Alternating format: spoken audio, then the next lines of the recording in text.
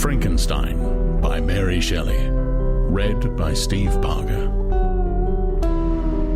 Letter 1.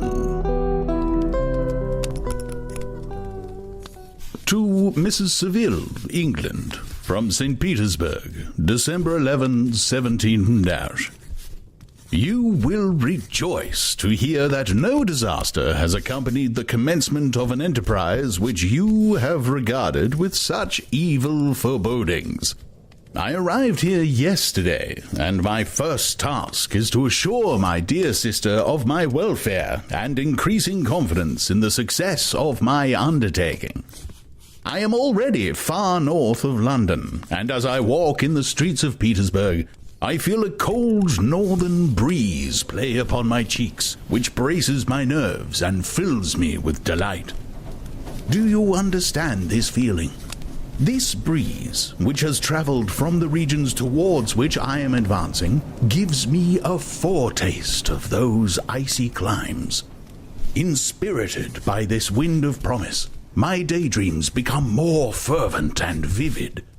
I try in vain to be persuaded that the pole is the seat of frost and desolation. It ever presents itself to my imagination as the region of beauty and delight. There, Margaret, the sun is forever visible, its broad disk just skirting the horizon and diffusing a perpetual splendor. There, for, with your leave, my sister, I will put some trust in preceding navigators. There, snow and frost are banished, and sailing over a calm sea, we may be wafted to a land surpassing in wonders and in beauty every region hitherto discovered on the habitable globe. Its productions and features may be without example, as the phenomena of the heavenly bodies undoubtedly are in those undiscovered solitudes. What may not be expected in a country of eternal light? I may there discover the wondrous power which attracts the needle, and may regulate 1,000 celestial observations that require only this voyage to render their seeming eccentricities consistent forever. I shall satiate my ardent curiosity with the sight of a part of the world never before visited, and may tread a land never before imprinted by the foot of man.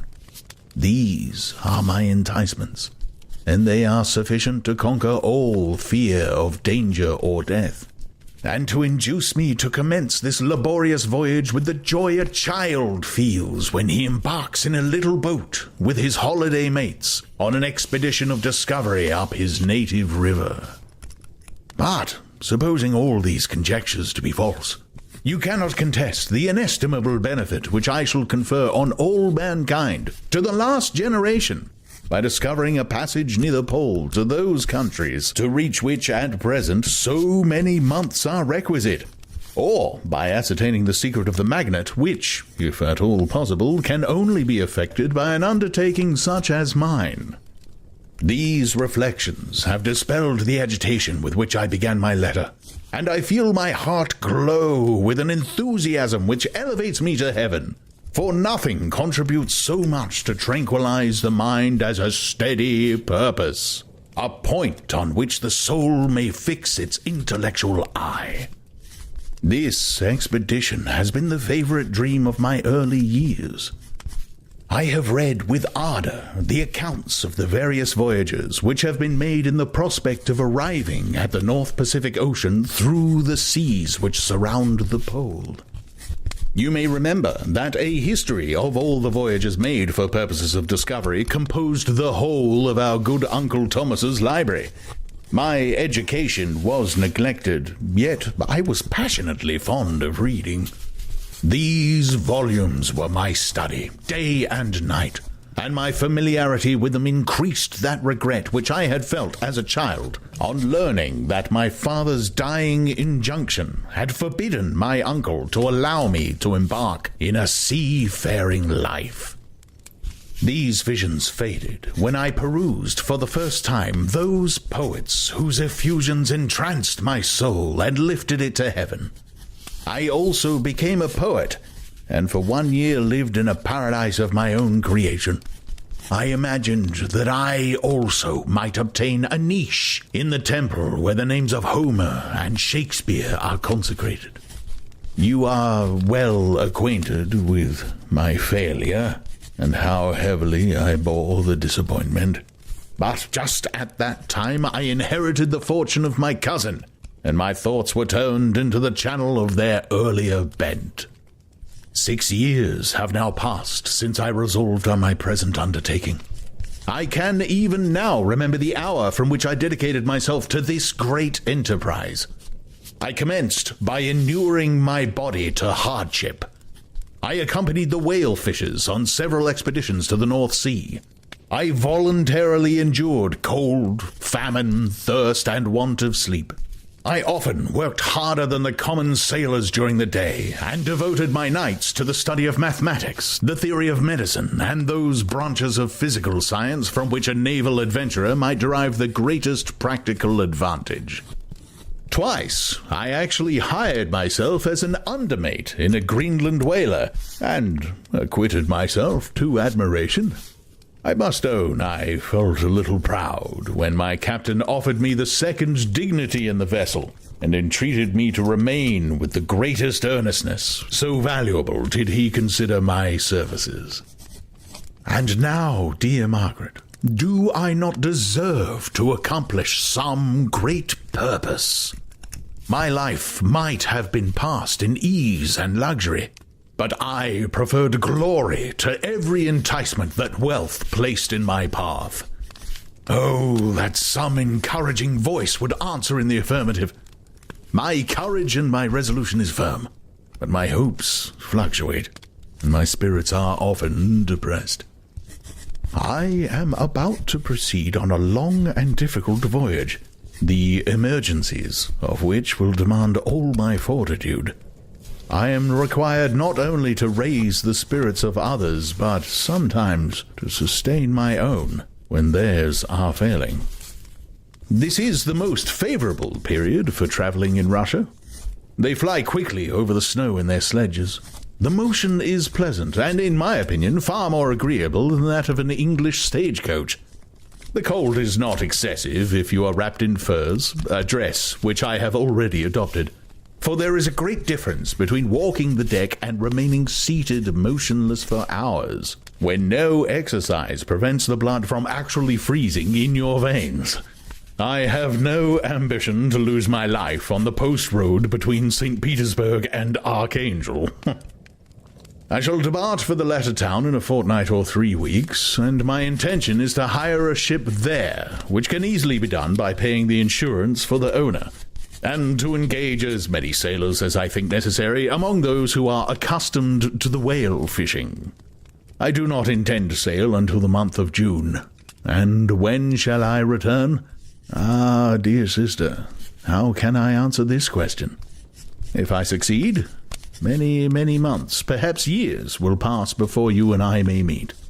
If I fail, you will see me again soon, or never.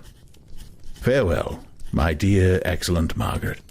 Heaven shower down blessings on you, and save me that I may again and again testify my gratitude for all your love and kindness. Your affectionate brother, R. Walton.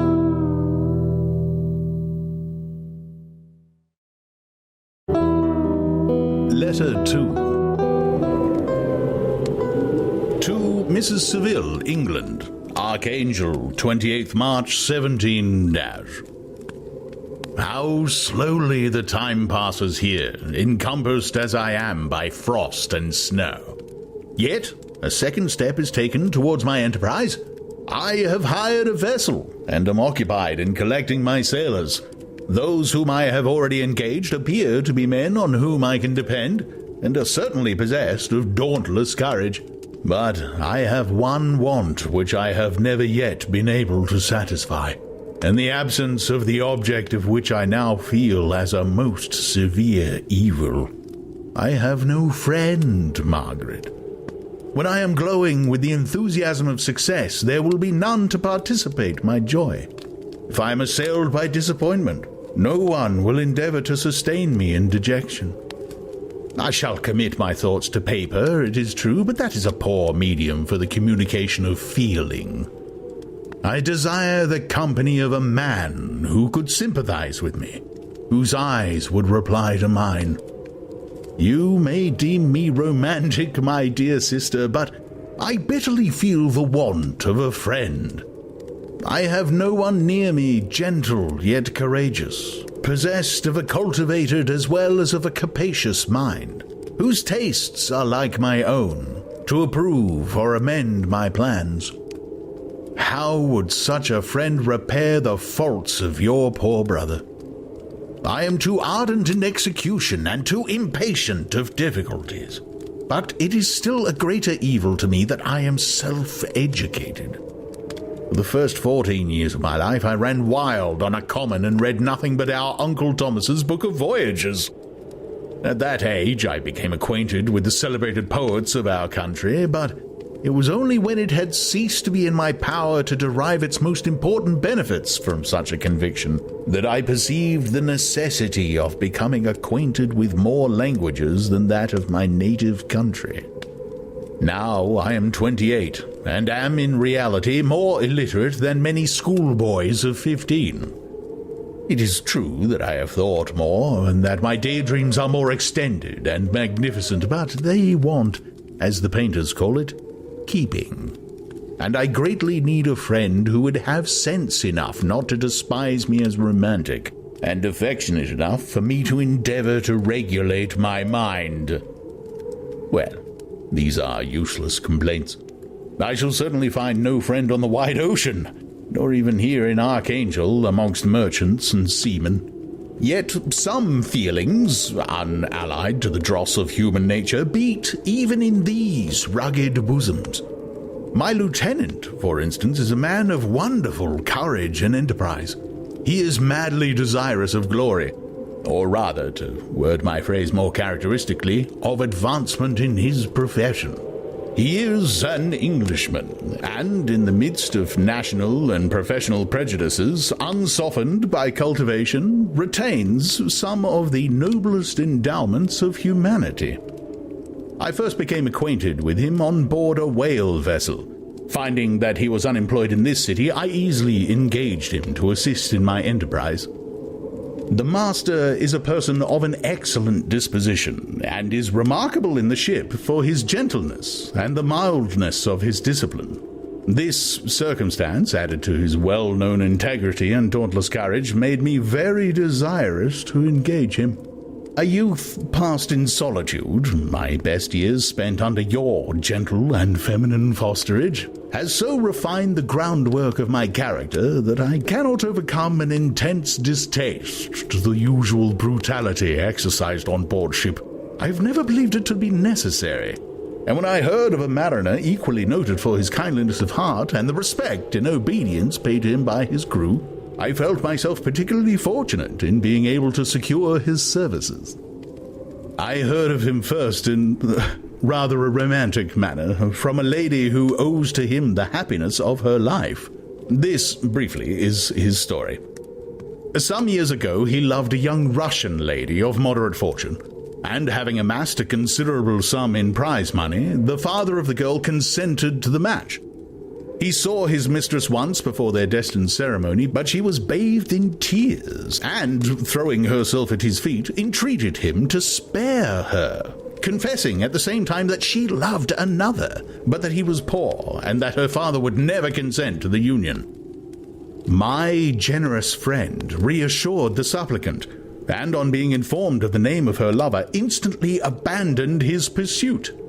He had already bought a farm with his money, on which he had designed to pass the remainder of his life, but he bestowed the whole on his rival, together with the remains of his prize money to purchase stock, and then himself solicited the young woman's father to consent to her marriage with her lover. But the old man decidedly refused, thinking himself bound in honor to my friend, who, when he found the father inexorable, quitted his country, nor returning until he heard that his former mistress was married according to her inclinations. What a noble fellow, you will exclaim. He is so. But then he is wholly uneducated. He is as silent as a Turk, and a kind of ignorant carelessness attends him, which, while it renders his conduct the more astonishing, detracts from the interest and sympathy which otherwise he would command. Yet do not suppose, because I complain a little, or because I can conceive a consolation for my toils, which I may never know, that I am wavering in my resolutions. Those are as fixed as fate, and my voyage is only now delayed until the weather shall permit my embarkation. The winter has been dreadfully severe, but the spring promises well, and it is considered as a remarkably early season, so that perhaps I may sail sooner than I expected. I shall do nothing rashly. You know me sufficiently to confide in my prudence and considerateness whenever the safety of others is committed to my care. I cannot describe to you my sensations on the near prospect of my undertaking. It is impossible to communicate to you a conception of the trembling sensation, half pleasurable and half fearful, from which I am preparing to depart. I am going to unexplored regions, a land of mist and snow, but I shall kill no albatross. Therefore do not be alarmed for my safety, or if I should come back to you as worn and woeful as the ancient mariner. You will smile at my allusion, but I will disclose a secret. I have often attributed my attachment to, my passionate enthusiasm for, the dangerous mysteries of ocean to that production of the most imaginative of modern poets. There is something at work in my soul which I do not understand. I am practically industrious, painstaking, a workman to execute with perseverance and labor. But besides this, there is a love for the marvelous, a belief in the marvelous, intertwined in all my projects, which hurries me out of the common pathways of men, even to the wild sea and unvisited regions I am about to explore. But to return to dearer considerations. Shall I meet you again, after having traversed immense seas and returned by the most southern cape of Africa or America? I dare not expect such success, yet I cannot bear to look on the reverse of the picture. Continue for the present to write to me by every opportunity. I may receive your letters on some occasions when I need them most to support my spirits. I love you very tenderly. Remember me with affection, should you never hear from me again. Your affectionate brother, Robert Walton.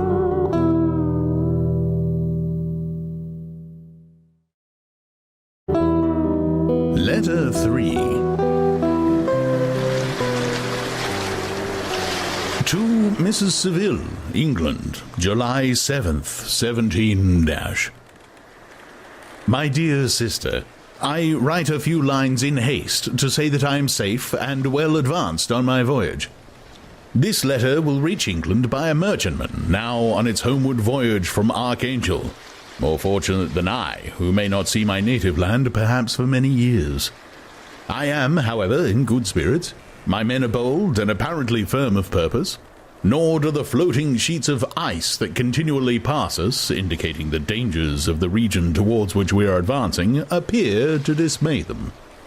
We have already reached a very high latitude, but it is the height of summer, and although not so warm as in England, the southern gales, which blow us speedily towards those shores which I so ardently desire to attain, breathe a degree of renovating warmth which I had not expected. No incidents have hitherto befallen us that would make a figure in a letter. One or two stiff gales and the springing of a leak are accidents which experienced navigators scarcely remember to record, and I shall be well content if nothing worse happens to us during our voyage. Adieu, my dear Margaret. Be assured that for my own sake, as well as yours, I will not rashly encounter danger. I will be cool, persevering, and prudent. But success shall crown my endeavors. Wherefore not? Thus far I have gone, tracing a secure way over the pathless seas, the very stars themselves being witnesses and testimonies of my triumph. Why not still proceed over the untamed yet obedient element? What can stop the determined heart and resolved will of man? My swelling heart involuntarily pours itself out thus, but I must finish. Heaven bless my beloved sister, R.W.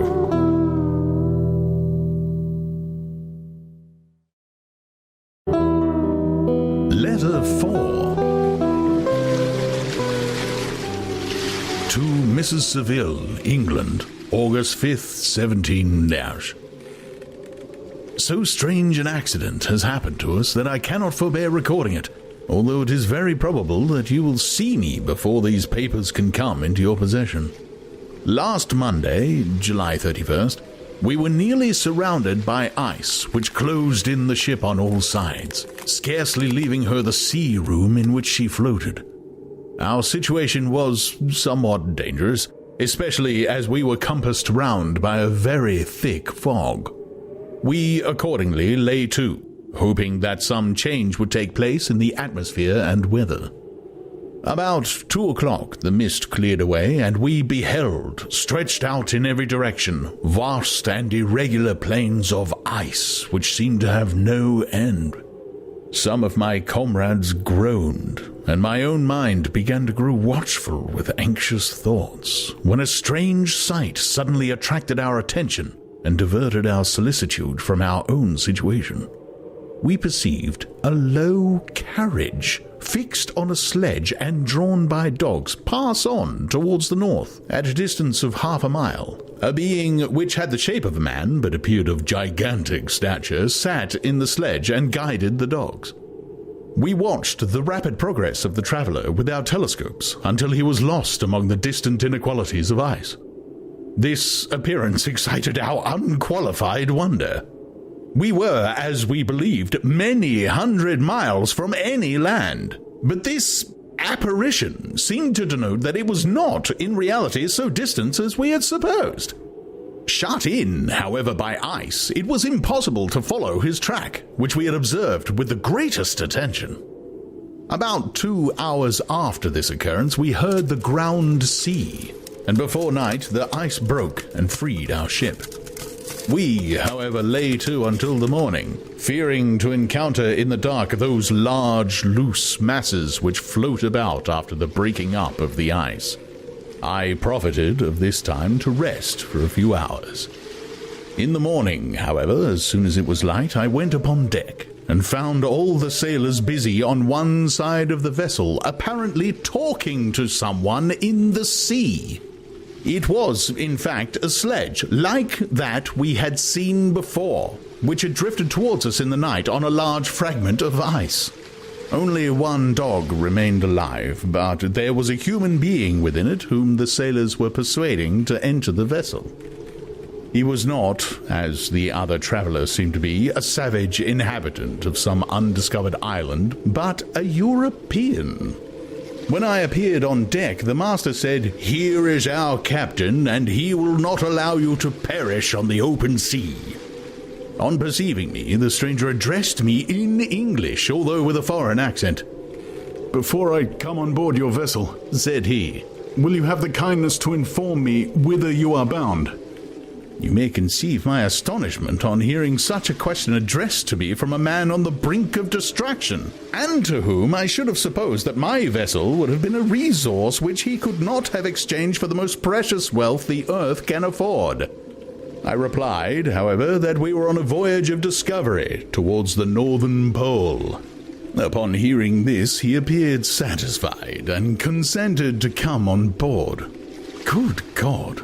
Margaret, if you had seen the man who thus capitulated for his safety, your surprise would have been boundless. His limbs were nearly frozen, and his body dreadfully emaciated by fatigue and suffering. I never saw a man in so wretched a condition.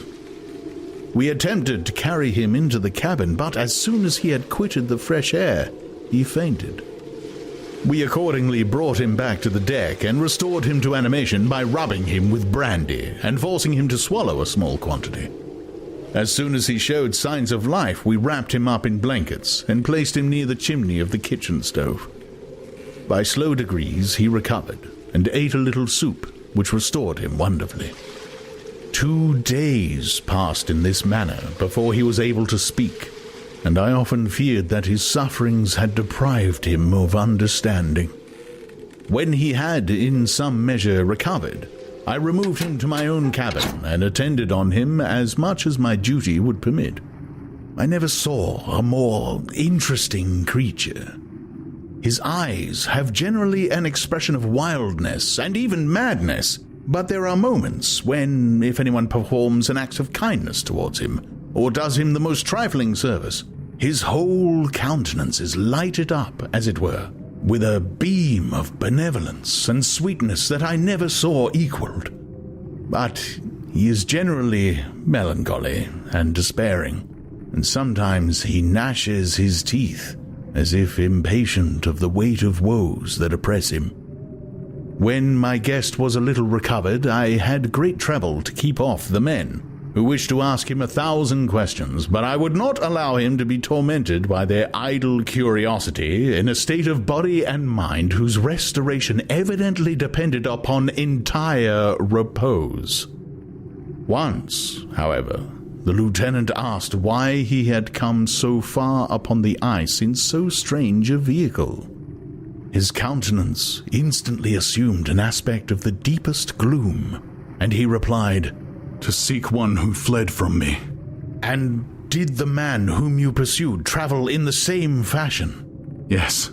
"Then I fancy we have seen him. For the day before we picked you up, we saw some dogs drawing a sledge with a man in it across the ice. This aroused the stranger's attention, and he asked a multitude of questions concerning the route which the demon, as he called him, had pursued. Soon after, when he was alone with me, he said, "I have doubtless excited your curiosity, as well as that of these good people, but you are too considerate to make inquiries." "Certainly, it would indeed be very impertinent and inhuman of me to trouble you with any inquisitiveness of mine." "And yet, you rescued me from a strange and perilous situation. You have benevolently restored me to life." Soon after this, he inquired if I thought that the breaking up of the ice had destroyed the other sledge. I replied that I could not answer with any degree of certainty, for the ice had not broken until near midnight, and the traveler might have arrived at a place of safety before that time, but of this I could not judge. From this time, a new spirit of life animated the decaying frame of the stranger. He manifested the greatest eagerness to be upon deck, to watch for the sledge which had before appeared. But I have persuaded him to remain in the cabin, for he is far too weak to sustain the rawness of the atmosphere. I have promised that someone should watch for him and give him instant notice if any new object should appear in sight. Such is my journal of what relates to this strange occurrence up to the present day. The stranger has gradually improved in health, but is very silent, and appears uneasy when anyone except myself enters his cabin. Yet his manners are so conciliating and gentle that the sailors are all interested in him, although they have had very little communication with him. For my own part, I begin to love him as a brother, and his constant and deep grief fills me with sympathy and compassion. He must have been a noble creature in his better days, being even now in wreck so attractive and amiable. I said in one of my letters, my dear Margaret, that I should find no friend on the wide ocean, yet I have found a man who, before his spirit had been broken by misery, I should have been happy to have possessed as the brother of my heart. I shall continue my journal concerning the stranger at intervals, should I have any fresh incidents to record. August 13th, 17 My affection for my guest increases every day. He excites at once my admiration and my pity to an astonishing degree. How can I see so noble a creature destroyed by misery without feeling the most poignant grief? He is so gentle, yet so wise. His mind is so cultivated, and when he speaks, although his words are culled with the choicest art, yet they flow with rapidity and unparalleled eloquence.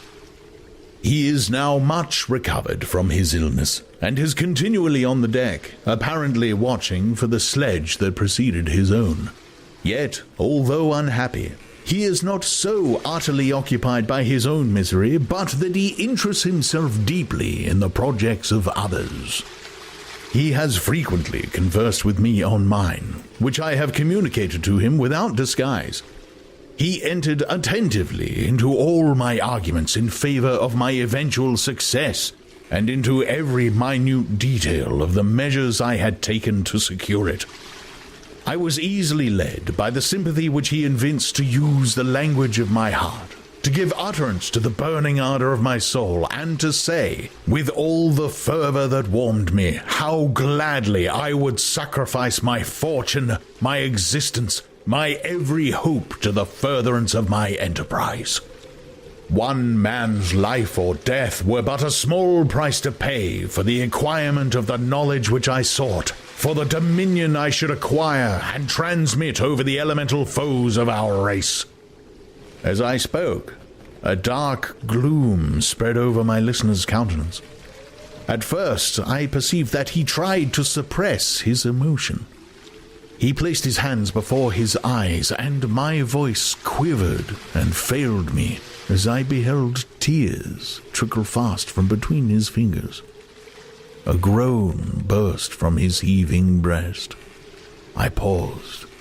At length he spoke in broken accents. Unhappy man, do you share my madness? Have you also drunk of the intoxicating draught? Hear me. Let me reveal my tale, and you will dash the cup from your lips.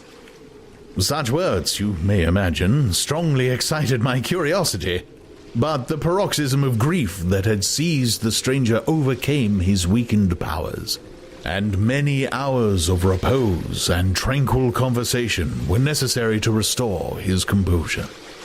Having conquered the violence of his feelings, he appeared to despise himself for being the slave of passion. And quelling the dark tyranny of despair, he led me again to converse concerning myself personally. He asked me the history of my early years. The tale was quickly told, but it awakened various trains of reflection. I spoke of my desire of finding a friend, of my thirst for a more intimate sympathy with a fellow mind than had ever fallen to my lot, and expressed my conviction that a man could boast of little happiness who did not enjoy this blessing. I agree with you, replied the stranger. We are unfashioned creatures, but half made up. If one wiser, better, dearer than ourselves, such a friend ought to be, do not lend his aid to perfectionate our weak and faulty natures. I once had a friend, the most noble of human creatures, and am entitled therefore to judge respecting friendship. You have hope and the world before you, and have no cause for despair, but I have lost everything, and cannot begin life anew. As he said this, his countenance became expressive of a calm, settled grief that touched me to the heart. But he was silent, and presently retired to his cabin. Even broken in spirit as he is, no one can feel more deeply than he does the beauties of nature. The starry sky, the sea, and every sight afforded by these wonderful regions seems still to have the power of elevating his soul from earth. Such a man has a double existence.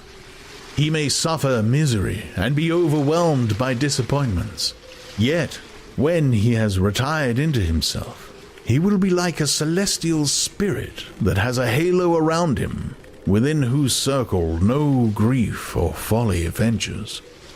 Will you smile at the enthusiasm I express concerning this divine wanderer? You would not if you saw him. You have been tutored and refined by books and retirement from the world, and you are therefore somewhat fastidious. But this only renders you the more fit to appreciate the extraordinary merits of this wonderful man. Sometimes I have endeavored to discover what quality it is which he possesses that elevates him so immeasurably above any other person I ever knew. I believe it to be an intuitive discernment, a quick but never-failing power of judgment, a penetration into the causes of things unequaled for clearness and precision. Add to this a facility of expression and a voice whose various intonations are soul-subduing music. August 19, 17 Yesterday, the stranger said to me, "You may easily perceive, Captain Walton, that I have suffered great and unparalleled misfortunes. I had determined at one time that the memory of these evils should die with me, but you have won me to alter my determination. You seek for knowledge and wisdom as I once did, and I ardently hope that the gratification of your wishes may not be a serpent to sting you, as mine have been. I do not know that the relation of my disasters will be useful to you, yet when I reflect that you are pursuing the same course, exposing yourself to the same dangers which have rendered me what I am, I imagine that you may deduce an apt moral from my tale, one that may direct you if you succeed in your undertaking, and console you in case of failure. Prepare to hear of occurrences which are usually deemed marvelous. Were we among the tamer scenes of nature, I might fear to encounter your unbelief, perhaps your ridicule. But many things will appear possible in these wild and mysterious regions which would provoke laughter in those unacquainted with the ever-varied powers of nature. Nor can I doubt but that my tale conveys in its series internal evidence of the truth of the events of which it is composed. You may easily imagine that I was much gratified by the offered communication, yet I could not endure that he should renew his grief by a recital of his misfortunes. I felt the greatest eagerness to hear the promised narrative, partly from curiosity and partly from a strong desire to ameliorate his fate if it were in my power. I expressed these feelings in my answer. "I thank you," he replied, "for your sympathy, but it is useless. My fate is nearly fulfilled. I wait but for one event, and then I shall repose in peace. I understand your feeling," continued he, perceiving that I wished to interrupt him. "But you are mistaken, my friend, if thus you will allow me to name you. Nothing can alter my destiny. Listen to my history, and you will perceive how irrevocably it is determined." He then told me that he would commence his narrative the next day when I should be at leisure. This promise drew from me the warmest thanks. I have resolved every night, when I am not imperatively occupied by my duties, to record as nearly as possible in his own words what he has related during the day. If I should be engaged, I shall at least make notes. This manuscript will doubtless afford you the greatest pleasure, but to me, who know him and who hear it from his own lips, with what interest and sympathy shall I read it in some future day? Even now, as I commence my task, his full-toned voice swells in my ears. His lustrous eyes dwell on me with all their melancholy sweetness. I see his thin hand raised in animation, while the lineaments of his face are irradiated by the soul within. Strange and harrowing must be his story. Frightful the storm which embraced the gallant vessel on its course and wrecked it. Thus.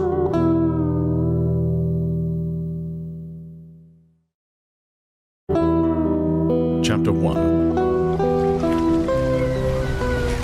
I am by birth a Genovese, and my family is one of the most distinguished of that republic. My ancestors have been for many years councillors and syndics, and my father had filled several public situations with honor and reputation.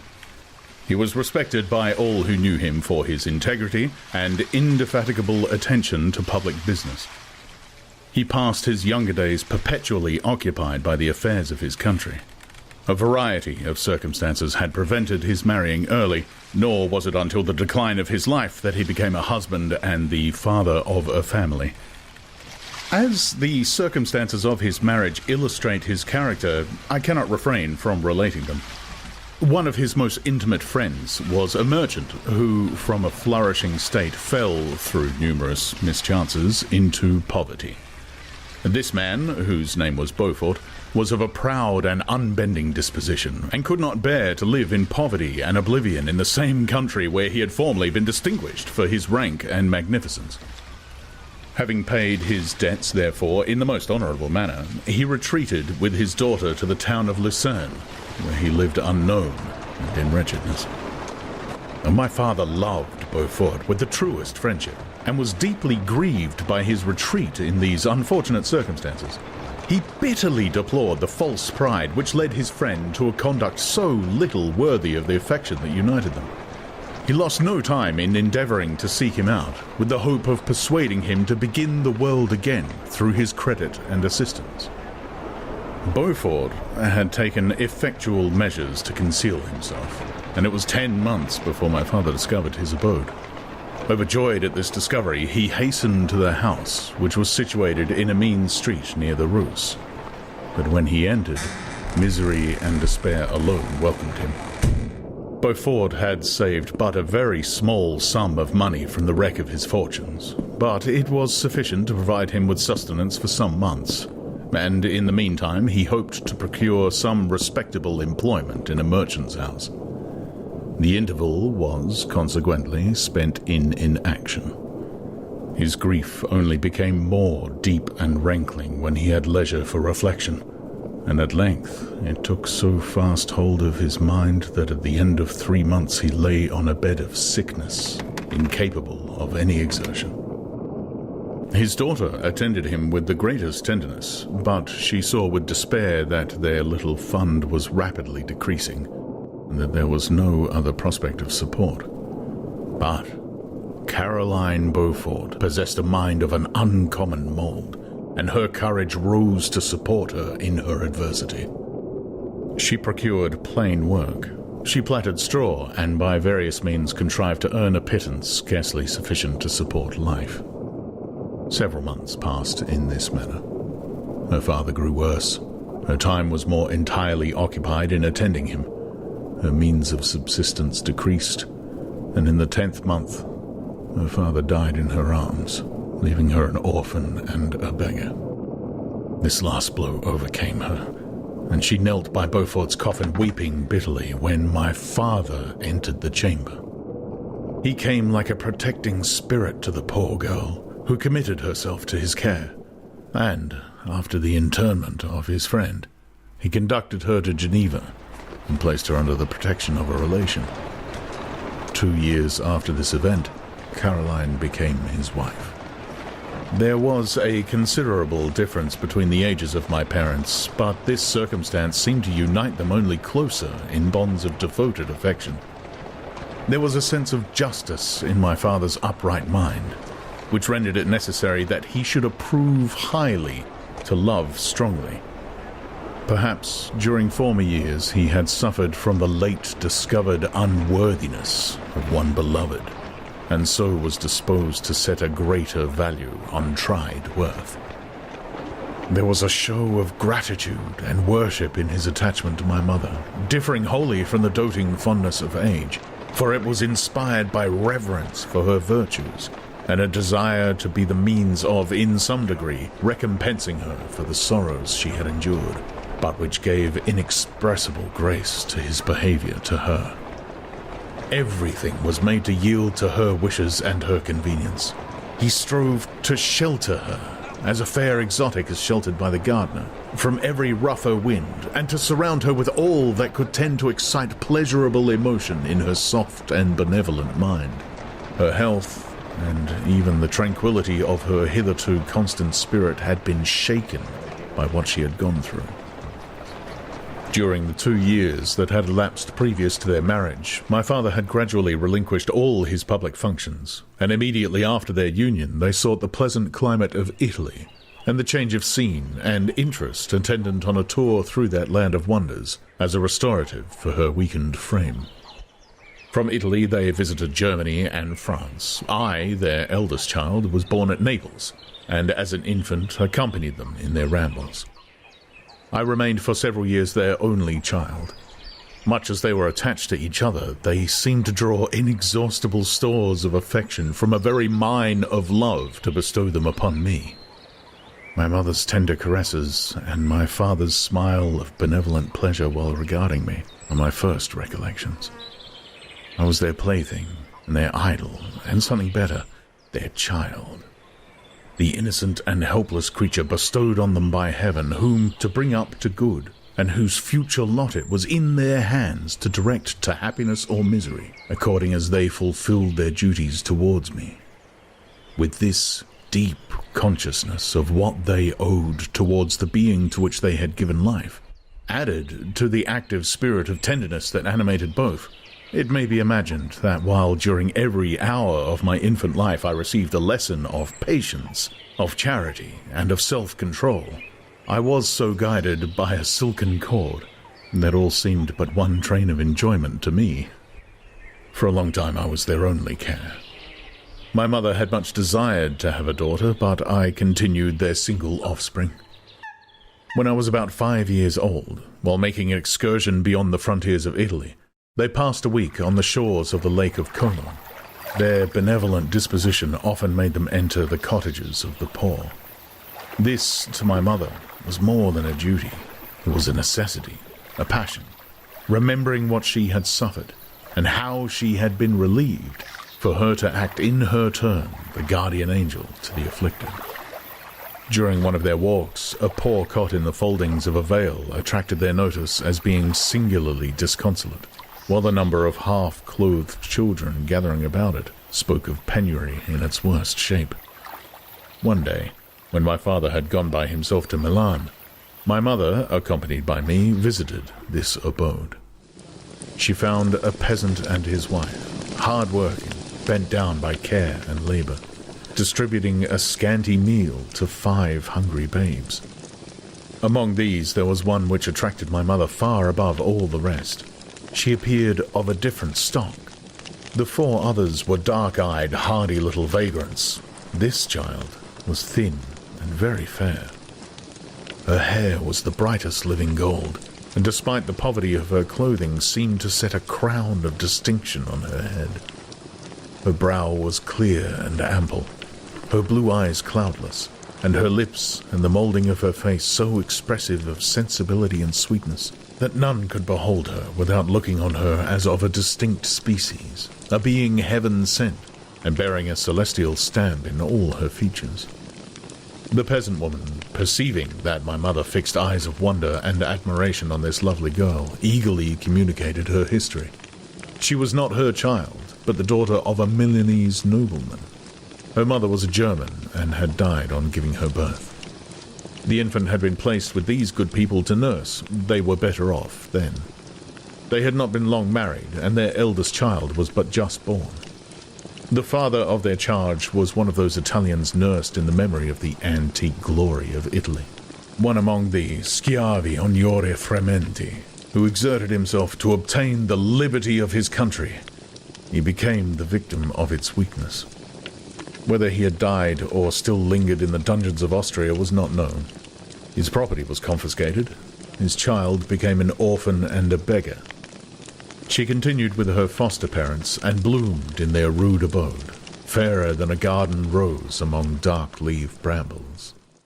When my father returned from Milan, he found playing with me in the hall of our villa a child, fairer than pictured cherub, a creature who seemed to shed radiance from her looks, and whose form and motions were lighter than the chamois of the hills.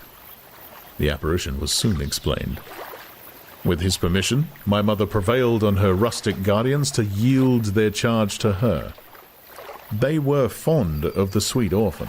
Her presence had seemed a blessing to them, but it would be unfair to her to keep her in poverty and want when Providence afforded her such powerful protection.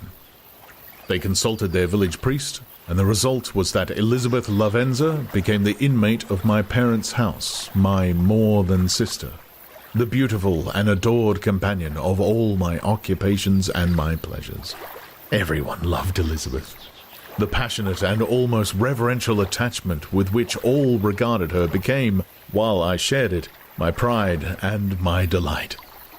On the evening previous to her being brought to my home, my mother had said playfully, "I have a pretty present for my Victor. Tomorrow he shall have it." And when, on the morrow, she presented Elizabeth to me as her promised gift, I, with childish seriousness, interpreted her words literally, and looked upon Elizabeth as mine to protect, love, and cherish. All praises bestowed upon her I received as made to a possession of my own. We called each other familiarly by the name of cousin. No word, no expression could body forth the kind of relation in which she stood to me, my more-than-sister, since, till death, she was to be mine only.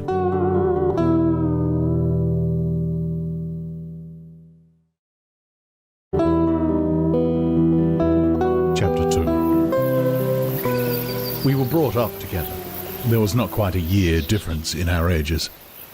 I need not say that we were strangers to any species of disunion or dispute. Harmony was the soul of our companionship, and the diversity and contrast that subsisted in our characters drew us nearer together. Elizabeth was of a calmer and more concentrated disposition, but with all my ardor, I was capable of a more intense application, and was more deeply smitten with a thirst for knowledge. She busied herself with following the aerial creations of the poets, and in the majestic and wondrous scenes which surrounded our Swiss home, the sublime shapes of the mountains, the changes of the seasons, tempest and calm, the silence of winter, and the life and turbulence of our alpine summers, she found ample scope for admiration and delight. While my companion contemplated with a serious and satisfied spirit the magnificent appearance of things, I delighted in investigating their causes. The world was, to me, a secret which I desired to divine. Curiosity, earnest research to learn the hidden laws of nature, gladness akin to rapture as they were unfolded to me, are among the earliest sensations I can remember. On the birth of a second son, my junior by 7 years, my parents gave up entirely their wandering life and fixed themselves in their native country. We possessed a house in Geneva and a campagne on Belle Rive, the eastern shore of the lake, at a distance of rather more than a league from the city.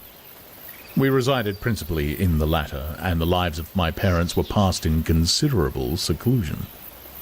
It was my temper to avoid a crowd, and to attach myself fervently to a few. I was indifferent, therefore, to my school fellows in general, but I united myself in the bonds of the closest friendship to one among them. Henry Clerval was the son of a merchant of Geneva. He was a boy of singular talent and fancy. He loved enterprise, hardship, and even danger for its own sake. He was deeply read in books of chivalry and romance. He composed heroic songs and began to write many a tale of enchantment and knightly adventure. He tried to make us act plays, and to enter into masquerades in which the characters were drawn from the heroes of Roncesvalles, of the Round Table of King Arthur, and the chivalrous train who shed their blood to redeem the Holy Sepulchre from the hands of the infidels. No human being could have passed a happier childhood than myself. My parents were possessed by the very spirit of kindness and indulgence. We felt that they were not the tyrants to rule our lot according to their caprice, but the agents and creators of all the many delights which we enjoyed. When I mingled with other families, I distinctly discerned how peculiarly fortunate my lot was, and gratitude assisted the development of filial love. My temper was sometimes violent, and my passions vehement, but by some law in my temperature they were turned not towards childish pursuits, but to an eager desire to learn, and not to learn all things indiscriminately, I confess that neither the structure of languages, nor the code of governments, nor the politics of various states possessed attractions for me. It was the secrets of heaven and earth that I desired to learn. And whether it was the outward substance of things or the inner spirit of nature and the mysterious souls of man that occupied me, still, my inquiries were directed to the metaphysical, or in its higher sense the physical, secrets of the world. Meanwhile, Clerval occupied himself, so to speak, with the moral relations of things. The busy stage of life, the virtues of heroes, and the actions of men were his theme, and his hope and his dream was to become one among those whose names are recorded in story as the gallant and adventurous benefactors of our species. The saintly soul of Elizabeth shone like a shrine-dedicated lamp in our peaceful home. Her sympathy was ours. Her smile, her soft voice, the sweet glance of her celestial eyes were ever there to bless and animate us.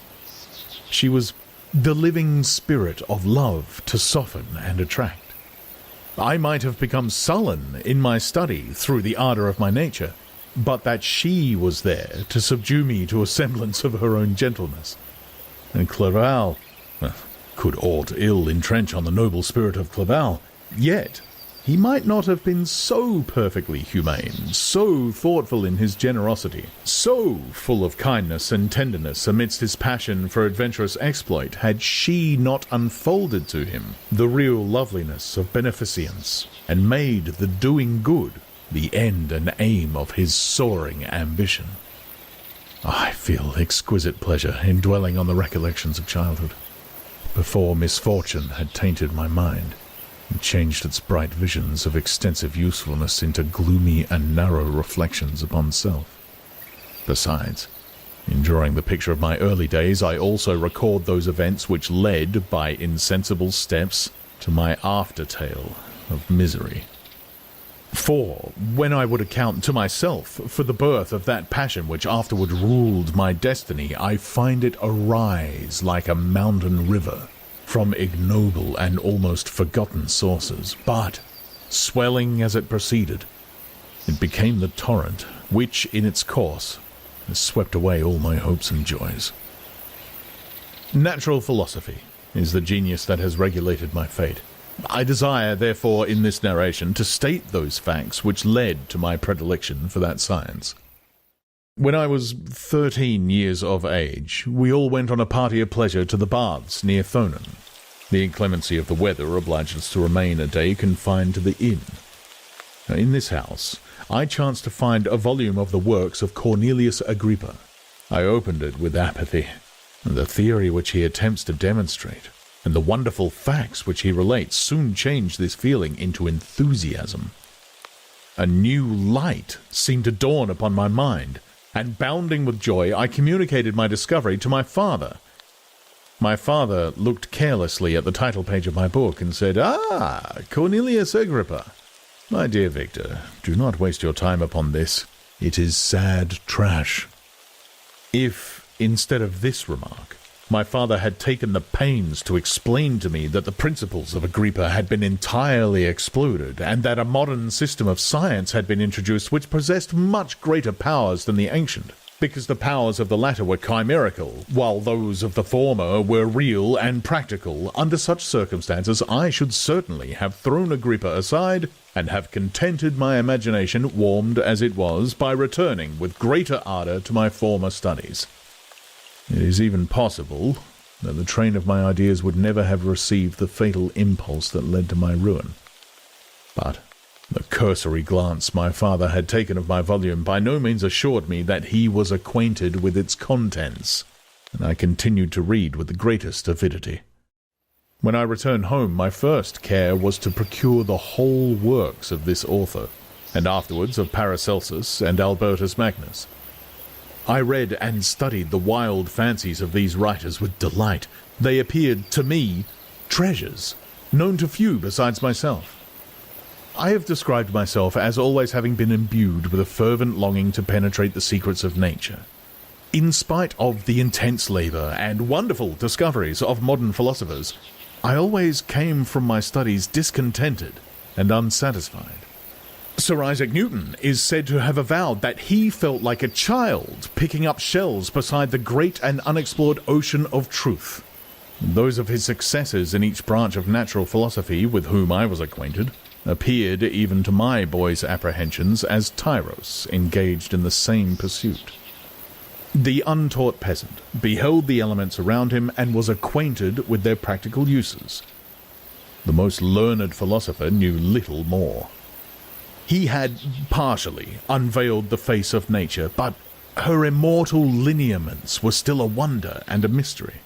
He might dissect, anatomize, and give names, but, not to speak of a final cause, causes in their secondary and tertiary grades were utterly unknown to him.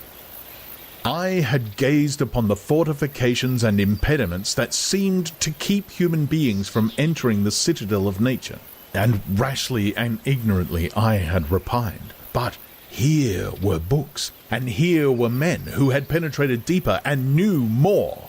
I took their word for all that they averred, and I became their disciple. It may appear strange that such should arise in the 18th century, but while I followed the routine of education in the schools of Geneva, I was, to a great degree, self-taught with regard to my favourite studies. My father was not scientific, and I was left to struggle with a child's blindness, added to a student's thirst for knowledge.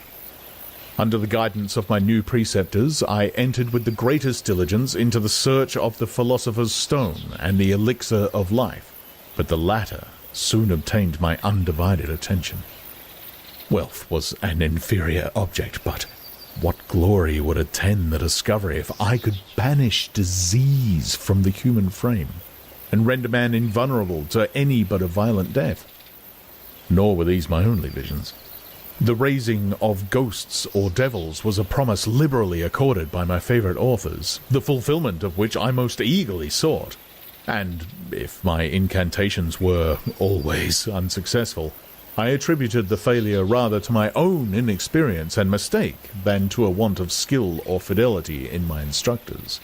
And thus, for a time, I was occupied by exploded systems, mingling like an unadept 1,000 contradictory theories and floundering desperately in a very slough of multifarious knowledge, guided by an ardent imagination and childish reasoning, till an accident again changed the current of my ideas. When I was about 15 years old, we had retired to our house near Bellerive, when we witnessed a most violent and terrible thunderstorm.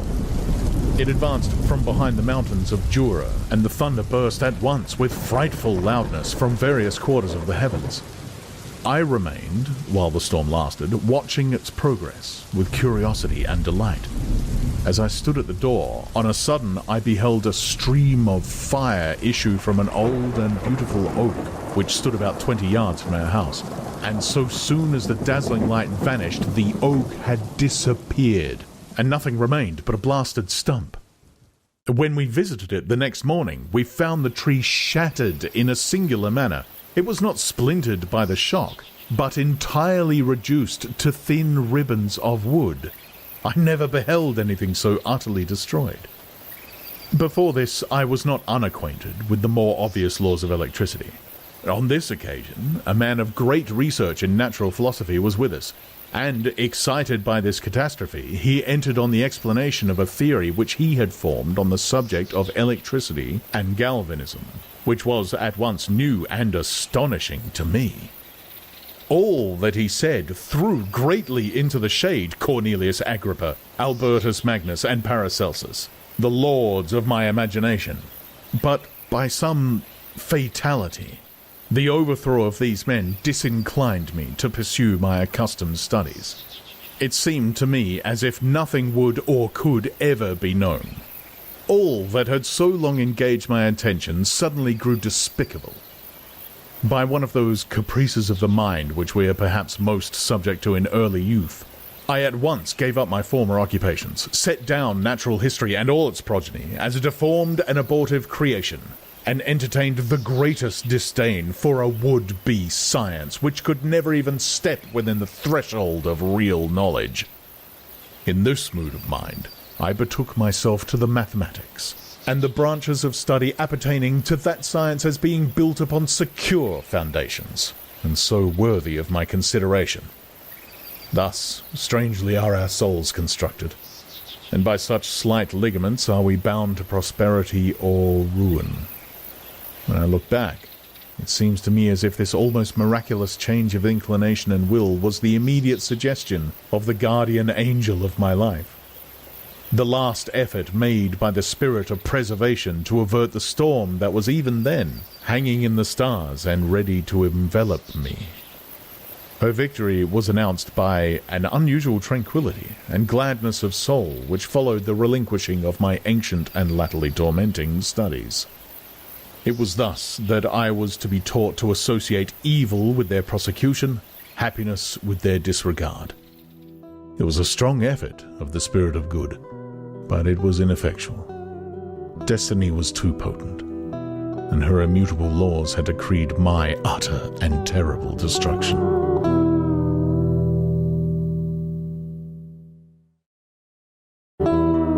Chapter 3. When I had attained the age of 17, my parents resolved that I should become a student at the University of Ingolstadt. I had hitherto attended the schools of Geneva, but my father thought it necessary for the completion of my education that I should be made acquainted with other customs than those of my native country. My departure was therefore fixed at an early date, but before the day resolved upon could arrive, the first misfortune of my life occurred, an omen, as it were, of my future misery. Elizabeth had caught the scarlet fever. Her illness was severe, and she was in the greatest danger. During her illness, many arguments had been urged to persuade my mother to refrain from attending upon her. She had at first yielded to our entreaties, but when she heard that the life of her favourite was menaced, she could no longer control her anxiety. She attended her sickbed.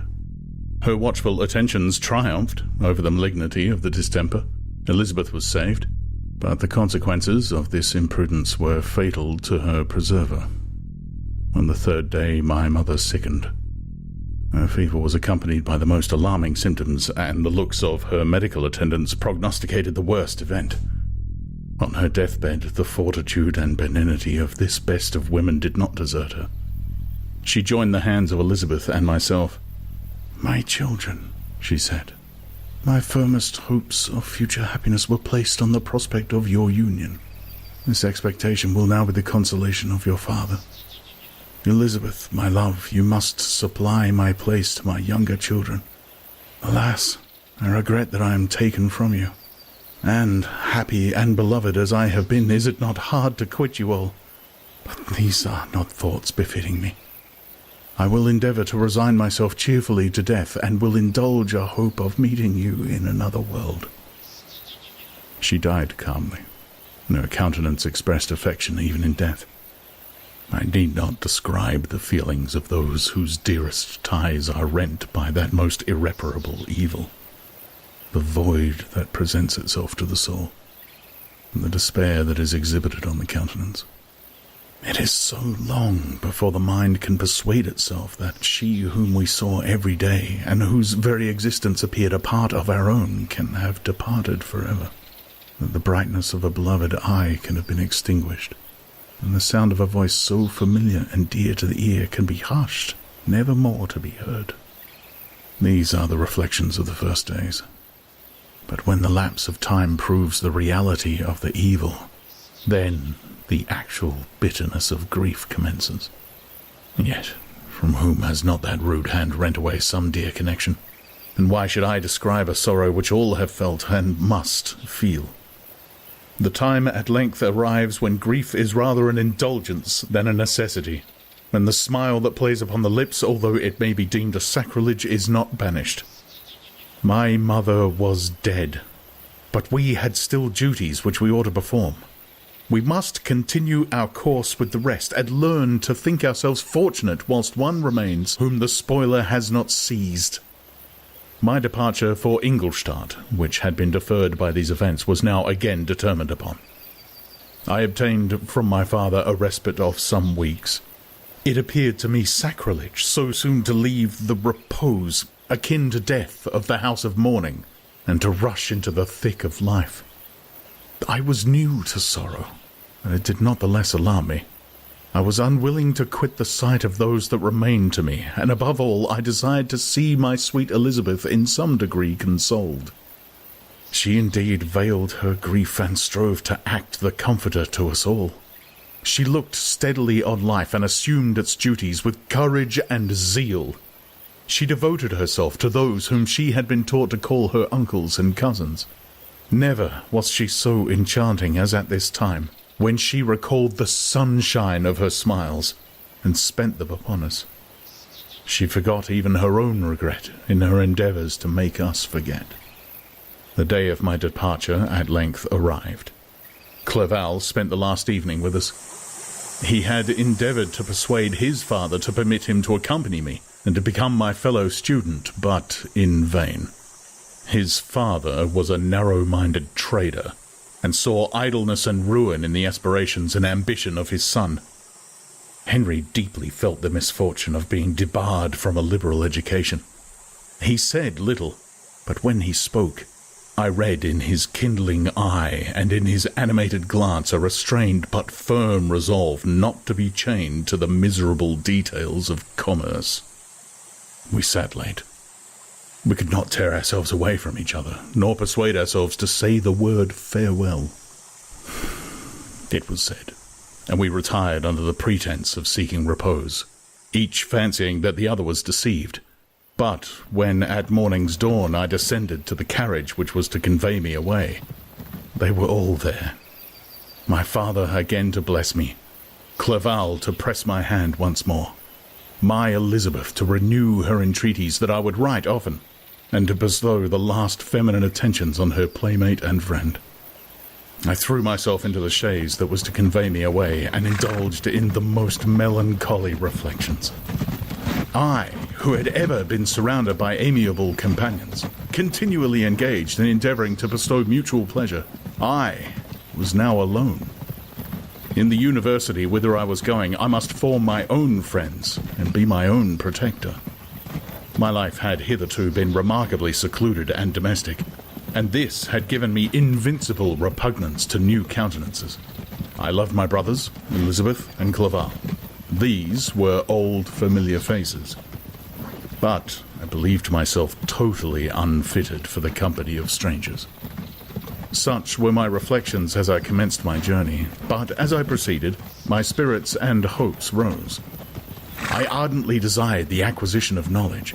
I had often, when at home, thought it hard to remain during my youth cooped up in one place, and had longed to enter the world and take my station among other human beings.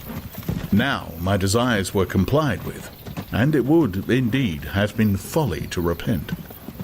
I had sufficient leisure for these and many other reflections during my journey to Ingolstadt, which was long and fatiguing.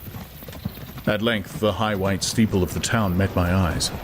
I alighted and was conducted to my solitary apartment to spend the evening as I pleased. The next morning I delivered my letters of introduction and paid a visit to some of the principal professors. Chance, or rather the evil influence, the angel of destruction, which asserted omnipotent sway over me from the moment I turned my reluctant steps from my father's door, led me first to Monsieur Krempe, professor of natural philosophy. He was an uncouth man, but deeply imbued in the secrets of his science. He asked me several questions concerning my progress in the different branches of science appertaining to natural philosophy.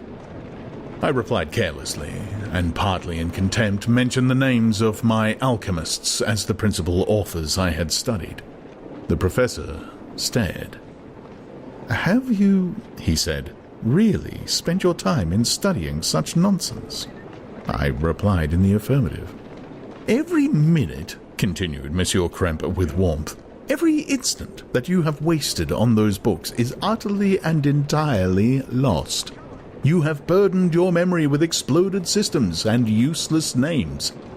Good God, in what desert land have you lived where no one was kind enough to inform you that these fancies which you have so greedily imbibed are 1,000 years old, and as musty as they are ancient? I little expected in this enlightened and scientific age to find a disciple of Albertus Magnus and Paracelsus. My dear sir, you must begin your studies entirely anew.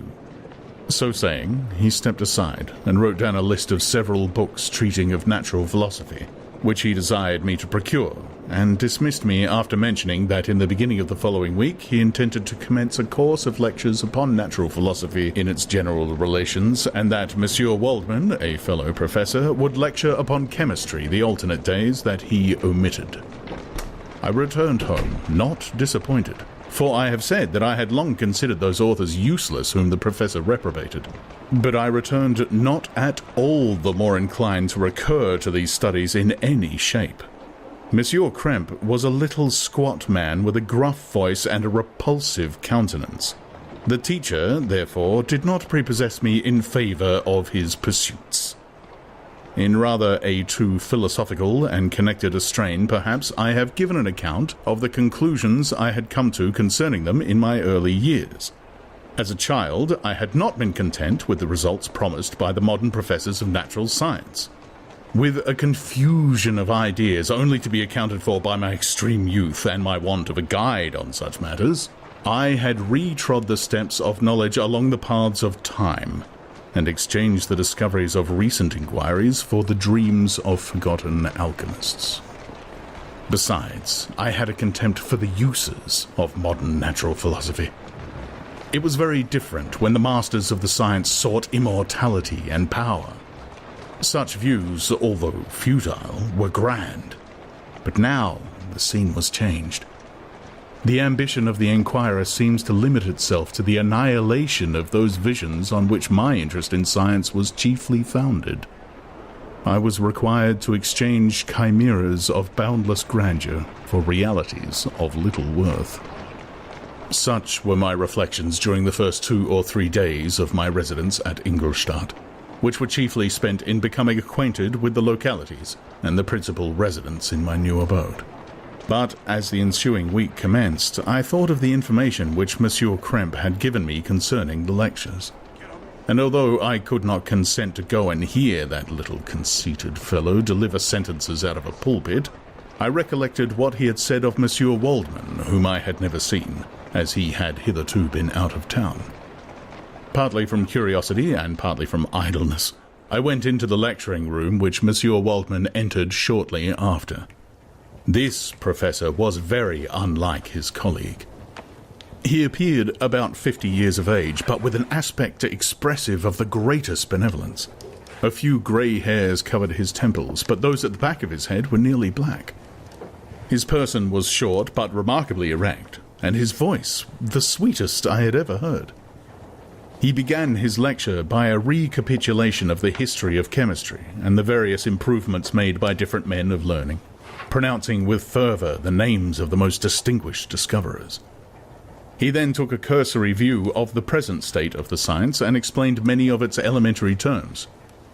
After having made a few preparatory experiments, he concluded with a panegyric upon modern chemistry, the terms of which I shall never forget.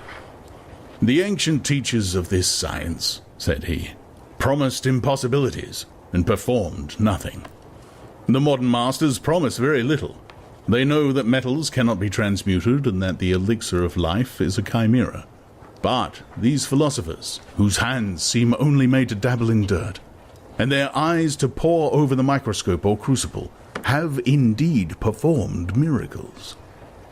They penetrate into the recesses of nature and show how she works in her hiding places. They ascend into the heavens. They have discovered how the blood circulates and the nature of the air we breathe. They have acquired new and almost unlimited powers. They can command the thunders of heaven, mimic the earthquake, and even mock the invisible world with its own shadows." Such were the professor's words. Rather, let me say, such the words of the fate announced to destroy me. As he went on, I felt as if my soul were grappling with a palpable enemy. One by one, the various keys were touched which formed the mechanism of my being. Chord after chord was sounded, and soon my mind was filled with one thought, one conception, one purpose. So much has been done, exclaimed the soul of Frankenstein. More, far more will I achieve. Treading in the steps already marked, I will pioneer a new way, explore unknown powers, and unfold to the world the deepest mysteries of creation. I closed not my eyes that night. My internal being was in a state of insurrection and turmoil. I felt that order would thence arise, but I had no power to produce it. By degrees, after the morning's dawn, sleep came. I awoke, and my yesternight's thoughts were as a dream. There only remained a resolution to return to my ancient studies, and to devote myself to a science for which I believed myself to possess a natural talent. On the same day, I paid Monsieur Waldman a visit. His manners in private were even more mild and attractive than in public, for there was a certain dignity in the main during the lecture which in his own house was replaced by the greatest affability and kindness. I gave him pretty nearly the same account of my former pursuits as I had given to his fellow professor. He heard with attention the little narration concerning my studies, and smiled at the names of Cornelius Agrippa and Paracelsus, but without the contempt that Monsieur Krempe had exhibited. He said that these were men to whose indefatigable zeal modern philosophers were indebted for most of the foundations of their knowledge. They had left to us, as an easier task, to give new names, and arrange in connected classifications the facts which they, in a great degree, had been the instruments of bringing to light. The labors of men of genius, however erroneously directed, scarcely ever fail in ultimately turning to the solid advantage of mankind. I listened to this statement, which was delivered without any presumption or affectation, and then added that his lecture had removed my prejudices against modern chemists. I expressed myself in measured terms, with the modesty and deference due from a youth to his instructor, without letting escape, inexperience in life would have made me ashamed, any of the enthusiasm which stimulated my intended labors. I requested his advice concerning the books I ought to procure. "I am happy," said Monsieur Waldman, "to have gained a disciple, and if your application equals your ability, I have no doubt of your success. Chemistry is the branch of natural philosophy in which the greatest improvements have been and may be made. It is on that account that I have made it my peculiar study, but at the same time I have not neglected the other branches of science. A man would make but a very sorry chemist if he attended to that department of human knowledge alone. If your wish is to become really a man of science and not merely a petty experimentalist, I should advise you to apply to every branch of natural philosophy, including mathematics." He then took me into his laboratory and explained to me the uses of his various machines, instructed me as to what I ought to procure, and promising me the use of his own when I should have advanced far enough in the science not to derange their mechanism. He also gave me the list of books which I had requested, and I took my leave. Thus ended a day memorable to me. It decided my future destiny.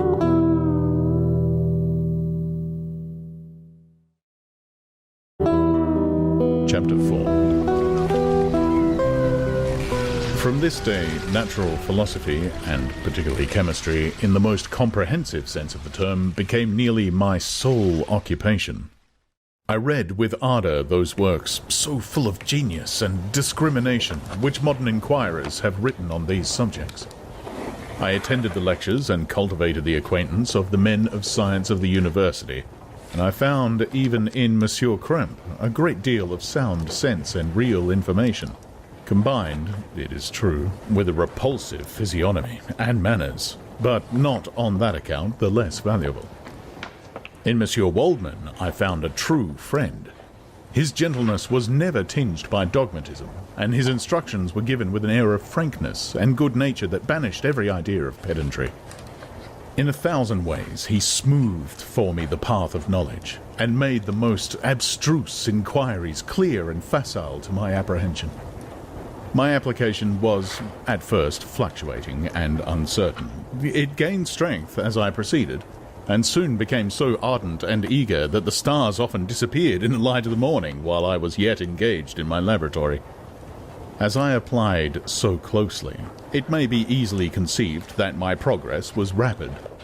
My ardor was indeed the astonishment of the students, and my proficiency that of the masters. Professor Kremp often asked me with a sly smile how Cornelius Agrippa went on, whilst Monsieur Waldman expressed the most heartfelt exultation in my progress. 2 years passed in this manner, during which I paid no visit to Geneva, but was engaged heart and soul in the pursuit of some discoveries which I hoped to make. None but those who have experienced them can conceive of the enticements of science. In other studies, you go as far as others have gone before you, and there is nothing more to know. But in a scientific pursuit, there is continual food for discovery and wonder. A mind of moderate capacity, which closely pursues one study, must infallibly arrive at great proficiency in that study. And I, who continually sought the attainment of one object of pursuit and was solely wrapped up in this, improved so rapidly that at the end of 2 years I made some discoveries in the improvement of some chemical instruments, which procured me great esteem and admiration at the university. When I had arrived at this point, and had become well acquainted with the theory and practice of natural philosophy as depended on the lessons of any of the professors at Ingolstadt, my residence there being no longer conducive to my improvements, I thought of returning to my friends and my native town, when an incident happened that protracted my stay. One of the phenomena which had peculiarly attracted my attention was the structure of the human frame, and indeed any animal endued with life. Whence, I often asked myself, did the principle of life proceed? It was a bold question, and one which has ever been considered a mystery. Yet, with how many things are we upon the brink of becoming acquainted if cowardice or carelessness did not restrain our inquiries? I resolved these circumstances in my mind, and determined thenceforth to apply myself more particularly to those branches of natural philosophy which relate to physiology. Unless I had been animated by an almost supernatural enthusiasm, my application to this study would have been irksome and almost intolerable. To examine the causes of life, we must first have recourse to death. I became acquainted with the science of anatomy, but this was not sufficient. I must also observe the natural decay and corruption of the human body. In my education, my father had taken the greatest precautions that my mind should be impressed with no supernatural horrors. I do not ever remember to have trembled at a tale of superstition, or to have feared the apparition of the spirit. Darkness had no effect upon my fancy, and a churchyard was to me merely the receptacle of bodies deprived of life, which, from being the seat of beauty and strength, had become food for the worm. Now I was led to examine the cause and progress of this decay, and forced to spend days and nights in vaults and charnel houses. My attention was fixed upon every object the most insupportable to the delicacy of the human feeling. I saw how the fine form of man was degraded and wasted. I beheld the corruption of death succeed to the blooming cheek of life. I saw how the worm inherited the wonders of the eye and the brain.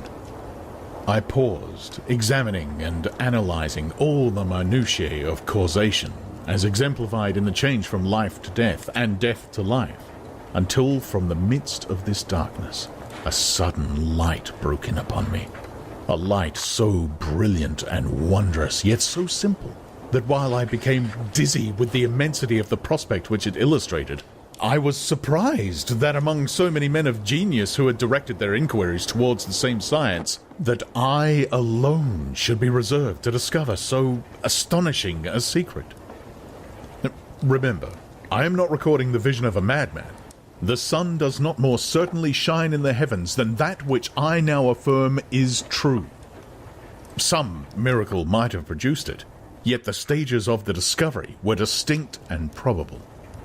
After days and nights of incredible labor and fatigue, I succeeded in discovering the cause of generation and life, nay, more, I became, myself, capable of bestowing animation upon lifeless matter. The astonishment which I had at first experienced on this discovery soon gave place to delight and rapture. After so much time spent in painful labor, to arrive at once at the summit of my desires was the most gratifying consummation of my toils. But this discovery was so great and overwhelming that all the steps by which I had been progressively led to it were obliterated, and I beheld only the result. What had been the study and desire of the wisest men since the creation of the world was now within my grasp. Not that, like a magic scene, it all opened upon me at once. The information I had obtained was of a nature rather to direct my endeavors so soon as I should point them towards the object of my search, than to exhibit that object already accomplished. I was like the Arabian, who had been buried with the dead and found a passage to life aided only by one glimmering and seemingly ineffectual light. I see by your eagerness and the wonder and hope which your eyes express, my friend, that you expect to be informed of the secret with I am acquainted. That cannot be. Listen patiently why I am reserved upon that subject. I will not lead you on, unguarded and ardent as I then was, to your destruction and infallible misery. Learn from me, if not by my precepts, at least by my example, how dangerous is the acquirement of knowledge, and how much happier that man is who believes his native town to be the world than he who aspires to become greater than his nature will allow. When I found so astonishing a power placed within my hands, I hesitated a long time concerning the manner in which I should employ it. Although I possessed the capacity of bestowing animation, yet to prepare a frame for the reception of it, with all its intricacies of fibers, muscles, and veins, still remained a work of inconceivable difficulty and labor. I doubted at first whether I should attempt the creation of a being like myself or one of simpler organization, but my imagination was too much exalted by my first success to permit me to doubt of my ability to give life to an animal as complete and wonderful as man.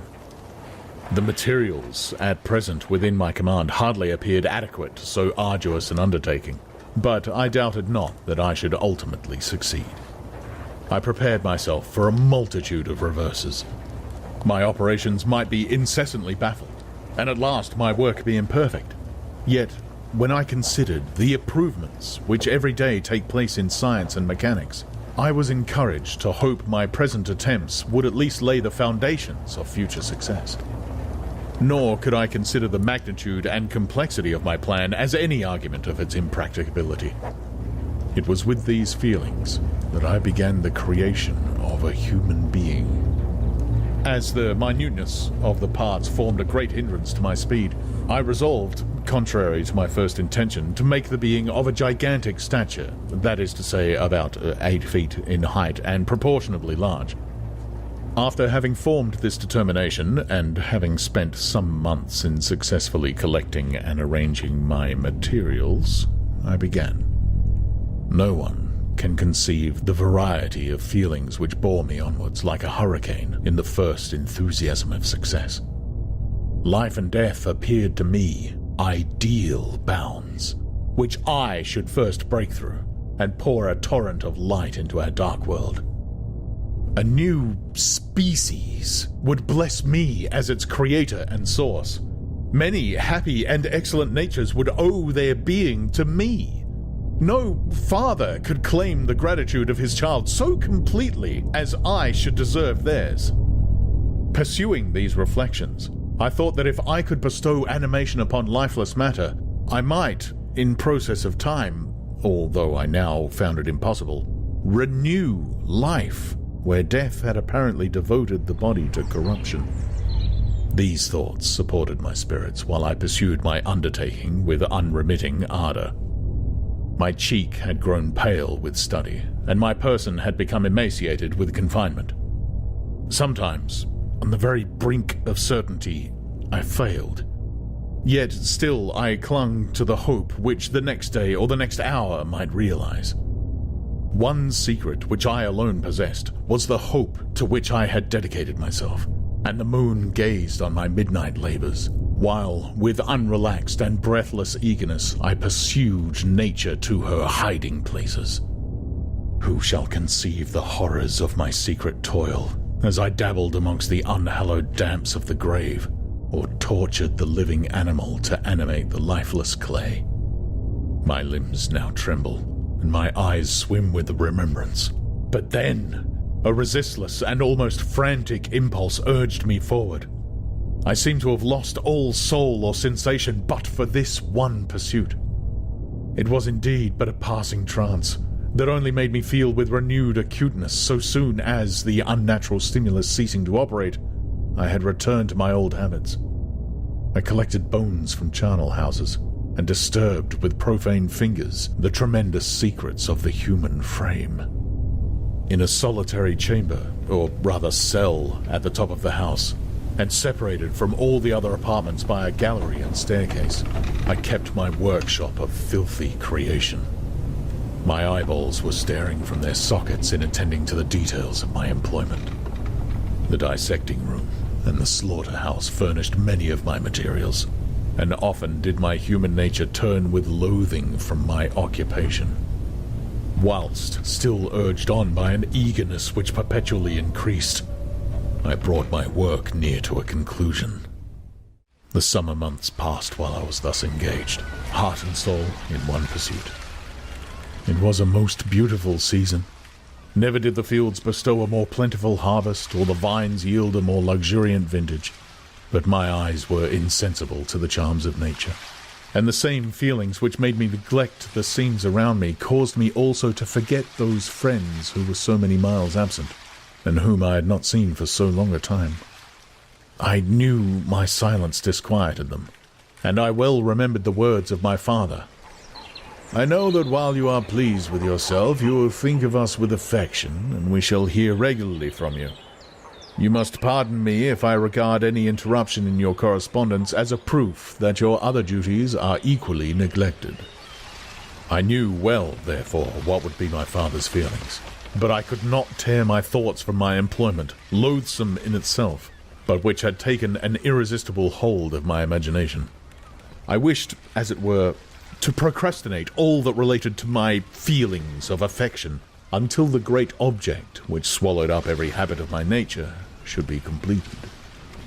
I then thought my father would be unjust if he ascribed my neglect to vice or faultiness on my part, but I am now convinced that he was justified in conceiving that I should not be altogether free from blame. A human being in perfection ought always to preserve a calm and peaceful mind, and never to allow passion or a transitory desire to disturb his tranquillity. I do not think that the pursuit of knowledge is an exception to this rule.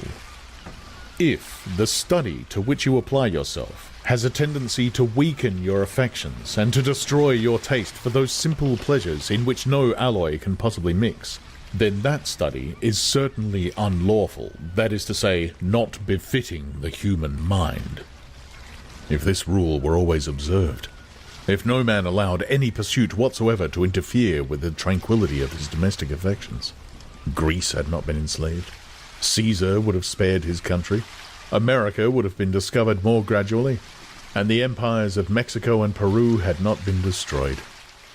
But I forget that I am moralizing in the most interesting part of my tale, and your looks remind me to proceed. My father made no reproach in his letters, and only took notice of my science by inquiring into my occupations more particularly than before. Winter, spring, and summer passed away during my labors, but I did not watch the blossom or the expanding leaves, sights which before always yielded me supreme delight, so deeply was I engrossed in my occupation. The leaves of that year had withered before my work drew near to a close, and now every day showed me more plainly how well I had succeeded. But my enthusiasm was checked by my anxiety, and I appeared rather like one doomed by slavery to toil in the mines or any other unwholesome trade than an artist occupied by his favorite employment. Every night I was oppressed by a slow fever, and I became nervous to a most painful degree. The fall of a leaf startled me, and I shunned my fellow creatures as if I had been guilty of a crime. Sometimes I grew alarmed at the wreck I perceived that I had become. The energy of my purpose alone sustained me. My labors would soon end, and I believed that exercise and amusement would then drive away incipient disease, and I promised myself both of these when my creation should be complete.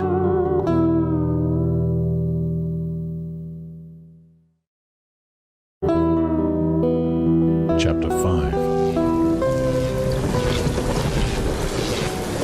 It was on a dreary night of November that I beheld the accomplishment of my toils.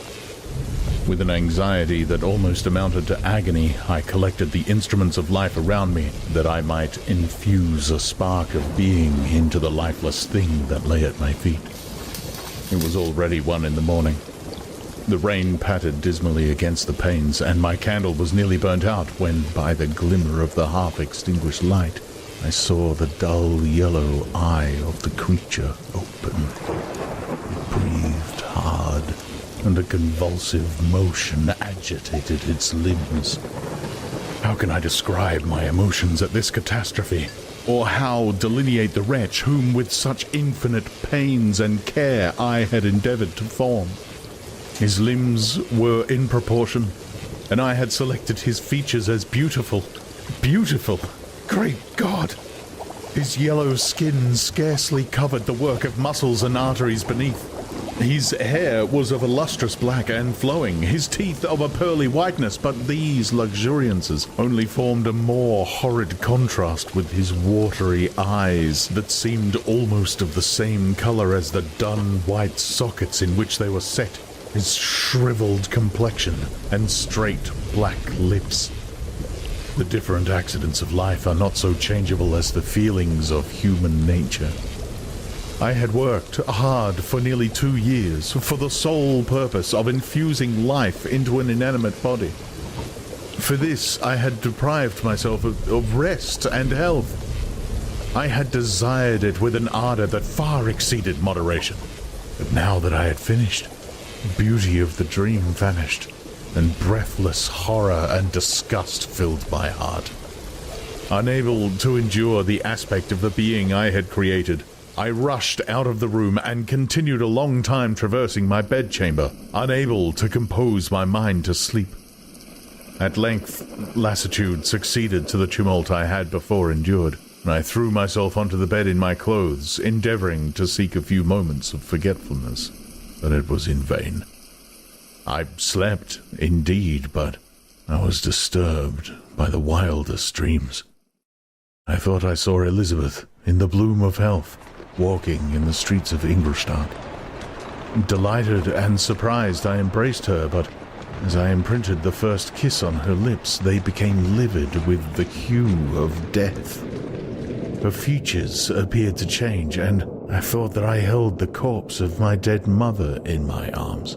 A shroud enveloped her form, and I saw the grave worms crawling in the folds of the flannel.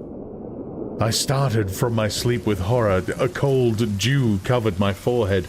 My teeth chattered, and every limb became convulsed when, by the dim and yellow light of the moon, as it forced its way through the window shutters, I beheld the wretch, the miserable monster whom I had created. He held up the curtain of the bed, and his eyes, if eyes they may be called, were fixed on me. His jaws opened, and he muttered some inarticulate sounds, while a grin wrinkled his cheeks. He might have spoken, but I did not hear. One hand was stretched out, seemingly to detain me, but I escaped and rushed downstairs. I took refuge in the courtyard belonging to the house which I inhabited, where I remained during the rest of the night, walking up and down in the greatest agitation, listening attentively, catching and fearing each sound as if it were to announce the approach of the demoniacal corpse to which I had so miserably given life. No mortal could support the horror of that countenance. A mummy, again endued with animation, could not be so hideous as that wretch. I had gazed on him while unfinished. He was ugly then, but when those muscles and joints were rendered capable of motion, It became a thing such as even Dante could not have conceived. I passed the night wretchedly. Sometimes my pulse beat so quickly and hardly that I felt the palpitation of every artery. At others, I nearly sank to the ground through languor and extreme weakness. Mingled with this horror, I felt the bitterness of disappointment. Dreams that had been my food and pleasant rest for so long a space were now become a hell to me. And the change was so rapid, the overthrow so complete. Morning, dismal and wet, at length dawned, and discovered to my sleepless and aching eyes the church of Ingolstadt, its white steeple and clock, which indicated the 6th hour. The porter opened the gates of the court, which had that night been my asylum, and I issued into the streets, pacing them with quick steps, as if I sought to avoid the wretch whom I feared every turning of the street would present to my view. I did not dare to return to the apartment which I inhabited, but felt impelled to hurry on, although drenched by the rain which poured from a black and comfortless sky. I continued walking in this manner for some time, endeavoring by bodily exercise to ease the load that weighed upon my mind. I traversed the streets without any clear conception of where I was or what I was doing. My heart palpitated in the sickness of fear, and I hurried on with irregular steps, not daring to look about me. Like one who on a lonely road doth walk in fear and dread, and having once turned round walks on and turns no more his head, because he knows a frightful fiend doth close behind him tread. Coleridge's Ancient Mariner. Continuing thus, I came at length opposite to the inn at which the various diligences and carriages usually stopped. Here I paused, I knew not why, but I remained some minutes with my eyes fixed on a coach that was coming towards me from the other end of the street. As it drew nearer, I observed that it was the Swiss diligence. It stopped just where I was standing, and on the door being opened, I perceived Henry Clerval, who, on seeing me, instantly sprung out. "My dear Frankenstein," exclaimed he, "how glad I am to see you! How fortunate that you should be here at the very moment of my alighting!" Nothing could equal my delight on seeing Clerval. His presence brought back to my thoughts my father, Elizabeth, and all those scenes of home so dear to my recollection. I grasped his hand, and in a moment forgot my horror and misfortune. I felt suddenly, and for the first time during many months, calm and serene joy. I welcomed my friend, therefore, in the most cordial manner, and we walked towards my college. Clerval continued talking for some time about our mutual friends and his own good fortune in being permitted to come to Ingolstadt. "You may easily believe," said he, "how great was the difficulty to persuade my father that all necessary knowledge was not comprised in the noble art of bookkeeping, and, indeed, I believe I left him incredulous to the last, for his constant answer to my unwearied entreaties was the same as that of the Dutch schoolmaster in The Vicar of Wakefield. 'I have 10,000 florins a year without Greek. I eat heartily without Greek.' But his affection for me at length overcame his dislike of learning, and he has permitted me to undertake a voyage of discovery to the land of knowledge." It gives me the greatest delight to see you, but tell me how you left my father, brothers, and Elizabeth. "Very well and very happy, only a little uneasy that they hear from you so seldom. By the by, I meant to lecture you a little upon their account myself. But, my dear Frankenstein," continued he, stopping short and gazing full in my face, "I did not before remark how very ill you appear, so thin and pale. You look as if you have been watching for several nights."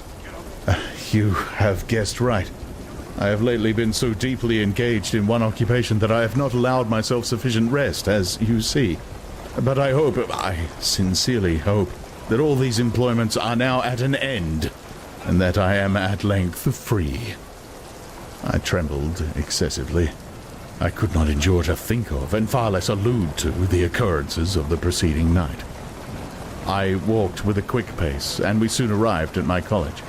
I then reflected, and the thought made me shiver, that the creature whom I had left in my apartment might still be there, alive and walking about. I dreaded to behold this monster, but I feared still more that Henry should see him. Entreating him, therefore, to remain a few minutes at the bottom of the stairs, I darted up towards my own room. My hand was already on the lock of the door before I recollected myself. I then paused, and a cold shivering came over me. I threw the door forcefully open, as children are accustomed to do when they expect a spectre to stand in waiting for them on the other side, but nothing appeared. I stepped fearfully in. The apartment was empty, and my bedroom was also freed from its hideous guest. I could hardly believe that so great a good fortune could have befallen me, but when I became assured that my enemy had indeed fled, I clapped my hands for joy and ran down to Clerval. We ascended into my room, and the servant presently brought breakfast, but I was unable to contain myself. It was not joy only that possessed me. I felt my flesh tingle with excess of sensitiveness, and my pulse beat rapidly. I was unable to remain for a single instant in the same place. I jumped over the chairs, clapped my hands, and laughed aloud. Clerval at first attributed my unusual spirits to joy on his arrival, but when he observed me more attentively, he saw a wildness in my eyes for which he could not account, and my loud, unrestrained, heartless laughter frightened and astonished him. "My dear Victor," cried he, "what for God's sake is the matter? Do not laugh in that manner. How ill you are! What is the cause of all this?" "Do not ask me," cried I, putting my hands before my eyes, for I thought I saw the dreaded spectre glide into the room. "He can tell. Oh, save me! Save me!" I imagined that the monster seized me. I struggled furiously and fell down in a fit. Poor Clerval. What must have been his feelings? A meeting which he anticipated with such joy so strangely turned to bitterness. But I was not the witness to his grief, for I was lifeless and did not recover my senses for a long, long time. This was the commencement of a nervous fever which confined me for several months. During all that time, Henry was my only nurse. I afterwards learnt that, knowing my father's advanced age and unfitness for so long a journey, and how wretched my sickness would make Elizabeth, he spared them this grief by concealing the extent of my disorder. He knew that I could not have a more kind and attentive nurse than himself, and, firm in the hope he felt of my recovery, he did not doubt that, instead of doing harm, he performed the kindest action that he could towards them. But I was, in reality, very ill, and surely nothing but the unbounded and unremitting attentions of my friend could have restored me to life. The form of the monster on whom I had bestowed existence was forever before my eyes, and I raved incessantly concerning him. Doubtless my words surprised Henry. He had first believed them to be the wanderings of my disturbed imagination, but the pertinacity with which I continually recurred to the same subject persuaded him that my disorder indeed owed its origin to some uncommon and terrible event. By very slow degrees, and with frequent relapses that alarmed and grieved my friend, I recovered. I remember the first time I became capable of observing outward objects with any kind of pleasure. I perceived that the fallen leaves had disappeared, and that the young buds were shooting forth from the trees that shaded my window. It was a divine spring, and the season contributed greatly to my convalescence. I felt also sentiments of joy and affection revive in my bosom. My gloom disappeared, and in a short time I became as cheerful as before I was attacked by the fatal passion. "Dearest Clerval," exclaimed I, "how kind, how very good you are to me. This whole winter, instead of being spent in study as you promised yourself, has been consumed in my sick room. How shall I ever repay you? I feel the greatest remorse for the disappointment of which I have been the occasion, and you will forgive me." "You will repay me entirely if you do not decompose yourself, but get well as fast as you can. And since you appear in such good spirits, I may speak to you on one subject, may I not?" I trembled. one subject. What could it be? Could he allude to an object on whom I dared not even think? "Compose yourself," said Clerval, who observed my change of colour. "I will not mention it if it agitates you, but your father and cousin would be very happy if they received a letter from you in your own handwriting. They hardly know how ill you have been, and are uneasy at your long silence." "Is that all? My dear Henry, how could you suppose that my first thought would not fly towards those dear, dear friends whom I love, and whom are so deserving of my love?" "Well, if this is your present temper, my friend, you will perhaps be glad to see a letter that has been lying here some days for you. It is from your cousin, I believe."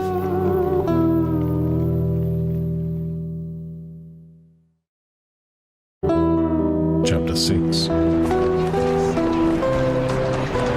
Clerval then put the following letter into my hands. It was from my own Elizabeth. "My dearest cousin, you have been ill, very ill, and even the constant letters of dear, kind Henry are not sufficient to reassure me on your account. You are forbidden to write, to hold a pen, yet one word from you, dear Victor, is necessary to calm our apprehensions. For a long time I have thought that each post would bring this line, and my persuasions have restrained my uncle from undertaking a journey to Ingolstadt. I have prevented his encountering the inconveniences and perhaps dangers of so long a journey, yet how often have I regretted not being able to perform it myself. I figure to myself that the task of attending on your sickbed has devolved on some mercenary old nurse, who could never guess your wishes nor minister to them with the care and affection of your poor cousin. Yet that is over now.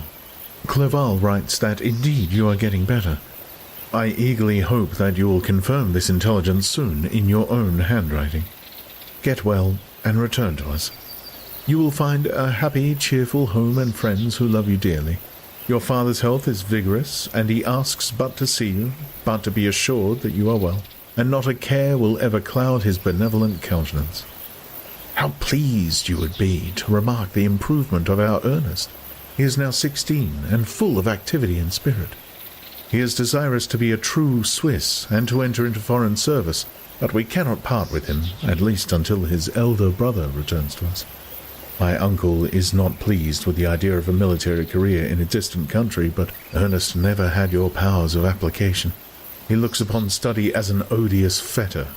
His time is spent in the open air, climbing the hills or rowing on the lake. I fear that he will become an idler unless we yield the point and permit him to enter on the profession which he has selected. Little alteration, except the growth of our dear children, has taken place since you left us. The blue lake and snow-clad mountains, they never change, and I think our placid home and our contented hearts are regulated by the same immutable laws. My trifling occupations take up my time and amuse me, and I am rewarded for any exertions by seeing none but happy, kind faces around me. Since you left us, but one change has taken place in our little household. Do you remember on what occasion Justine Moritz entered our family? Probably you do not. I will relate her history, therefore, in a few words. Madame Moritz, her mother, was a widow with 4 children, of whom Justine was the third.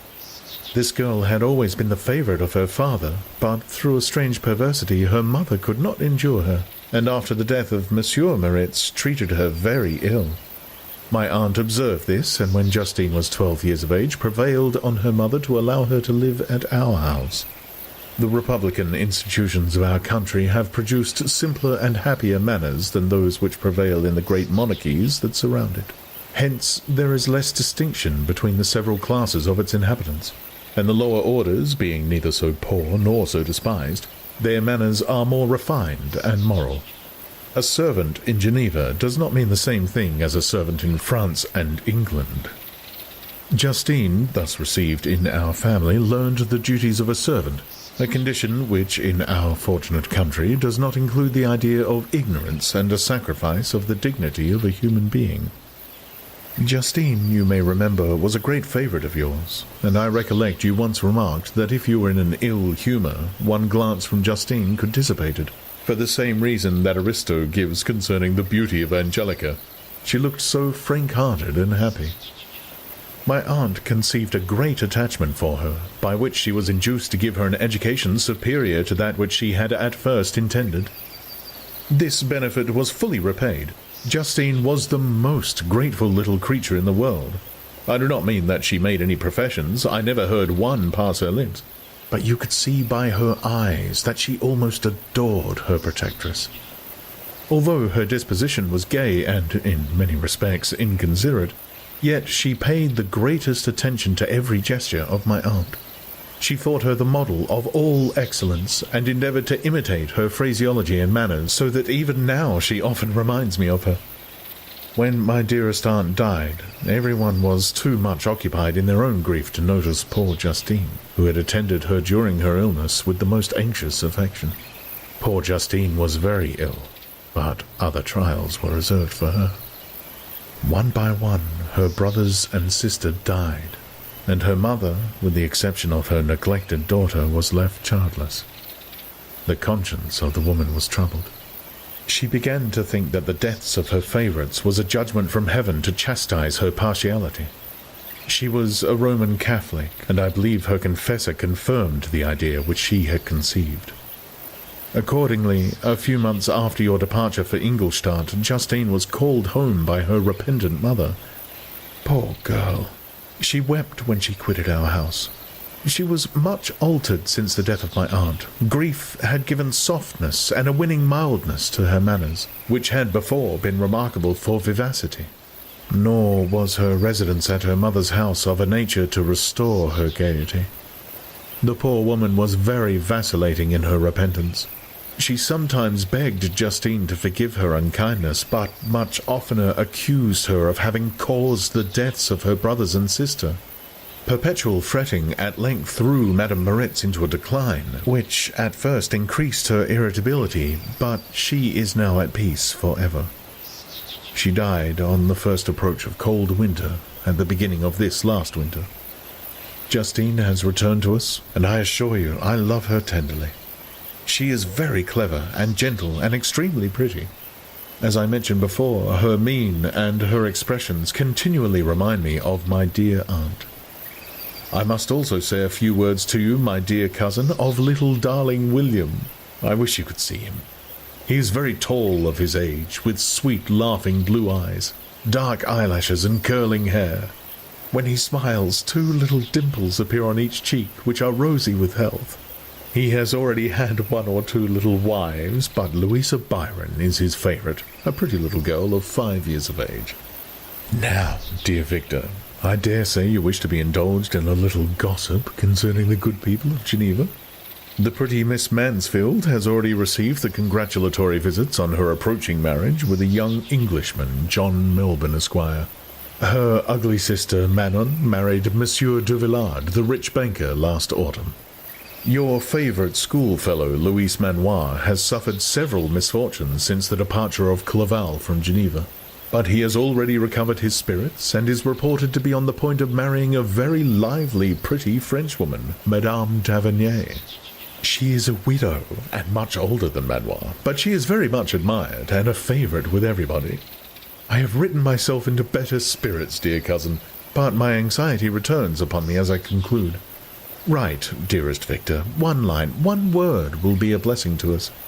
10,000 thanks to Henry for his kindness, his affection, and his many letters. We are sincerely grateful. Adieu, my cousin, take care of yourself, and I entreat you, write.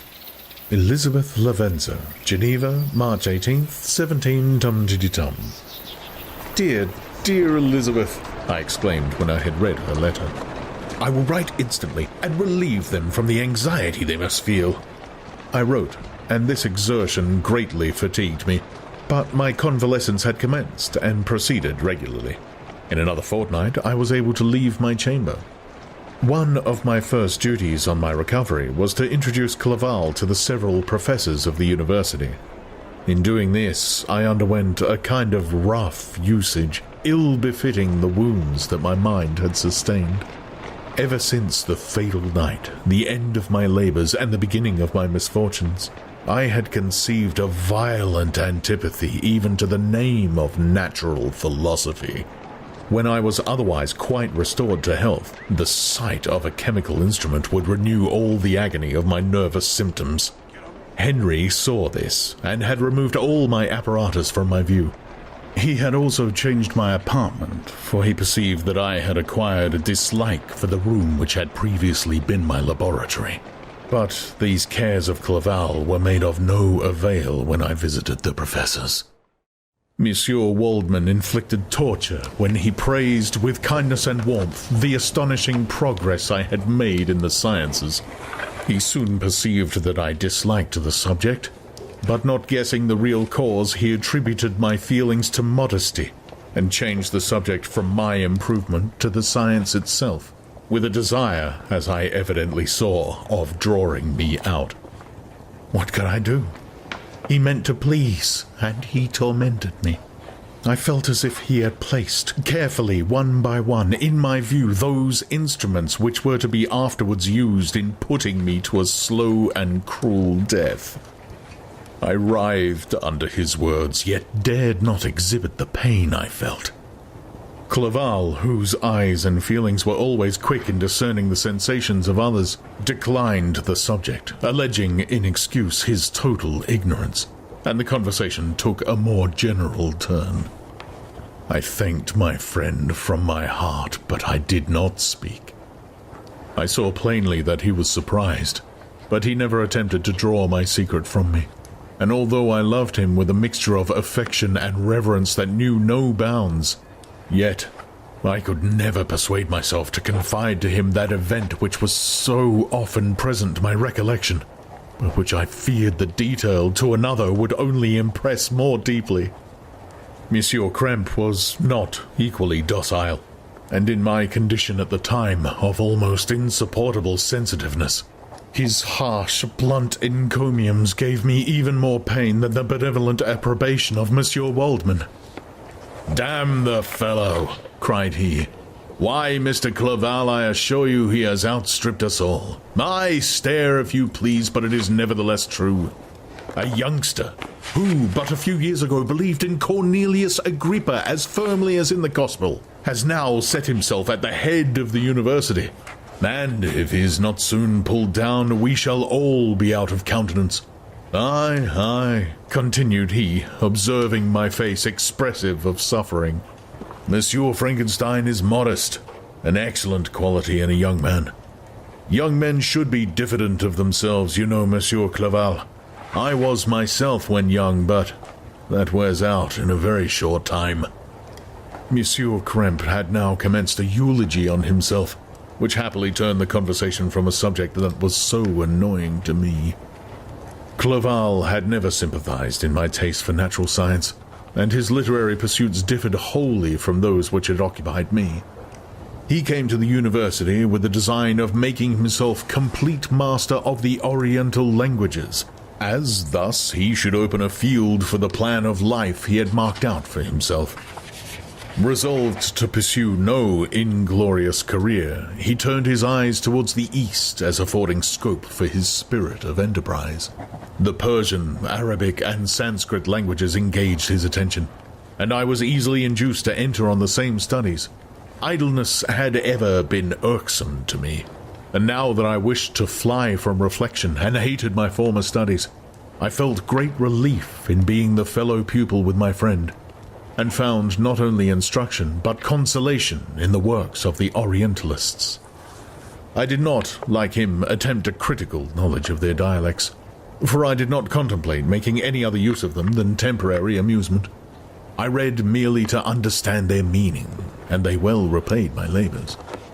Their melancholy is soothing, and their joy elevating, to a degree I never experienced in studying the authors of any other country.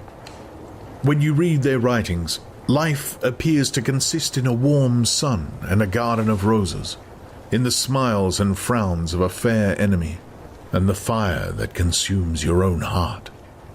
How different from the manly and heroical poetry of Greece and Rome. Summer passed away in these occupations, and my return to Geneva was fixed for the latter end of autumn, but, being delayed by several accidents, winter and snow arrived, The roads were deemed impassable, and my journey was retarded until the ensuing spring. I felt this delay very bitterly, for I longed to see my native town and my beloved friends. My return had only been delayed so long from an unwillingness to leave Clerval in a strange place before he had become acquainted with any of its inhabitants.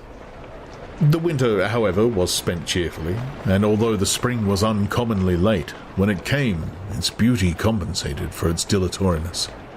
The month of May had already commenced, and I expected the letter daily which was to fix the date of my departure, when Henry proposed a pedestrian tour in the environs of Ingolstadt, that I might bid a personal farewell to the country I had so long inhabited. I acceded with pleasure to this proposition. I was fond of exercise, and Clerval had always been my favourite companion in the rambles of this nature that I had taken among the scenes of my native country. We passed a fortnight in these perambulations. My health and spirits had long been restored, and they gained additional strength from the salubrious air I breathed, the natural incidents of our progress, and the conversation of my friend. Study had before secluded me from the intercourse of my fellow creatures, and rendered me unsocial, but Clerval called forth the better feelings of my heart. He again taught me to love the aspect of nature and the cheerful faces of children. Excellent friend, how sincerely did you love me, and endeavor to elevate my mind until it was on a level with your own. A selfish pursuit had cramped and narrowed me until your gentleness and affection warmed and opened my senses. I became the same happy creature who, a few years ago, loved and beloved by all, had no sorrow or care, when happy, inanimate nature had the power of bestowing on me the most delightful sensations. A serene sky and verdant fields filled me with ecstasy. The present season was indeed divine. The flowers of spring bloomed in the hedges, while those of summer were already in bud. I was undisturbed by thoughts which, during the preceding year, had pressed upon me, notwithstanding my endeavours to throw them off, with an invincible burden. Henry rejoiced in my gaiety, and sincerely sympathized in my feelings. He exerted himself to amuse me, while he expressed the sensations that filled his soul. The resources of his mind on this occasion were truly astonishing. His conversation was full of imagination, and very often, in imitation of the Persian and Arabic writers, he invented tales of wonderful fancy and passion. At other times he repeated my favorite poems, or drew me out into arguments, which he supported with great ingenuity. We returned to our college on a Sunday afternoon. The peasants were dancing, and everyone we met appeared gay and happy. My own spirits were high, and I bounded along with feelings of unbridled joy and hilarity.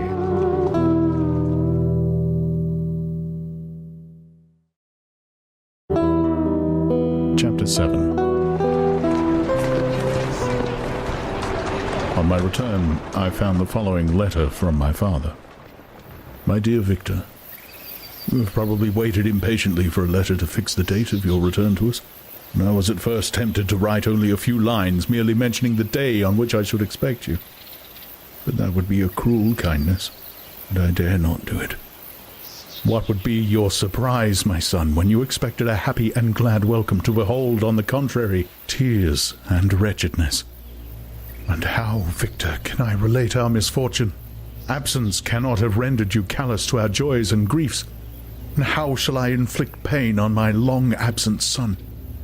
I wish to prepare you for the woeful news, but I know it is impossible. Even now your eye skims over the page to see the words which are to convey to you the horrible tidings. William is dead. That sweet child whose smiles delighted and warmed my heart, who was so gentle yet so gay. Victor, he is murdered. I will not attempt to console you, but will simply relate the circumstances of the transaction. Last Thursday, May the 7th, I, my niece, and your 2 brothers went to walk in Plain Palais. The evening was warm and serene, and we prolonged our walk farther than usual. It was already dusk before we thought of returning, and then we discovered that William and Ernest, who had gone on before, were not to be found. We accordingly rested on a seat until they should return. Presently Ernest came and inquired if we had seen his brother. He said that he had been playing with him, that William had run away to hide himself, and that he vainly sought for him, and afterwards waited for a long time, but that he did not return.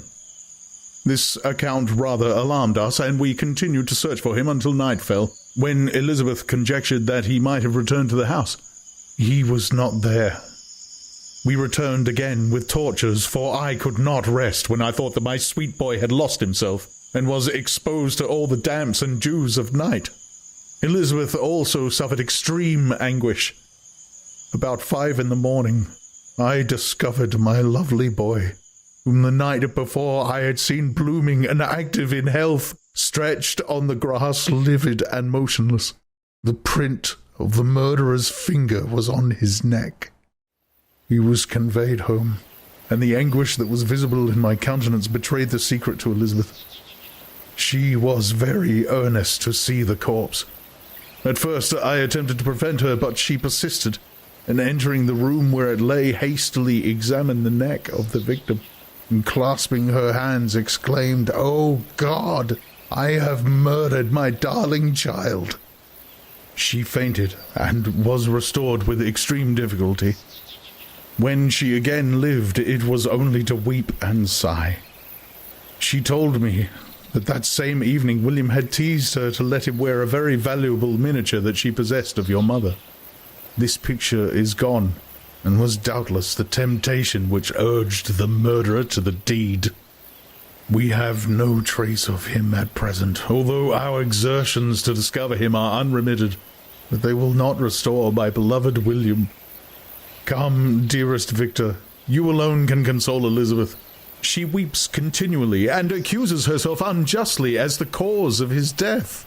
Her words pierce my heart. We are all unhappy, but will that not be an additional motive for you, my son, to return and be our comforter? Your dear mother. Alas, Victor, I now say, thank God she did not live to witness the cruel, miserable death of her youngest darling.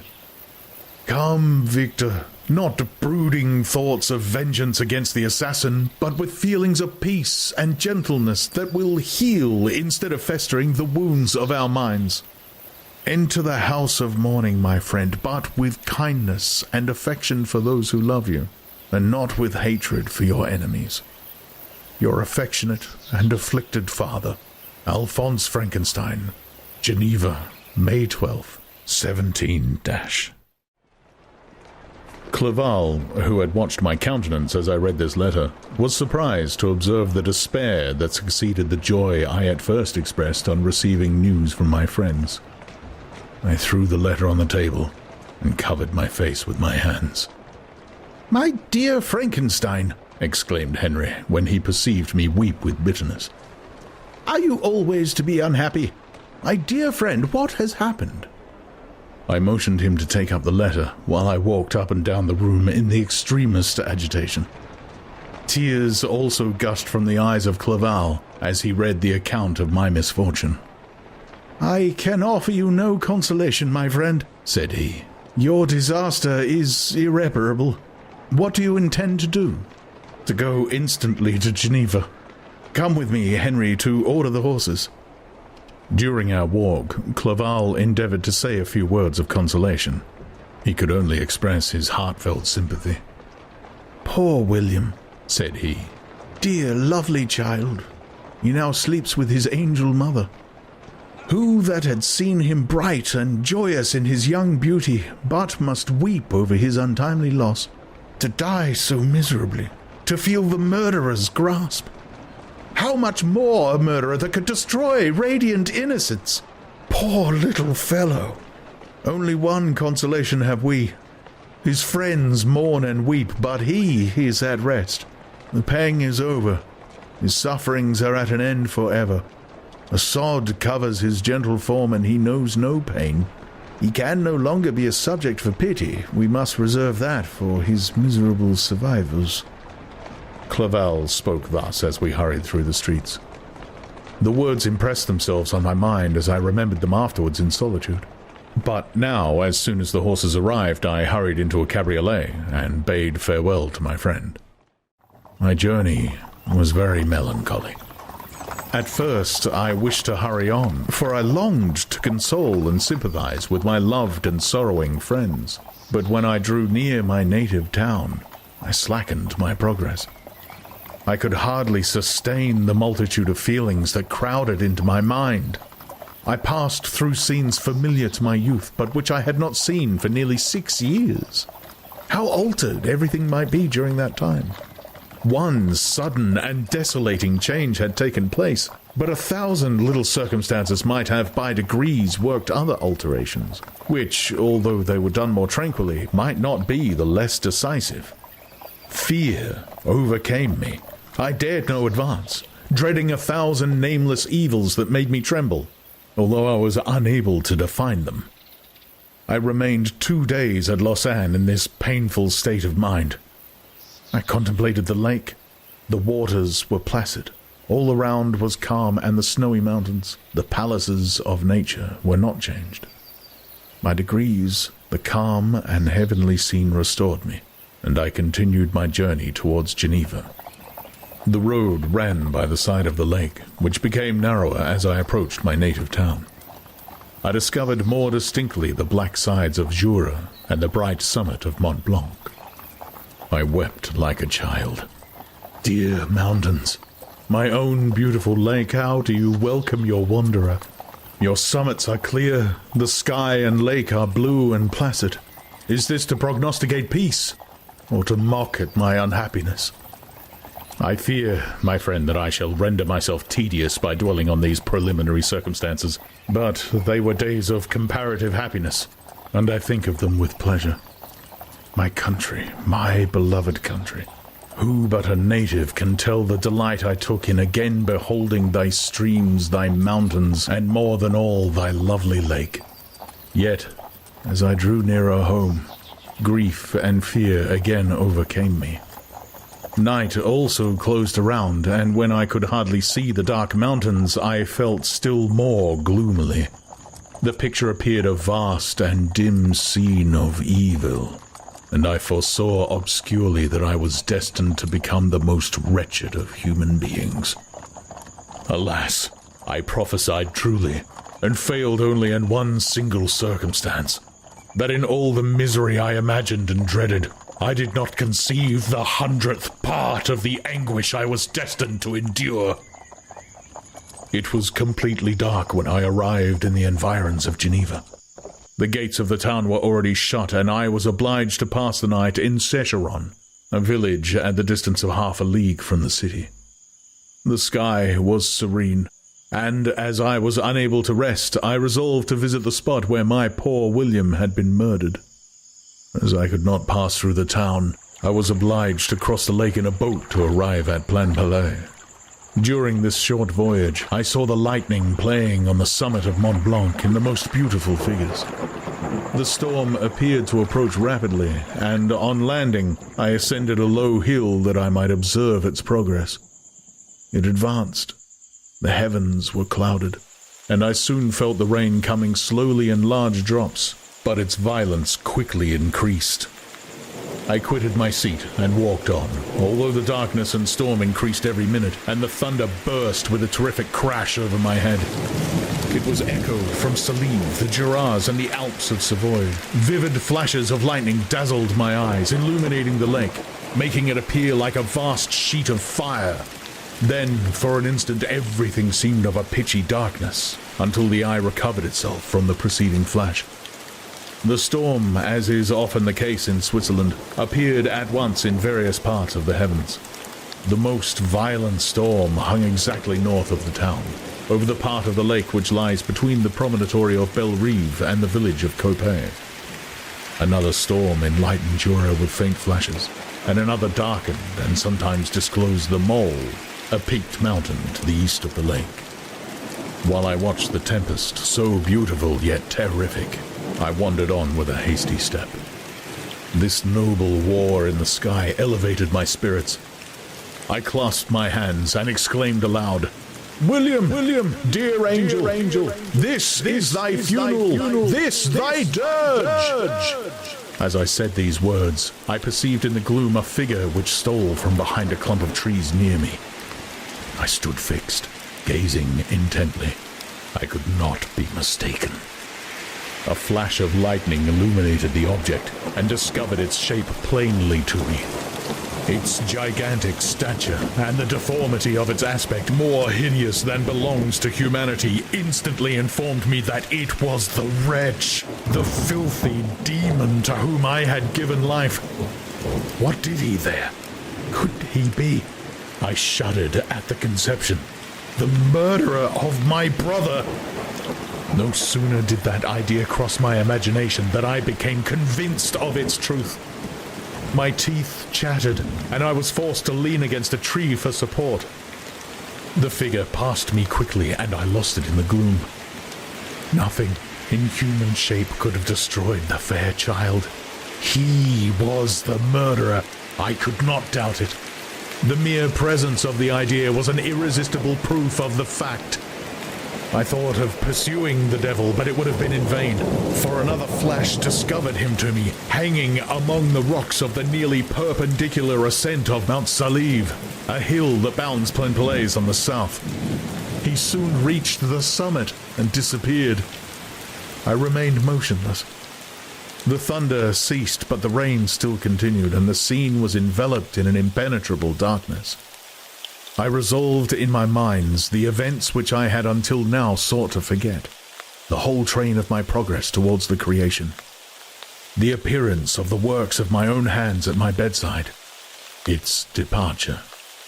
2 years had now nearly elapsed since the night on which he first received life. And was this his first crime? Alas!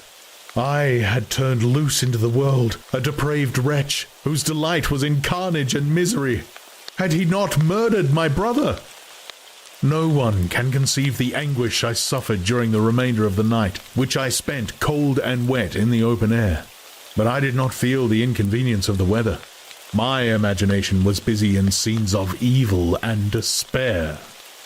I considered the being whom I had cast among mankind, and endowed with the will and power to effect purposes of horror, such as the deed which he had now done.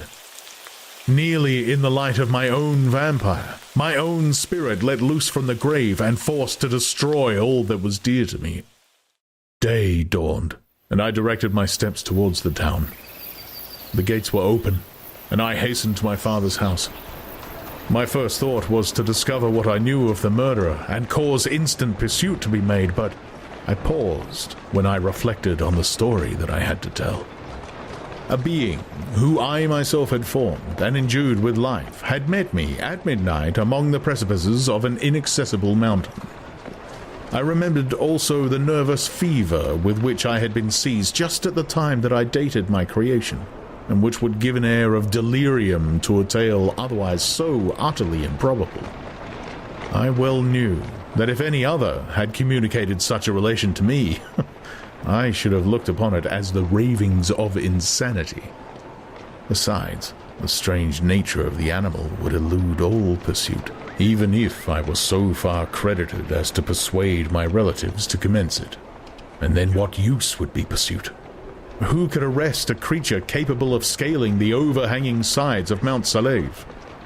These reflections determined me, and I resolved to remain silent. It was about 5 in the morning when I entered my father's house. I told the servants not to disturb the family, and went into the library to attend their usual hour of rising. 6 years had elapsed, passed in a dream but for one indelible trace, and I stood in the same place where I had last embraced my father before my departure for Ingolstadt. Beloved and venerable parent, he still remained to me. I gazed on the picture of my mother which stood over the mantelpiece. It was an historical subject, painted at my father's desire, and represented Caroline Beaufort in an agony of despair, kneeling by the coffin of her dead father. Her garb was rustic, and her cheek pale, but there was an air of dignity and beauty that hardly permitted the sentiment of pity. Below this picture was a miniature of William, and my tears flowed when I looked upon it. While I was thus engaged, Ernest entered. He had heard me arrive and hastened to welcome me. "Welcome, my dearest Victor," said he. "Ah, I wish you had come 3 months ago. Then you would have found us all joyous and delighted. You come to us now to share a misery which nothing can alleviate. Yet your presence will, I hope, revive our father, who seems sinking under his misfortune. And your persuasions will induce poor Elizabeth to cease her vain and tormenting self-accusations. Poor William, he was our darling and our pride." Tears, unrestrained, fell from my brother's eyes. A sense of mortal agony crept over my frame. Before, I had only imagined the wretchedness of my desolated home.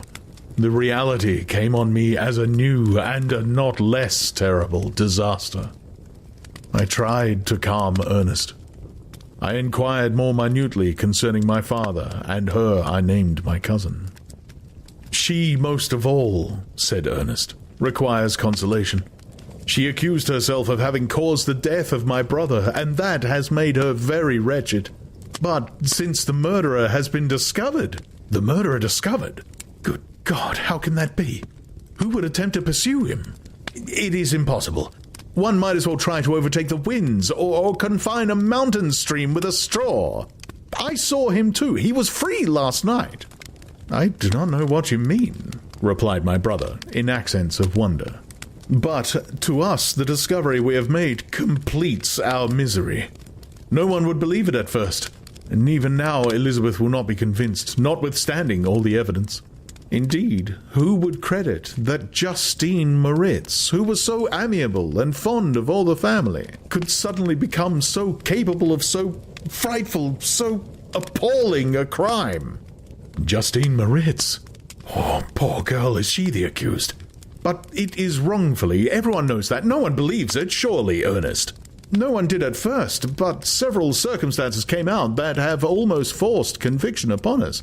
And her own behavior has been so confused as to add to the evidence of facts a weight that I fear leaves no hope for doubt. But she will be tried today, and you will then hear all." He then related that the morning on which the murder of poor William had been discovered, Justine had been taken ill and confined to her bed for several days. During this interval, one of the servants, happening to examine the apparel she had worn on the night of the murder, had discovered in her pocket the picture of my mother, which had been judged to be the temptation of the murderer. The servant instantly showed it to one of the others, who, without saying a word to any of the family, went to the magistrate, and upon their deposition Justine was apprehended. On being charged with the fact, the poor girl confirmed the suspicion in a great measure by her extreme confusion of manner. This was a strange tale, but it did not shake my faith, and I replied earnestly, "You are all mistaken. I know the murderer. Justine, poor, good Justine, is innocent." At that instant my father entered. I saw unhappiness deeply impressed in his countenance, but he endeavored to welcome me cheerfully, and after we had exchanged our mournful greeting would have introduced some other topic than that of our disaster, had not Ernest exclaimed, Good, Papa! Victor says he knows who was the murderer of poor William." "We do also, unfortunately," replied my father. "For indeed, I had rather had been given for ever ignorant than to have discovered so much depravity and ingratitude in one I valued so highly." "My dear father, you are mistaken. Justine is innocent." "If she is, God forbid that she should suffer as guilty. She is to be tried today, and I sincerely hope, that she will be acquitted." This speech calmed me. I was firmly convinced in my own mind that Justine, and indeed every human being, was guiltless of this murder. I had no fear, therefore, that any circumstantial evidence could be brought forward strong enough to convict her. My tale was not one to announce publicly. Its astounding horror would be looked upon as madness by the vulgar. Did anyone indeed exist except I, the Creator, who would believe, unless his senses convinced him, in the existence of the living monument of presumption and rash ignorance which I had let loose upon the world? We were soon joined by Elizabeth. Time had altered her since I last beheld her. It had endowed her with loveliness surpassing the beauty of her childish years. There was the same candor, the same vivacity, but it was allied to an expression more full of sensibility and intellect. She welcomed me with the greatest affection. "Your arrival, my dear cousin," said she, "fills me with hope. You perhaps will find some means to justify my poor guiltless Justine. Alas, who is safe if she be convicted of crime? I rely on her innocence as certainly as I do upon my own. Our misfortune is doubly hard to us. We have not only lost that lovely, darling boy, but this poor girl, whom I sincerely love, is to be torn away by even a worse fate. If she is condemned, I shall never know joy more. But she will not. I am sure she will not. And then I will be happy again, even after the sad death of my little William." "She is innocent, my Elizabeth," said I, "and that shall be proved. Fear nothing, but let your spirits be cheered by the assurance of her acquittal." "How kind and generous you are! Everyone else believes in her guilt, and that made me wretched, for I knew that it was impossible. And to see everyone prejudiced in so deadly a manner rendered me hopeless and despairing." She wept. "Dearest niece," said my father, "dry your tears. If she is, as you believe, innocent, rely on the justice of our laws and the activity with which I shall prevent the slightest shadow of partiality."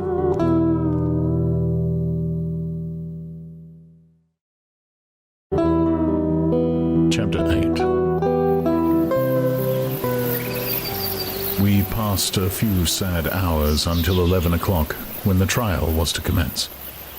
My father and the rest of the family being obliged to attend as witnesses, I accompanied them to the court. During the whole of this wretched mockery of justice, I suffered living torture.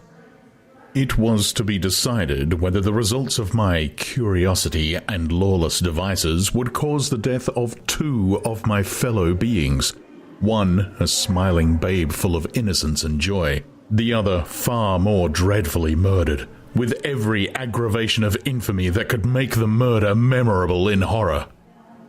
Justine also was a girl of merit, and possessed qualities which promised to render her life happy. Now all was to be obliterated in an ignominious grave, and I the cause. 1,000 times rather would I have confessed myself guilty of the crime ascribed to Justine, but I was absent when it was committed, and such a declaration would have been considered as the ravings of a madman, and would not have exculpated her who suffered through me. The appearance of Justine was calm. She was dressed in mourning, and her countenance, always engaging, was rendered by the solemnity of her feelings exquisitely beautiful. Yet she appeared confident in innocence, and did not tremble, although gazed on and execrated by thousands, for all the kindness which her beauty might otherwise have excited was obliterated in the minds of the spectators by the imagination of the enormity she was supposed to have committed. She was tranquil, yet her tranquillity was evidently constrained, and as her confusion had before been adduced as a proof of her guilt, she worked up her mind to an appearance of courage. When she entered the court, she threw her eyes round it and quickly discovered where we were seated. A tear seemed to dim her eye when she saw us, but she quickly recovered herself, and a look of sorrowful affection seemed to attest her utter guiltlessness.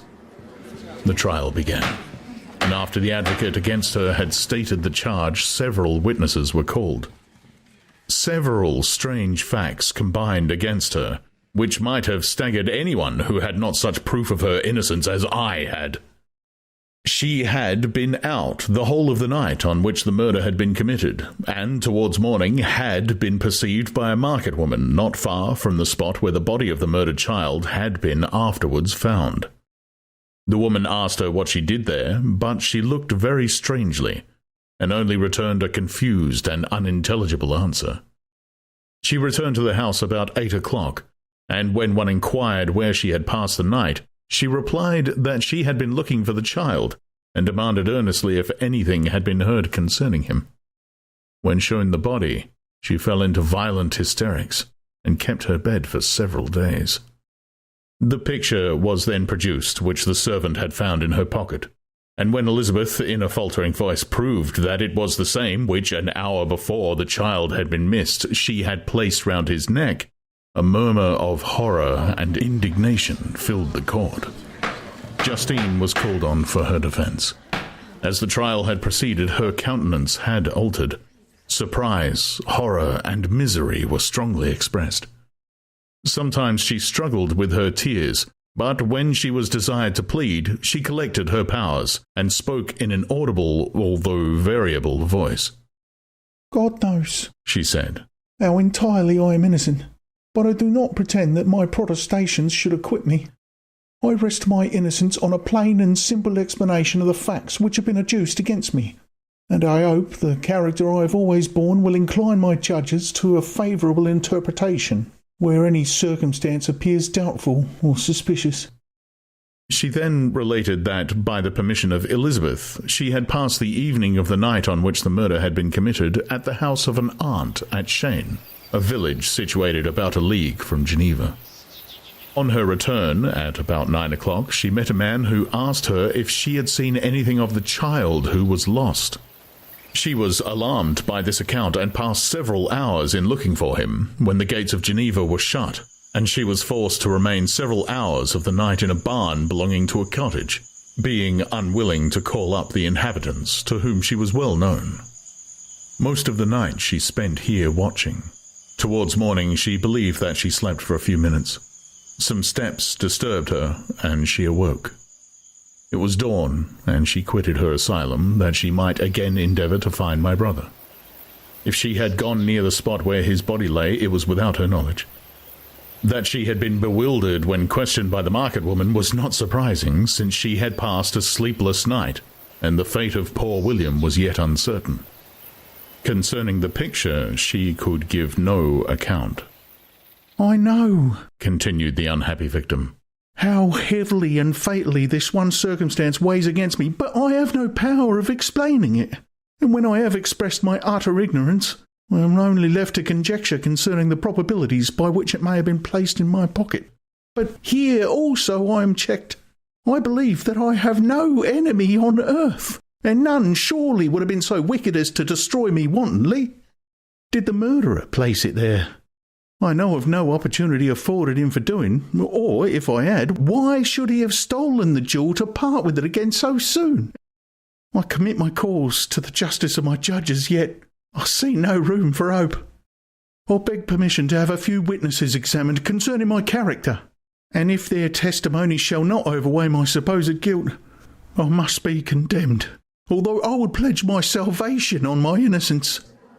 Several witnesses were called who had known her for many years, and they spoke well of her. But fear and hatred of the crime of which they supposed her guilty rendered them timorous and unwilling to come forward. Elizabeth saw even this last resource, her excellent dispositions and irreproachable conduct, about to fail the accused, when, although violently agitated, she desired permission to address the court. "I am," said she, "the cousin of the unhappy child who was murdered, or rather his sister, for I was educated by and have lived with his parents ever since and even long before his birth. It may therefore be judged indecent in me to come forward on this occasion, but when I see a fellow creature about to perish through the cowardice of her pretended friends, I wish to be allowed to speak, that I may say what I know of her character. I am well acquainted with the accused. I have lived in the same house with her, at one time for 5 and at another for nearly 2 years. During all that period, she appeared to me the most amiable and benevolent of human creatures. She nursed Madame Frankenstein, my aunt, in her last illness, with the greatest affection and care, and afterwards attended her own mother during a tedious illness, in a manner that excited the admiration of all who knew her. after which she again lived in my uncle's house, where she was beloved by all the family. She was warmly attached to the child who is now dead, and acted towards him like a most affectionate mother. For my own part, I do not hesitate to say that notwithstanding all the evidence produced against her, I believe and rely on her perfect innocence. She had no temptation for such an action. As to the bauble on which the chief proof rests, if she had earnestly desired it, I should have willingly given it to her, so much do I esteem and value her. A murmur of approbation followed Elizabeth's simple and powerful appeal, but it was excited by her generous interference, and not in favour of poor Justine, on whom the public indignation was turned with renewed violence, charging her with the blackest ingratitude. She herself wept as Elizabeth spoke, but she did not answer. My own agitation and anguish was extreme during the whole trial. I believed in her innocence. I knew it. Could the demon who had, I did not for a minute doubt, murdered my brother, also in his hellish sport have betrayed the innocent to death and ignominy? I could not sustain the horror of my situation, and when I perceived that the popular voice and the countenance of the judges had already condemned my unhappy victim, I rushed out of the court in agony. The tortures of the accused did not equal mine. She was sustained by innocence, but the fangs of remorse tore my bosom and would not forego their hold. I passed a night of unmingled wretchedness. In the morning I went to the court. My lips and throat were parched. I dared not ask the fatal question, but I was known, and the officer guessed the cause of my visit. The ballots had been thrown. They were all black, and Justine was condemned. I cannot pretend to describe what I then felt. I had before experienced sensations of horror, and I have endeavored to bestow upon them adequate expressions, but words cannot convey an idea of the heart-sickening despair that I then endured. The person to whom I addressed myself added that Justine had already confessed her guilt. "That evidence," he observed, "was hardly required in so glaring a case, but I'm glad of it. And indeed none of our judges like to condemn a criminal upon circumstantial evidence, be it ever so decisive." This was strange and unexpected intelligence. What could it mean? Had my eyes deceived me? And was I really as mad as the whole world would believe me to be if I disclosed the object of my suspicions? I hastened to return home, and Elizabeth eagerly demanded the result. "My cousin," replied I, "it is decided as you may have expected. All judges would rather that 10 innocent should suffer than 1 guilty should escape. But she has confessed." This was a dire blow to poor Elizabeth, who had relied with firmness upon Justine's innocence. "Alas," said she, "how shall I ever again believe in human goodness? Justine, whom I loved and esteemed as my sister, how could she put on those smiles of innocence only to betray? Her mild eyes seemed incapable of any severity or guile, and yet she has committed a murder." Soon after, we heard that the poor victim had expressed a desire to see my cousin. My father wished her not to go, but said that he left it to her own judgment and feelings to decide. "Yes," said Elizabeth, "I will go, although she is guilty, and you, Victor, shall accompany me. I cannot go alone."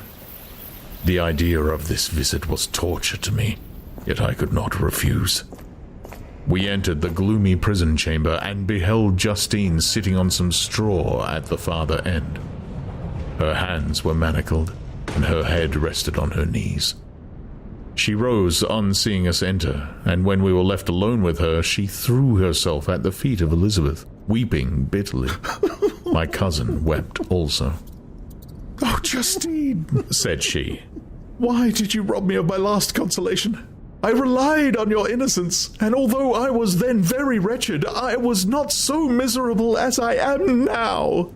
And do you also believe that I am so very, very wicked? Do you also join with my enemies to crush me, to condemn me as a murderer? Her voice was suffocated with sobs. Rise, my poor girl, said Elizabeth. Why do you kneel if you are innocent?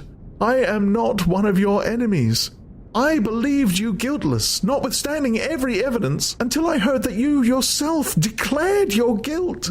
That report, you say, is false, and be assured, dear Justine, that nothing can shake my confidence in you for a moment but your own confession. I did confess, but I confessed a lie. I confessed that I might obtain absolution, but now that falsehood lies heavier at my heart than all my other sins. The God of heaven forgive me. Ever since I was condemned, my confessor has besieged me. He threatened and menaced until I almost began to think that I was the monster that he said I was. He threatened excommunication and hellfire in my last moments if I continued obdurate. Dear lady, I had none to support me. All looked on me as a wretch doomed to ignominy and perdition. What could I do? In an evil hour, I subscribed to a lie. And now only am I truly miserable. She paused, weeping, and then continued. I thought with horror, my sweet lady, that you should believe your Justine, whom your blessed aunt had so highly honoured, and whom you loved, was a creature capable of a crime which none but the devil himself could have perpetrated. Oh, dear William, dearest blessed child, I shall soon see you again in heaven, where we shall all be happy, and that consoles me, going as I am to suffer ignominy and death. Oh, Justine, forgive me for having for one moment distrusted you. Why did you confess? But do not mourn, dear girl. Do not fear. I will proclaim. I will prove your innocence. I will melt the stony hearts of your enemies by my tears and prayers. You shall not die. You, my playfellow, my companion, my sister, perish on the scaffold? No, no, I never could survive so horrible a misfortune. Justine shook her head mournfully. I do not fear to die, she said. That pang is past. God raises my weakness and gives me courage to endure the worst.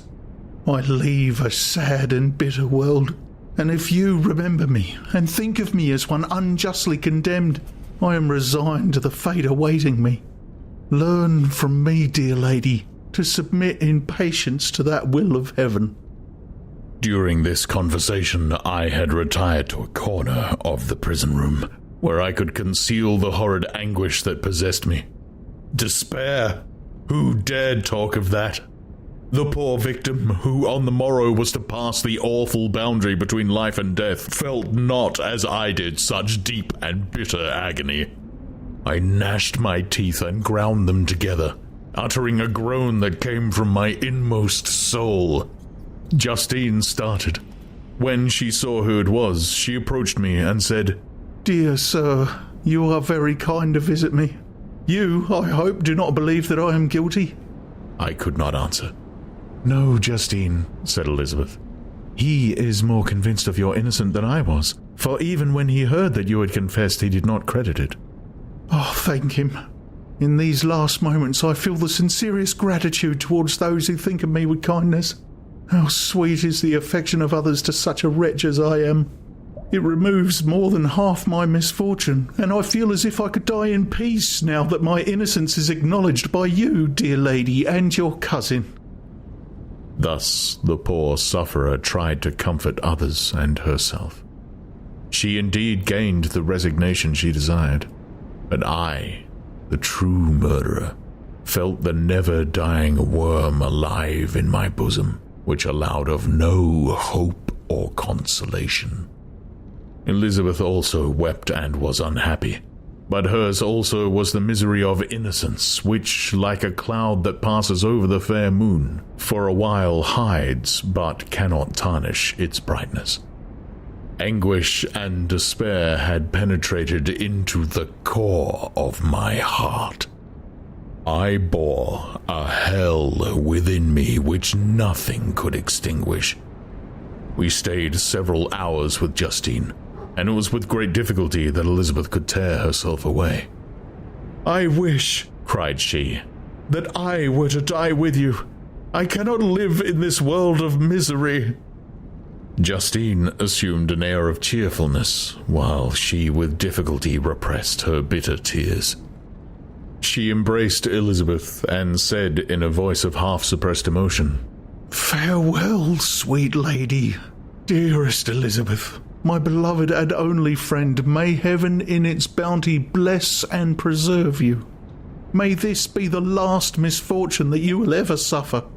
Live and be happy and make others so." And on the morrow, Justine died. Elizabeth's heart-rending eloquence failed to move the judges from their settled conviction in the criminality of the saintly sufferer. My passionate and indignant appeals were lost upon them, and when I received their cold answers and heard the harsh, unfeeling reasoning of those men, my purposed avowal died away on my lips. Thus I might proclaim myself a madman, but not revoke the sentence passed upon my wretched victim. She perished on the scaffold as a murderess. From the tortures of my own heart, I turned to contemplate the deep and voiceless grief of my Elizabeth. This also was my doing, and my father's woe, and the desolation of that late so smiling home, all was the work of my thrice accursed hands. Ye weep, unhappy ones, but these are not your last tears. Again shall you raise the funeral wail, and the sound of your lamentations shall again and again be heard. Frankenstein, your son, your kinsman, your early much-loved friend, he who would spend each vital drop of blood for your sakes, who has no thought nor sense of joy except as it is mirrored also in your dear countenance, who would fill the air with blessings and spend his life in serving you, he bids you weep, to shed countless tears, happy beyond his hopes, if thus inexorable fate be satisfied, and if the destruction pause before the peace of the grave have succeeded to your sad torments. Thus spoke my prophetic soul, as, torn by remorse, horror, and despair, I beheld those I loved spend vain sorrow upon the graves of William and Justine, the first hapless victims to my unhallowed arts.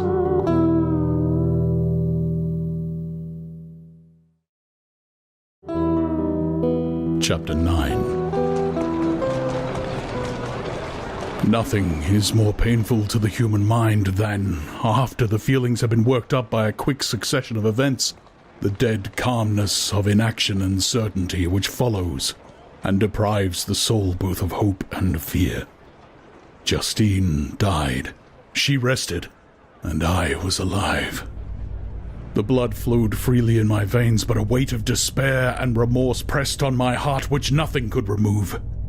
Sleep fled from my eyes. I wandered like an evil spirit, for I had committed deeds of mischief beyond description horrible, and more, much more, I persuaded myself, was yet behind. Yet my heart overflowed with kindness and the love of virtue. I had begun life with benevolent intentions, and thirsted for the moment when I should put them in practice, and made myself useful to my fellow beings. Now all was blasted. Instead of that serenity of conscience which allowed me to look back upon the past with self-satisfaction, and from thence to gather promise of new hopes, I was seized by remorse and the sense of guilt which hurried me away to a hell of intense tortures such as no language can describe. This state of mind preyed upon my health, which had perhaps never entirely recovered from the first shock it had sustained. I shunned the face of man. All sound of joy or complacency was torture to me. Solitude was my only consolation. Deep, dark, death-like solitude. My father observed with pain the alteration imperceptible in my disposition and habits, and endeavored by arguments deduced from the feelings of his serene conscience and guiltless life to inspire me with fortitude and awaken in me the courage to dispel the dark cloud which brooded over me. "Do you think, Victor," said he, that I do not suffer also. No one could love a child more than I loved your brother." Tears came into his eyes as he spoke. "But is it not a duty to the survivors that we should refrain from augmenting their unhappiness by an appearance of immoderate grief? It is also a duty owed to yourself, for excessive sorrow prevents improvement or enjoyment, or even the discharge of daily usefulness, without which no man is fit for society." This advice, although good, was totally inapplicable to my case. I should have been the first to hide my grief and console my friends if remorse had not mingled its bitterness, and terror its alarm with my other sensations. Now, I could only answer my father with a look of despair, and endeavor to hide myself from his view. About this time we retired to our house at Bellerive. This change was particularly agreeable to me. The shutting of the gates regularly at 10 o'clock, and the impossibility of remaining on the lake after that hour had rendered our residence within the walls of Geneva very irksome to me. I was now free. Often, after the rest of the family had retired for the night, I took the boat and passed many hours upon the water. Sometimes, with my sails set, I was carried by the wind, and sometimes, after rowing into the middle of the lake, I left the boat to pursue its own course, and gave way to my own miserable reflections. I was often tempted, when all was at peace around me, and I the only unquiet thing that wandered restless in a scene so beautiful and heavenly, if I except some bat or the frogs whose harsh and interrupted croakings were heard only when I approached the shore. Often, I say, I was tempted to plunge into the silent lake, and the waters might close over me and my calamities forever. But I was restrained when I thought of the heroic and suffering Elizabeth, whom I tenderly loved, and whose existence was bound up in mine. I thought also of my father and surviving brother. Should I, by my base desertion, leave them exposed and unprotected to the malice of the fiend whom I had let loose among them? At these moments I wept bitterly and wished that peace would revisit my mind, only that I might afford them consolation and happiness. But that could not be. Remorse extinguished every hope. I had been the author of unalterable evils, and I lived in daily fear lest the monster whom I had created should perpetrate some new wickedness.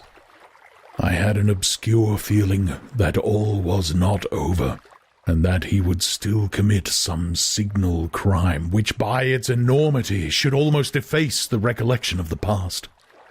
There was always scope for fear so long as anything I loved remained behind.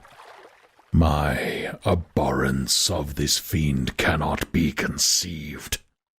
When I thought of him, I gnashed my teeth.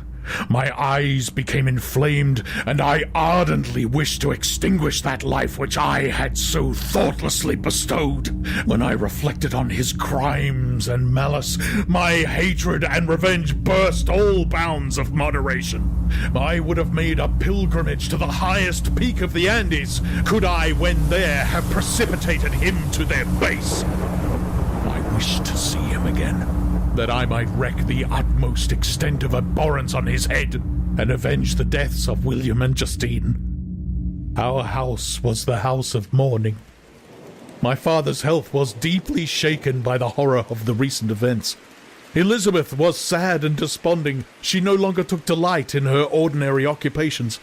All pleasure seemed to her sacrilege towards the dead. Eternal woe and tears, she then thought, was the just tribute she should pay to innocence so blasted and destroyed. She was no longer that happy creature who in earlier youth wandered with me on the banks of the lake and talked with ecstasy of our future prospects. The first of those sorrows which are sent to wean us from the earth had visited her, and its dimming influence quenched her dearest smiles. "When I reflect, my dear cousin," said she, "on the miserable death of Justine Moritz, I no longer see the world and its works as they before appeared to me. Before, I looked upon the accounts of vice and injustice that I read in books or heard from others as tales of ancient days or imaginary evils. At least they were remote and more familiar to reason than to the imagination. But now misery has come home, and men appear to me as monsters thirsting for each other's blood. Yet I am certainly unjust. Everybody believed that poor girl to be guilty, and if she could have committed the crime for which she suffered, assuredly she would have been the most depraved of human creatures. For the sake of a few jewels to have murdered the son of her benefactor and friend, a child whom she had nursed from its birth and appeared to love as if it had been her own. I could not consent to the death of any human being, but certainly I should have thought such a creature unfit to remain in the society of men. But she was innocent! I know! I feel she was innocent! You were of the same opinion, and that confirms me. Alas, Victor, when falsehood can look so like the truth, who can assure themselves of certain happiness? I feel as if I were walking on the edge of a precipice, towards which thousands are crowding and endeavouring to plunge me into the abyss. William and Justine were assassinated, and the murderer escapes. He walks about the world free and perhaps respected.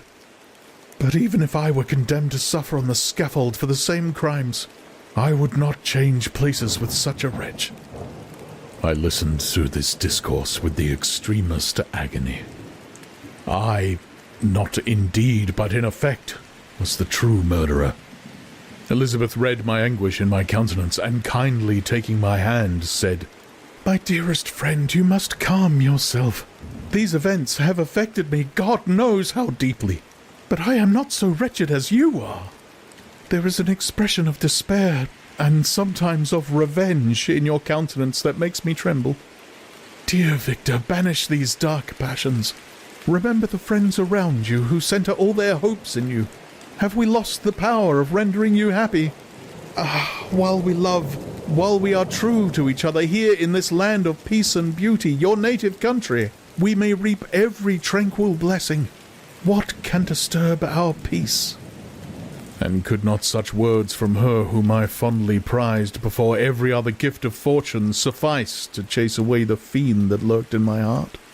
Even as she spoke, I drew near to her, as if in terror, lest at that very moment the destroyer had been near to rob me of her. Thus, not the tenderness of friendship, nor the beauty of earth nor of heaven could redeem my soul from woe. The very accents of love were ineffectual. I was encompassed by a cloud which no beneficial influence could penetrate. The wounded deer, dragging its fainting limbs to some untrodden brake, there to gaze upon the arrow which had pierced it and to die, was but a type of me. Sometimes I could cope with the sullen despair that overwhelmed me, but sometimes the whirlwind passions of my soul drove me to seek, by bodily exercise and by change of place, some relief from my intolerable sensations. It was during an access of this kind that I suddenly left my home, and bending my steps towards the near alpine valleys, sought in the magnificence, the eternity of such scenes, to forget myself and my ephemeral, because human, sorrows. My wanderings were directed towards the valley of Chamonix. I had visited it frequently during my boyhood. 6 years had passed since then. I was a wreck, but naught had changed in those savage and enduring scenes. I performed the first part of my journey on horseback. I afterwards hired a mule as the more sure-footed and least liable to receive injury on these rugged roads. The weather was fine. It was about the middle of the month of August, nearly 2 months after the death of Justine, that miserable epoch from which I dated all my woe. The weight upon my spirit was sensibly lightened as I plunged yet deeper in the ravine of Arve. The immense mountains and precipices that overhung me on every side, the sound of the river ranging among the rocks, and the dashing of the waterfalls around spoke of a power mighty as omnipotence, and I ceased to fear or to bend before any being less almighty than that which had created and ruled the elements, here displayed in their most terrific guise. Still I ascended higher. The valley assumed a more magnificent and astonishing character. Ruined castles hanging on the precipices of piney mountains, the impetuous Arve and the cottages every here and there peeping forth from among the tree formed a scene of singular beauty. But it was augmented and rendered sublime by the mighty Alps, whose white and shining pyramids and domes towered above all, as belonging to another earth, the habitations of another race of beings. I passed the bridge of Pellissier, where the ravine which the river forms opened before me, and I began to ascend the mountain that overhangs it. Soon after I entered the valley of Chamonix. This valley is more wonderful and sublime, but not so beautiful and picturesque as that of Cerveau, through which I had just passed. The high and snowy mountains were its immediate boundaries, but I saw no more ruined castles and fertile fields. Immense glaciers approached the road. I heard the rumbling thunder of the falling avalanche and marked the smoke of its passage. Mont Blanc, the supreme and magnificent Mont Blanc, raised itself from the surrounding aiguilles, and its tremendous dome overlooked the valley. A tingling, long-lost sense of pleasure often came across me during this journey. Some turn in the road, some new object suddenly perceived and recognized reminded me of days gone by, and were associated with the light-hearted gaiety of boyhood. The very winds whispered in soothing accents, and maternal nature bade me weep no more. Then again the kindly influence ceased to act. I found myself fettered again to grief, and indulging in all the misery of reflection. Then I spurned on my animal, striving so to forget the world, my fears, and more than all, myself. Or, in a more desperate fashion, I alighted and threw myself on the grass, weighed down by horror and despair. At length, I arrived at the village of Chamonix. Exhaustion succeeded to the extreme fatigue both of body and of mind which I had endured. For a short space of time I remained at the window, watching the pallid lightnings that played above Mont Blanc, and listening to the rushing of the Arve which pursued its noisy way beneath. The same lulling sounds acted as a lullaby to my too keen sensations. When I placed my head upon my pillow, sleep crept over me. I felt it as it came, and blessed the giver of oblivion.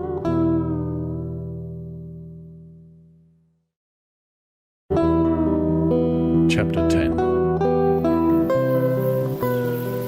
I spent the following day roaming through the valley.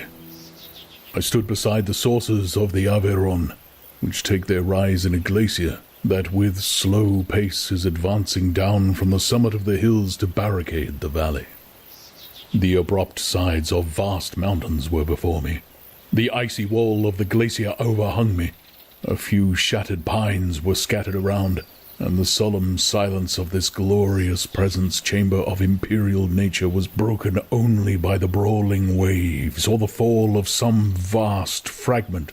The thunder sound of the avalanche or the cracking reverberated along the mountains of the accumulated ice which, through the silent working of immutable laws, was ever and anon rent and torn, as if it had been but a plaything in their hands. These sublime and magnificent scenes afforded me the greatest consolation that I was capable of receiving.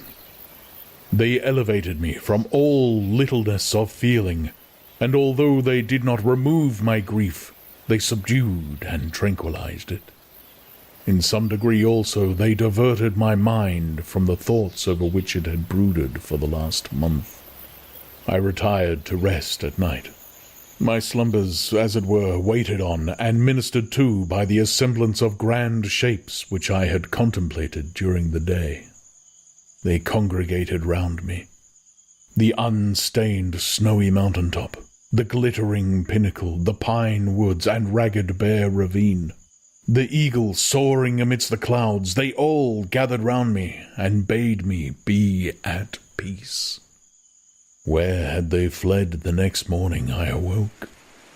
All of soul inspiring fled with sleep, and dark melancholy clouded every thought. The rain was pouring in torrents, and thick mists hid the summits of the mountains, so that I even saw not the faces of those mighty friends. Still I would penetrate their misty veil and seek them in their cloudy retreats. What were rain and storm to me? My mule was brought to the door, and I resolved to ascend to the summit of Montanvert. I remembered the effect that the view of the tremendous and ever-moving glacier had produced upon my mind when I first saw it. It had then filled me with a sublime ecstasy that gave wings to the soul and allowed it to soar from the obscure world to light and joy. The sight of the awful and majestic in nature had indeed always the effect of solemnizing my mind and causing me to forget the passing cares of life. I determined to go without a guide, for I was well acquainted with the path, and the presence of another would destroy the solitary grandeur of the scene. The ascent is precipitous, but the path is cut into continual and short windings which enable you to surmount the perpendicularity of the mountain. It is a scene terrifically desolate. In 1,000 spots, the traces of winter avalanche may be perceived, where trees lie broken and strewn on the ground, some entirely destroyed, others bent, leaning upon the jutting rocks of the mountain or transversely upon another tree. The path, as you ascend higher, is intersected by ravines of snow, down which stones continually roll from above. One of them is particularly dangerous, as the slightest sound, such as even speaking in a loud voice, produces a concussion of air sufficient to draw destruction upon the head of the speaker. The pines are not tall or luxuriant, but they are somber and add an air of severity to the scene. I looked on the valley beneath. Vast mists were rising from the rivers which ran through it, and curling in thick wreaths around the opposite mountains, whose summits were hid in the uniform clouds, while rain poured from the dark sky and added to the melancholy impression I received from the objects around me. Alas, why does man boast of sensibilities superior to those apparent in the brute? It only renders them more necessary beings. If our impulses were confined to hunger, thirst, and desire, we might be nearly free. But now we are moved by every wind that blows, and a chance word or scene that word may convey to us. We rest. A dream has power to poison sleep.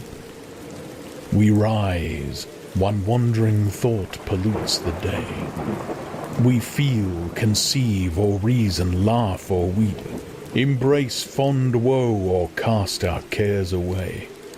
It is the same, for be it joy or sorrow, the path of its departure still is free. Man's yesterday may ne'er be like his morrow, naught may endure but mutability. It was nearly noon when I arrived at the top of the ascent. For some time I sat upon the rock that overlooks the sea of ice. A mist covered both that and the surrounding mountains. Presently, a breeze dissipated the cloud, and I descended upon the glacier. The surface is very uneven, rising like the waves of a troubled sea, descending low and interspersed by rifts that sink deep. The field of ice is almost a league in width, but I spent nearly 2 hours in crossing it. The opposite mountain is a bare perpendicular rock. From the side where I now stood, Montanvert was exactly opposite, at a distance of a league, and above it rose Mont Blanc in its awful majesty. I remained in a recess of the rock, gazing on this wonderful and stupendous scene. The sea, or rather the vast river of ice, wound among its dependent mountains whose aerial summits hung over its recesses. Their icy and glittering peaks shone in the sunlight over the clouds. My heart, which was before sorrowful, now swelled with something like joy. I exclaimed, "Wandering spirits, if indeed ye wander and do not rest in your narrow beds, allow me this faint happiness, or take me as your companion away from the joys of life." As I said this, I suddenly beheld the figure of a man at some distance, advancing towards me with superhuman speed. He bounded over the crevices in the ice, among which I had walked with caution. His stature also as he approached seemed to exceed that of man. I was troubled. A mist came over my eyes, and I felt a faintness seize me, but I was quickly restored by the cold gale of the mountains. I perceived, as the shape came nearer, sight tremendous and abhorred, that it was the wretch whom I had created. I trembled with rage and horror, resolving to wait his approach and then close with him in mortal combat. He approached. His countenance bespoke bitter anguish combined with disdain and malignity, while its unearthly ugliness rendered it almost too horrible for human eyes, but I scarcely observed this. Rage and hatred had at first deprived me of utterance, and I resolved only to overwhelm him with words expressive of furious detestation and contempt. "Devil!" I exclaimed, "do you dare approach me? And do not you fear the fierce vengeance of my arm erect on your miserable head? Begone, vile insect, or rather, stay that I may trample you to dust. And oh, that I could, with the extinction of your miserable existence, restore those victims who you had diabolically murdered." "I expected this reception," said the demon. "All men hate the wretched. How then must I be hated, who am miserable beyond all living things? Yet you, my creator, detest and spurn me, thy creature, to whom thou art bound by ties only dissoluble by the annihilation of one of us. You purpose to kill me. How dare you sport thus with life? Do your duty towards me, and I will do mine towards you and the rest of mankind. If you will comply with my conditions, I will leave them and you at peace.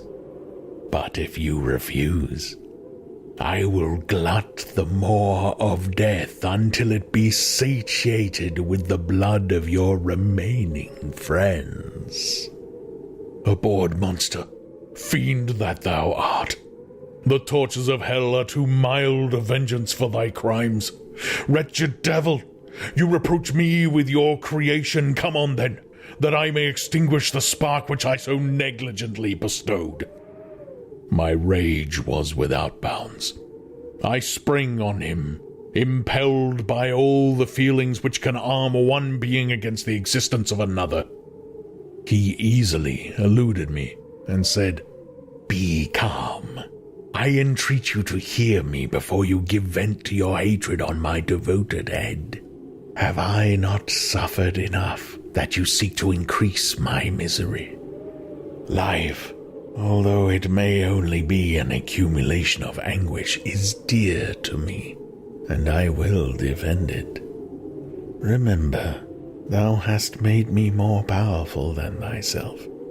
My height is superior to thine, my joints more supple, but I will not be tempted to set myself in opposition to thee. I am thy creature, and I will be even mild and docile to my natural lord and king if thou wilt also perform thy part, the which thou owest me. O Frankenstein, be not equitable to every other, and trample upon me alone, to whom thy justice, and even thy clemency and affection, is most due. Remember that I am thy creature. I ought to be thy Adam, but I am rather the fallen angel, whom thou drivest from joy for no misdeed. Everywhere I see bliss from which I alone am irrevocably excluded.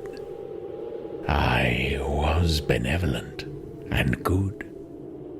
Misery made me fiend. Make me happy, and I shall again be virtuous. Begone! I will not hear you. There can be no community between you and me. We are enemies. Begone, or let us try our strength in a fight in which one must fall. How can I move thee? Will no entreaties cause thee to turn a favourable eye upon thy creature who implores thy goodness and compassion? Believe me, Frankenstein, I was benevolent. My soul glowed with love and humanity. But am I not alone? Miserably alone. You, my creator, abhor me. What hope can I gather from your fellow creatures who owe me nothing? They spurn and hate me.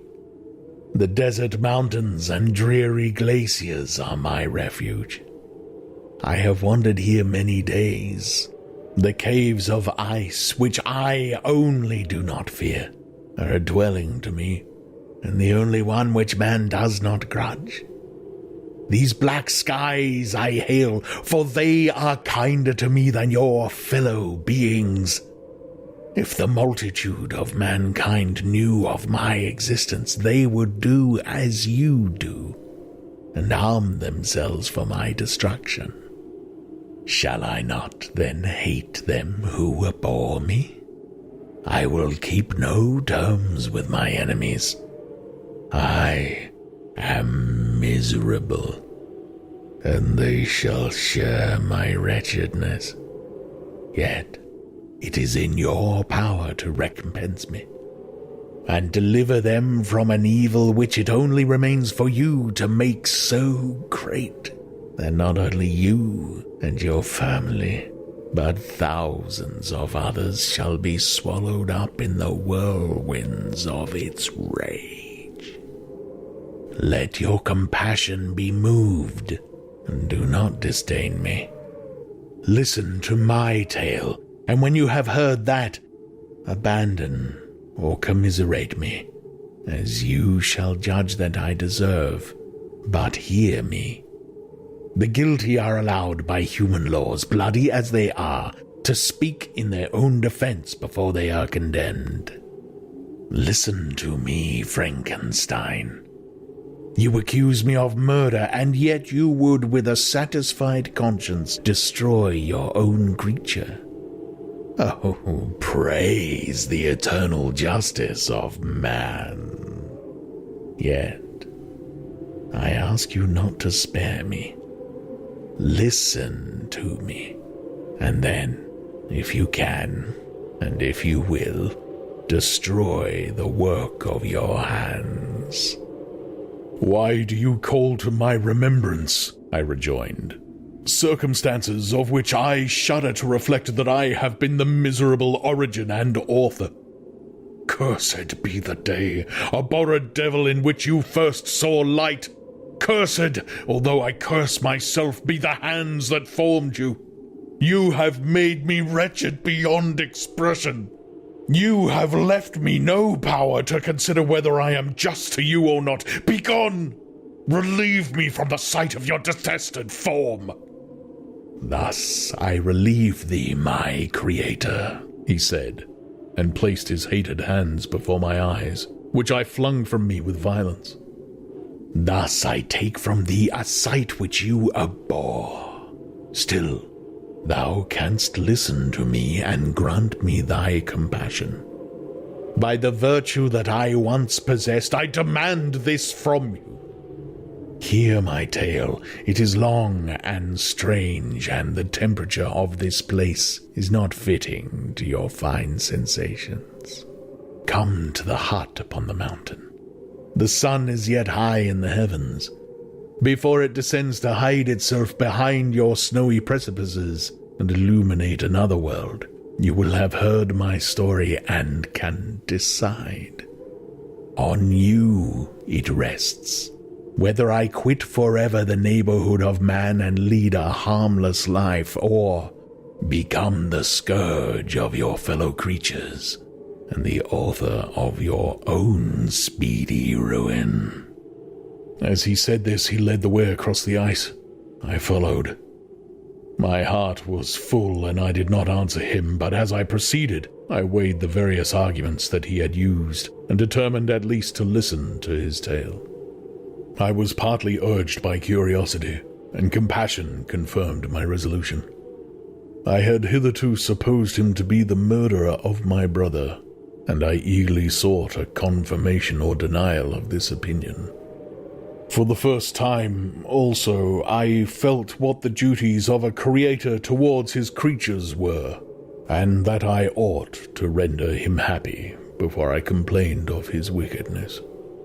These motives urged me to comply with his demand. We crossed the ice, therefore, and ascended the opposite rock. The air was cold, and the rain again began to descend. We entered the hut, the fiend with an air of exultation, I with a heavy heart and depressed spirits. But I consented to listen, and seated myself by the fire which my odious companion had lighted. He thus began his tale.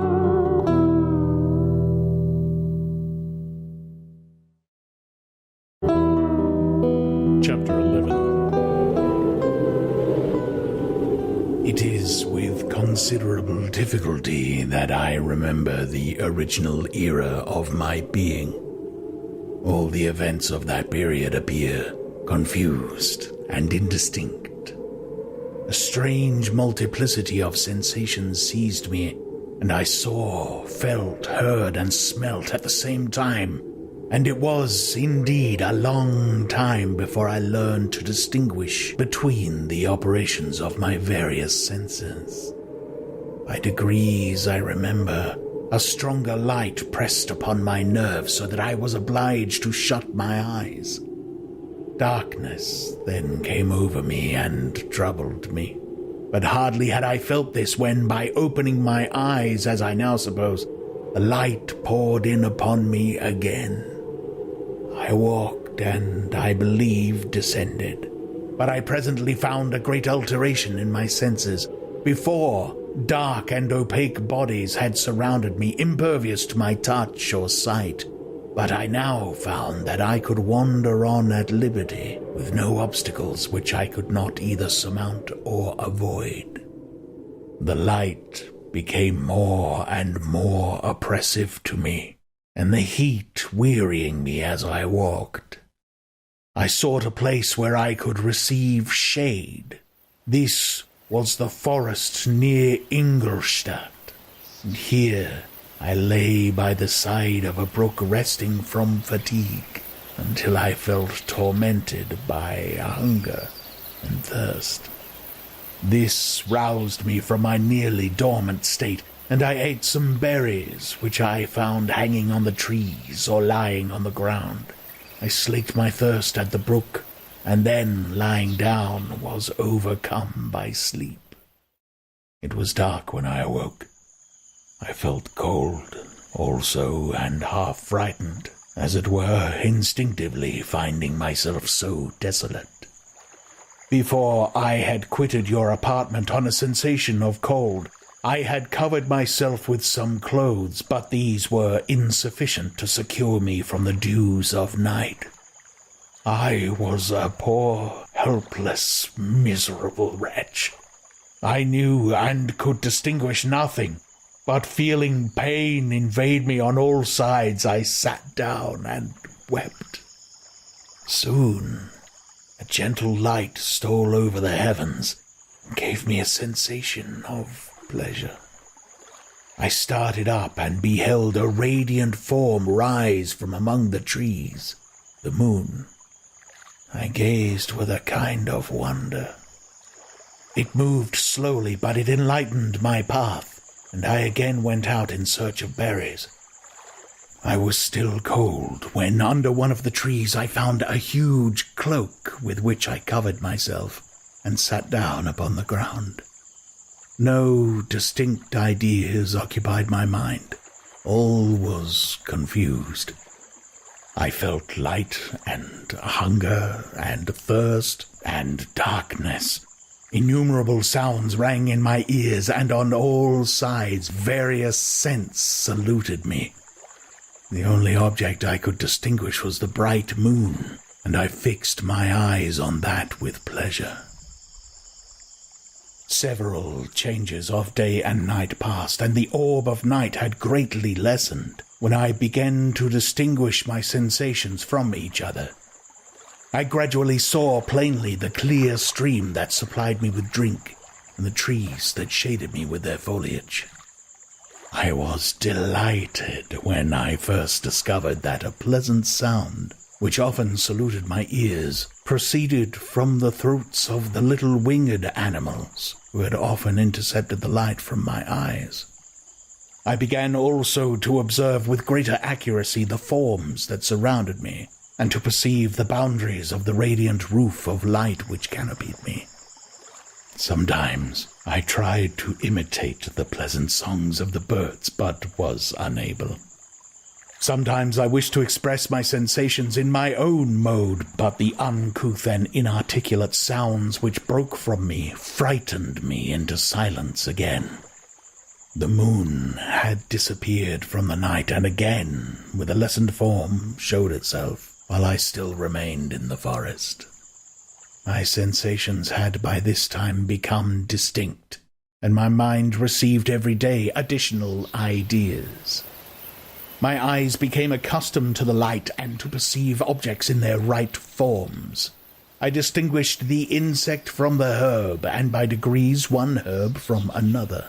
I found that the sparrow uttered none but harsh notes, whilst those of the blackbird and thrush were sweet and enticing. One day, when I was oppressed by cold, I found a fire which had been left by some wandering beggars, and was overcome with delight from the warmth I experienced from it. In my joy, I thrust my hand into the live embers, but quickly drew it out again with a cry of pain.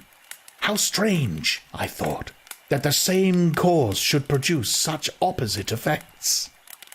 I examined the materials of the fire, and to my joy found it to be composed of wood. I quickly collected some branches, but they were wet and would not burn. I was pained at this, and sat still watching the operation of the fire. The wet wood which I had placed near the heat dried, and itself became inflamed. I reflected on this, and by touching the various branches, I discovered the cause, and busied myself in collecting a great quantity of wood, that I might dry it and have a plentiful supply of fire. When night came and brought sleep with it, I was in the greatest fear lest my fire should be extinguished. I covered it carefully with dry wood and leaves, and placed wet branches upon it, and then, spreading my cloak, I lay on the ground and sank into sleep. It was morning when I awoke, and my first care was to visit the fire. I uncovered it, and a gentle breeze quickly fanned it into a flame.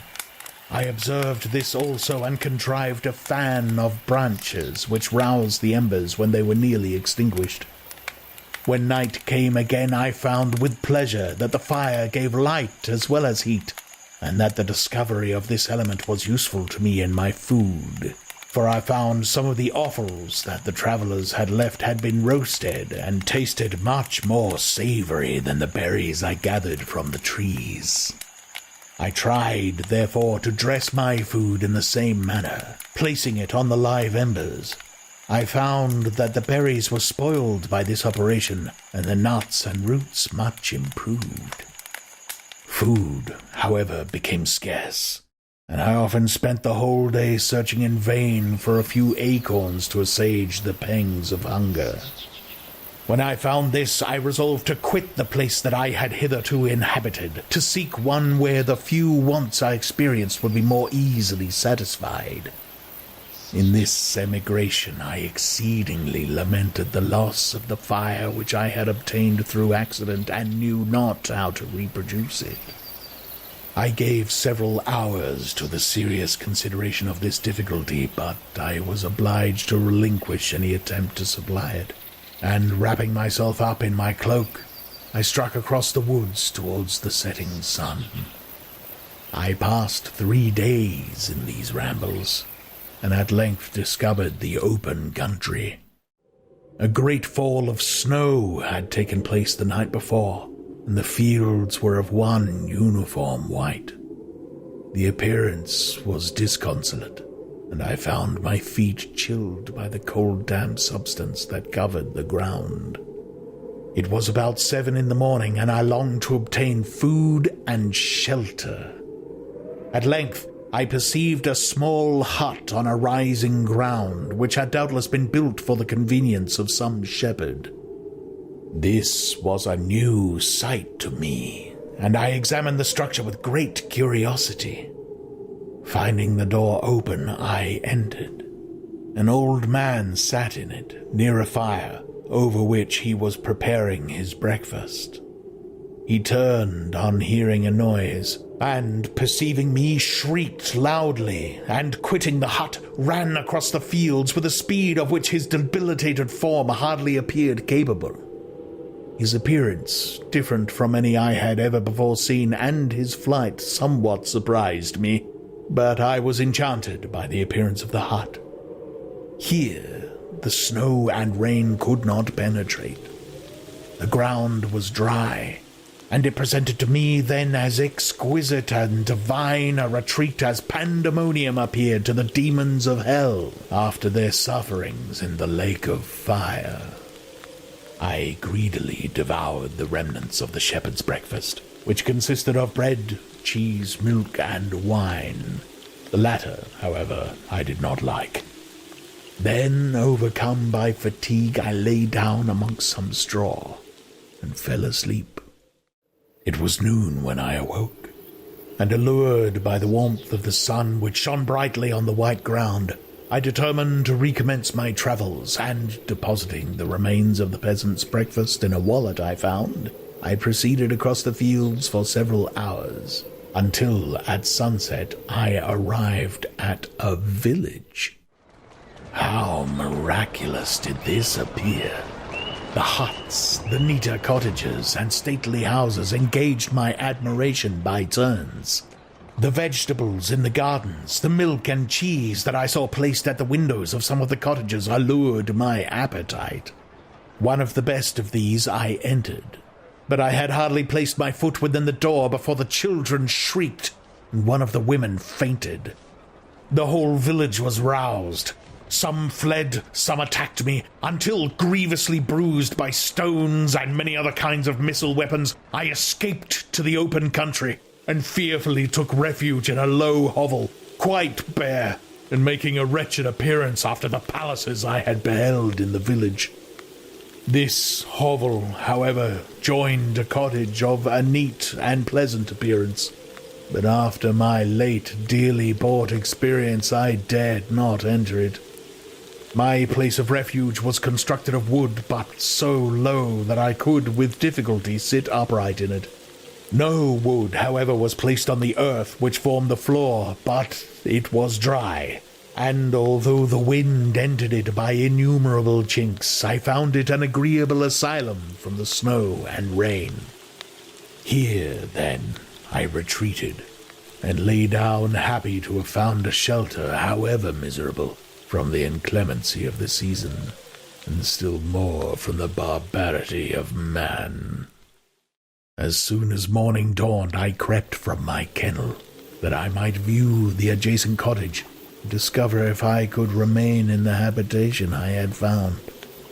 It was situated against the back of the cottage, and surrounded on the sides, which were exposed, by a pigsty and a clear pool of water. One part was open, and by that I had crept in. But now I covered every crevice by which I might be perceived with stones and wood, yet in such a manner that I might move them on occasion to pass out. All the light I enjoyed came through the sty, and that was sufficient for me. Having thus arranged my dwelling and carpeted it with clean straw, I retired, for I saw the figure of a man at a distance, and I remembered too well my treatment the night before to trust myself in his power. I had first, however, provided for my sustenance for that day by a loaf of coarse bread which I purloined, and a cup with which I could drink more conveniently than from my hand of the pure water which flowed by my retreat. The floor was a little raised, so that it was kept perfectly dry, and by its vicinity to the chimney of the cottage it was tolerably warm. Being thus provided, I resolved to reside in this hovel until something should occur which might alter my determination. It was indeed a paradise compared to the bleak forest, my former residence, the rain-dropping branches and dank earth. I ate my breakfast with pleasure, and was about to remove a plank to procure myself a little water when I heard a step, and looking through a small chink, I beheld a young creature with a pail on her head, passing before my hovel. The girl was young and of gentle demeanour, unlike what I have since found cottagers and farmhouse servants to be, yet she was meanly dressed, a coarse blue petticoat and a linen jacket being her only garb. Her fair hair was plaited but not adorned. She looked patient, yet sad. I lost sight of her, and in about a quarter of an hour she returned, bearing the pail, which was now partly filled with milk. As she walked along, seemingly incommoded by the burden, a young man met her, whose countenance expressed a deeper despondence. Uttering a few sounds with an air of melancholy, he took the pail from her head and bore it to the cottage himself. She followed, and they disappeared. Presently I saw the young man again, with some tools in his hand, cross the field behind the cottage, and the girl was also busied, sometimes in the house and sometimes in the yard. On examining my dwelling, I found that one of the windows of the cottage had formerly occupied a part of it, but the panes had been filled up with wood. In one of these was a small and almost imperceptible chink through which the eye could just penetrate. Through this crevice a small room was visible, whitewashed and clean but very bare of furniture. In one corner near a small fire sat an old man, leaning his head on his hands in a disconsolate attitude. The young girl was occupied in arranging the cottage, but presently she took something out of a drawer which employed her hands, and she sat down beside the old man, who, taking up an instrument, began to play and to produce sounds sweeter than the voice of the thrush or the nightingale. Oh, it was a lovely sight, even to me, poor wretch who had never beheld aught beautiful before. The silver hair and benevolent countenance of the aged cottager won my reverence, while the gentle manners of the girl enticed my love. He played a sweet, mournful air, which I perceived drew tears from the eyes of his amiable companion, of which the old man took no notice until she sobbed audibly. He then pronounced a few sounds, and the fair creature, leaving her work, knelt at his feet. He raised her and smiled with such kindness and affection that I felt sensations of a peculiar and overpowering nature. They were a mixture of pain and pleasure such as I had never before experienced, either from hunger or cold, warmth or food, and I withdrew from the window, unable to bear these emotions. Soon after this the young man returned, bearing on his shoulders a load of wood. The girl met him at the door, helped to relieve him of his burden, and, taking some of the fuel into the cottage, placed it on the fire. Then she and the youth went apart into a nook of the cottage, and he showed her a large loaf and a piece of cheese. She seemed pleased, and went into the garden for some roots and plants which she placed in water and then upon the fire. She afterwards continued her work, whilst the young man went into the garden and appeared busily employed in digging and pulling up roots. After he had been employed thus about an hour, the young woman joined him, and they entered the cottage together. The old man had, in the meantime, been pensive, but on the appearance of his companions he assumed a more cheerful air, and they sat down to eat. The meal was quickly dispatched. The young woman was again occupied in arranging the cottage. The old man walked before the cottage in the sun for a few minutes, leaning on the arm of the youth. Nothing could exceed in beauty the contrast between these two excellent creatures. One was old, with silver hairs and a countenance beaming with benevolence and love. The younger was slight and graceful in his figure, and his features were moulded with the finest symmetry, yet his eyes and attitude expressed the utmost sadness and despondency. The old man returned to the cottage, and the youth, with tools different from those he had used in the morning, directed his steps across the fields. Night quickly shut in, but to my extreme wonder, I found that the cottagers had a means of prolonging light by the use of tapers, and was delighted to find that the setting of the sun did not put an end to the pleasure I experienced in watching my human neighbors. In the evening, the young girl and her companion were employed in various occupations which I did not understand, and the old man again took up the instrument which produced the divine sounds that had enchanted me in the morning.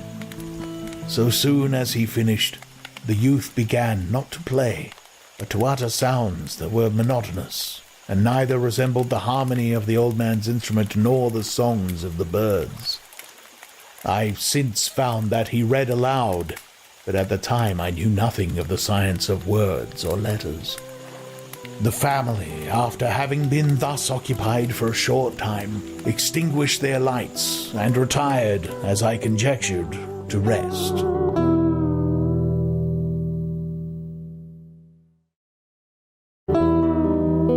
Chapter 12. I lay on my straw, but I could not sleep. I thought of the occurrences of the day. What chiefly struck me was the gentle manners of these people, and I longed to join them, but dared not. I remembered too well the treatment I had suffered the night before from the barbarous villagers, and resolved, whatever course of conduct I might hereafter think it right to pursue, that for the present I would remain quietly in my hovel, watching and endeavoring to discover the motives which influenced their actions. The cottagers arose the next morning before the sun. The young woman arranged the cottage and prepared the food, and the youth departed after the first meal. This day was passed in the same routine as that which preceded it. The young man was constantly employed out of doors, and the girl in various laborious occupations within. The old man, whom I soon perceived to be blind, employed his leisure hours on his instrument or in contemplation. Nothing could exceed the love and respect which the younger cottagers exhibited towards their venerable companion. They performed towards him every little office of affection and duty with gentleness, and he rewarded them by his benevolent smiles. They were not entirely happy. The young man and his companion often went apart and appeared to weep. I saw no cause for their unhappiness, but I was deeply affected by it. If such lovely creatures were miserable, it was less strange that I, an imperfect and solitary being, should be wretched. Yet why were these gentle beings unhappy? They possessed a delightful house, for such it was in my eyes, and every luxury. They had a fire to warm them when chill, and delicious viands when hungry. They were dressed in excellent clothes, and still more, they enjoyed one another's company and speech, interchanging each day looks of affection and kindness. What did their tears imply? Did they really express pain? I was, at first, unable to solve these questions, but perpetual attention and time explained to me many appearances which were at first enigmatic. A considerable period elapsed before I discovered one of the causes of the uneasiness of this amiable family. It was poverty, and they suffered that evil in a very distressing degree. Their nourishment consisted entirely of the vegetables of their garden and the milk of one cow, which gave very little during the winter when its masters could scarcely procure food to support it. They often, I believe, suffered the pangs of hunger very poignantly, especially the two younger cottagers. For several times they placed food before the old man when they reserved none for themselves.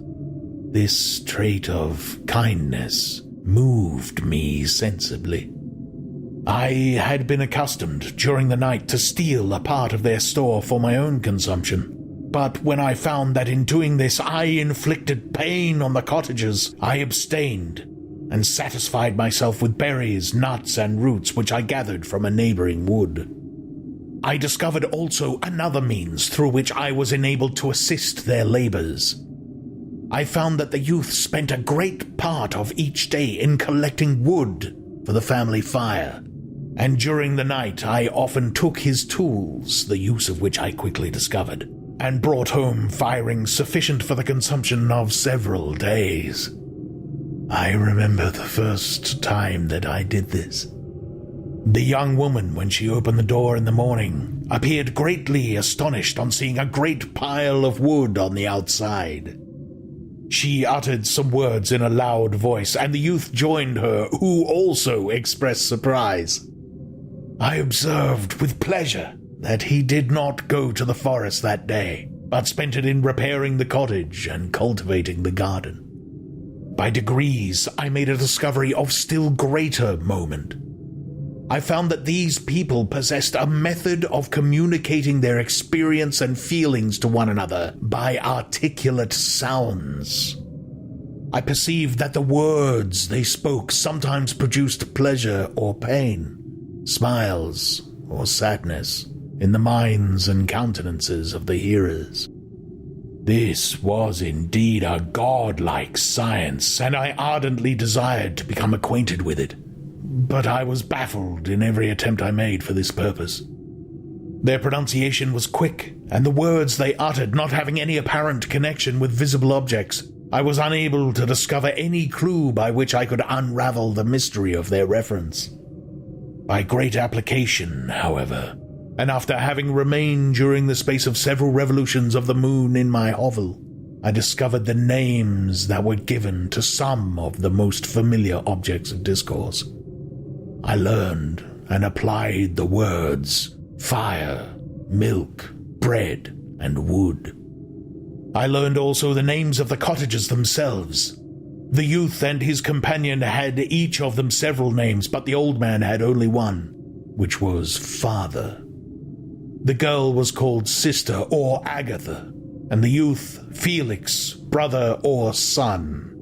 I cannot describe the delight I felt when I learned the ideas appropriated to each of these sounds and was able to pronounce them. I distinguished several other words without being able as yet to understand or apply them, such as good, dearest, unhappy. I spent the winter in this manner. The gentle manners and beauty of the cottagers greatly endeared them to me. When they were unhappy, I felt depressed. When they rejoiced, I sympathized in their joys. I saw few human beings besides them, and if any other happened to enter the cottage, their harsh manners and rude gait only enhanced to me the superior accomplishments of my friends. The old man, I could perceive, often endeavored to encourage his children, as sometimes I found that he called them, to cast off their melancholy. He would talk in a cheerful accent, with an expression of goodness that bestowed pleasure even upon me. Agatha listened with respect, her eyes sometimes filled with tears, which she endeavored to wipe away unperceived, but I generally found that her countenance and tone were more cheerful after having listened to the exhortations of her father. It was not thus with Felix. He was always the saddest of the group, and even to my unpracticed senses he appeared to have suffered more deeply than his friends. But if his countenance was more sorrowful, his voice was more cheerful than that of his sister, especially when he addressed the old man. I could mention innumerable instances which, although slight, marked the dispositions of these amiable cottagers. In the midst of poverty and want, Felix carried with pleasure to his sister the first little white flower that peeped out from beneath the snowy ground.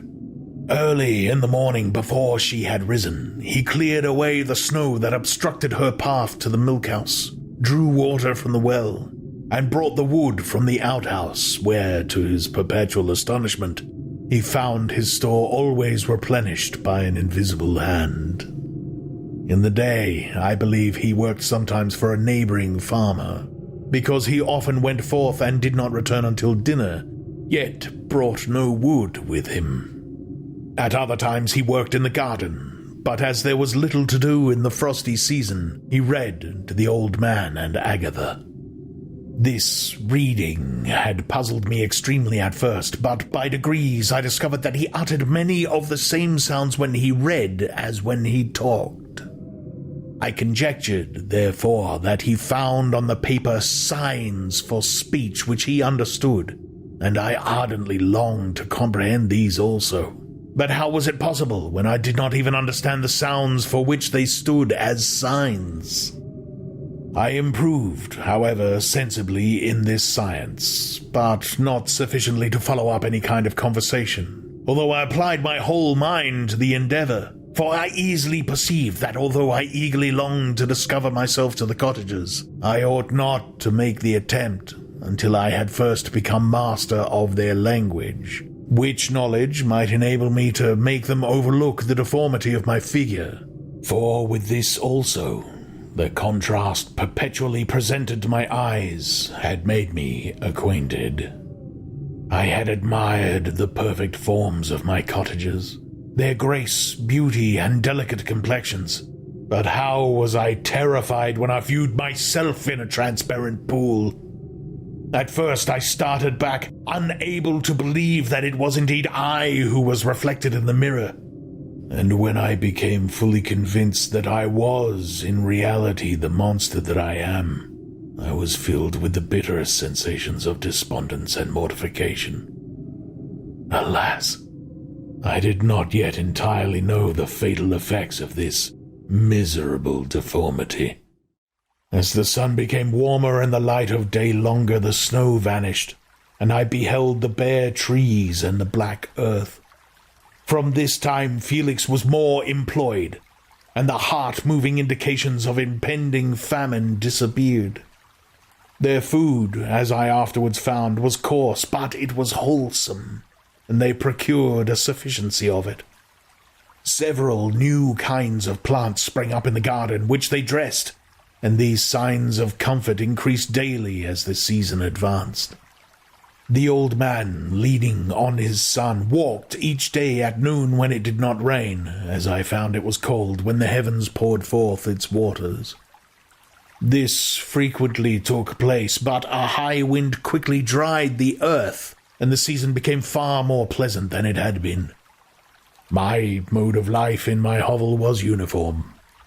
During the morning I attended the motions of the cottagers, and when they were dispersed in various occupations I slept. The remainder of the day was spent in observing my friends. When they had retired to rest, if there was any moon or the night was starlit, I went into the woods and collected my own food and fuel for the cottage. When I returned, as often as it was necessary, I cleared their path from the snow and performed those offices that I had seen done by Felix. I afterwards found that these labours, performed by an invisible hand, greatly astonished them, and once or twice I heard them on these occasions utter the words, "Good spirit, wonderful." But I did not then understand the signification of these terms. My thoughts now became more active, and I longed to discover the motives and feelings of these lovely creatures. I was inquisitive to know why Felix appeared so miserable and Agatha so sad. I thought, foolish wretch, that it might be in my power to restore happiness to these deserving people. When I slept or was absent, the forms of the venerable blind father, the gentle Agatha, and the excellent Felix flitted before me. I looked upon them as superior beings who would be the arbiters of my future destiny. I formed in my imagination 1,000 pictures of presenting myself to them and their reception of me. I imagined that they would be disgusted until, by my gentle demeanor and conciliating words, I should first win their favor and afterwards their love. These thoughts exhilarated me and led me to apply with fresh ardor to the acquiring the art of language. My organs were indeed harsh but supple, and although my voice was very unlike the soft music of their tones, yet I pronounced such words as I understood with tolerable ease. It was as the ass and the lapdog, yet surely the gentle ass, whose intentions were affectionate, although his manners were rude, deserved better treatment than blows and execration. The pleasant showers and genial warmth of spring greatly altered the aspect of the earth. Men who before this change seemed to have been hid in caves dispersed themselves and were employed in various arts of cultivation. The birds sang in more cheerful notes, and the leaves began to bud forth on the trees. Happy, happy earth! Fit habitation for gods, which so short a time before was bleak, damp, and unwholesome. My spirits were elevated by the enchanting appearance of nature. The past was blotted from my memory. The present was tranquil, and the future gilded by bright rays of hope and anticipation of joy.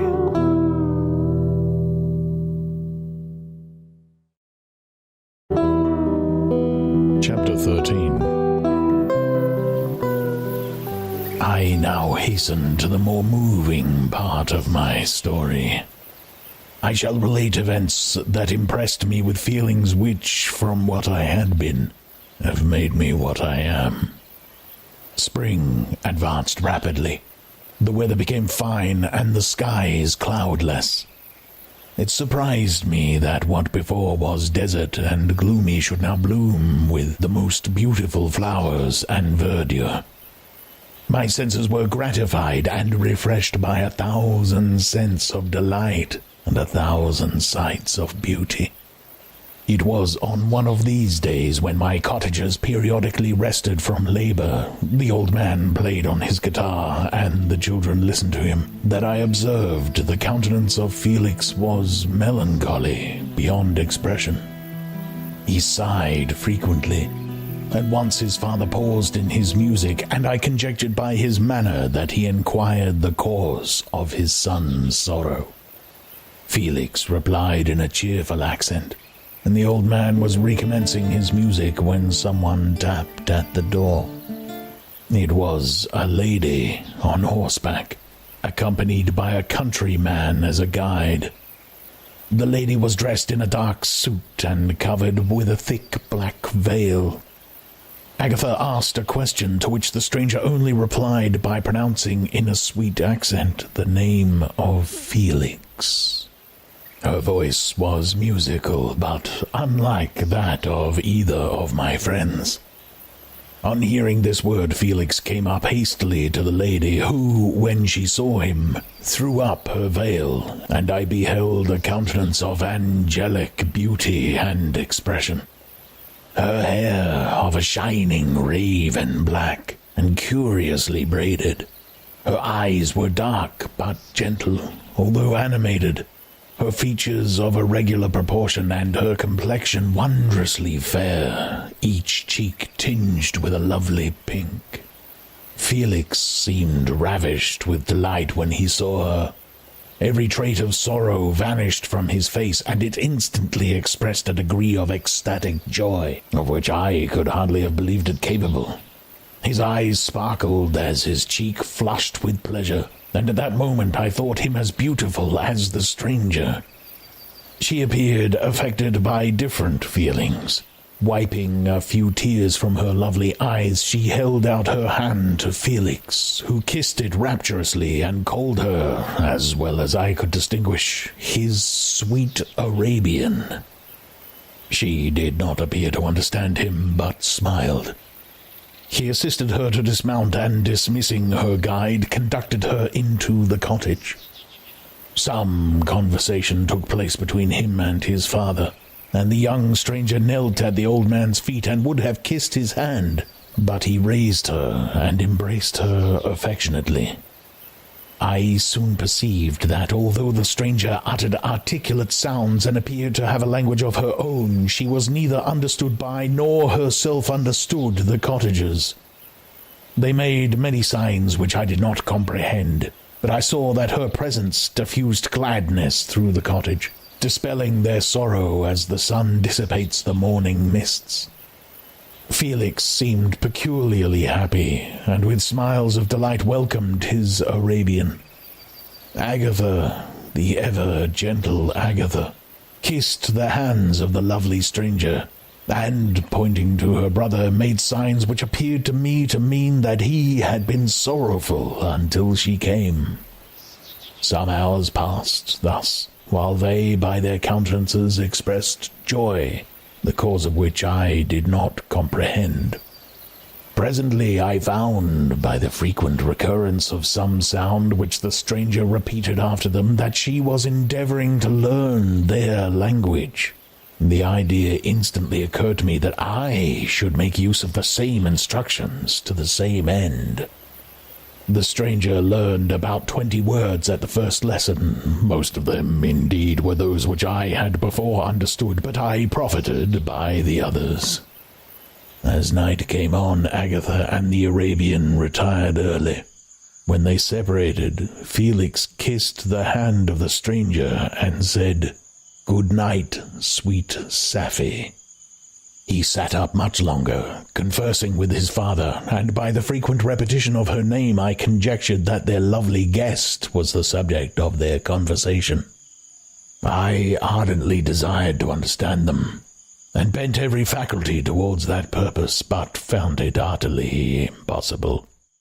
The next morning Felix went out to his work, and after the usual occupations of Agatha were finished, the Arabian sat at the feet of the old man, and, taking his guitar, played some airs so entrancingly beautiful that they at once drew tears of sorrow and delight from my eyes.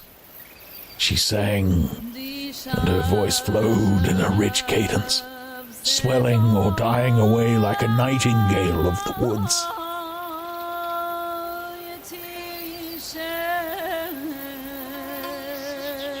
When she had finished, she gave the guitar to Agatha, who at first declined it. She played a simple air, and her voice accompanied it in sweet accents, but unlike the wondrous strain of the stranger. The old man appeared enraptured and said some words which Agatha endeavoured to explain to Safie, and by which he appeared to wish to express that she bestowed on him the greatest delight by her music.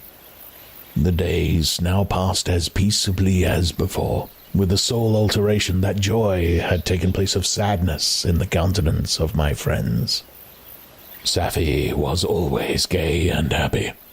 She and I improved rapidly in the knowledge of language, so that in 2 months I began to comprehend most of the words uttered by my protectors. In the meanwhile, also, the black ground was covered with herbage, and the green banks interspersed with innumerable flowers, sweet to the scent and the eyes, stars of pale radiance amongst the moonlight woods. The sun became warmer, the nights clear and balmy, and my nocturnal rambles were an extreme pleasure to me, although they were considerably shortened by the late setting and early rising of the sun, for I never ventured abroad during daylight, fearful of meeting with the same treatment I had formerly endured in the first village which I entered. My days were spent in close attention, that I might more speedily master the language, and I may boast that I improved more rapidly than the Arabian, who understood very little, and conversed in broken accents, whilst I comprehended and could imitate almost every word that was spoken. While I improved in speech, I also learned the science of letters, as it was taught to the stranger, and this opened before me a wide field for wonder and delight. The book from which Felix instructed Safie was Volney's Ruins of Empires. I should not have understood the purport of this book had not Felix, in reading it, given very minute explanations. He had chosen this work, he said, because the declamatory style was framed in imitation of the Eastern authors. Through this work I obtained a cursory knowledge of history and a view of the several empires at present existing in the world. It gave me an insight into the manners, governments, and religions of the different nations of the earth. I heard of the slothful Asiatics, of the stupendous genius and mental activity of the Grecians, of the wars and wonderful virtue of the early Romans, of their subsequent degenerating, of the decline of that mighty empire, of chivalry, Christianity, and kings. I heard of the discovery of the American hemisphere and wept with Safie over the hapless fate of its original inhabitants. These wonderful narrations inspired me with strange feelings. Was man indeed at once so powerful, so virtuous and magnificent, yet so vicious and base? He appeared at one time a mere scion of the evil principle, and at another as all that can be conceived of noble and godlike. To be a great and virtuous man appeared the highest honor that can befall a sensitive being. To be base and vicious, as many on record have been, appeared the lowest degradation, a condition more abject than that of the blind mole or harmless worm. For a long time I could not conceive how one man could go forth to murder his fellow, or even why there were laws and governments. But when I heard details of vice and bloodshed, my wonder ceased, and I turned away with disgust and loathing. Every conversation of the cottagers now opened new wonders to me. While I listened to the instructions which Felix bestowed upon the Arabian, the strange system of human society was explained to me. I heard of the division of property, of immense wealth and squalid poverty, of rank, descent, and noble blood. The words induced me to turn towards myself. I learned that the possessions most esteemed by your fellow creatures were high and unsullied descent united with riches. A man might be respected with only one of these advantages, but without either he was considered, except in very rare instances, as a vagabond and a slave, doomed to waste his powers for the profit of the chosen few. And what was I? Of my creation and creator I was absolutely ignorant, but I knew that I possessed no money, no friends, no kind of property. I was, besides, endued with a figure hideously deformed and loathsome. I was not even of the same nature of man. I was more agile than they, and could subsist upon coarser diet. I bore the extremes of heat and cold with less injury to my frame. My stature far exceeded theirs. When I looked around, I saw and heard of none like me. Was I, then, a monster, a blot upon the earth from which all men fled and whom all men disowned? I cannot describe to you the agony that these reflections inflicted upon me. I tried to dispel them, but sorrow only increased with knowledge. Oh, that I had forever remained in my native wood, nor known nor felt beyond the sensations of hunger, thirst, and heat. What a strange nature is knowledge! It clings to the mind when it has once seized on it like a lichen on the rock. I wished sometimes to shake off all thought and feeling, but I learned that there was but one means to overcome the sensation of pain, and that was death, a state which I feared yet did not understand.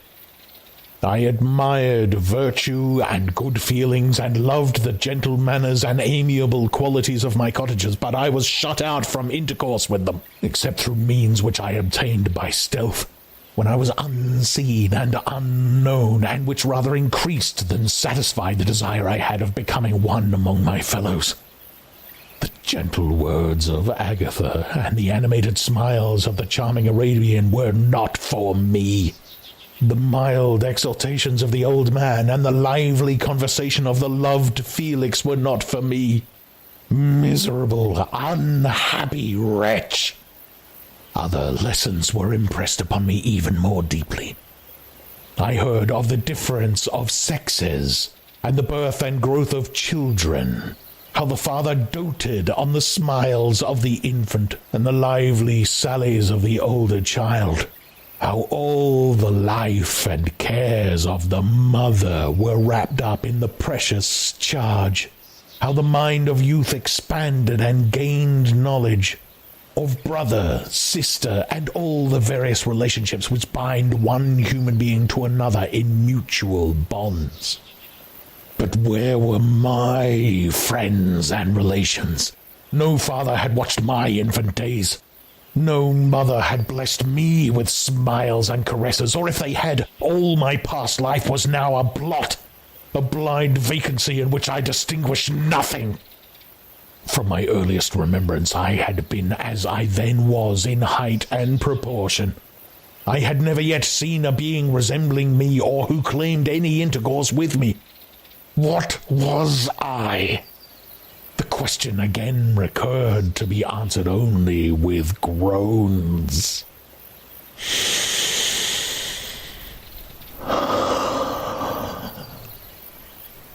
I will soon explain to what these feelings tended, but allow me now to return to the cottagers, whose story excited in me such various feelings of indignation, delight, and wonder, but which all terminated in additional love and reverence for my protectors, for so I loved, in an innocent, half-painful self-deceit, to call them.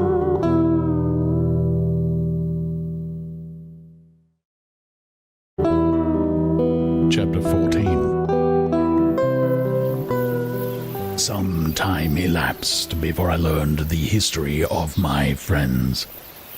It was one which could not fail to impress itself deeply on my mind, unfolding as it did a number of circumstances, each interesting and wonderful to one so utterly inexperienced as I was. The name of the old man was de Lacy. He was descended from a good family in France, where he had lived for many years in affluence, respected by his superiors and beloved by his equals. His son was bred in the service of his country, and Agatha had ranked with ladies of the highest distinction. A few months before my arrival, they had lived in a large and luxurious city called Paris, surrounded by friends and possessed of every enjoyment which virtue, refinement of intellect, or taste, accompanied by a moderate fortune, could afford. The father of Safi had been the cause of their ruin. He was a Turkish merchant, and had inhabited Paris for many years when, for some reason which I could not learn, he became obnoxious to the government.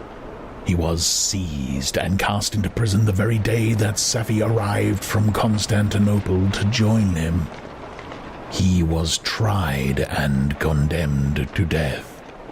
The injustice of his sentence was very flagrant. All Paris was indignant, and it was judged that his religion and wealth, rather than the crime alleged against him, had been the cause of his condemnation. Felix had accidentally been present at the trial. His horror and indignation were uncontrollable when he heard the decision of the court.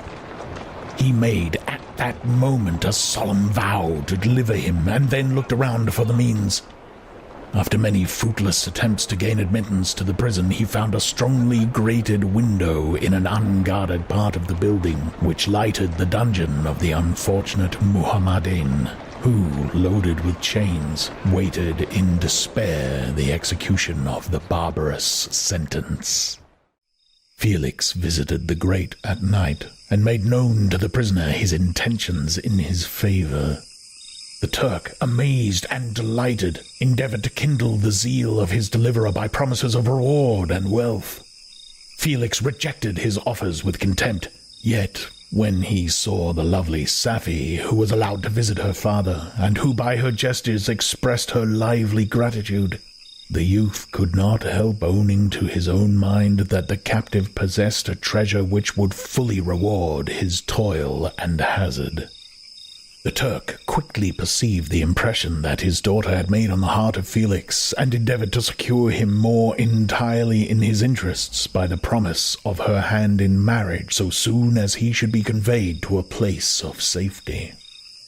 Felix was too delicate to accept this offer, yet he looked forward to the probability of the event as to the consummation of his happiness. The zeal of Felix was warmed by several letters that he received from this lovely girl, who found means to express her thoughts in the language of her lover by the aid of an old man, a servant of her father, who understood French. She thanked him in the most ardent terms for his intended services towards her parent, and at the same time she gently deplored her own fate. I have copies of these letters, for I found means during my residence in the hovel to procure the implements of writing, and the letters were often in the hands of Felix or Agatha. Before I depart, I will give them to you. They will prove the truth of my tale, but at present, as the sun is already far declined, I shall only have time to repeat the substance of them to you. Safi related that her mother was a Christian Arab, seized and made a slave by the Turks. Recommended by her beauty, she had won the heart of the father of Safi, who married her. The young girl spoke in high and enthusiastic terms of her mother, who, born in freedom, spurned the bondage to which she was now reduced. She instructed her daughter in the tenets of her religion, and taught her to aspire to higher powers of intellect and an independence of spirit forbidden to the female followers of Muhammad. This lady died, but her lessons were indelibly impressed on the mind of Safi, who sickened at the prospect of again returning to Asia, and being immured within the walls of a harem, allowed only to occupy herself with infantile amusements ill-suited to the temper of her soul, now accustomed to grand ideas and a noble emulation for virtue. The prospect of marrying a Christian and remaining in a country where women were allowed to take a rank in society was enchanting to her.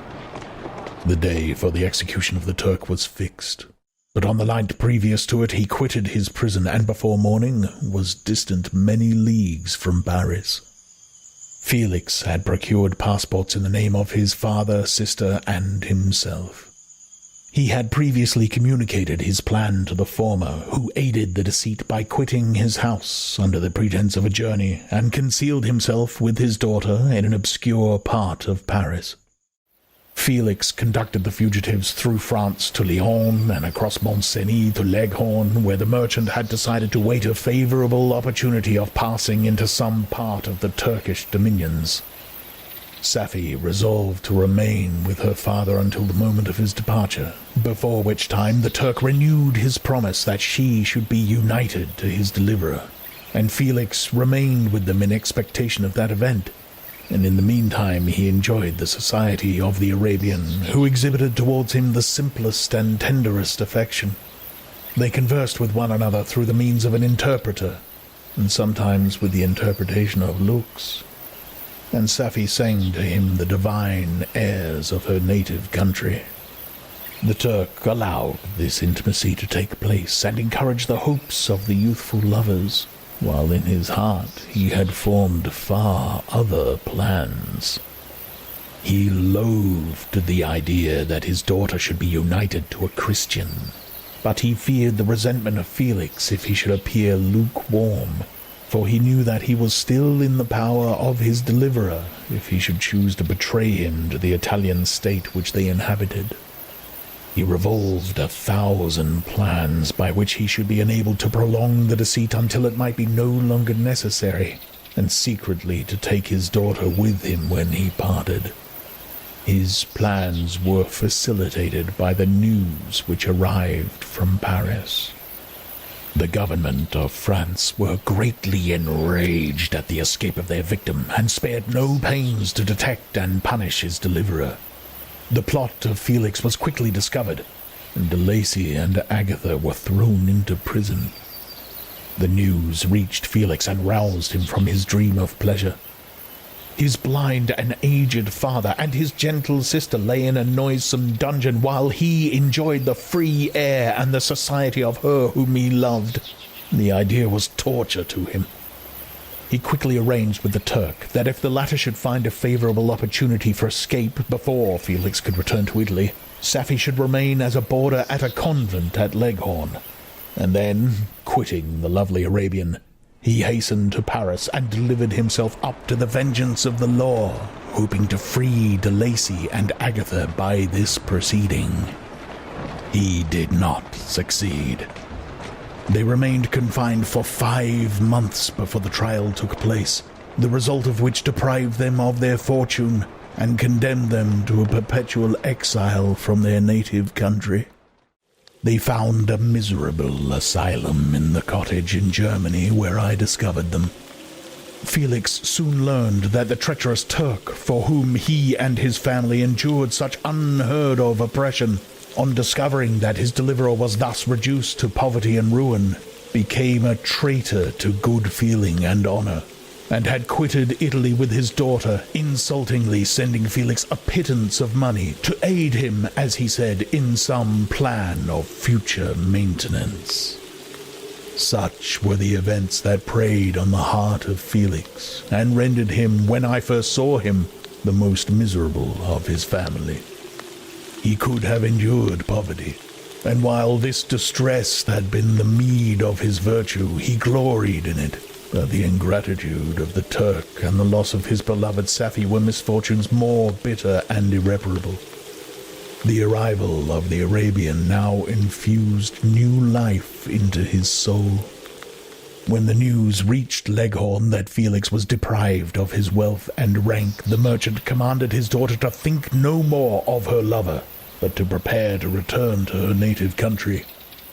The generous nature of Safie was outraged by this command. She attempted to expostulate with her father, but he left her, angrily reiterating his tyrannical mandate. A few days after, the Turk entered his daughter's apartment and told her hastily that he had reason to believe that his residence at Leghorn had been divulged, and that he should speedily be delivered up to the French government. He had consequently hired a vessel to convey him to Constantinople, for which city he should sail in a few hours. He intended to leave his daughter under the care of a confidential servant, to follow at her leisure with the greater part of his property, which had not yet arrived at Leghorn. When alone, Safie resolved in her own mind the plan of conduct that it would become her to pursue in this emergency. A residence in Turkey was abhorrent to her. Her religion and her feelings were alike averse to it. By some papers of her father which fell into her hands, she heard of the exile of her lover, and learned the name of the spot where he then resided.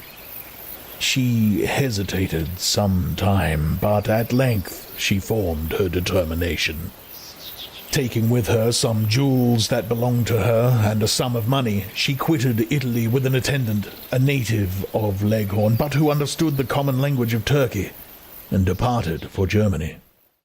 She arrived in safety at a town about 20 leagues from the cottage of de Lacy when her attendant fell dangerously ill. Safie nursed her with the most devoted affection, but the poor girl died, and the Arabian was left alone, unacquainted with the language of the country and utterly ignorant of the customs of the world. She fell, however, into good hands. The Italian had mentioned the name of the spot for which they were bound, and after her death, the woman of the house in which they had lived took care that Safi should arrive in safety at the cottage of her lover.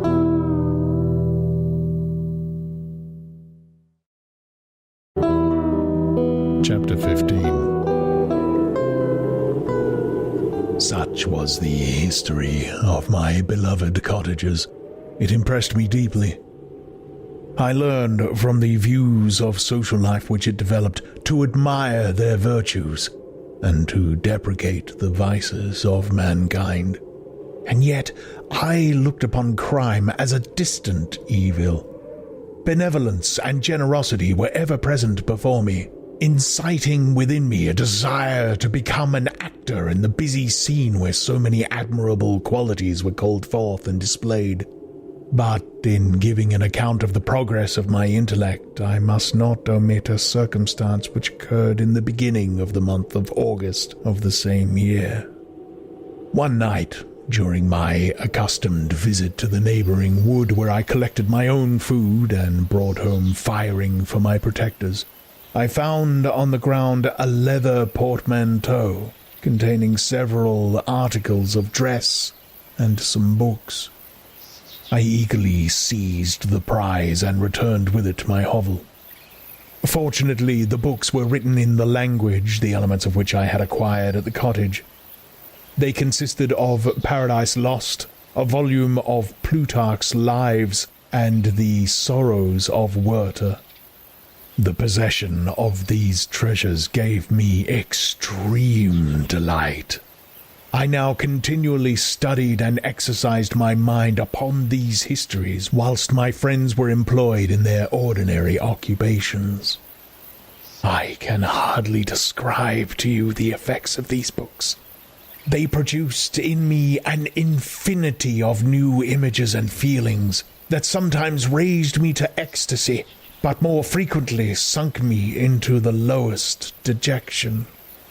In the Sorrows of Werther, besides the interest of its simple and affecting story, so many opinions are canvassed, and so many lights thrown upon what had hitherto been to me obscure subjects, that I found in it a never-ending source of speculation and astonishment. The gentle and domestic manners it described, combined with lofty sentiments and feelings, which had for their object something out of self, accorded well with my experience among my protectors, and with the wants which were for ever alive in my own bosom. But I thought Werther himself a more divine being than I had ever beheld or imagined. His character contained no pretension, but it sank deep. The disquisitions upon death and suicide were calculated to fill me with wonder. I did not pretend to enter into the merits of the case, yet I inclined towards the opinions of the hero, whose extinction I wept, without precisely understanding it.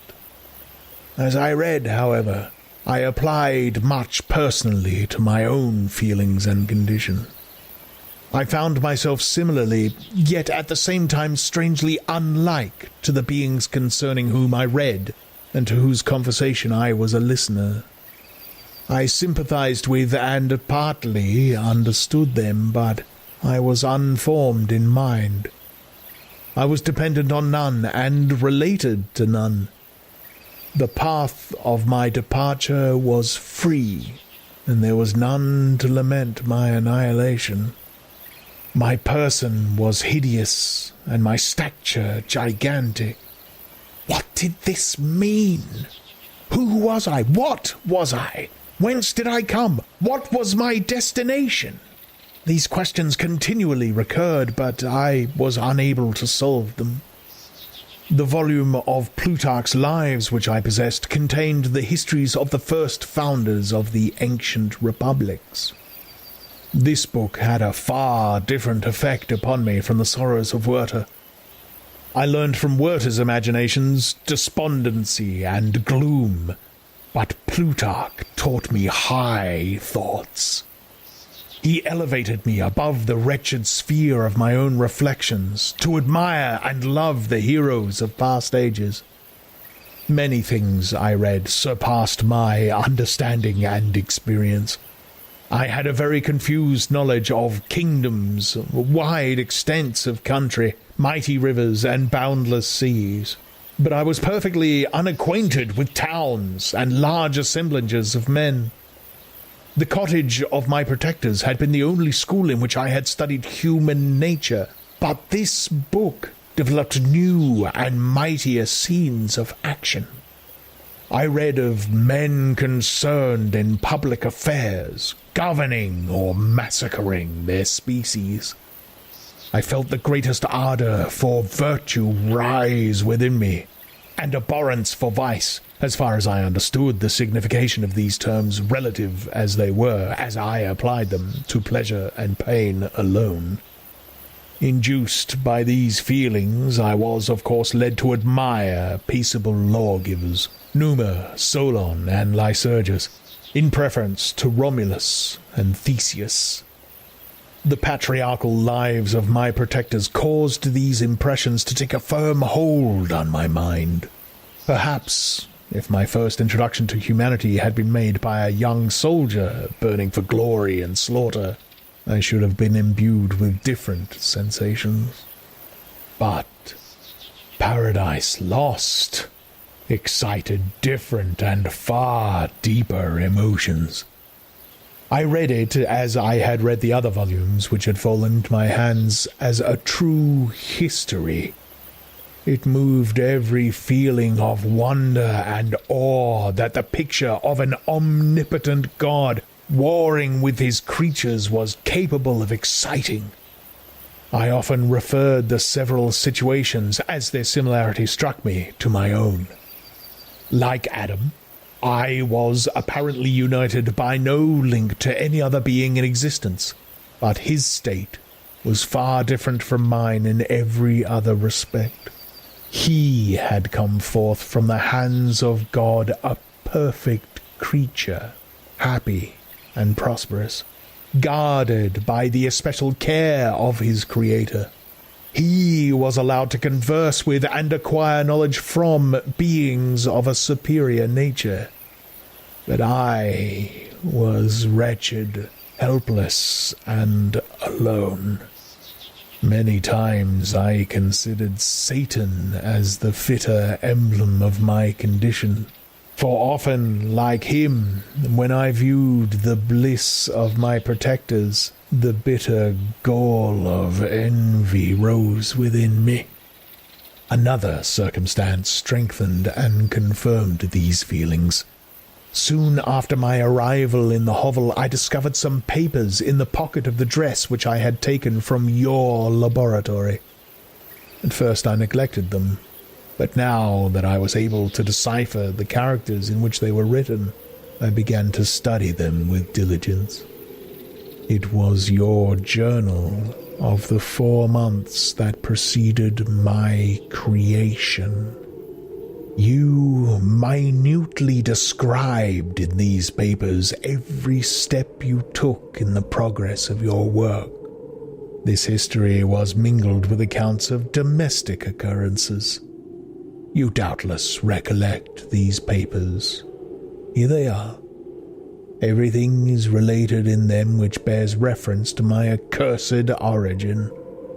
The whole detail of that series of disgusting circumstances which produced it is set in view.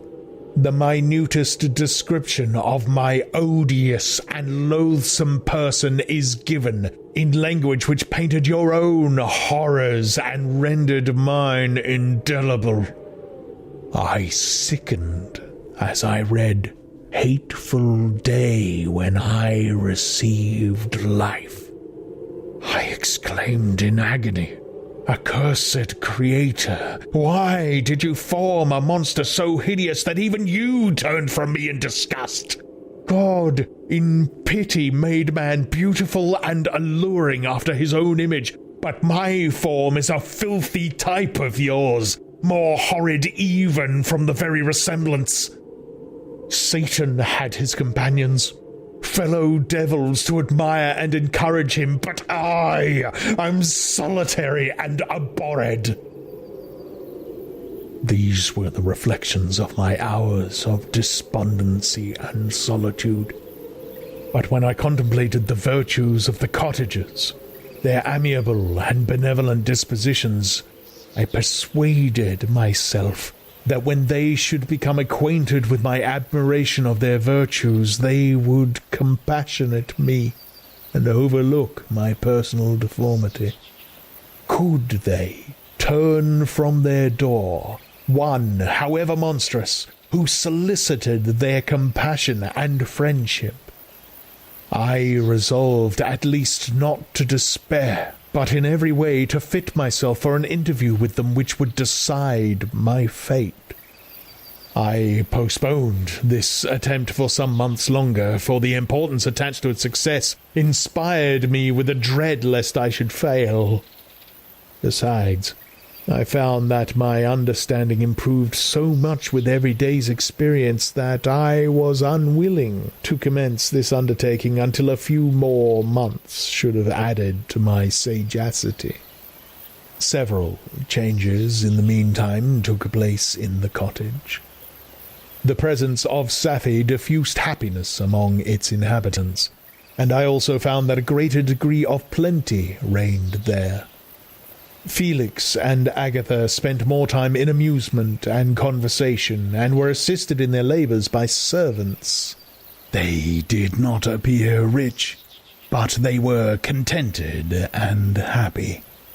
Their feelings were serene and peaceful, while mine became every day more tumultuous. Increase of knowledge only described to me more clearly what a wretched outcast I was. I cherished hope, it is true, but it vanished when I beheld my person reflected in water, or my shadow in the moonshine, even as that frail image and that inconstant shade. I endeavoured to crush these fears, and to fortify myself for the trial which in a few months I resolved to undergo. And sometimes I allowed my thoughts, unchecked by reason, to ramble in the fields of paradise, and dared to fancy amiable and lovely creatures sympathizing with my feelings and cheering my gloom. Their angelic countenances breathed smiles of consolation, but it was all a dream.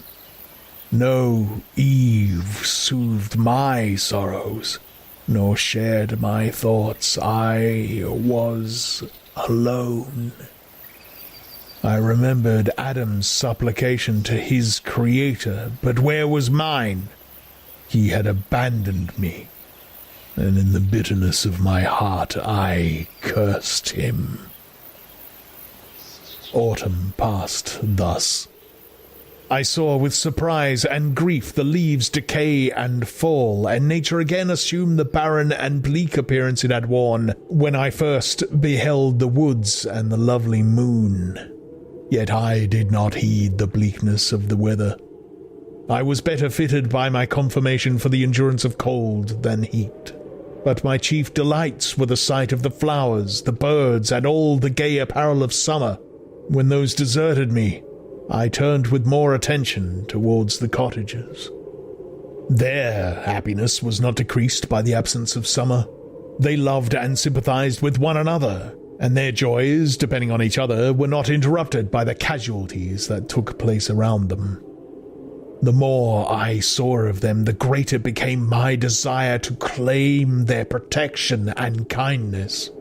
My heart yearned to be known and loved by these amiable creatures, to see their sweet looks directed towards me with affection was the utmost limit of my ambition. I dared not think that they would turn them from me with disdain and horror. The poor that stopped at their door were never driven away. I asked, it is true, for greater treasures than a little food or rest. I required kindness and sympathy, but I did not believe myself utterly unworthy of it. The winter advanced, and an entire revolution of the seasons had taken place since I awoke into life. My attention at this time was solely directed towards my plan of introducing myself into the cottage of my protectors. I revolved many projects, but that on which I finally fixed was to enter the dwelling when the blind old man should be alone. I had sagacity enough to discover that the unnatural hideousness of my person was the chief object of horror with those who had formerly beheld me. My voice, although harsh, had nothing terrible in it. I thought, therefore, that if in the absence of his children I could gain the goodwill and mediation of the old de Lacy, I might by his means be tolerated by my younger protectors. One day, when the sun shone on the red leaves that strewed the ground and diffused cheerfulness, although it denied warmth, Safie, Agatha, and Felix departed on a long country walk, and the old man, at his own desire, was left alone in the cottage. When his children had departed, he took up his guitar and played several mournful but sweet airs, more sweet and mournful than I had ever heard him play before. At first his countenance was illuminated with pleasure, but as he continued, thoughtfulness and sadness succeeded. At length, laying aside the instrument, he sat absorbed in reflection. My heart beat quick. This was the hour and moment of trial which would decide my hopes or realize my fears. The servants were gone to a neighboring fair. All was silent in and around the cottage. It was an excellent opportunity, yet when I proceeded to execute my plan, my limbs failed me and I sank to the ground. Again I rose, and exerting all the firmness of which I was master, removed the planks which I had placed before my hovel to conceal my retreat. The fresh air revived me, and with renewed determination I approached the door of their cottage. I knocked. "Who is there?" said the old man. "Come in." I entered. "Pardon this intrusion," said I. "I am a traveller in want of a little rest. You would greatly oblige me if you would allow me to remain a few minutes before the fire." "Enter," said de Lacy, "and I will try in what manner I can to relieve your wants. But unfortunately my children are from home, and as I am blind, I am afraid I shall find it difficult to procure food for you." "Do not trouble yourself, my kind host. I have food. It is warmth and rest only that I need." I sat down, and a silence ensued. I knew that every minute was precious to me, yet I remained irresolute in what manner to commence the interview, when the old man addressed me. "By your language, stranger, I suppose you are my countrymen. Are you French?"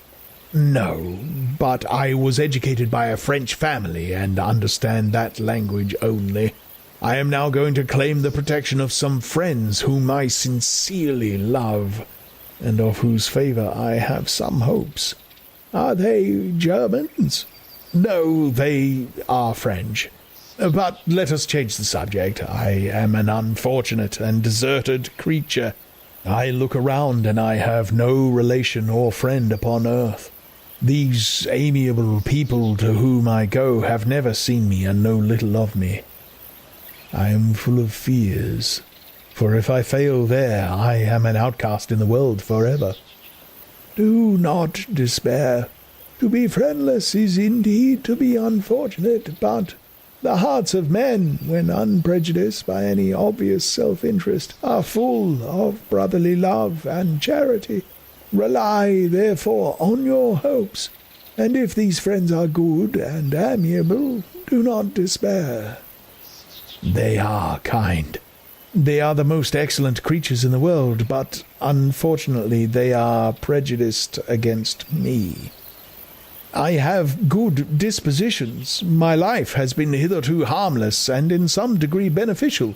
But a fatal prejudice clouds their eyes, and where they ought to see a feeling and kind friend, they behold only a detestable monster. Ah, that is indeed unfortunate. But if you are really blameless, can you undeceive them? I am about to undertake that task, and it is on that account that I feel so many overwhelming terrors. I tenderly love these friends. I have, unknown to them, been for many months in the habits of daily kindness towards them, but they believe that I wish to injure them, and it is that prejudice which I wish to overcome. Oh, where do these friends reside? Near this spot. The old man paused and then continued. If you will unreservedly confide to me the particulars of your tale, I perhaps may be of use in undeceiving them. I am blind and cannot judge of your countenance, but there is something in your words which persuades me that you are sincere.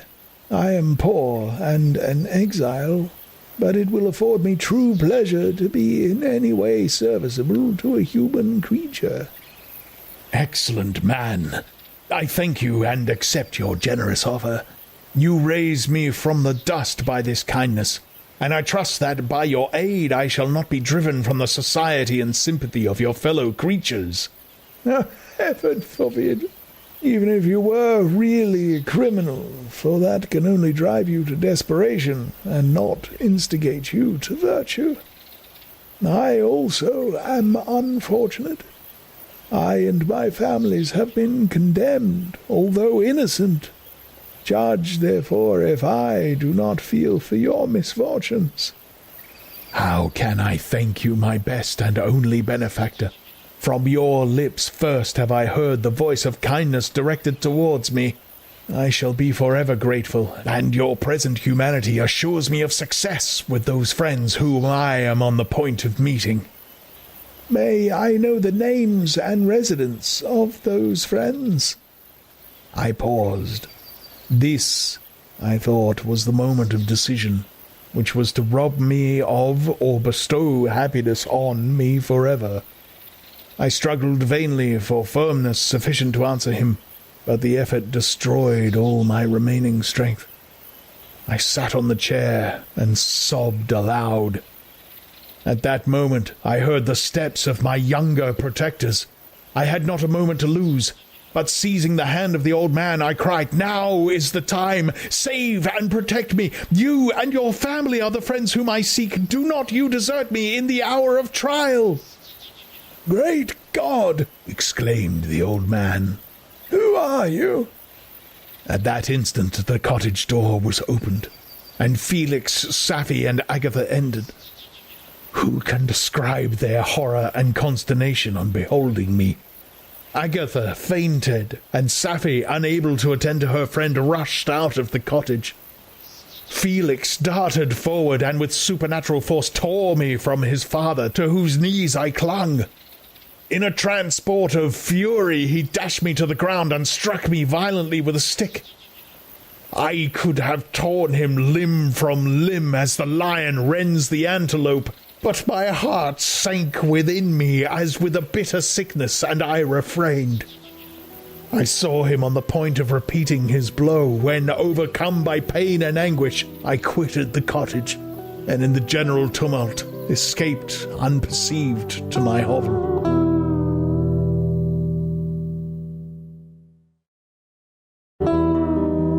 Chapter 16. Cursed Creator!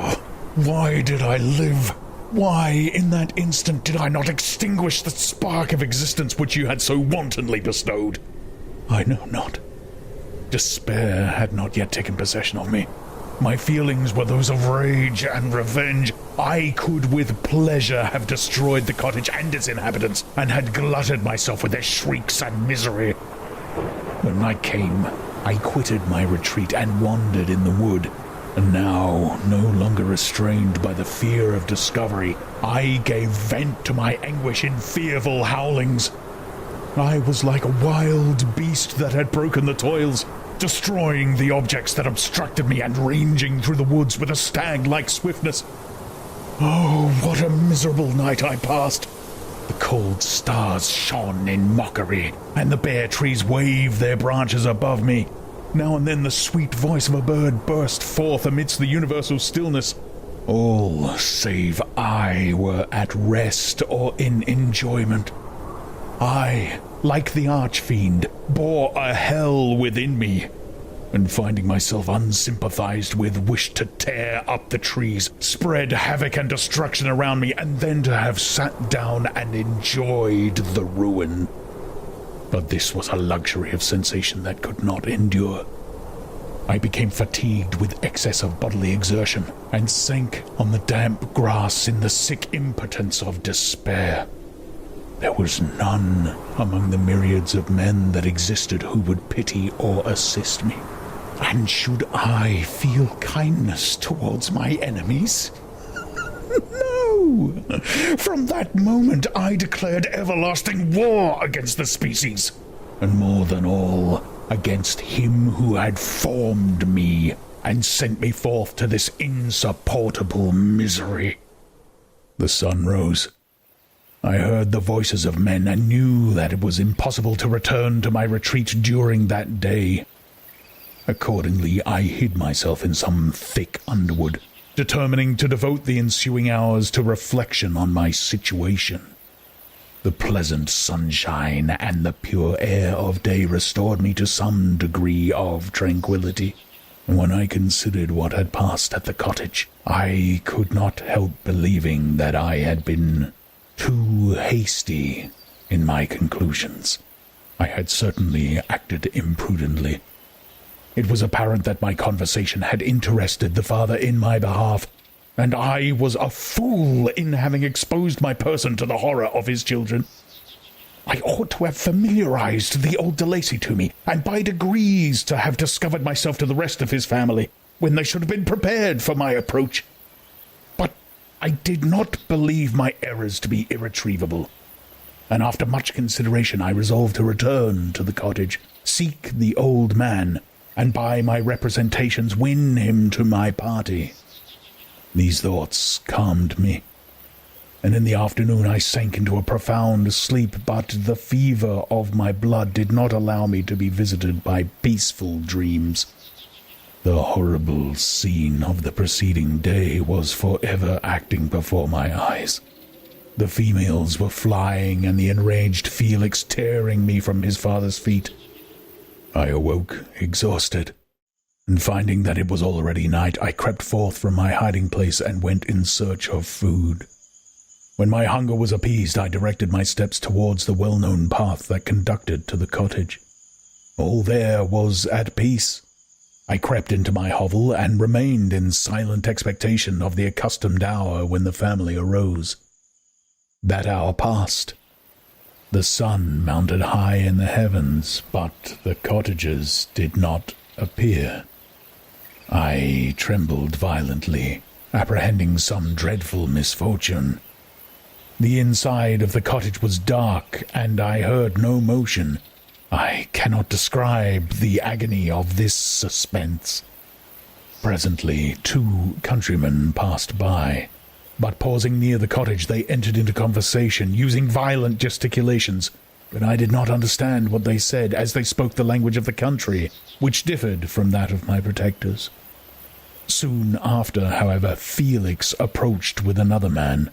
I was surprised, as I knew that he had not quitted the cottage that morning, and waited anxiously to discover from his discourse the meanings of these unusual appearances. "Do you consider," said his companion to him, "that you will be obliged to pay 3 months' rent, and to lose the produce of your garden? I do not wish to take any unfair advantage, and I beg, therefore, that you will take some days to consider of your determination." "It is utterly useless," replied Felix. "We can never again inhabit your cottage. The life of my father is in greatest danger owing to the dreadful circumstance that I have related. My wife and my sister will never recover from their horror. I entreat you not to reason with me any more. Take possession of your tenement, and let me fly from this place." Felix trembled violently as he said this. He and his companion entered the cottage, in which they remained for a few minutes and then departed. I never saw any of the family of de Lacy more.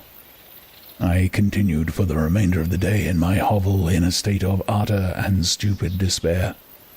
My protectors had departed and had broken the only link that held me to the world. For the first time, the feelings of revenge and hatred filled my bosom, and I did not strive to control them, but allowed myself to be borne away by the stream. I bent my mind towards injury and death. When I thought of my friends, of the mild voice of de Lacy, the gentle eyes of Agatha, and the exquisite beauty of the Arabian, these thoughts vanished, and a gush of tears somewhat soothed me. But again, when I reflected that they had spurned and deserted me, anger returned, a rage of anger, and unable to injure anything human, I turned my fury towards inanimate objects. As night advanced, I placed a variety of combustibles around the cottage, and after having destroyed every vestige of cultivation in the garden, I waited with forced impatience until the moon had sunk to commence my operations. As the night advanced, a fierce wind arose from the woods and quickly dispersed the clouds that had loitered in the heavens. The blast tore along like a mighty avalanche and produced a kind of insanity in my spirits that burst all bounds of reason and reflection. I lighted the dry branch of a tree and danced with fury around the devoted cottage, my eyes still fixed on the western horizon, the edge of which the moon nearly touched. A part of its orb was at length hid, and I waved my brand. It sank, and with a loud scream I fired the straw and heath and bushes which I had collected. The wind fanned the fire, and the cottage was quickly enveloped by the flames which clung to it and licked it with their forked and destroying tongues. As soon as I was convinced that no assistance could save any part of the habitation, I quitted the scene and sought for refuge in the woods. And now, with the world before me, whither should I bend my steps? I resolved to fly far from the scene of my misfortunes, but to me, hated and despised, every country must be equally horrible. At length, the thought of you crossed my mind.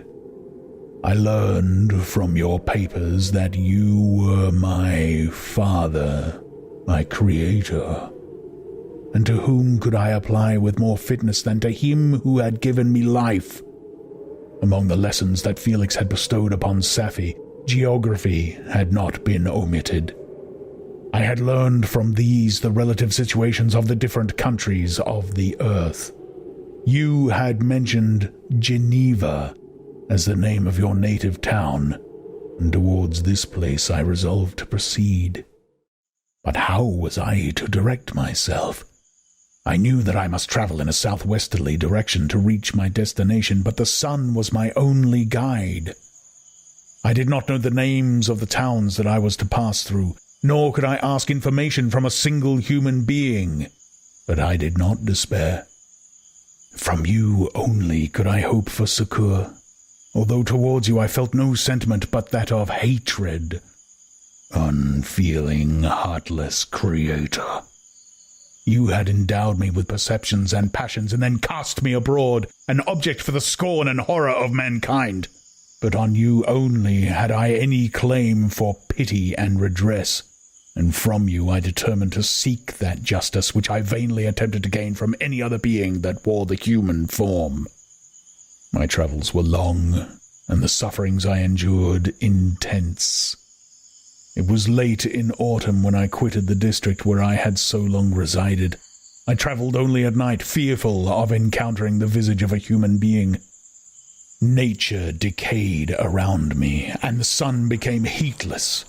Rain and snow poured around me, mighty rivers were frozen, the surface of the earth was hard and chill and bare, and I found no shelter. Oh, earth! How often did I imprecate curses on the cause of my being? The mildness of my nature had fled, and all within me was turned to gall and bitterness.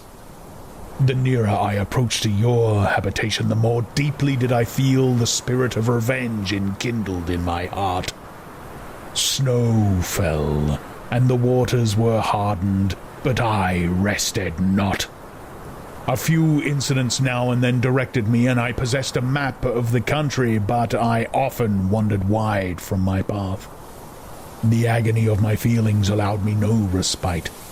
No incident occurred from which my rage and misery could not extract its food, but a circumstance that happened when I arrived on the confines of Switzerland, when the sun had recovered its warmth and the earth again began to look green, confirmed in an especial manner the bitterness and horror of my feelings. I generally rested during the day and travelled only when I was secured by night from the view of man. One morning, however, finding that my path lay through a deep wood, I ventured to continue my journey after the sun had risen. The day, which was one of the first of spring, cheered even me by the loveliness of its sunshine and the balminess of the air. I felt emotions of gentleness and pleasure that had long appeared dead revive within me.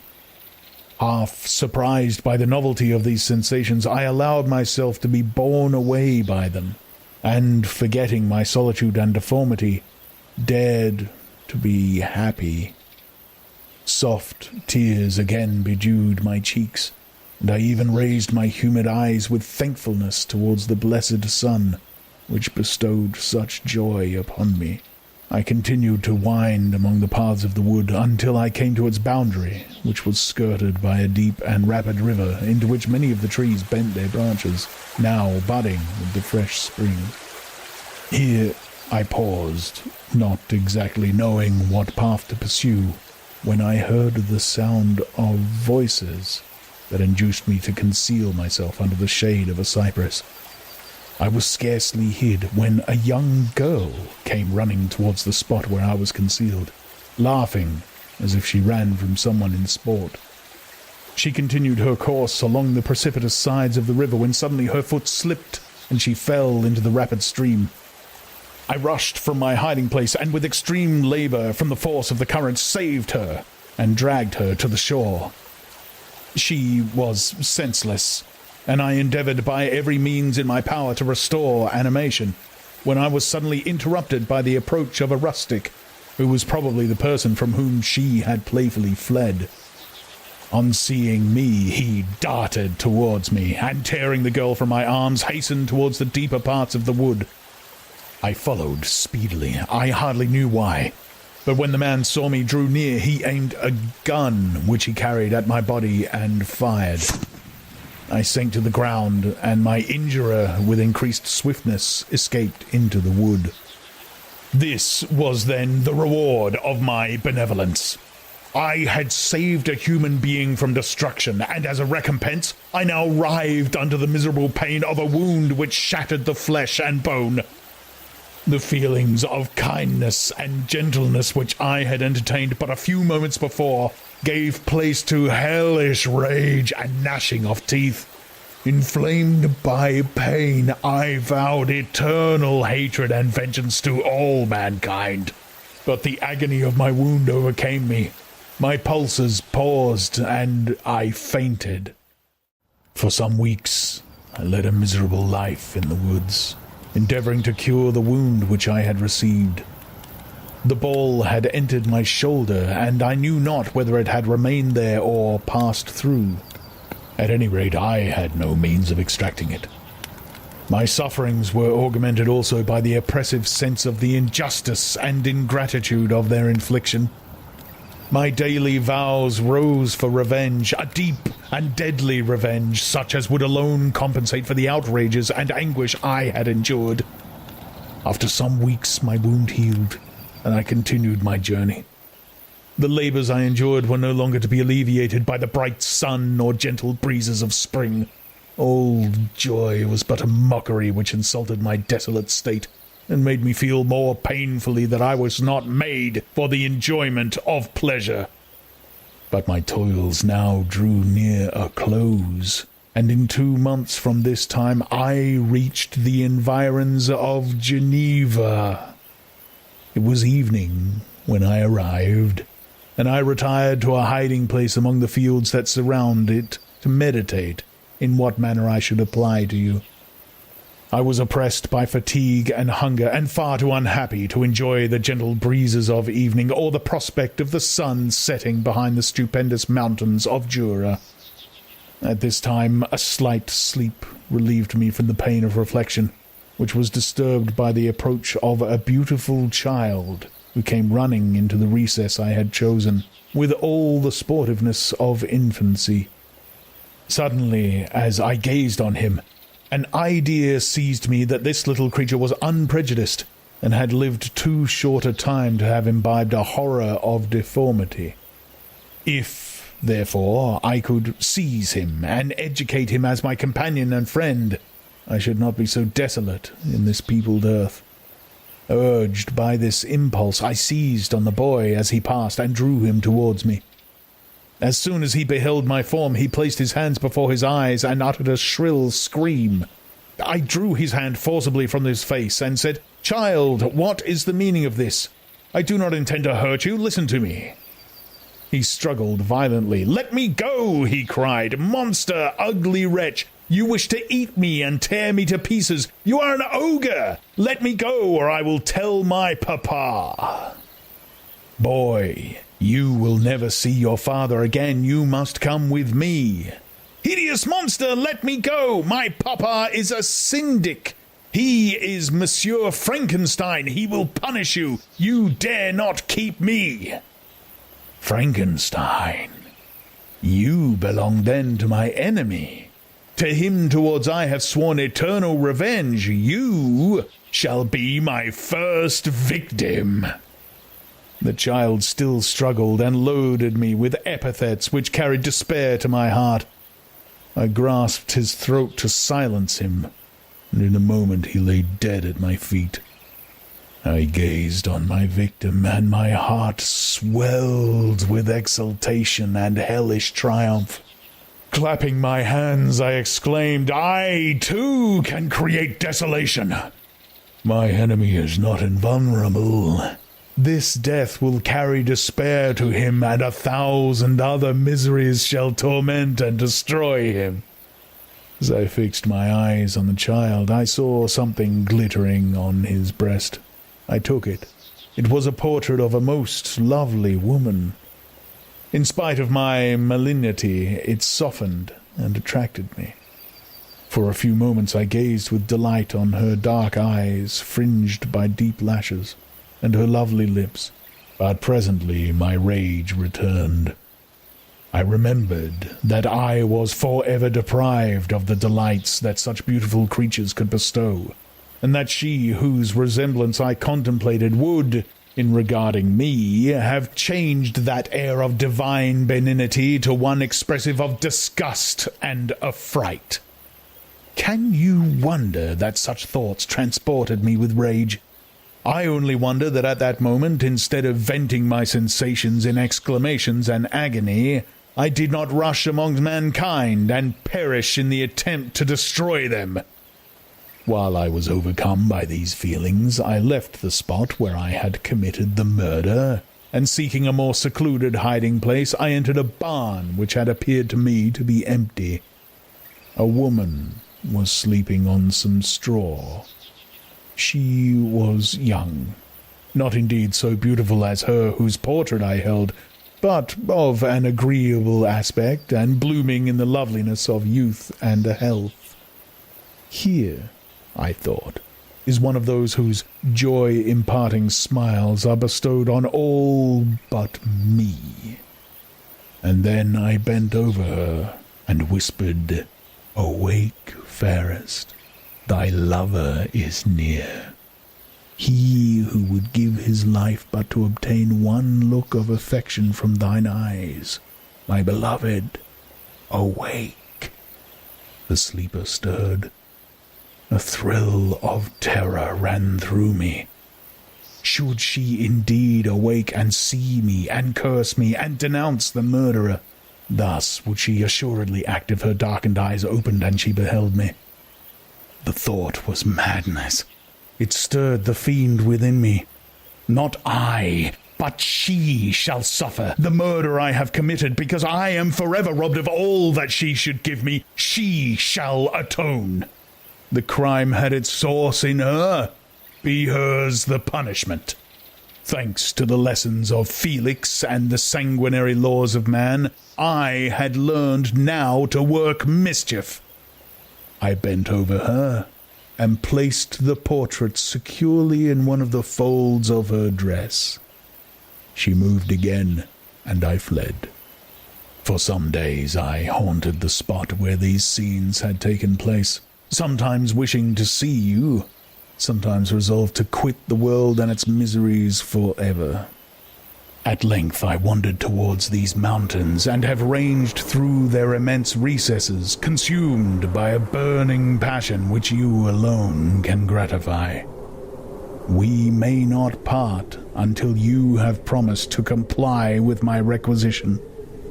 I am alone and miserable. Man will not associate with me, but one as deformed and horrible as myself would not deny herself to me. My companion must be of the same species and have the same defects. This being you must create.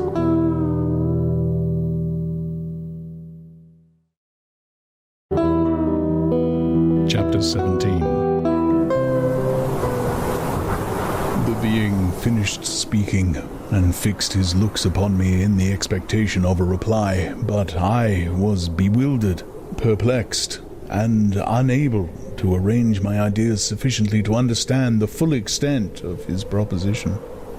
He continued, You must create a female for me with whom I can live in the interchange of those sympathies necessary for my being. This you alone can do, and I demand it of you as a right which you must not refuse to concede. The latter part of his tale had kindled anew in me the anger that had died away while he narrated his peaceful life among the cottagers, and as he said this to me I could no longer suppress the rage that burned within me. I do refuse it, I replied, and no torture shall ever extort a consent from me. You may render me the most miserable of men, but you shall never make me base in my own eyes. Shall I create another like yourself, whose joint wickedness might desolate the world? Begone! I have answered you. You may torture me, but I will never consent. You are in the wrong, replied the fiend. And instead of threatening, I am content to reason with you. I am malicious because I am miserable. Am I not shunned and hated by all mankind? You, my creator, would tear me to pieces and triumph. Remember that, and tell me why I should pity man more than he pities me. You would not call it murder if you could precipitate me into one of those ice rifts and destroy my frame, the work of your own hands. Shall I respect man when he condemns me? Let him live with me in the interchange of kindness, and instead of injury I would bestow every benefit upon him with tears of gratitude at his acceptance. But that cannot be. The human senses are insurmountable barriers to our union. Yet mine shall not be the submission of abject slavery. I will revenge my injuries. If I cannot inspire love, I will cause fear, and chiefly towards you, my archenemy. Because, my creator, do I swear inextinguishable hatred. have a care. I will work at your destruction, nor finish until I desolate your heart, so that you shall curse the hour of your birth." A fiendish rage animated him as he said this. His face was wrinkled into contortions too horrible for human eyes to behold. But presently he calmed himself and proceeded.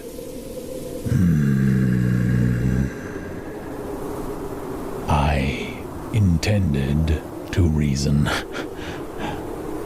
This passion is detrimental to me, for you do not reflect that you are the cause of its excess.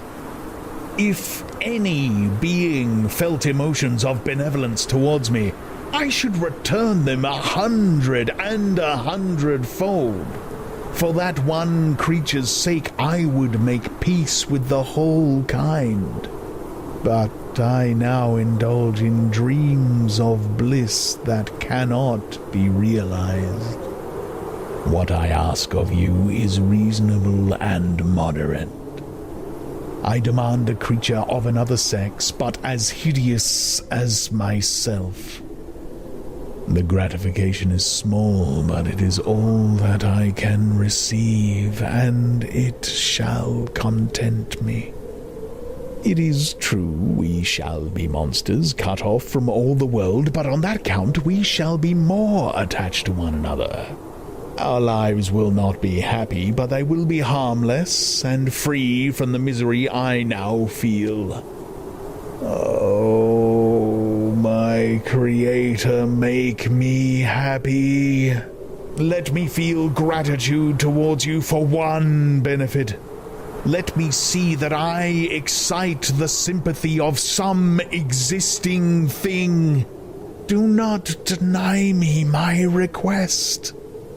I was moved. I shuddered when I thought of the possible consequences of my consent, but I felt that there was some justice in his argument.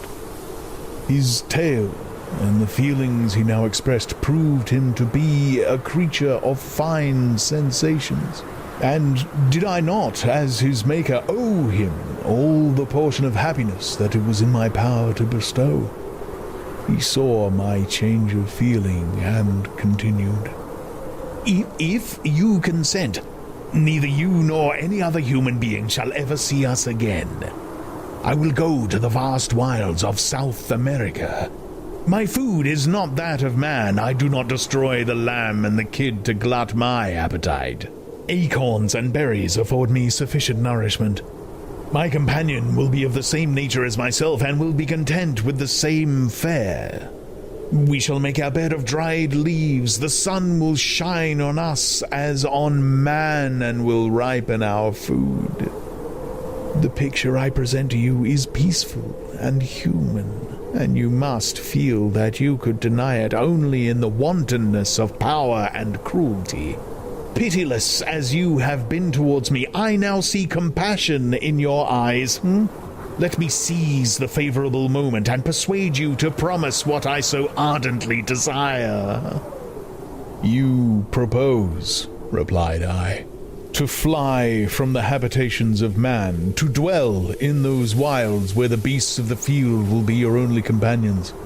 How can you, who long for the love and sympathy of men, persevere in this exile? You will return, and again seek their kindness, and you will meet with their detestation. Your evil passions will be renewed, and you will then have a companion to aid you in the task of destruction. This may not be. Cease to argue the point, for I cannot consent." "How inconsistent are your feelings!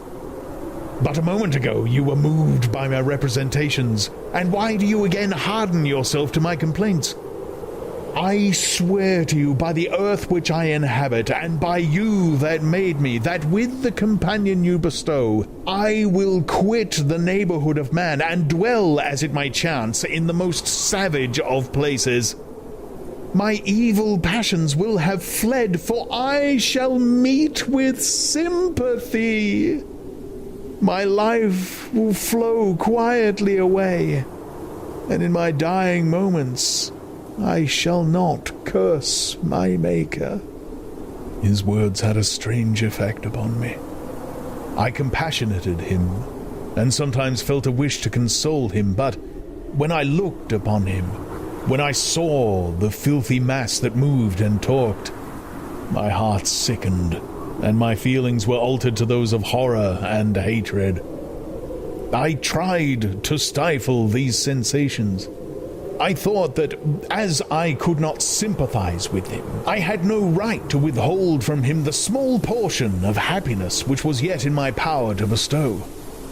"You swear," I said, "to be harmless, but have you not already shown a degree of malice that should reasonably make me distrust you? May not even this be a feint that will increase your triumph by affording a wider scope for your revenge?" "How is this?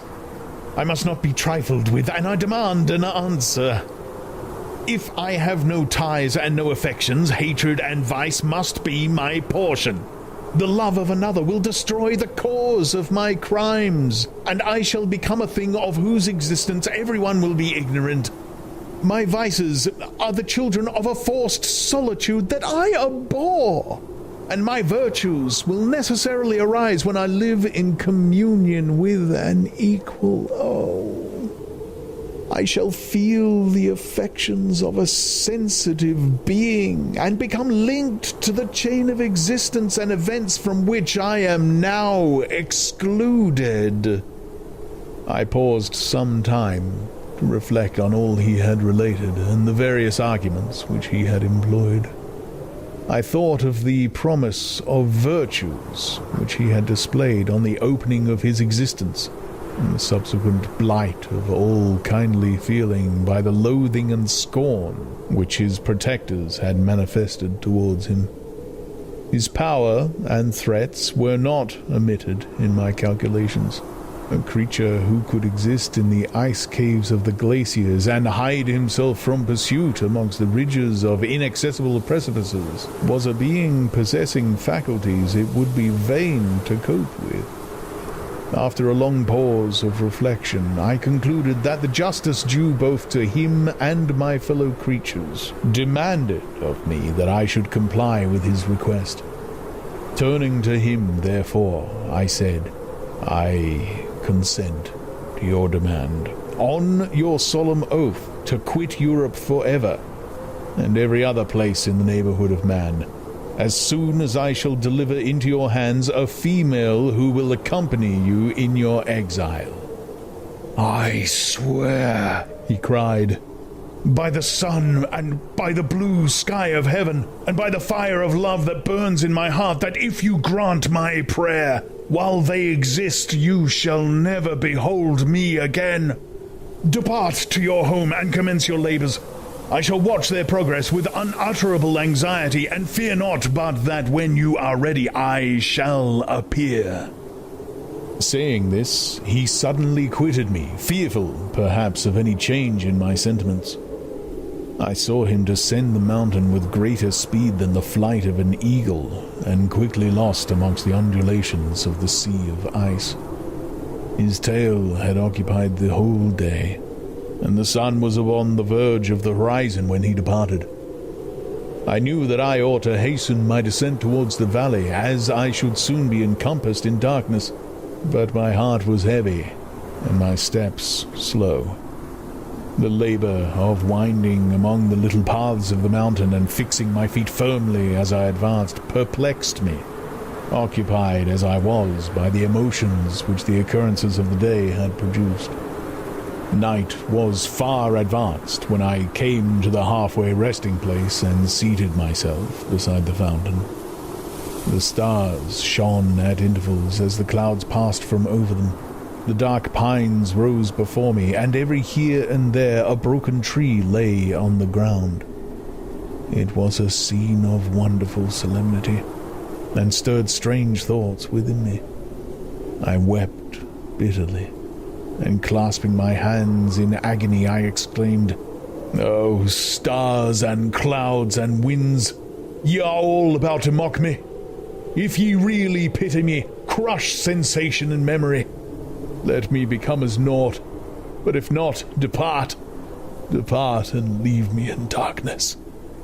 These were wild and miserable thoughts, but I cannot describe to you how the eternal twinkling of the stars weighed upon me, and how I listened to every blast of wind as if it were a dull, ugly siroc on its way to consume me.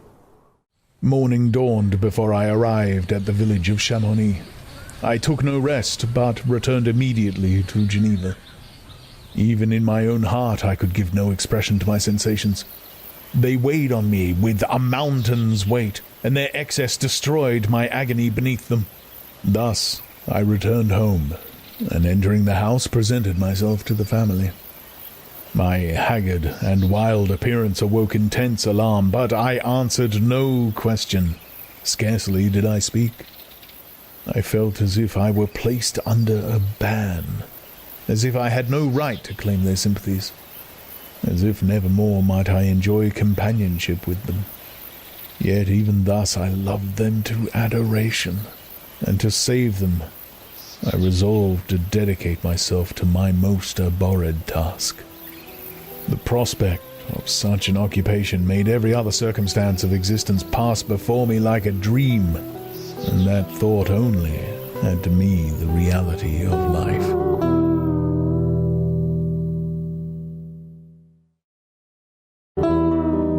Chapter 18. Day after day, week after week, passed away on my return to Geneva, and I could not collect the courage to recommence my work. I feared the vengeance of the disappointed fiend, yet I was unable to overcome my repugnance to the task which was enjoined me. I found that I could not compose a female without again devoting several months to profound study and laborious disquisition.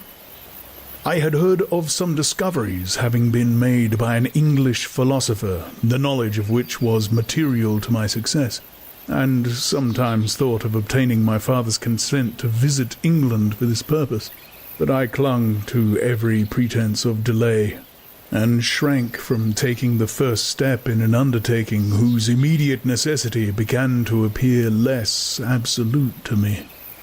A change, indeed, had taken place in me.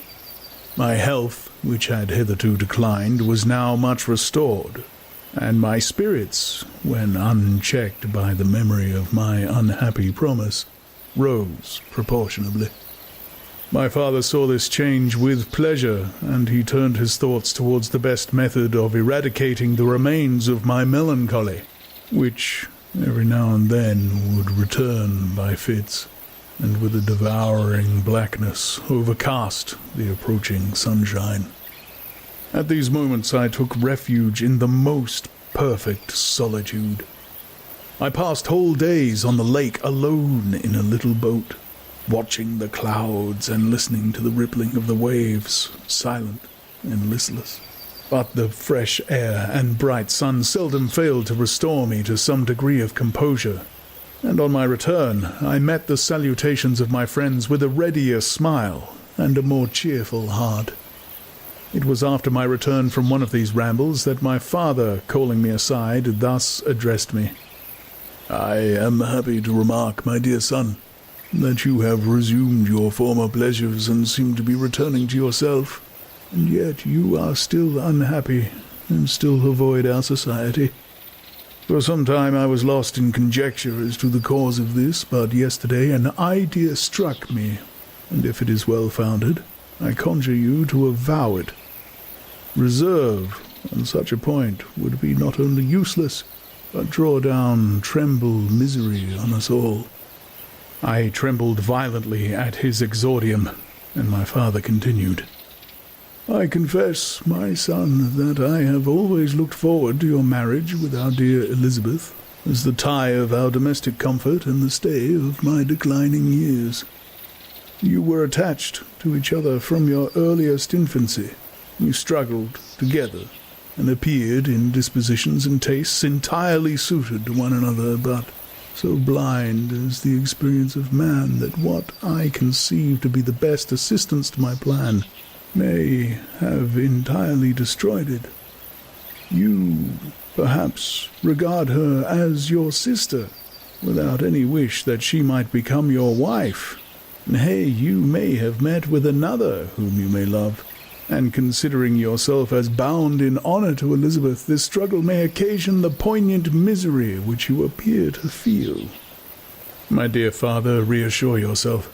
I love my cousin tenderly and sincerely. I never saw any woman who excited, as Elizabeth does, my warmest admiration and affection. My future hopes and prospects are entirely bound up in the expectation of our union. The expression of your sentiments on this subject, my dear Victor, give me more pleasure than I have for some time experienced. If you feel thus, we shall assuredly be happy, however present events may cast a gloom over us. But it is this gloom which appears to have taken so strong a hold of your mind that I wish to dissipate. Tell me, therefore, whether you object to an immediate solemnization of the marriage. We have been unfortunate, and recent events have drawn us from that everyday tranquillity befitting my years and infirmities.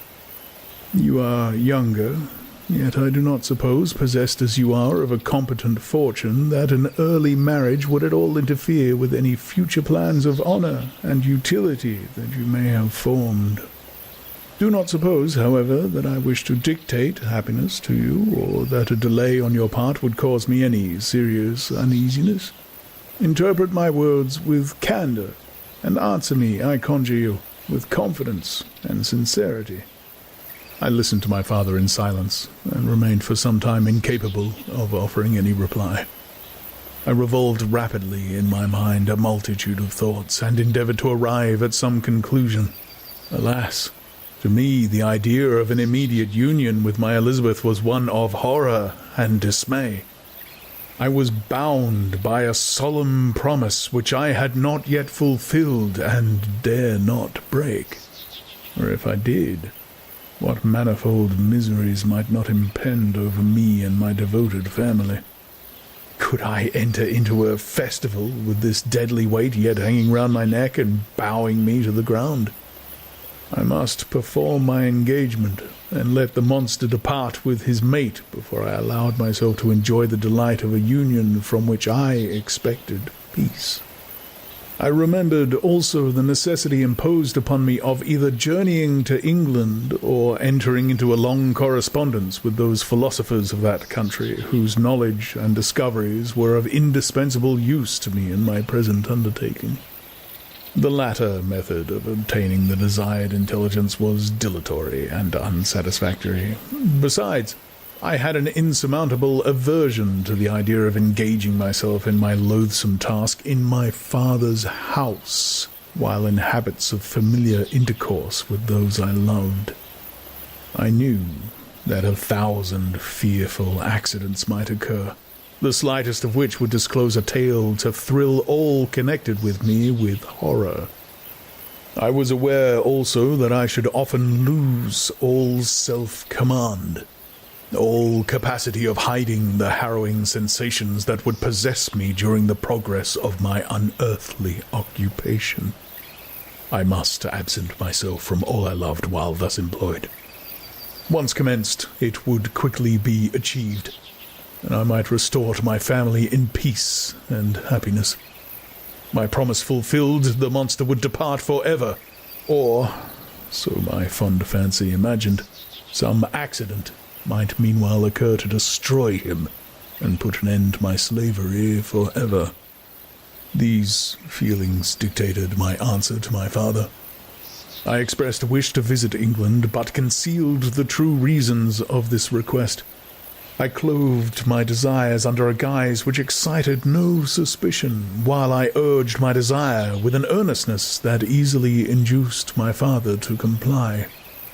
After so long a period of an absorbing melancholy that resembled madness in its intensity and effects, he was glad to find that I was capable of taking pleasure in the idea of such a journey, and he hoped that change of scene and varied amusement would, before my return, have restored me entirely to myself. The duration of my absence was left entirely to my own choice. A few months, or at most a year, was the period contemplated. One paternal kind precaution he had taken to ensure my having a companion. Without previously communicating with me, he had, in concert with Elizabeth, arranged that Clerval should join me at Strasbourg.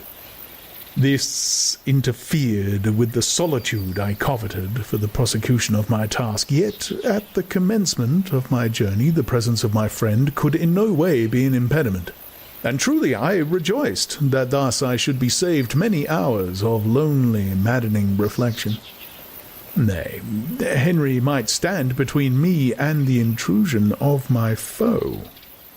If I were alone, would he not at times force his abhorred presence on me, to remind me of my task or to contemplate its progress? To England, therefore, I was bound, and it was understood that my union with Elizabeth should take place immediately on my return. My father's age rendered him extremely adverse to delay. For myself, there was one reward I promised myself from my detested toils, one consolation for my unparalleled sufferings. It was the prospect of that day when, enfranchised from my miserable slavery, I might claim Elizabeth and forget the past in my union with her. I now made arrangements for my journey, but one feeling haunted me which filled me with fear and agitation. During my absence, I should leave my friends unconscious of the existence of their enemy and unprotected from his attacks, exasperated as he might be by my departure. But he had promised to follow me wherever I might go, and would he not accompany me to England? This imagination was dreadful in itself, but soothing inasmuch as it supposed the safety of my friends. I was agonized with the idea of the possibility that the reverse of this might happen. But through the whole period during which I was the slave of my creature, I allowed myself to be governed by the impulses of the moment, and my present sensations strongly intimated that the fiend would follow me and exempt my family from the danger of his machinations. It was in the latter end of September that I again quitted my native country. My journey had been my own suggestion, and Elizabeth therefore acquiesced, but she was filled with disquiet at the idea of my suffering, away from her, the inroads of misery and grief. It had been her care which provided me a companion in Clerval, and yet a man is blind to 1,000 minute circumstances which call forth a woman's sedulous attention. She longed to bid me hasten my return. 1,000 conflicting emotions rendered her mute as she bade me a tearful, silent farewell. I threw myself into the carriage that was to convey me away, hardly knowing whither I was going, and careless of what was passing around. I remembered only, and it was with a bitter anguish that I reflected on it, to order that my chemical instruments should be packed to go with me. Filled with dreary imaginations, I passed through many beautiful and majestic scenes, but my eyes were fixed and unobserving. I could only think of the bourne of my travels, and the work which was to occupy me while they endured. After some days spent in listless indolence, during which I traversed many leagues, I arrived at Strasbourg, where I waited 2 days for Clerval. He came. Alas, how great was the contrast between us! He was alive to every new scene, joyful when he saw the beauties of the setting sun, and more happy when he beheld it rise and recommence a new day. He pointed out to me the shifting colors of the landscape and appearance of the sky. "This is what it is to live," he cried. "Now I enjoy existence. But you, my dear Frankenstein, wherefore are you desponding and sorrowful?" In truth, I was occupied by gloomy thoughts, and neither saw the descent of the evening star nor the golden sunrise reflected in the Rhine. And you, my friend, would be far more amused with the journey of Clerval, who observed the scenery with an eye of feeling and delight, than in listening to my reflections. I, a miserable wretch, haunted by a curse that shut up every avenue to enjoyment. We had agreed to descend the Rhine in a boat from Strasbourg to Rotterdam, whence we might take shipping for London. During this voyage we passed many willowy islands and saw several beautiful towns. We stayed a day at Mannheim, and on the 5th from our departure from Strasbourg arrived at Mainz. The course of the Rhine below Mainz becomes much more picturesque. The river descends rapidly and winds between hills, not high but steep and of beautiful forms. We saw many ruined castles standing on the edges of precipices, surrounded by black woods, high and inaccessible. This part of the Rhine indeed presents a singularly variegated landscape. In one spot you view rugged hills, ruined castles overlooking tremendous precipices, with the dark Rhine rushing beneath, and on the sudden turn of a promontory, flourishing vineyards with green sloping banks and a meandering river and populous towns occupied the scene. We travelled at the time of the vintage and heard the song of the labourers as we glided down the stream.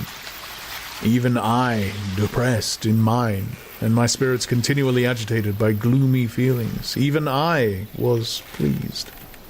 I lay at the bottom of the boat, and as I gazed on the cloudless blue sky, I seemed to drink in a tranquillity to which I had long been a stranger. And if these were my sensations, who can describe those of Henry? He felt as if he had been transported to fairyland, and enjoyed a happiness seldom tasted by man. "I have seen," he said, "the most beautiful scenes of my own country. I have visited the lakes of Lucerne and Uri, where the snowy mountains descend almost perpendicularly to the water, casting black and impenetrable shades, which would cause a gloomy and mournful appearance were it not for the most verdant islands that relive the eye by their gay appearance. I have seen this lake agitated by a tempest, when the wind tore up whirlwinds of water and gave you an idea of what the water spout must be on the great ocean, and the waves dash with fury the base of the mountain, where the priest and his mistress were overwhelmed by an avalanche, and where their dying voices are still said to be heard amid the pauses of the nightly wind. I have seen the mountains of La Valais and the Perce de Val. But this country, Victor, pleases me more than all those wonders. The mountains of Switzerland are more majestic and strange, but there is a charm in the banks of this divine river that I never before saw equalled. Look at that castle which overhangs yon precipice, and that also on the island, almost concealed amongst the foliage of those lovely trees. And now that group of labourers coming from among their vines, and that village half hid in the recess of the mountain. Oh, surely the spirit that inhabits and guards this place has a soul more in harmony with man than those who pile the glacier or retire to the inaccessible peaks of the mountains of our own country. Clerval, beloved friend, even now it delights me to record your words and to dwell on the praise of which you are so eminently deserving. He was being formed in the very poetry of nature. His wild and enthusiastic imagination was chastened by the sensibility of his heart. His soul overflowed with ardent affections, and his friendship was of that devoted and wondrous nature that the worldly minded teach us to look for only in the imagination. But even human sympathies were not sufficient to satisfy his eager mind. The scenery of external nature, which others regard only with admiration, he loved with ardour. The sounding cataract haunted him like a passion, the tall rock, the mountain and the deep and gloomy wood. Their colours and their forms were then to him an appetite, a feeling, and a love that had no need of a remoter charm, by thought supplied or any interest unborrowed from the eye. Wordsworth's Tintern Abbey. And where does he now exist? Is this gentle and lovely being lost forever? Has this mind, so replete with ideas, imaginations fanciful and magnificent, which formed a world whose existence depended on the life of its creator, has this mind perished? Does it now only exist in my memory? No, it is not thus. Your form, so divinely wrought and beaming with beauty, has decayed, but your spirit still visits and consoles your unhappy friend. Pardon this gush of sorrow. These ineffectual words are but a slight tribute to the unexampled worth of Henry, but they soothe my heart, overflowing with the anguish which his remembrance creates. I will proceed with my tale.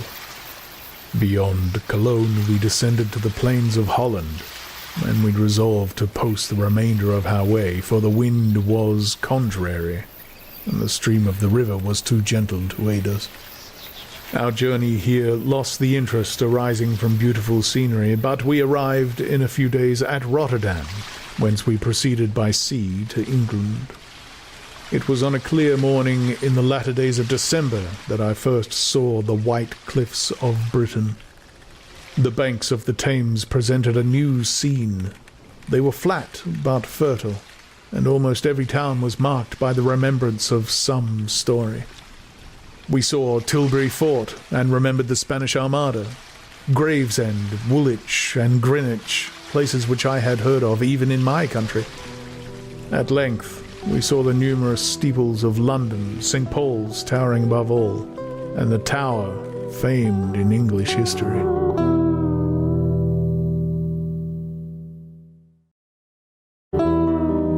Chapter 19. London was our present point of rest. We determined to remain several months in this wonderful and celebrated city. Clerval desired the intercourse of the men of genius and talent who flourished at this time, but this was with me a secondary object. I was principally occupied with the means of obtaining the information necessary for the completion of my promise, and quickly availed myself of the letters of introduction that I had brought with me, addressed to the most distinguished natural philosophers. If this journey had taken place during my days of study and happiness, it would have afforded me inexpressible pleasure, but a blight had come over my existence, and I only visited these people for the sake of the information they might give me on the subject in which my interest was so terribly profound. Company was irksome to me. When alone, I could fill my mind with the sights of heaven and earth. The voice of Henry soothed me, and I could thus cheat myself into a transitory peace. But busy, uninteresting, joyous faces brought back despair to my heart. I saw an insurmountable barrier placed between me and my fellow men. This barrier was sealed with the blood of William and Justine, and to reflect on the events connected with those names filled my soul with anguish. But in Clerval I saw the image of my former self. He was inquisitive and anxious to gain experience and instruction. The difference of manners which he observed was to him an inexhaustible source of instruction and amusement.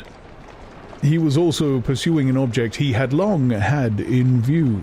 His design was to visit India, in the belief that he had in his knowledge of its various languages, and in the views he had taken of its society, the means of materially assisting the progress of European colonization and trade. In Britain only could he further the execution of his plan. He was forever busy, and the only check to his enjoyments was my sorrowful and dejected mind. I tried to conceal this as much as possible, that I might not debar him from the pleasures natural to one who was entering on a new scene of life. undisturbed by any care or bitter recollection. I often refused to accompany him, alleging another engagement, that I might remain alone. I now also began to collect the materials necessary for my new creation, and this was to me like the torture of single drops of water continually falling on the head. Every thought that was devoted to it was an extreme anguish, and every word that I spoke in allusion to it caused my lips to quiver and my heart to palpitate. After passing some months in London, we received a letter from a person in Scotland who had formerly been our visitor at Geneva. He mentioned the beauties of his native country and asked us if those were not sufficient allurements to induce us to prolong our journey as far north as Perth, where he resided. Clerval eagerly desired to accept this invitation, and I, although I abhorred society, wished to view again mountains and streams and all the wondrous works with which nature adorns her chosen dwelling places. We had arrived in England at the beginning of October, and it was now February. We accordingly determined to commence our journey towards the north at the expiration of another month. In this expedition we did not intend to follow the great road to Edinburgh, but to visit Windsor, Oxford, Matlock, and the Cumberland Lakes, resolving to arrive at the completion of this tour about the end of July. I packed up my chemical instruments and the materials I had collected, resolving to finish my labours in some obscure nook in the northern highlands of Scotland. We quitted London on the 27th of March, and remained a few days at Windsor, rambling in its beautiful forest. This was a new scene to us mountaineers. The majestic oaks, the quantity of game, and the herds of stately deer were all novelties to us. From thence we proceeded to Oxford. As we entered this city, our minds were filled with the remembrance of the events that had transacted there more than a century and a half before. It was here that Charles I had collected his forces. This city had remained faithful to him, after the whole nation had forsaken his cause to join the standard of Parliament and liberty. The memory of that unfortunate king and his companions, the amiable Falkland, the insolent Goring, his queen and son, gave a peculiar interest to every part of the city which they might be supposed to have inhabited. The spirit of elder days found a dwelling here, and we delighted to trace its footsteps. If these feelings had not found an imaginary gratification, the appearance of the city had yet in itself sufficient beauty to obtain our admiration. The colleges are ancient and picturesque, the streets are almost magnificent, and the lovely Isis, which flows beside it through meadows of exquisite verdure, is spread forth into a placid expanse of waters, which reflects its majestic assemblage of towers and spires and domes, embosomed among aged trees. I enjoyed this scene, and yet my enjoyment was embittered both by the memory of the past and the anticipation of the future.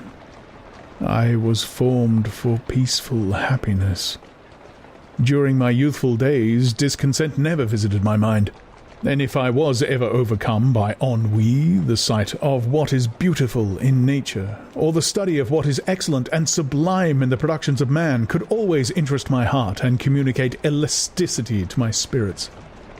But I am a blasted tree. The bolt has entered my soul, and I felt then that I should survive to exhibit what I shall soon cease to be. A miserable spectacle of wrecked humanity, pitiable to others, and intolerable to myself. We passed a considerable period at Oxford, rambling among its environs and endeavouring to identify every spot which might relate to the most animating epoch of English history. Our little voyages of discovery were often prolonged by the successive objects that presented themselves. We visited the tomb of the illustrious Hampden, and the field on which that patriot fell.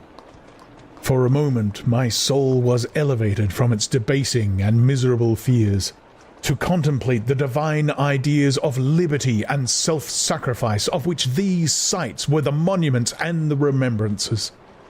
For an instant I dared to shake off my chains and look around me with a free and lofty spirit, but the iron had eaten into my flesh, and I sank again, trembling and hopeless, into my miserable self.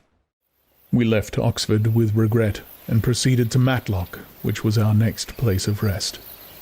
The country in the neighbourhood of this village resembled, to a greater degree, the scenery of Switzerland, but everything is on a lower scale, and the green hills want the crowns of distant white Alps which always attend on the piny mountains of my native country.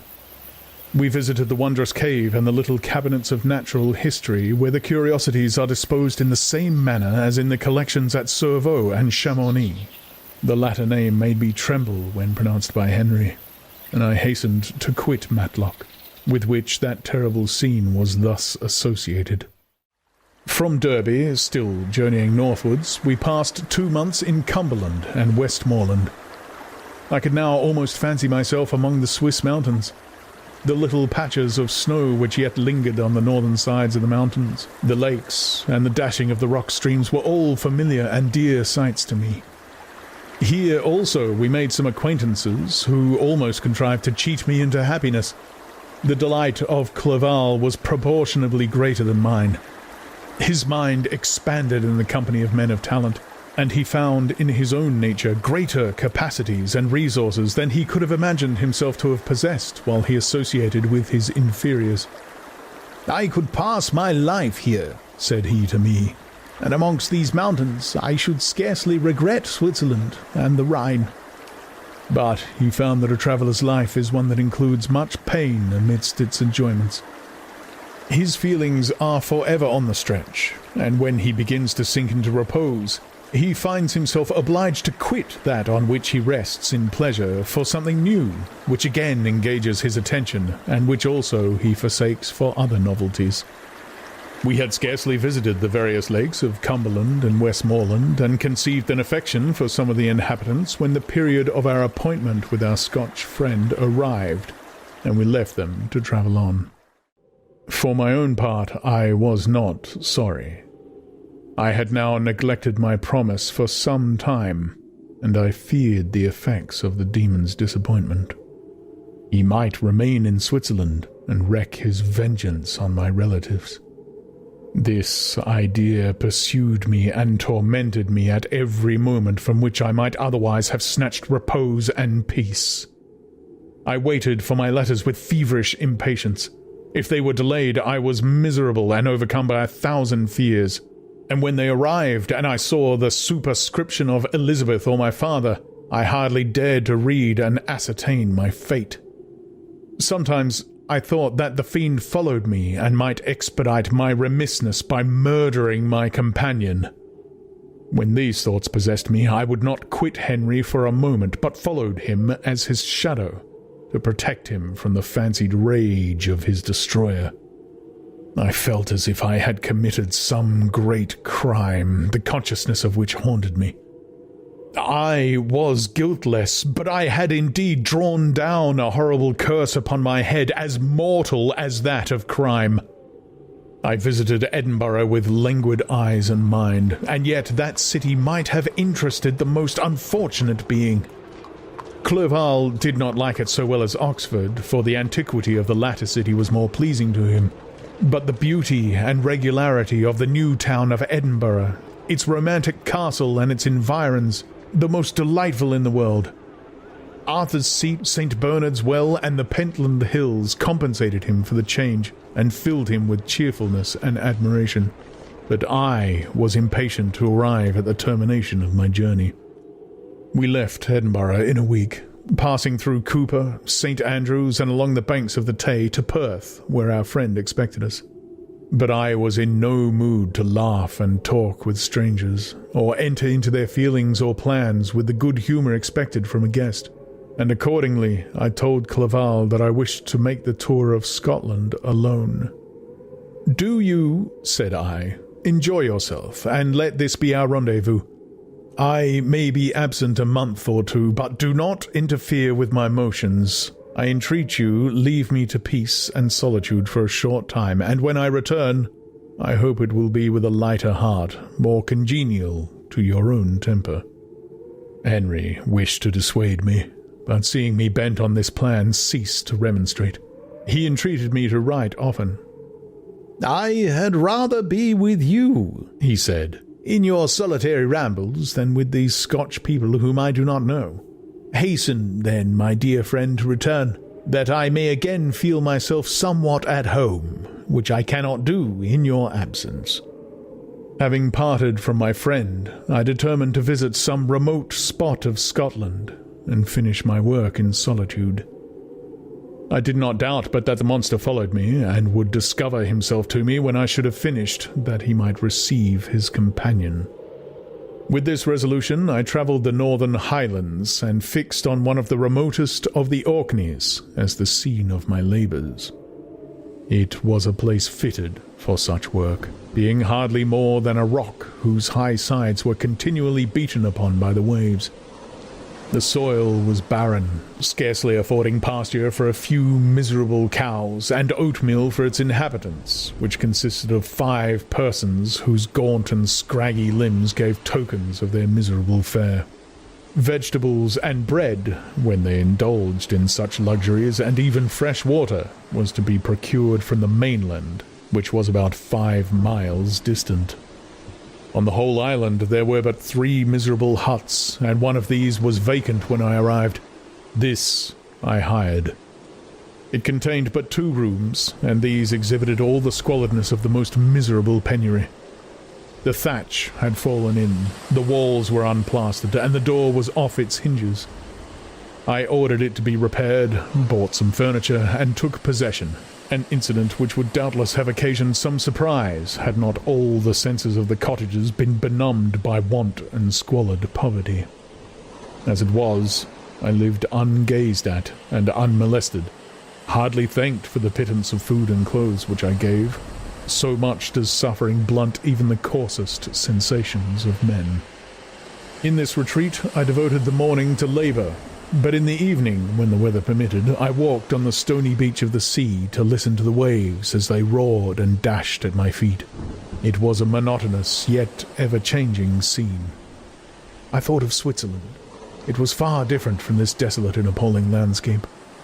Its hills are covered with vines, and its cottages are scattered thickly in the plains. Its fair lakes reflect a blue and gentle sky, and when troubled by the winds, their tumult is but as the play of a lively infant when compared to the roarings of the giant ocean.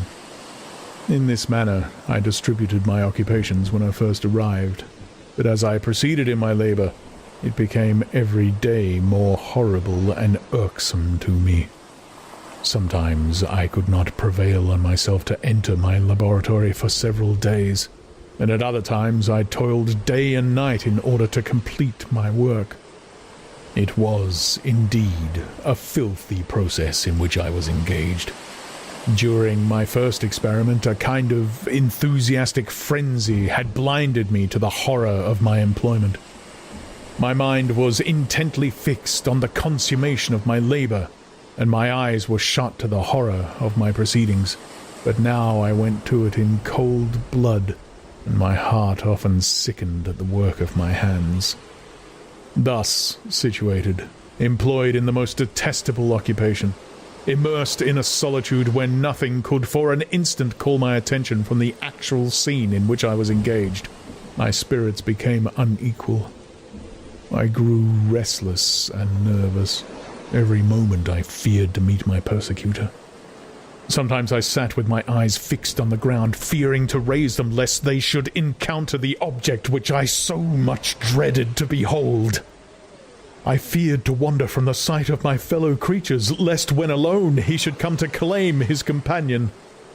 In the meantime, I worked on, and my labour was already considerably advanced. I looked towards its completion with a tremulous and eager hope which I dared not trust myself to question, but which was intermixed with obscure forebodings of evil that made my heart sicken in my bosom.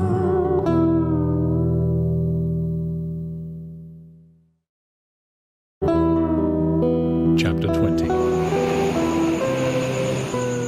I sat one evening in my laboratory, The sun had set and the moon was just rising from the sea. I had not sufficient light for my employment, and I remained idle, in a pause of consideration of whether I should leave my labour for the night, or hasten its conclusion by an unremitting attention to it. As I sat, a train of reflection occurred to me which led me to consider the effects of what I was now doing. 3 years before, I was engaged in the same manner, and had created a fiend whose unparalleled barbarity had desolated my heart and filled it forever with bitter remorse.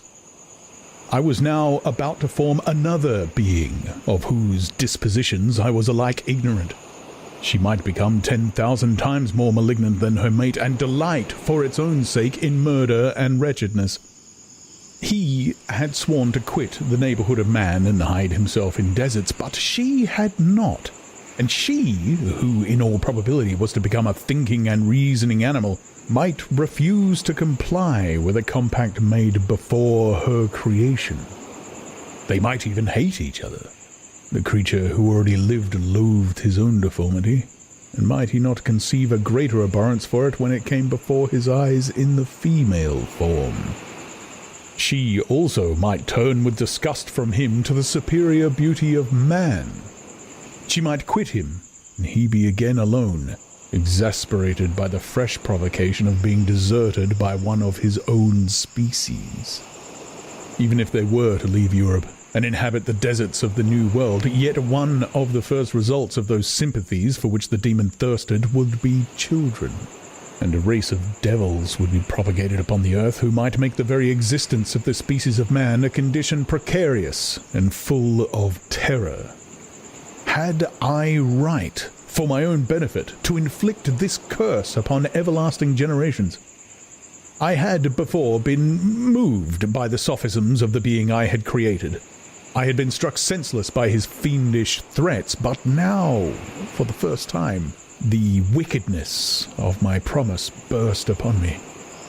I shuddered to think that future ages might curse me as their pest, whose selfishness had not hesitated to buy its own peace at the price, perhaps, of the existence of the whole human race.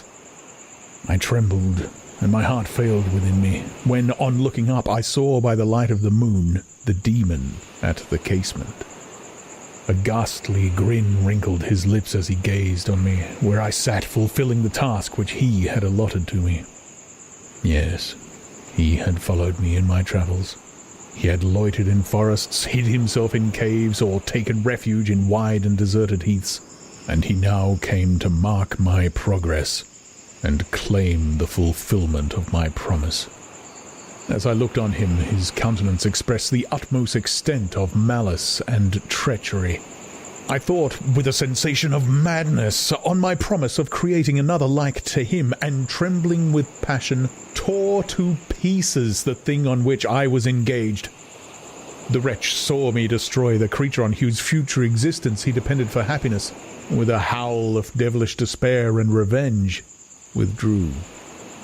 I left the room, and locking the door, made a solemn vow in my own heart never to resume my labours, and then, with trembling steps, I sought my own apartment.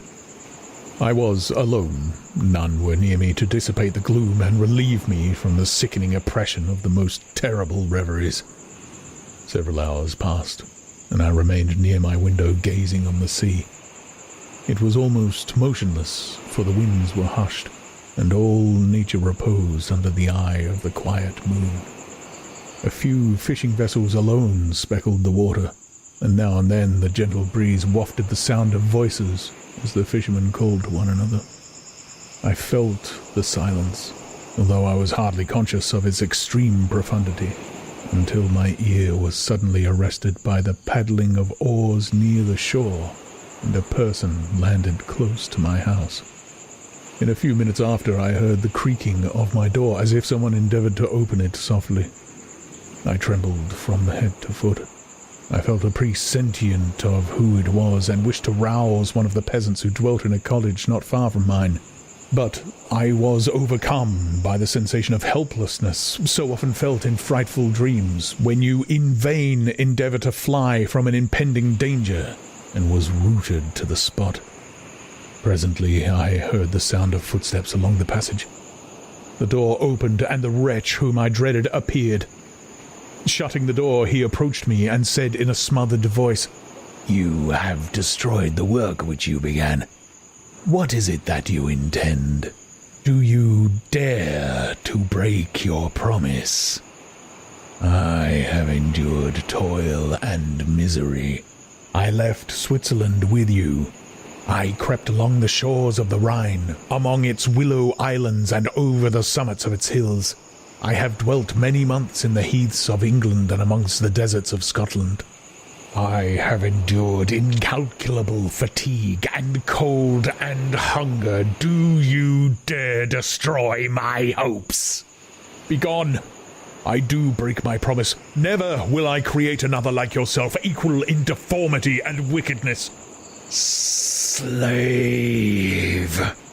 I before reasoned with you, but you have proved yourself unworthy of my condescension. Remember that I have power. You believe yourself miserable, but I can make you so wretched that the light of day will be hateful to you. You are my creator, but I am your master. Obey! The hour of my irresolution is past, and the period of your power is arrived. Your threats cannot move me to do an act of wickedness, but they confirm in me a determination of not creating you a companion in vice. Shall I, in cold blood, set loose upon the earth a demon whose delight is in death and wretchedness? Begone! I am firm, and your words will only exasperate my rage. The monster saw my determination in my face and gnashed his teeth with the impotence of anger. "Shall each man," cried he, "find a wife for his bosom, and each beast have his mate, and I be alone? I had feelings of affection, and they were requited by detestation and scorn. Man, you may hate, but beware. Your hours will pass in dread and misery, and soon the bolt will fall which must ravage from you your happiness forever. Are you to be happy while I grovel in the intensity of my wretchedness? You can blast my other passions, but revenge remains. Revenge henceforth dearer than light or food. I may die, but first you, my tyrant and tormentor, shall curse the sun that gazes on your misery. Beware, for I am fearless and therefore powerful.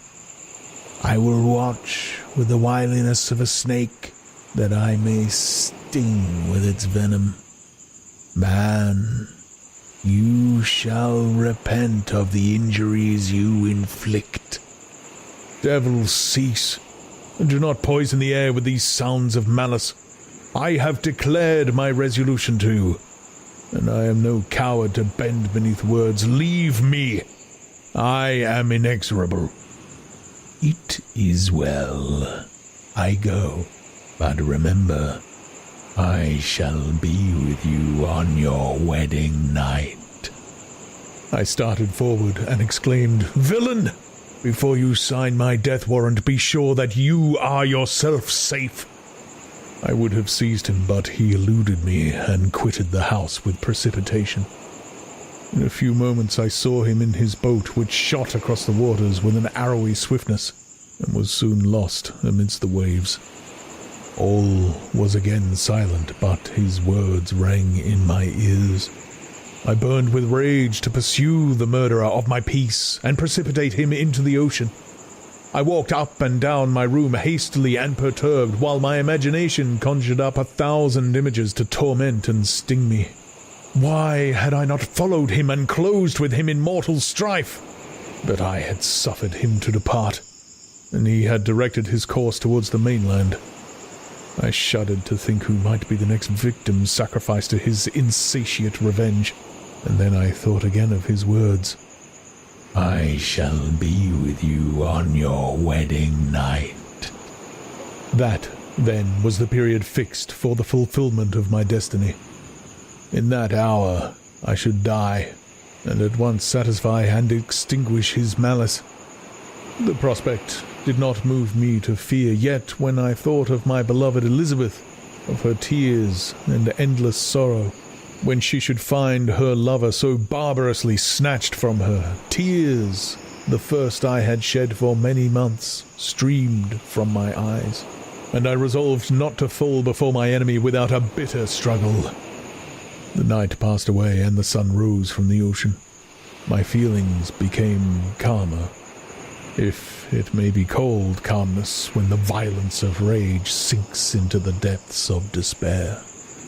I left the house, the horrid scene of the last night's contention, and walked on the beach of the sea, which I almost regarded as an insuperable barrier between me and my fellow creatures. Nay, a wish that such should prove the fact stole across me.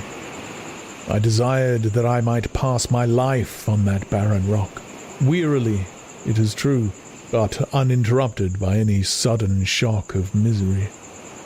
If I returned, it was to be sacrificed, or to see those whom I most loved die under the grasp of a demon whom I had myself created. I walked about the isle like a restless spectre, separated from all it loved, and miserable in the separation. When it became noon and the sun rose higher, I lay down on the grass and was overpowered by a deep sleep. I had been awake the whole of the preceding night. My nerves were agitated and my eyes inflamed by watching and misery. The sleep into which I now sank refreshed me, and when I awoke, again felt as if I belonged to a race of human beings like myself, and I began to reflect upon what had passed with greater composure, yet still the words of the fiend rang in my ears like a death knell. They appeared like a dream, yet distinct and oppressive as a reality. The sun had far descended, and I still sat on the shore satisfying my appetite, which had become ravenous with an oaten cake, when I saw a fishing boat land close to me, and one of the men brought me a packet. It contained letters from Geneva and one from Clerval, entreating me to join him. He said that he was wearying away his time fruitlessly where he was, that letters from the friends he had formed in London desired his return to complete the negotiation they had entered into for his Indian enterprise. He could not any longer delay his departure, but as his journey to London might be followed even sooner than he now conjectured by his longer voyage, he entreated me to bestow as much of my society on him as I could spare. He besought me, therefore, to leave my solitary island and to meet him at Perth, that we might proceed southwards together. This letter, in a degree, recalled me to life, and I determined to quit my island at the expiration of 2 days. Yet, before I departed, there was a task to perform, on which I shuddered to reflect. I must pack up my chemical instruments, and for that purpose I must enter the room which had been the scene of my odious work, and I must handle those utensils, the sight of which was sickening to me. The next morning at daybreak I summoned sufficient courage and unlocked the door of my laboratory. The remains of the half-finished creature whom I had destroyed lay scattered on the floor, and I almost felt as if I had mangled the living flesh of a human being. I paused to collect myself, and then entered the chamber. With trembling hand, I conveyed the instruments out of the room, but I reflected that I ought not to leave the relics of my work to excite the horror and suspicion of the peasants, and I accordingly put them into a basket with a great quantity of stones, and laying them up, determined to throw them into the sea that very night. And in the meantime I sat upon the beach, employed in cleaning and arranging my chemical apparatus. Nothing could be more complete than the alteration that had taken place in my feelings since the night of the appearance of the demon. I had before regarded my promise with a gloomy despair as a thing that, with whatever consequences, must be fulfilled. But I now felt as if a film had been taken from before my eyes, and that I, for the first time, saw clearly. The idea of renewing my labors did not for one instant occur to me. The threat that I had heard weighed on my thoughts, but I did not reflect that a voluntary act of mine could avert it. I had resolved in my own mind that to create another like the fiend I had first made would be an act of the basest and most atrocious selfishness, and I banished from my mind every thought that could lead to a different conclusion. Between 2 and 3 in the morning the moon rose, and I then, putting my basket aboard a little skiff, sailed out about 4 miles from the shore. The scene was perfectly solitary. A few boats were returning towards land, but I sailed away from them. I felt as if I was about the commission of a dreadful crime, and avoided with shuddering anxiety any encounter with my fellow creatures. At one time the moon, which had before been clear, was suddenly overspread by a thick cloud, and I took advantage of the moment of darkness and cast my basket into the sea. I listened to the gurgling sound as it sank, and then sailed away from the spot. The sky became clouded, but the air was pure, although chilled by the northeast breeze that was then rising. But it refreshed me, and filled me with such agreeable sensations that I resolved to prolong my stay on the water, and fixing the rudder in a direct position, stretched myself at the bottom of the boat. Clouds hid the moon, everything was obscure, and I heard only the sound of the boat as its keel cut through the waves. The murmur lulled me, and in a short time I slept soundly. I do not know how long I remained in this situation, but when I awoke I found that the sun had already mounted considerably. The wind was high, and the waves continually threatened the safety of my little skiff. I found that the wind was northeast, and must have driven me far from the coast from which I had embarked. I endeavoured to change my course, but quickly found that if I again made the attempt, the boat would be instantly filled with water. Thus situated, my only resource was to drive before the wind. I confess that I felt a few sensations of terror. I had no compass with me, and was so slenderly acquainted with the geography of this part of the world that the sun was of little benefit to me. I might be driven into the wide Atlantic, and feel all the tortures of starvation, or be swallowed up in the immeasurable waters that roared and buffeted around me. I had already been out many hours, and felt the torment of a burning thirst, a prelude to my other sufferings. I looked on the heavens, which were covered by clouds that flew before the wind, only to be replaced by others. I looked upon the sea. It was to be my grave. "Fiend!" I exclaimed, "your task is already fulfilled." I thought of Elizabeth, of my father, and of Clerval, all left behind, on whom the monster might satisfy his sanguinary and merciless passions. This idea plunged me into a reverie so despairing and frightful that even now, when the scene is on the point of closing before me forever, I shudder to reflect on it. Some hours passed thus, but by degrees, as the sun declined towards the horizon, the wind died away into a gentle breeze, and the sea became free from breakers. But these gave place to a heavy swell. I felt sick, and hardly able to hold the rudder, when suddenly I saw a line of high land towards the south. Almost spent as I was by fatigue and the dreadful suspense I endured for several hours, this sudden certainty of life rushed like a flood of warm joy to my heart, and tears gushed from my eyes. How mutable are our feelings, and how strange is that clinging love we have of life even in the excess of misery.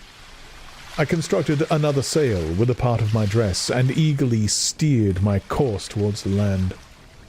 It had a wild and rocky appearance, but as I approached nearer, I easily perceived the traces of cultivation. I saw vessels near the shore, and found myself suddenly transported back to the neighborhood of civilized men. I carefully traced the winding of the land, and hailed a steeple which I at length saw issuing from behind a small promontory.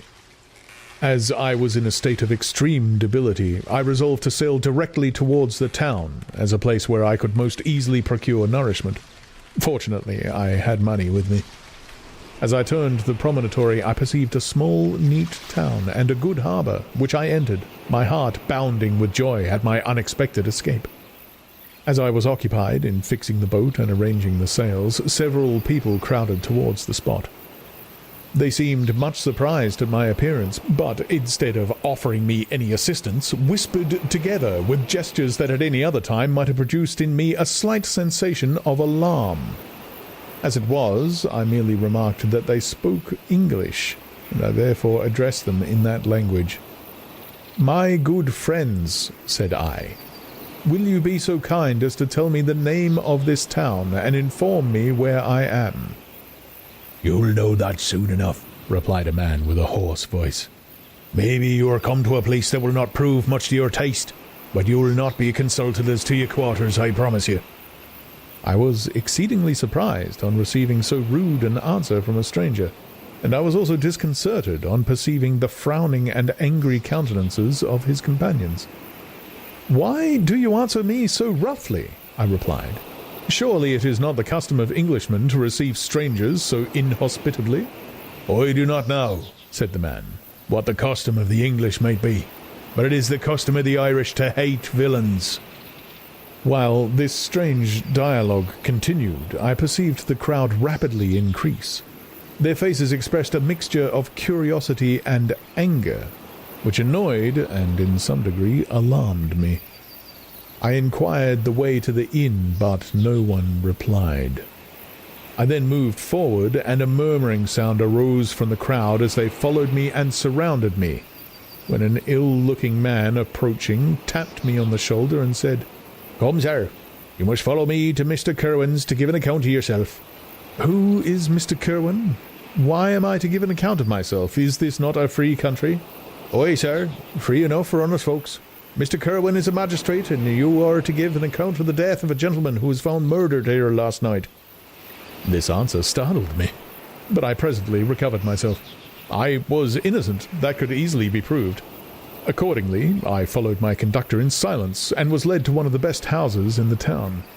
I was ready to sink from fatigue and hunger, but being surrounded by the crowd, I thought it politic to rouse all my strength, that no physical debility might be construed into apprehension or conscious guilt. Little did I then expect the calamity that was in a few moments to overwhelm me, and extinguish in horror and despair all fear of ignominy or death. I must pause here, for it requires all my fortitude to recall the memory of the frightful events which I am about to relate, in proper detail, to my recollection.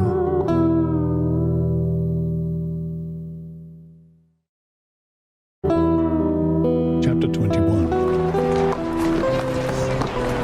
I was soon introduced into the presence of the magistrate, an old benevolent man with calm and mild manners. He looked upon me, however, with some degree of severity, and then, turning towards my conductors, he asked who appeared as witnesses on this occasion. About half a dozen men came forward, and one being selected by the magistrate, he deposed that he had been out fishing the night before with his son and brother-in-law, Daniel Nugent, when, about 10 o'clock, they observed a strong northerly blast rising, and they accordingly put in for port. It was a very dark night, as the moon had not yet risen. They did not land at the harbour, but, as they had been accustomed, at a creek about 2 miles below. He walked on first, carrying a part of the fishing tackle, and his companions followed him at some distance. As he was proceeding along the sands, he struck his foot against something and fell at his length on the ground. His companions came out to assist him, and by the light of their lantern they found that he had fallen on the body of a man, who was, to all appearance, dead. Their first supposition was that it was the corpse of some person who had been drowned and was thrown on shore by the waves, but on examination they found that the clothes were not wet, and even that the body was not then cold. They instantly carried it to the cottage of an old woman near the spot, and endeavoured, but in vain, to to restore it to life. It appeared to be a handsome young man, about 25 years of age. He had apparently been strangled, for there was no sign of any violence except the black mark of fingers on his neck. The first part of this deposition did not in the least interest me, but when the mark of the fingers was mentioned, I remembered the murder of my brother and felt myself extremely agitated. My lips trembled and a mist came over my eyes, which obliged me to lean on a chair for support. The magistrate observed me with a keen eye and, of course, drew an unfavourable augury from my manner.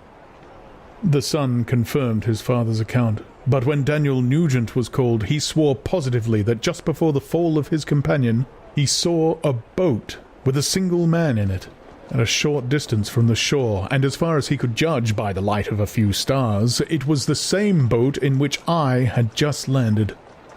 A woman deposed that she lived near the beach, and was standing at the door of her cottage waiting for the return of the fisherman about an hour before she heard of the discovery of the body, when she saw a boat with only one man in it push off from that part of the shore where the corpse was afterwards found. Another woman confirmed the account of the fisherman having brought the body into her house. It was not cold. They put it into a bed and rubbed it, and Daniel went to town for an apothecary, but life was quite gone. Several other men were examined concerning my landing, and they agreed that, with the strong north wind that had arisen during the night, it was very probable that I had beaten about for many hours, and had been obliged to return nearly to the same spot from which I had departed. Besides, they observed that it appeared that I had brought the body from another place, and it was likely that, as I did not appear to know the shore, I might have put into the harbour ignorant of the distance of the town from the place where I had deposited the corpse. Mr. Keowen, on hearing the evidence, desired that I should be taken into the room where the body lay for interment, that it might be observed what effect the sight of it would produce upon me. This idea was probably suggested by the extreme agitation I had exhibited when the mode of the murder had been described. I was accordingly conducted, by the magistrate and several other persons, to the inn. I could not help being struck by the strange coincidence that had taken place during this eventful night, but, knowing that I had been conversing with several persons in the island I had inhabited about the time that the body had been found, I was perfectly tranquil as to the consequences of the affair. I entered the room where the corpse lay, and was led up to the coffin. How can I describe my sensations on beholding it? I feel yet parched with horror, nor can I reflect on that terrible moment without shuddering and agony. The examination, the presence of the magistrate and witnesses, passed like a dream from my memory when I saw the lifeless form of Henry Clerval stretched before me. I gasped for breath, and throwing myself on the body, I exclaimed, "Have my murderous machinations deprived you also, my dearest Henry, of life? 2 I have already destroyed, other victims await their destiny, but you, Clerval, my friend, my benefactor." The human form could no longer support the agonies that I endured, and I was carried out of the room in strong convulsions. A fever succeeded this. I lay for 2 months on the point of death. My ravings, as I afterwards heard, were frightful. I called myself the murderer of William, of Justine, and of Clerval.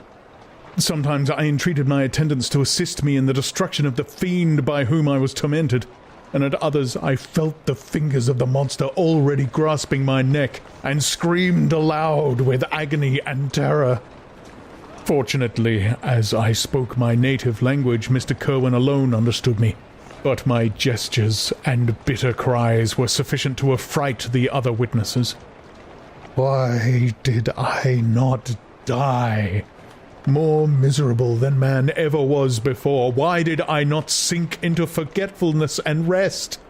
Death snatches away many blooming children, the only hopes of their doting parents. How many brides and youthful lovers have been one day in the bloom of health and hope, and the next a prey for worms and the decay of the tomb?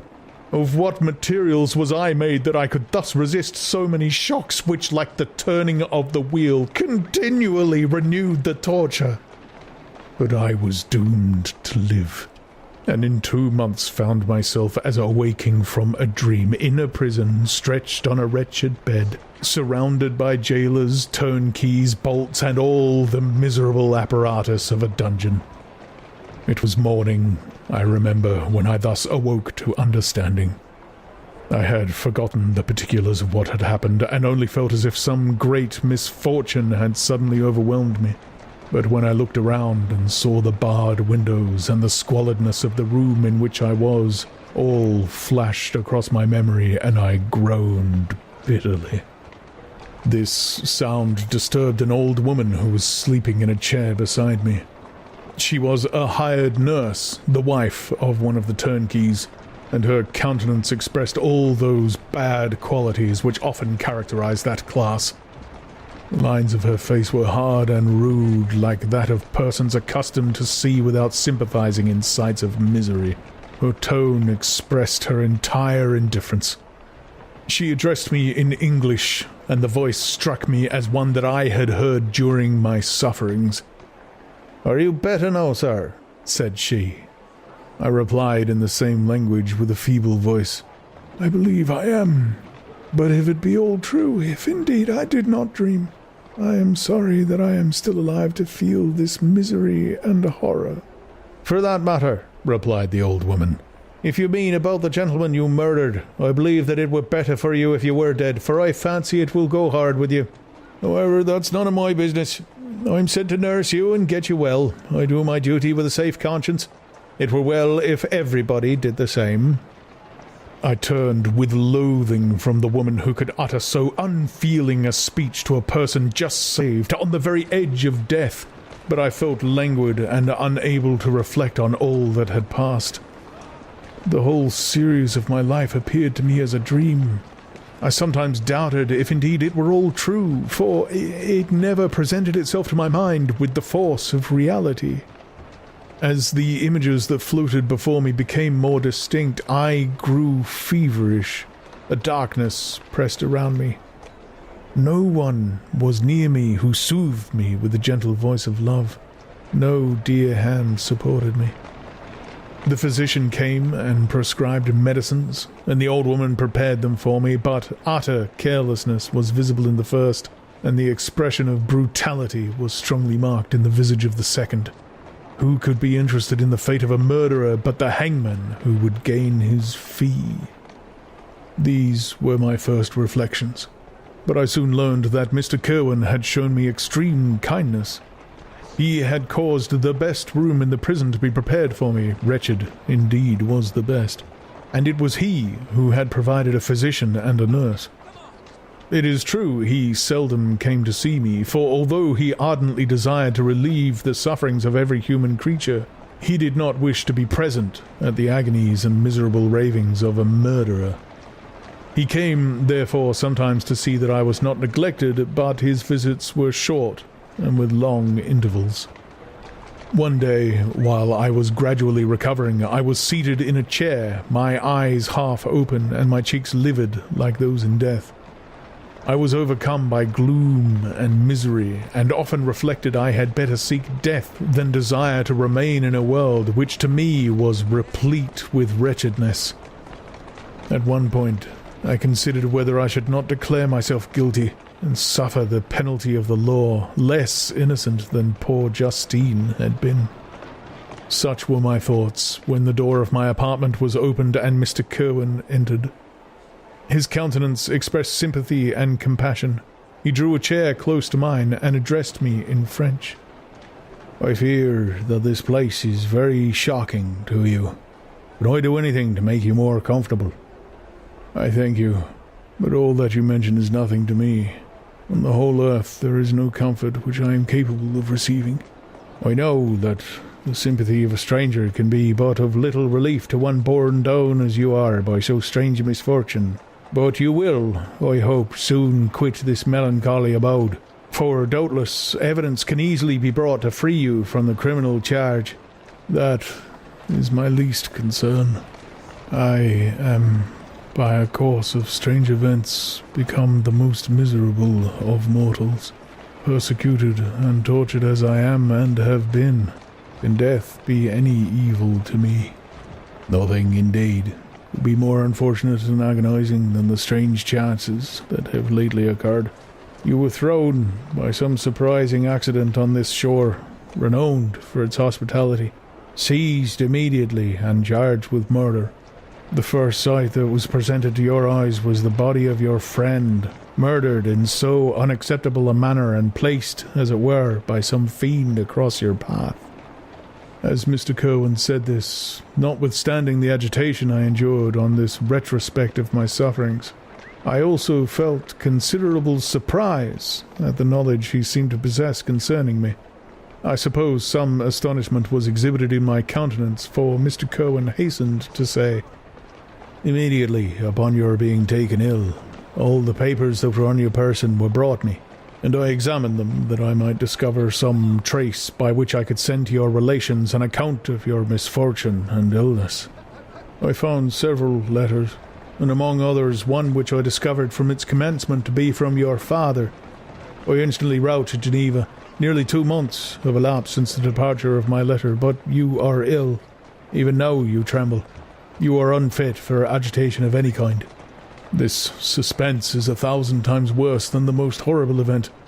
Tell me what new scene of death has been acted, and whose murder I am now to lament." "Your family is perfectly well," said Mr. Cohen with gentleness, "and someone, a friend, has come to visit you." I know not by what chain of thought the idea presented itself, but it instantly darted into my mind that the murderer had come to mock at my misery and taunt me with the death of Clerval, as a new incitement for me to comply with his hellish desires. I put my hand before my eyes and cried out in agony, "Oh, take him away! I cannot see him! For God's sake, do not let him enter!" Mr. Kirwan regarded me with a troubled countenance. He could not help regarding my exclamation as a presumption of my guilt, and said in rather a severe tone, "I should have thought, young man, that the presence of your father would have been welcome instead of inspiring such violent repugnance." "My father!" cried I, while every feature and every muscle was relaxed from anguish to pleasure. "Is my father indeed come? How kind, how very kind! But where is he? Why does he not hasten to me?" My change of manner surprised and pleased the magistrate. Perhaps he thought that my former exclamation was a momentary return of delirium, and now he instantly resumed his former benevolence. He rose and quitted the room with my nurse, and in a moment my father entered it. Nothing at this moment could have given me greater pleasure than the arrival of my father. I stretched out my hand to him and cried, "Are you then safe? And Elizabeth and Ernest?" My father calmed me with assurances of their welfare, and endeavoured by dwelling on these subjects so interesting to my heart to raise my desponding spirits. But he soon felt that a prison cannot be the abode of cheerfulness. "What a place is this that you inhabit, my son?" said he, looking mournfully at the barred windows and wretched appearance of the room. "You travelled to seek happiness, but a fatality seems to pursue you, and poor Clerval." The name of my unfortunate and murdered friend was an agitation too great to be endured in my weak state. I shed tears. "Alas, yes, father," replied I. "Some destiny of the most horrible kind hangs over me, and I must live to fulfill it, or surely I should have died on the coffin of Henry." We were not allowed to converse for any length of time, for the precarious state of my health rendered every precaution necessary that could ensure tranquillity. Mr. Kirwan came in and insisted that my strength should not be exhausted by too much exertion. But the appearance of my father was to me like that of my good angel, and I gradually recovered my health. As my sickness quitted me, I was absorbed by a gloomy and black melancholy that nothing could dissipate. The image of Clerval was forever before me, ghastly and murdered. More than once, the agitation into which these reflections threw me made my friends dread a dangerous relapse. Alas! Why did they preserve so miserable and detested a life? It was surely that I might fulfill my destiny, which is now drawing to a close. Soon, oh, very soon, will death extinguish these throbbings and relieve me from the mighty weight of anguish that bears me to the dust. And in executing the award of justice, I shall also sink to rest. Then the appearance of death was distant, although the wish was ever present to my thoughts, and I often sat for hours, motionless and speechless, wishing for some mighty revolution that might bury me and my destroyer in its ruins. The season of the assizes approached.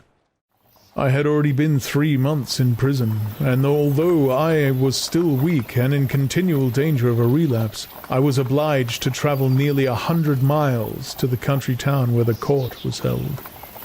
Mr. Kerwin charged himself with every care of collecting witnesses and arranging my defense. I was spared the disgrace of appearing publicly as a criminal, as the case was not brought before the court that decides on life and death. The grand jury rejected the bill on its being proved that I was on the Orkney Islands at the hour the body of my friend was found, and a fortnight after my removal, I was liberated from prison. My father was enraptured on finding me freed from the vexations of a criminal charge, that I was again allowed to breathe the fresh atmosphere and permitted to return to my native country. I did not participate in these feelings, for to me the walls of a dungeon or a palace were alike hateful. The cup of life was poisoned forever, and although the sun shone upon me as upon the happy and gay of heart, I saw around me nothing but a dense and frightful darkness, penetrated by no light but the glimmer of 2 eyes that glared upon me. Sometimes they were the expressive eyes of Henry, languishing in death, the dark orbs nearly covered by the lids and the long black lashes that fringed them. Sometimes it was the watery, clouded eyes of the monster, as I first saw them in my chamber at Ingolstadt. My father tried to awaken in me the feelings of affection. He talked of Geneva, which I should soon visit, of Elizabeth and Ernest, but these words only drew deep groans from me. Sometimes, indeed, I felt a wish for happiness, and thought with melancholy delight of my beloved cousin, or longed with the devouring maladie du père to see once more the blue lake and rapid Rhone that had been so dear to me in early childhood. But my general state of feeling was a torpor, in which a prison was as welcome a residence as the divinest scene in nature, and these fits were seldom interrupted but by paroxysms of anguish and despair.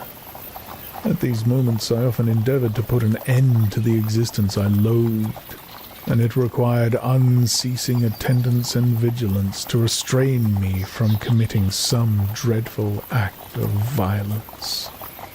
Yet one duty remained to me, the recollection of which finally triumphed over my selfish desire. It was necessary that I should return without delay to Geneva, there to watch over the lives of those I so fondly loved, and to lie in wait for the murderer, that if any chance led me to the place of his concealment, or if he dared again to blast me by his presence, I might with unfailing aim put an end to the existence of the monstrous image which I had endued with the mockery of a soul still more monstrous.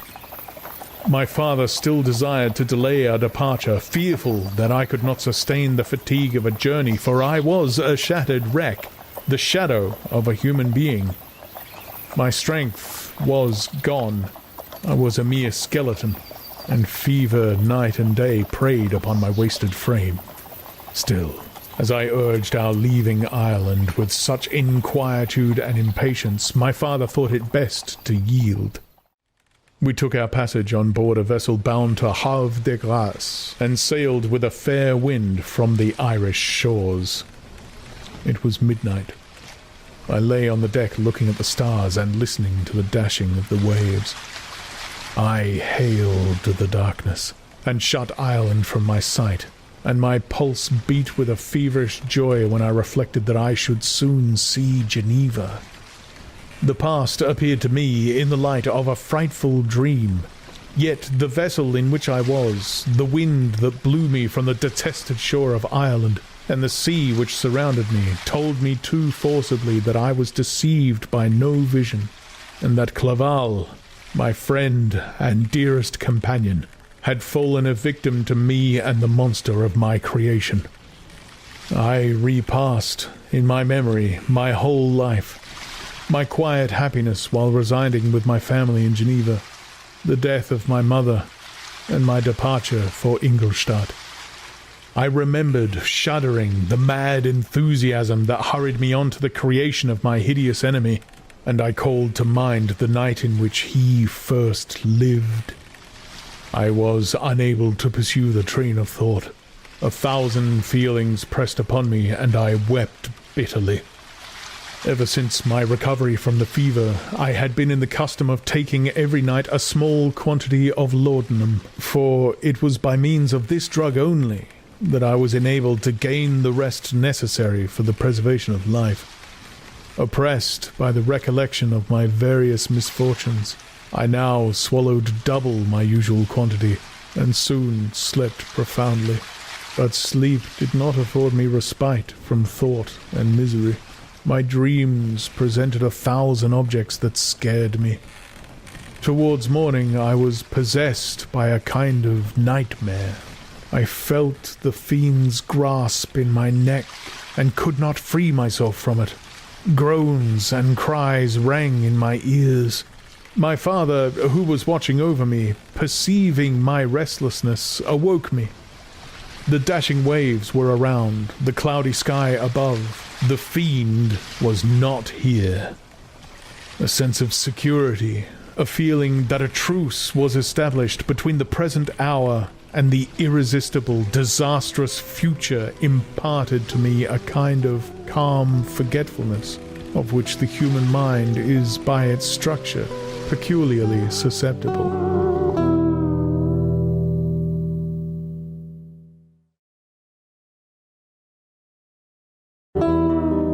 Chapter 22. The voyage came to an end. We landed and proceeded to Paris. I soon found that I had overtaxed my strength, and that I must repose before I could continue my journey. My father's care and attentions were indefatigable, but he did not know the origin of my sufferings, and sought erroneous methods to remedy the incurable ill.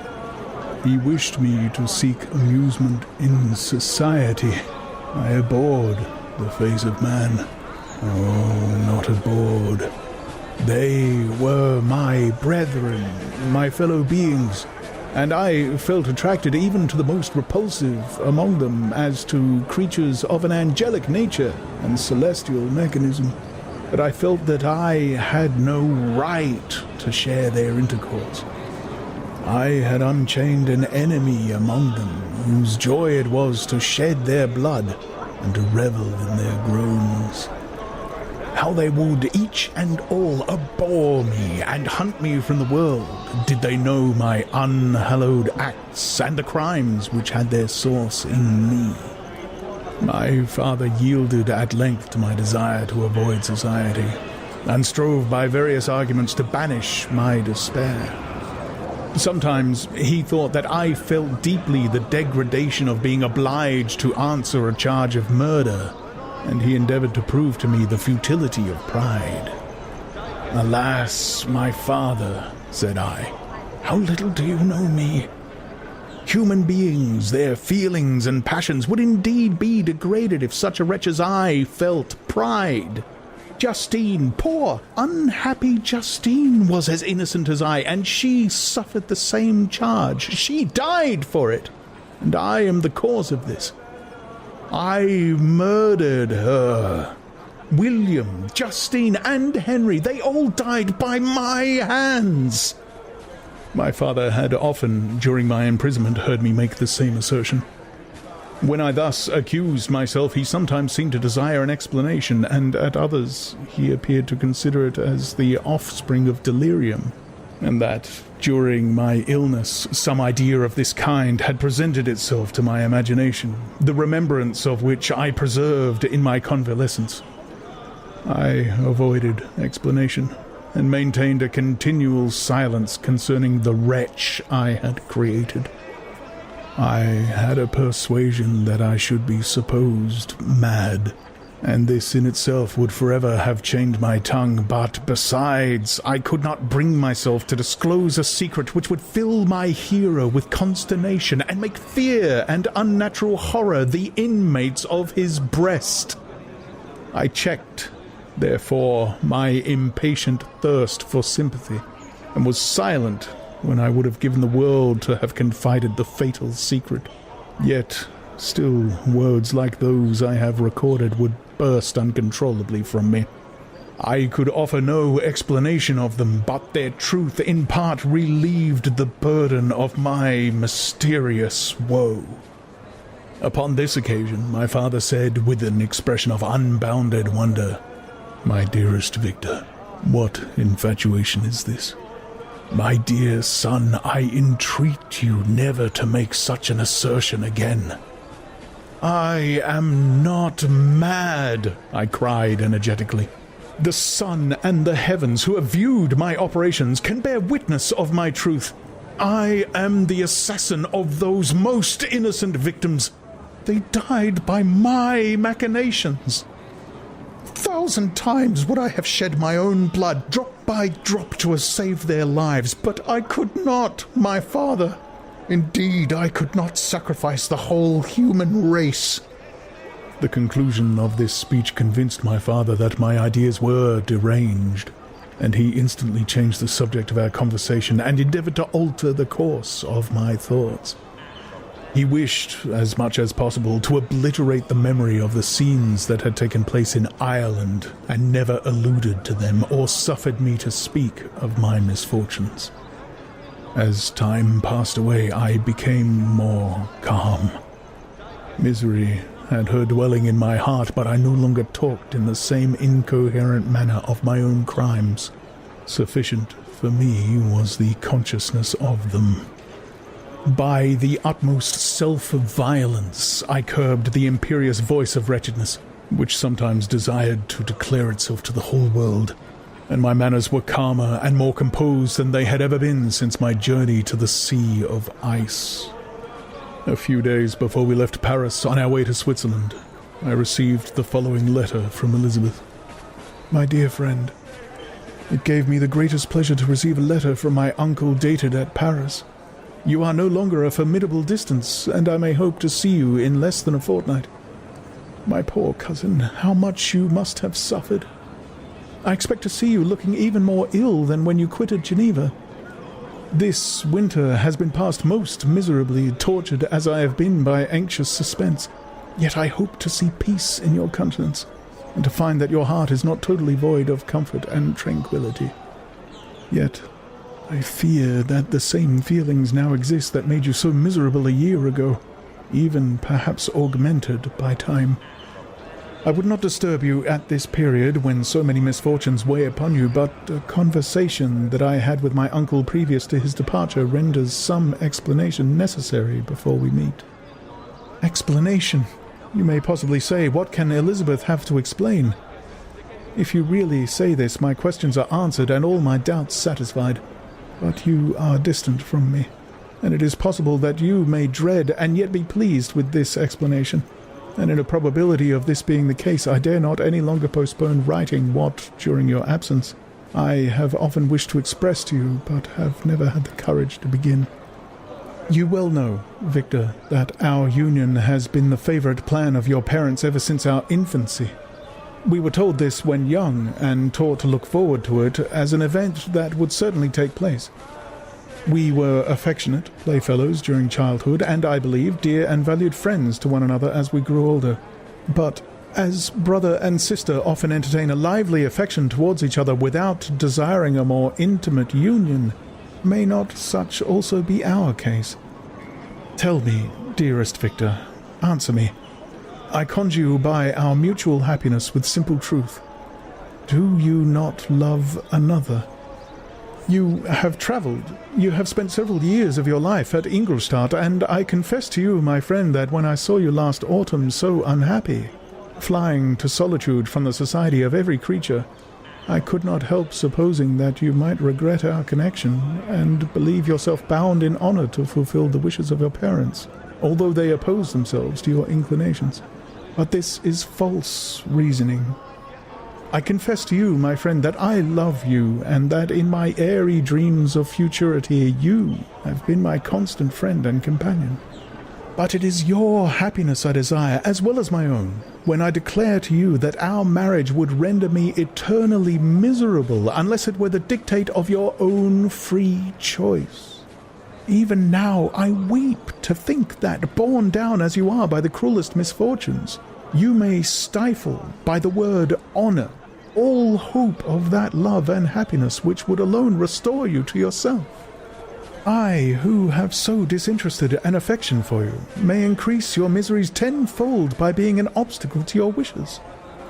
Ah, Victor, be assured that your cousin and playmate has too sincere a love for you not to be made miserable by this supposition. Be happy, my friend, and if you obey me in this one request, remain satisfied that nothing on earth will have the power to interrupt my tranquillity. Do not let this letter disturb you. Do not answer tomorrow or the next day, or even until you come, if it will give you pain. My uncle will send me news of your health, and if I see but one smile on your lips when we meet, occasioned by this or any other exertion of mine, I shall need no other happiness. Elizabeth Lavenza, Geneva, May 18th, 17 This letter revived in my memory what I had before forgotten. The threat of the fiend. I will be with you on your wedding night. Such was my sentence, and on that night would the demon employ every art to destroy me and tear me from the glimpse of happiness which promised partly to console my sufferings. On that night he had determined to consummate his crimes by my death. Well, be it so. A deadly struggle would then assuredly take place, in which, if he were victorious, I should be at peace, and his power over me be at an end. If he were vanquished, I should be a free man. Alas, what freedom! Such as the peasant enjoys when his family have been massacred before his eyes, his cottage burned, his lands laid waste, and he is turned adrift, homeless, penniless, and alone, but free.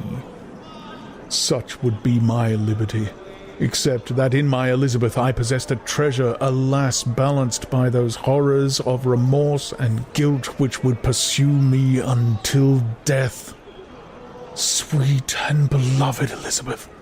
I read and reread her letter, and some softened feeling stole into my heart and dared to whisper paradisical dreams of love and joy.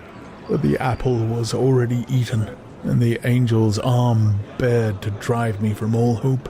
Yet I would die to make her happy. If the monster executed his threat, death was inevitable. Yet again I considered whether my marriage would hasten my fate. My destruction might indeed arrive a few months sooner, but if my torturer should suspect that I postponed it, influenced by his menaces, he would surely find other and perhaps more dreadful means of revenge. He had vowed to be with me on my wedding night, yet he did not consider that threat as binding him to peace in the meantime, for, as if to show me that he was not yet satiated with blood, he had murdered Clerval immediately after the enunciation of his threats. I resolved, therefore, that if my immediate union with my cousin would conduce either to hers or my father's happiness, my adversary's designs against my life should not retard it a single hour. In this state of mind I wrote to Elizabeth. My letter was calm and affectionate. "I fear, my beloved girl," I said, "little happiness remains for us on earth, yet all that I may one day enjoy is centered in you. Chase away your idle fears. To you alone do I consecrate my life and my endeavors for contentment. I have one secret, Elizabeth, a dreadful one. When revealed to you, it will chill your frame with horror, and then, far from being surprised at my misery, You will only wonder that I survived what I have endured. I will confide this tale of misery and terror to you the day after our marriage shall take place. For, my sweet cousin, there must be perfect confidence between us. But until then, I conjure you, do not mention or allude to it. This I most earnestly entreat, and I know you will comply." In about a week after the arrival of Elizabeth's letter, we returned to Geneva. The sweet girl welcomed me with warm affection, yet tears were in her eyes as she beheld my emaciated frame and feverish cheeks. I saw a change in her also. She was thinner, and had lost much of that heavenly vivacity that had before charmed me, but her gentleness and soft looks of compassion made her a more fit companion for one blasted and miserable as I was. The tranquillity which I now enjoyed did not endure. Memory brought madness with it, and when I thought of what had passed, a real insanity possessed me. Sometimes I was furious and burned with rage, sometimes low and despondent. I neither spoke nor looked at anyone, but sat motionless, bewildered by the multitude of miseries that overcame me. Elizabeth alone had the power to draw me from these fits. Her gentle voice would soothe me when transported by passion, and inspire me with human feelings when sunk in torpor. She wept with me and for me. When reason returned, she would remonstrate and endeavor to inspire me with resignation. It is well for the unfortunate to be resigned, but for the guilty there is no peace. The agonies of remorse poison the luxury there is otherwise sometimes found in indulging the excess of grief. Soon after my arrival, my father spoke of my immediate marriage with Elizabeth. I remained silent. "Have you, then, some other attachment?" "None on earth. I love Elizabeth and look forward to our union with delight. Let the day therefore be fixed, and on it I will consecrate myself, in life or death, to the happiness of my cousin." "My dear Victor, do not speak thus. Heavy misfortunes have befallen us, but let us only cling closer to what remains and transfer our love for those whom we have lost to those who yet live. Our circle will be small, but bound close by ties of affection and mutual misfortune.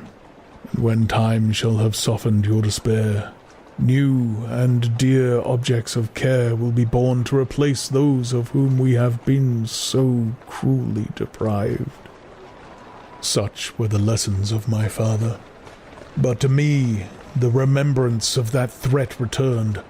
Nor can you wonder that, omnipotent as the fiend had yet been in his deeds of blood, I should almost regard him as invincible. And when he had pronounced the words, "I shall be with you on your wedding night," I should regard the threatened fate as unavoidable.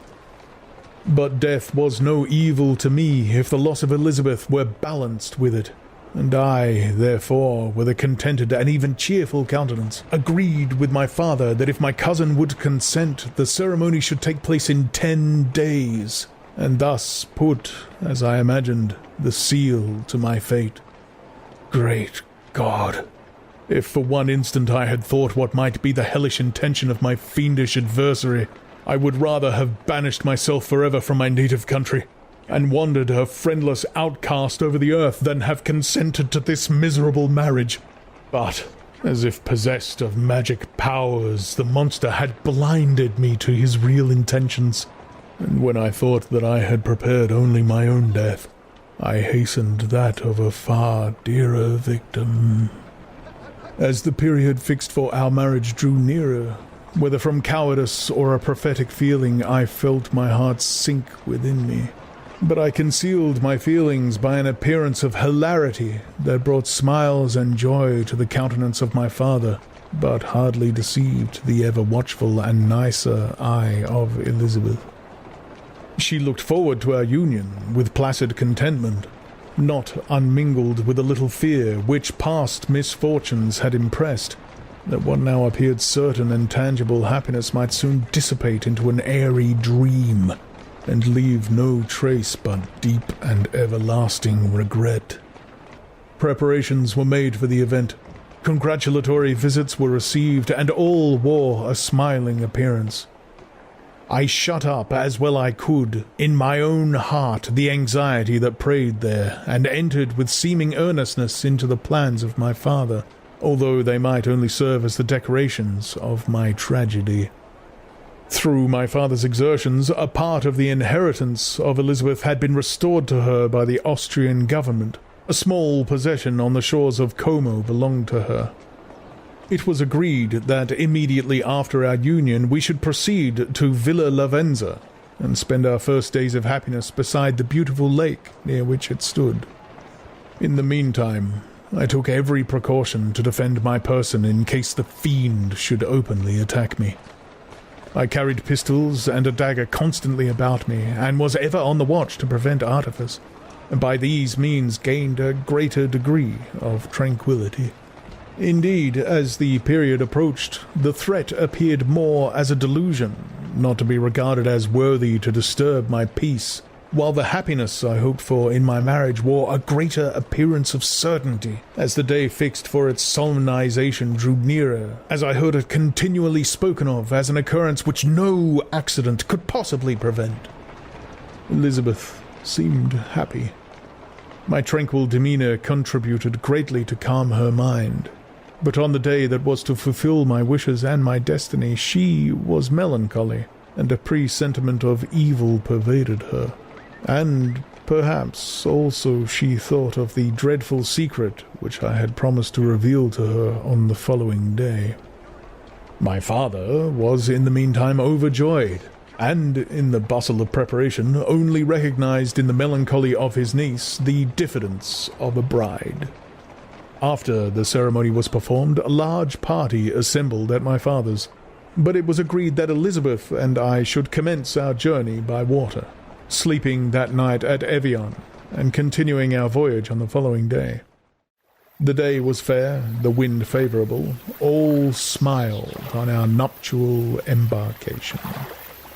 Those were the last moments of my life during which I enjoyed the feeling of happiness. We passed rapidly along. The sun was hot, but we were sheltered from its rays by a kind of canopy, while we enjoyed the beauty of the scene. Sometimes on one side of the lake, where we saw Mount Salève, the pleasant banks of Montalegre, and at a distance, surmounting all, the beautiful Mont Blanc, and the assemblage of snowy mountains that in vain endeavour to emulate her. Sometimes, coasting the opposite banks, we saw the mighty Jura opposing its dark side to the ambition that would quit its native country, and an almost insurmountable barrier to the invader who should wish to enslave it. I took the hand of Elizabeth. "You are sorrowful, my love. Ah, if you knew what I have suffered and what I may yet endure, you would endeavour to let me taste this quiet and freedom from despair that this one day at least permits me to enjoy." "Be happy, my dear Victor," replied Elizabeth. "There is, I hope, nothing to distress you, and be assured that if a lively joy is not painted in my face, my heart is contented. Something whispers to me not to depend too much on the prospect that is opened before us, but I will not listen to such a sinister voice. Observe how fast we move along, and how the clouds, which sometimes obscure and sometimes rise above the dome of Mont Blanc, render this scene of beauty still more interesting. Look also at the innumerable fish that are swimming in the clear waters, where we can distinguish every pebble that lies at the bottom. What a divine day! How happy and serene all nature appears!" Thus Elizabeth endeavoured to divert her thoughts and mine from all reflection upon melancholy subjects, but her temper was fluctuating.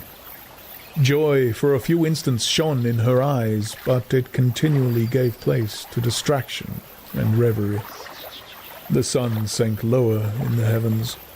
We passed the river Drance and observed its path through the chasms of the higher and the glens of the lower hills. The Alps here came closer to the lake, and we approached the amphitheatre of mountains which forms its eastern boundary. The spire of Evian shone under the woods that surrounded it, and the range of mountain above mountain by which it was overhung. The wind, which had hitherto carried us along with amazing rapidity, sank at sunset to a light breeze. The soft air just ruffled the water, and caused a pleasant motion among the trees as we approached the shore, from which it wafted the most delightful scent of flowers and hay. The sun sank beneath the horizon as we landed, and as I touched the shore I felt those cares and fears revive, which soon were to clasp me and cling to me forever. Chapter 23. It was 8 o'clock when we landed. We walked for a short time on the shore, enjoying the transitory light, and then retired to the inn and contemplated the lovely scene of waters, woods, and mountains, obscured in darkness, yet still displaying their black outlines. The wind, which had fallen in the south, now rose with great violence in the west. The moon had reached her summit in the heavens, and was beginning to descend. The clouds swept across it swifter than the flight of the vulture, and dimmed her rays, while the lake reflected the scene of the busy heavens, rendered still busier by the restless waves that were beginning to rise. Suddenly a heavy storm of rain descended. I had been calm during the day, but so soon as night obscured the shapes of objects, 1,000 fears arose in my mind. I was anxious and watchful, while my right hand grasped a pistol which was hidden in my bosom. Every sound terrified me, but I resolved that I would sell my life dearly, and not shrink from the conflict until my own life or that of my adversary was extinguished. Elizabeth observed my agitation for some time in timid and fearful silence, but there was something in my glance which communicated terror to her, and trembling she asked, "What is it that agitates you, my dear Victor? What is it you fear?" "Oh, peace, peace, my love," replied I. "This night, and all will be safe, but this night is dreadful, very dreadful." I passed an hour in this state of mind, when suddenly I reflected how fearful the combat which I momentarily expected would be to my wife, and I earnestly entreated her to retire, resolving not to join her until I had obtained some knowledge as to the situation of my enemy. She left me, and I continued some time walking up and down the passages of the house, and inspecting every corner that might afford a retreat to my adversary. But I discovered no trace of him, and was beginning to conjecture that some fortunate chance had intervened to prevent the execution of his menaces, when suddenly I heard a shrill and dreadful scream. It came from the room into which Elizabeth had retired. As I heard it, the whole truth rushed into my mind. My arms dropped, the motion of every muscle and fibre was suspended. I could feel the blood trickling in my veins and tingling in the extremities of my limbs. This state lasted but for an instant. The scream was repeated, and I rushed into the room. Great God, why did I not then expire? Why am I here to relate the destruction of the best hope and the purest creature on earth?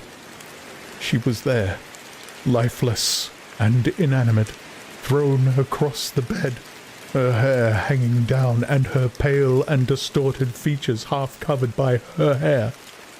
Everywhere I turn I see the same figure, her bloodless arms and relaxed form flung by the murderer on its bridal bier. Could I behold this and live? Alas! Life is obstinate and clings closest where it is most hated. For a moment only did I lose recollection. I fell senseless on the ground. When I recovered, I found myself surrounded by the people of the inn. Their countenances expressed a breathless terror, but the horror of others appeared only as mockery, a shadow of the feelings that oppressed me. I escaped from them to the room where lay the body of Elizabeth, my love, my wife, so lately living, so dear, so worthy. She had been moved from the posture in which I had first beheld her, and now, as she lay, her head upon her arm and a handkerchief thrown across her face and neck, I might have supposed her asleep. I rushed towards her and embraced her with ardour, but the deadly languor and coldness of the limbs told me that what I now held in my arms had ceased to be the Elizabeth whom I had loved and cherished. The murderous mark of the fiend's grasp was on her neck, and the breath had ceased to issue from her lips. While I still hung over her in the agony of despair, I happened to look up. The windows of the room had before been darkened, and I felt a kind of panic on seeing the pale yellow light of the moon illuminate the chamber. The shutters had been thrown back, and with a sensation of horror not to be described, I saw at the open window a figure the most hideous and abhorrent. A grin was on the face of the monster. He seemed to jeer as with his fiendish finger he pointed towards the corpse of my wife.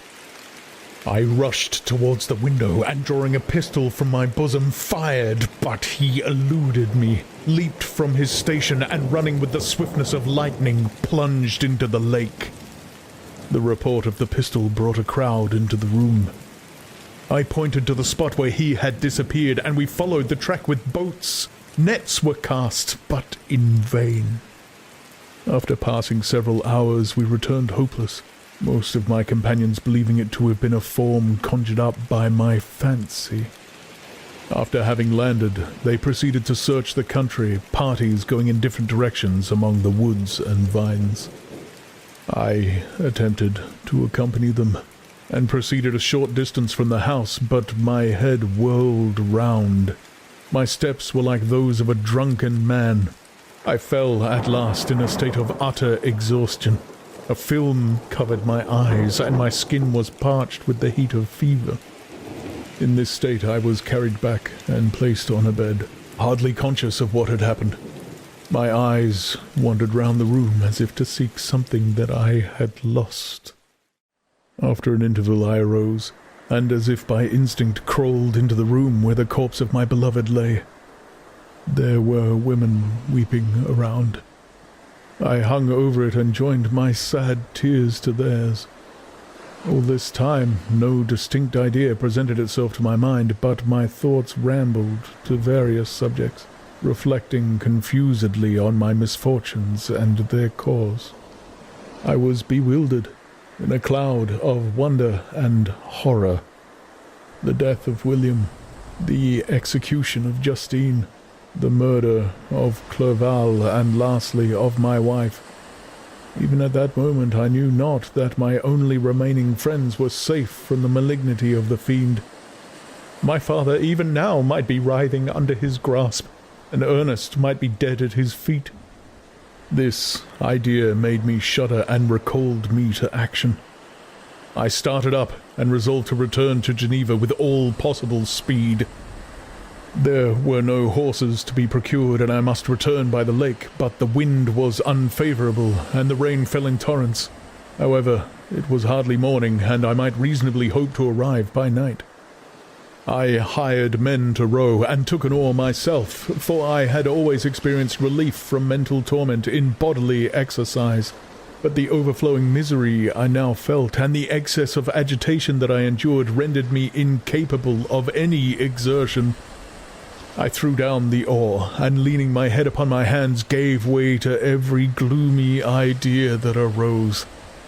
If I looked up, I saw scenes which were familiar to me in my happier time, and which I had contemplated but the day before, in the company of her who was now but a shadow and a recollection. Tears streamed from my eyes. The rain had ceased for a moment, and I saw the fish play in the waters as they had done a few hours before. They had then been observed by Elizabeth.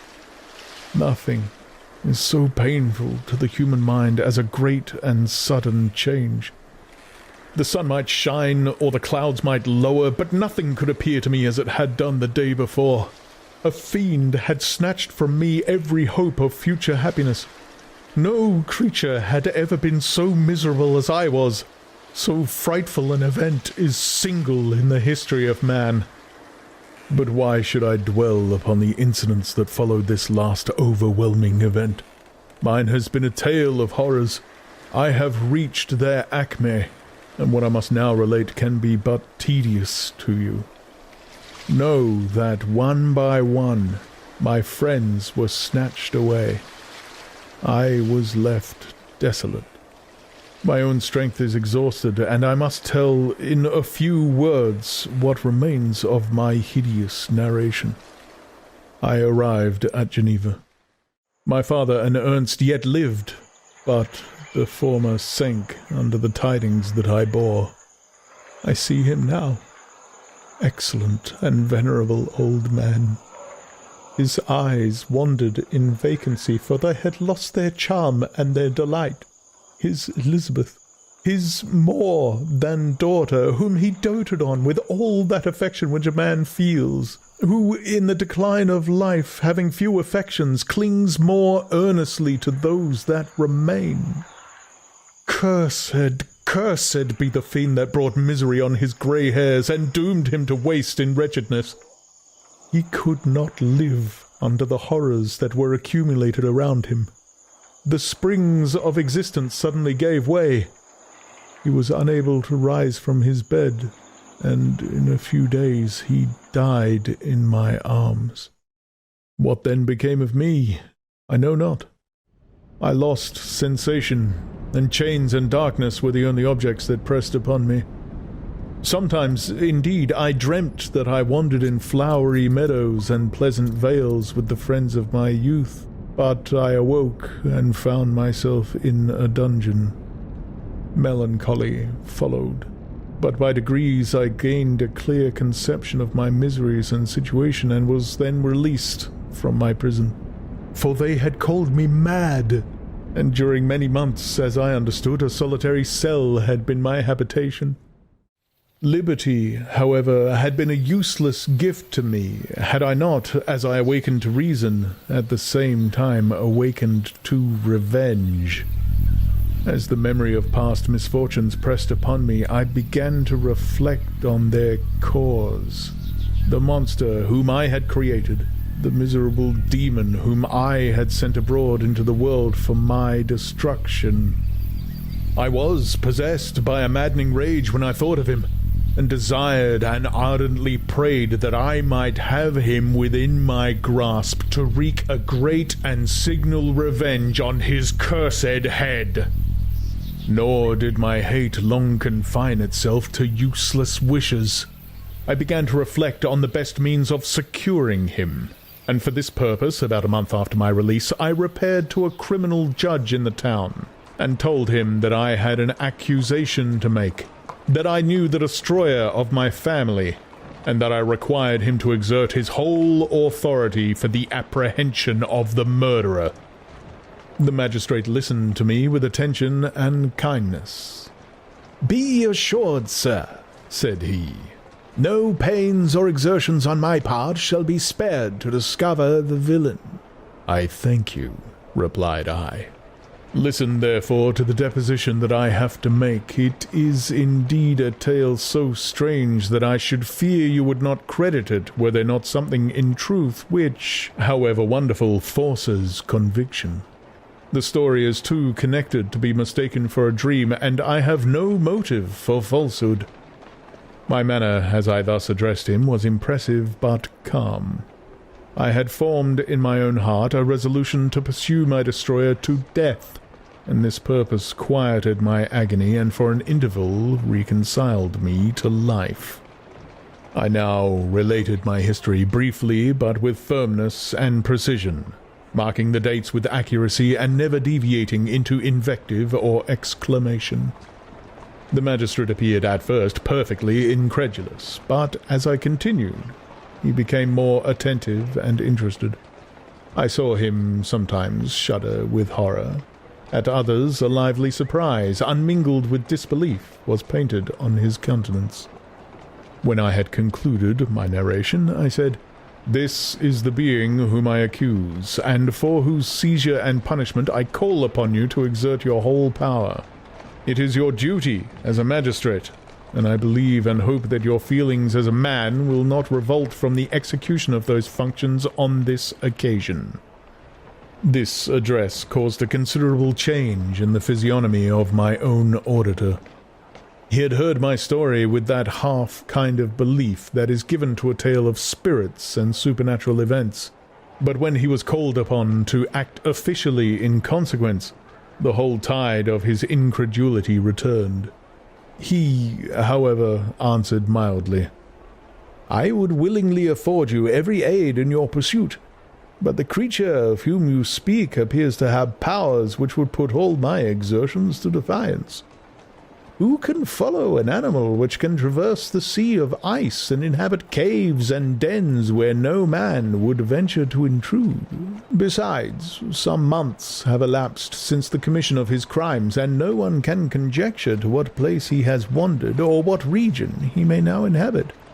I do not doubt that he hovers near the spot which I inhabit, and if he has indeed taken refuge in the Alps, he may be hunted like the chamois and destroyed as a beast of prey. But I perceive your thoughts. You do not credit my narrative, and do not intend to pursue my enemy with the punishment which is his desert."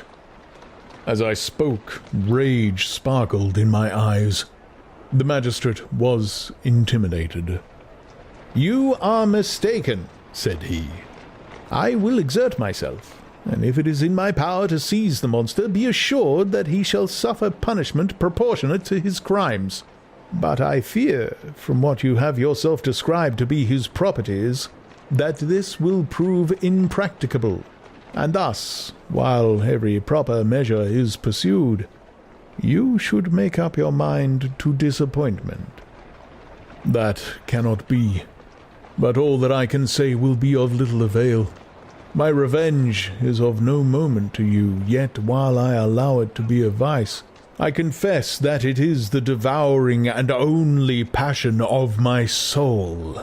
My rage is unspeakable when I reflect that the murderer whom I have turned loose upon society still exists. You refuse my just demand. I have but one resource, and I devote myself either in my life or death to his destruction."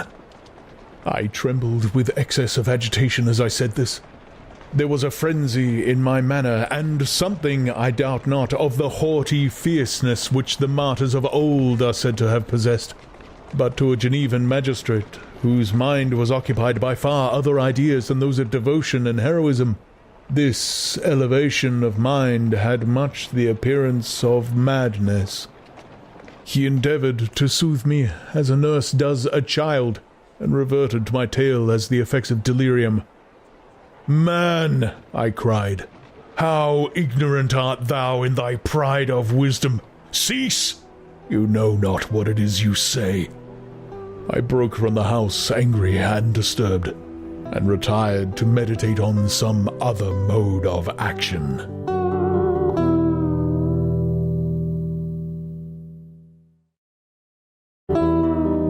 Chapter 24. My present situation was one in which all voluntary thought was swallowed up and lost. I was hurried away by fury. Revenge alone endowed me with strength and composure. It molded my feelings, and allowed me to be calculating and calm at periods when otherwise delirium or death would have been my portion. My first resolution was to quit Geneva forever. My country, which, when I was happy and beloved, was dear to me, now, in my adversity, became hateful. I provided myself with a sum of money, together with a few jewels which had belonged to my mother, and departed. And now my wanderings began, which are to cease but with life. I have traversed a vast portion of the earth, and have endured all the hardships which travellers in deserts and barbarous countries are wont to meet. How I have lived, I hardly know.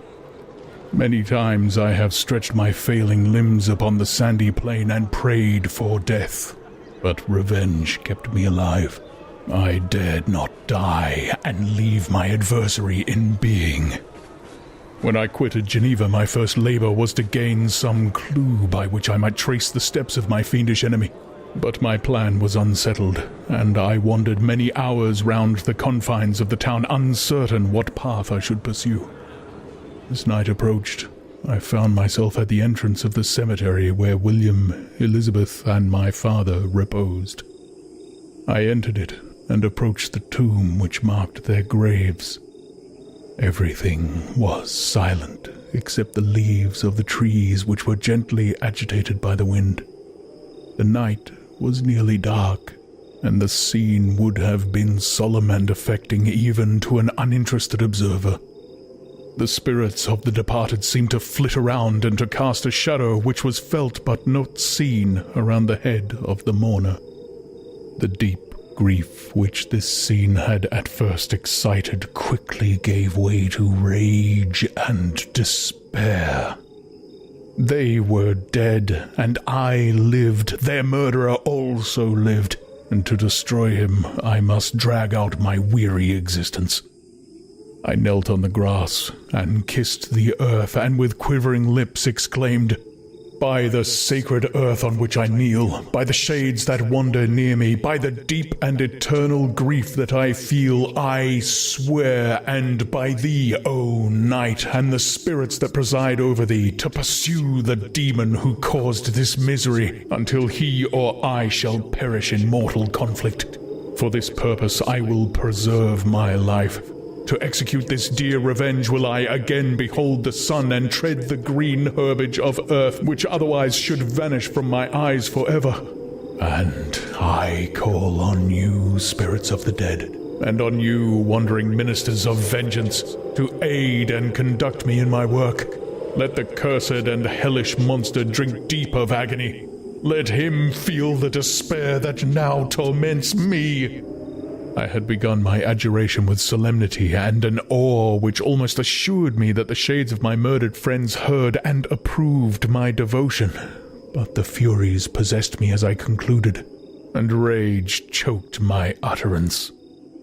I was answered through the stillness of the night by a long and fiendish laugh. It rang on my ears long and heavily. The mountains re-echoed it, and I felt as if all hell surrounded me with mockery and laughter. Surely in that moment I should have been possessed by frenzy and have destroyed my miserable existence, but that my vow was heard, and that I was reserved for vengeance. The laughter died away when a well-known and abhorred voice, apparently close to my ear, addressed me in an audible whisper. "I am satisfied, miserable wretch. You have determined to live, and I am satisfied." I darted towards the spot from which the sound proceeded, but the devil eluded my grasp. Suddenly the broad disk of the moon arose and shone full upon his ghastly and distorted shape as he fled with more than mortal speed. I pursued him, and for many months this has been my task.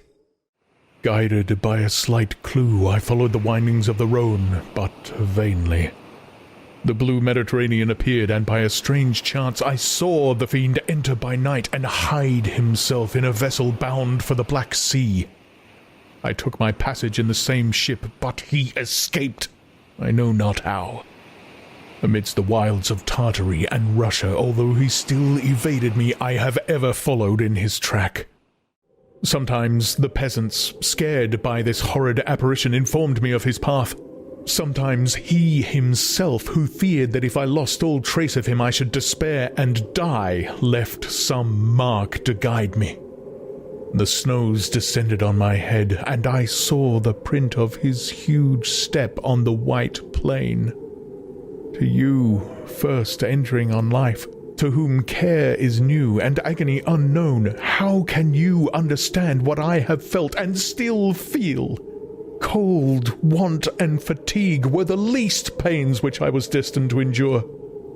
I was cursed by some devil and carried about with me my eternal hell. Yet still a spirit of good followed and directed my steps, and when I most murmured would suddenly extricate me from seemingly insurmountable difficulties. Sometimes, when nature, overcome by hunger, sank under the exhaustion, a repast was prepared for me in the desert that restored and inspirited me. The fare was indeed coarse, such as the peasants of the country ate, but I will not doubt that it was set there by the spirits that I had invoked to aid me. Often, when all was dry, the heavens cloudless, and I was parched by thirst, a slight cloud would bedim the sky, shed the few drops that revived me, and vanish. I followed, when I could, the courses of the rivers, but the demon generally avoided these, as it was here that the population of the country chiefly collected. In other places human beings were seldom seen, and I generally subsisted on the wild animals that crossed my path. I had money with me, and gained the friendship of the villagers by distributing it, or I brought with me some food that I had killed, which, after taking a small part, I always presented to those who had provided me with fire and utensils for cooking. My life, as it passed thus, was indeed hateful to me, and it was during sleep alone that I could taste joy. Oh, blessed sleep! Often, when most miserable, I sank to repose, and my dreams lulled me even to rapture. The spirits that guarded me had provided these moments, or rather hours, of happiness, that I might retain strength to fulfill my pilgrimage. Deprived of this respite, I should have sunk under my hardships. During the day, I was sustained and inspirited by the hope of night, for in sleep I saw my friends, my wife, and my beloved country. Again I saw the benevolent countenance of my father, heard the silver tones of my Elizabeth's voice, and beheld Clerval enjoying health and youth. Often, when wearied by a toilsome march, I persuaded myself that I was dreaming until night should come, and that I should then enjoy reality in the arms of my dearest friends. What agonizing fondness did I feel for them! How did I cling to their dear forms, as sometimes they haunted even my waking hours, and persuade myself that they still lived. At such moments, vengeance that burned within me died in my heart, and I pursued my path towards the destruction of the demon more as a task enjoined by heaven, as the mechanical impulse of some power of which I was unconscious, than as the ardent desire of my soul. What his feelings were whom I pursued, I cannot know. Sometimes, indeed, he left marks in writing on the barks of the trees, or cut in stone, that guided me and instigated my fury. "My reign is not yet over." These words were legible in one of these inscriptions. "You live, and my power is complete. Follow me. I seek the everlasting ices of the north, where you will feel the misery of cold and frost, to which I am impassive. You will find near this place, if you follow not too tardily, a dead hare. Eat and be refreshed.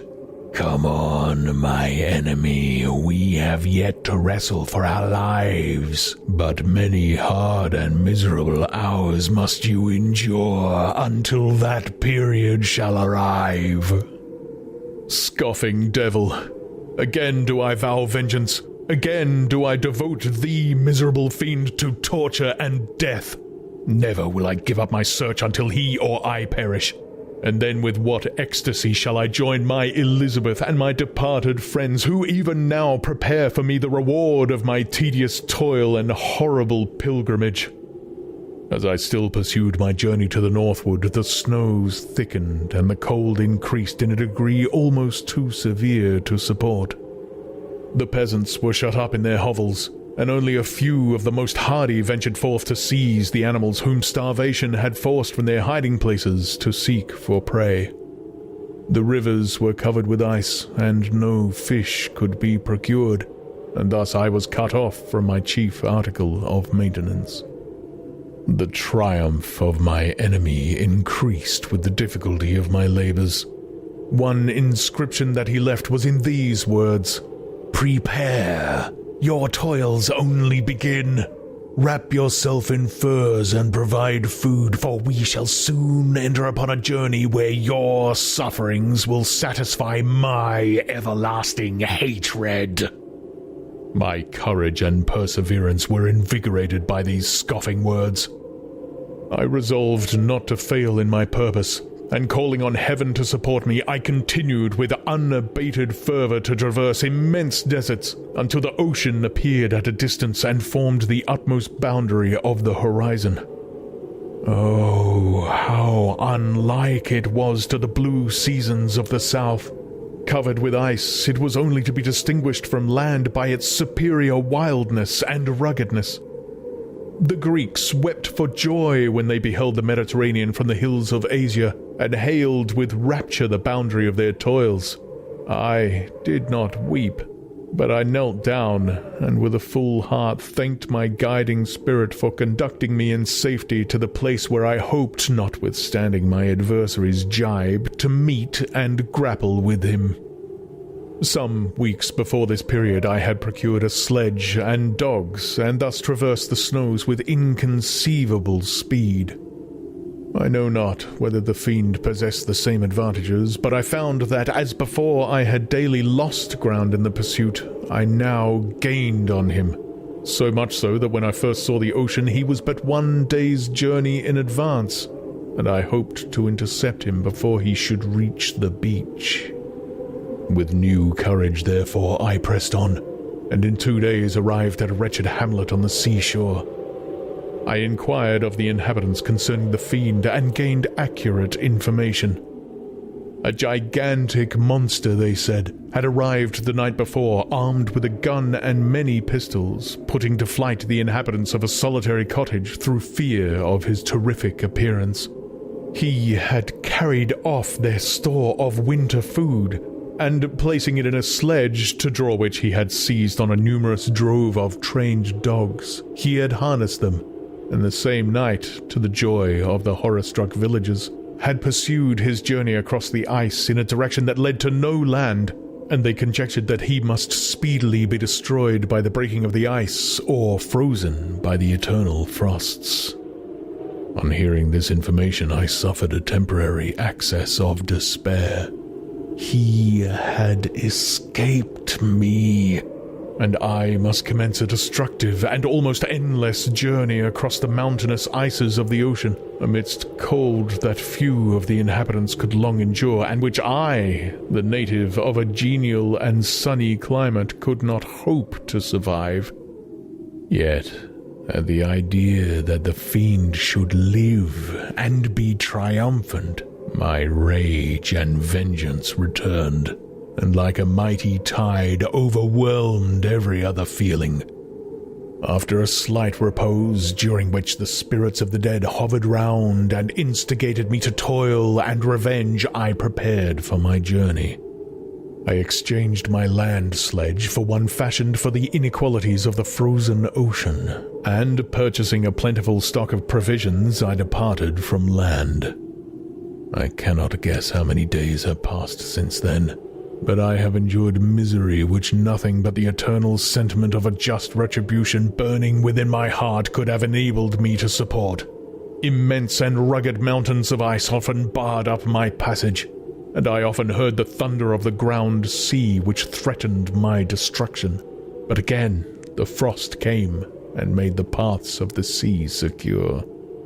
By the quantity of provision which I had consumed, I should guess that I had passed 3 weeks in this journey, and the continual protraction of hope returning back upon the heart often wrung bitter drops of despondency and grief from my eyes. Despair had indeed almost secured her prey, and I should soon have sunk beneath this misery. Once, after the poor animals that conveyed me had, with incredible toil, gained the summit of a sloping ice mountain, and one, sinking under his fatigue, died, I viewed the expanse before me with anguish when suddenly my eye caught a dark speck upon the dusty plain. I strained my sight to discover what it could be and uttered a wild cry of ecstasy when I distinguished a sledge and the distorted proportions of a well-known form within. Oh, with what burning gush did hope revisit my heart! Warm tears filled my eyes, which I hastily wiped away that they might not intercept the view I had of the demon. But still my sight was dimmed by the burning drops, until, giving way to the emotions that oppressed me, I wept aloud. But this was not the time for delay. I disencumbered the dogs of their dead companion, gave them a plentiful portion of food, and after an hour's rest, which was absolutely necessary, and yet which was bitterly irksome to me, I continued my route. The sledge was still visible, nor again did I lose sight of it except at the moments when for a short time some ice rock concealed it with its intervening crags. I indeed perceptibly gained on it, and when, after nearly 2 days' journey, I beheld my enemy at no more than a mile distant, my heart bounded within me. But now, when I appeared almost within grasp of my foe, my hopes were utterly extinguished, and I lost all trace of him more utterly than I had ever done before. A ground sea was heard, the thunder of its progress as the waters rolled and swelled beneath me became every moment more ominous and terrific. I pressed on, but in vain. The wind arose, the sea roared, and, as with the mighty shock of an earthquake, it split and cracked with a tremendous and overwhelming sound. The work was soon finished. In a few minutes a tumultuous sea rolled between me and my enemy, and I was left drifting on a scattered piece of ice that was continually lessening, and thus preparing for me a hideous death. In this manner many appalling hours passed. Several of my dogs died, and I myself was about to sink under the accumulation of distress when I saw your vessel riding at anchor and holding forth to me hopes of succor and life. I had no conception that vessels ever came so far north, and was astounded at the sight. I quickly destroyed part of my sledge to construct oars, and by these means was enabled, with infinite fatigue, to move my ice raft in the direction of your ship. I had determined, if you were going southward, still to trust myself to the mercy of the seas rather than abandon my purpose. I hoped to induce you to grant me a boat with which I could pursue my enemy, but your direction was northwards. You took me on board when my vigor was exhausted, and I should soon have sunk under my multiplied hardships into a death which I still dread, for my task is unfulfilled. Oh, when will my guiding spirit, in conducting me to the demon, allow me the rest I so much desire? Or must I die, and he yet live? If I do, swear to me, Walden, that he shall not escape, that you will seek him and satisfy my vengeance in his death. And do I dare to ask of you to undertake my pilgrimage, to endure the hardships that I have undergone? No, I am not so selfish. Yet, when I am dead, if he should appear, if the ministers of vengeance should conduct him to you, swear that he shall not live. Swear that he shall not triumph over my accumulated woes to survive, to add to the list of his dark crimes. He is eloquent and persuasive, and once his words had even power over my heart, but trust him not. His soul is as hellish as his form, full of treachery and fiend-like malice. Hear him not.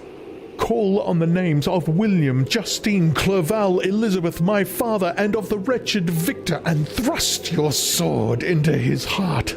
I will hover near, and direct the steel aright.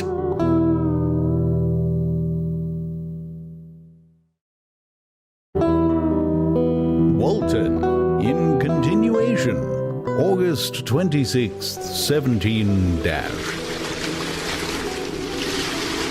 You have read this strange and terrific story, Margaret, and do you not feel your blood congeal with horror, like that which even now curdles mine?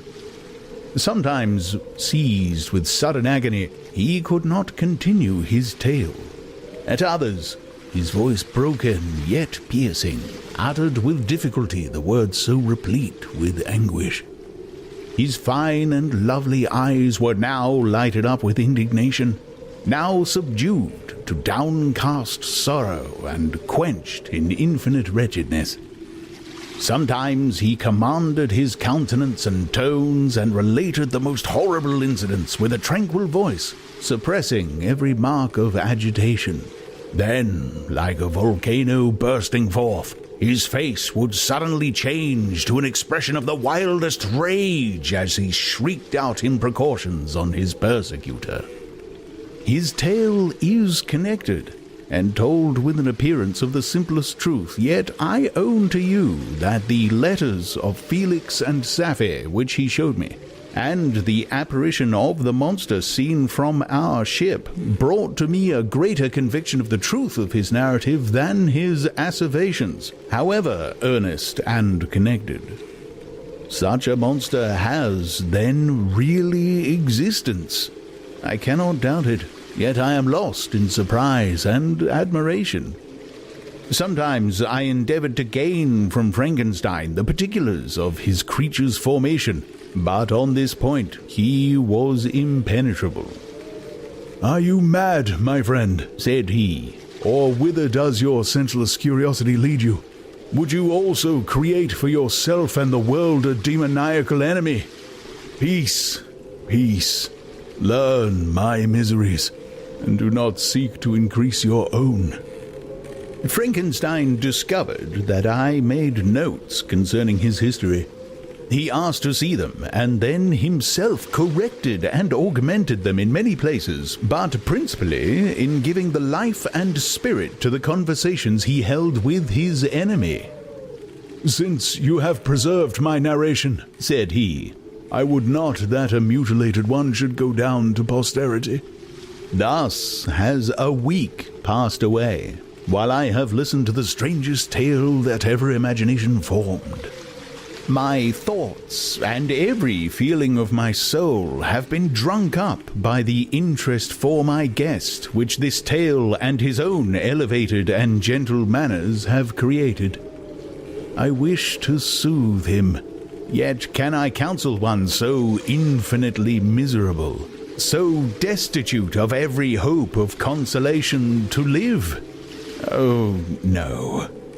The only joy that he can now know will be when he composes his shattered spirit to peace and death.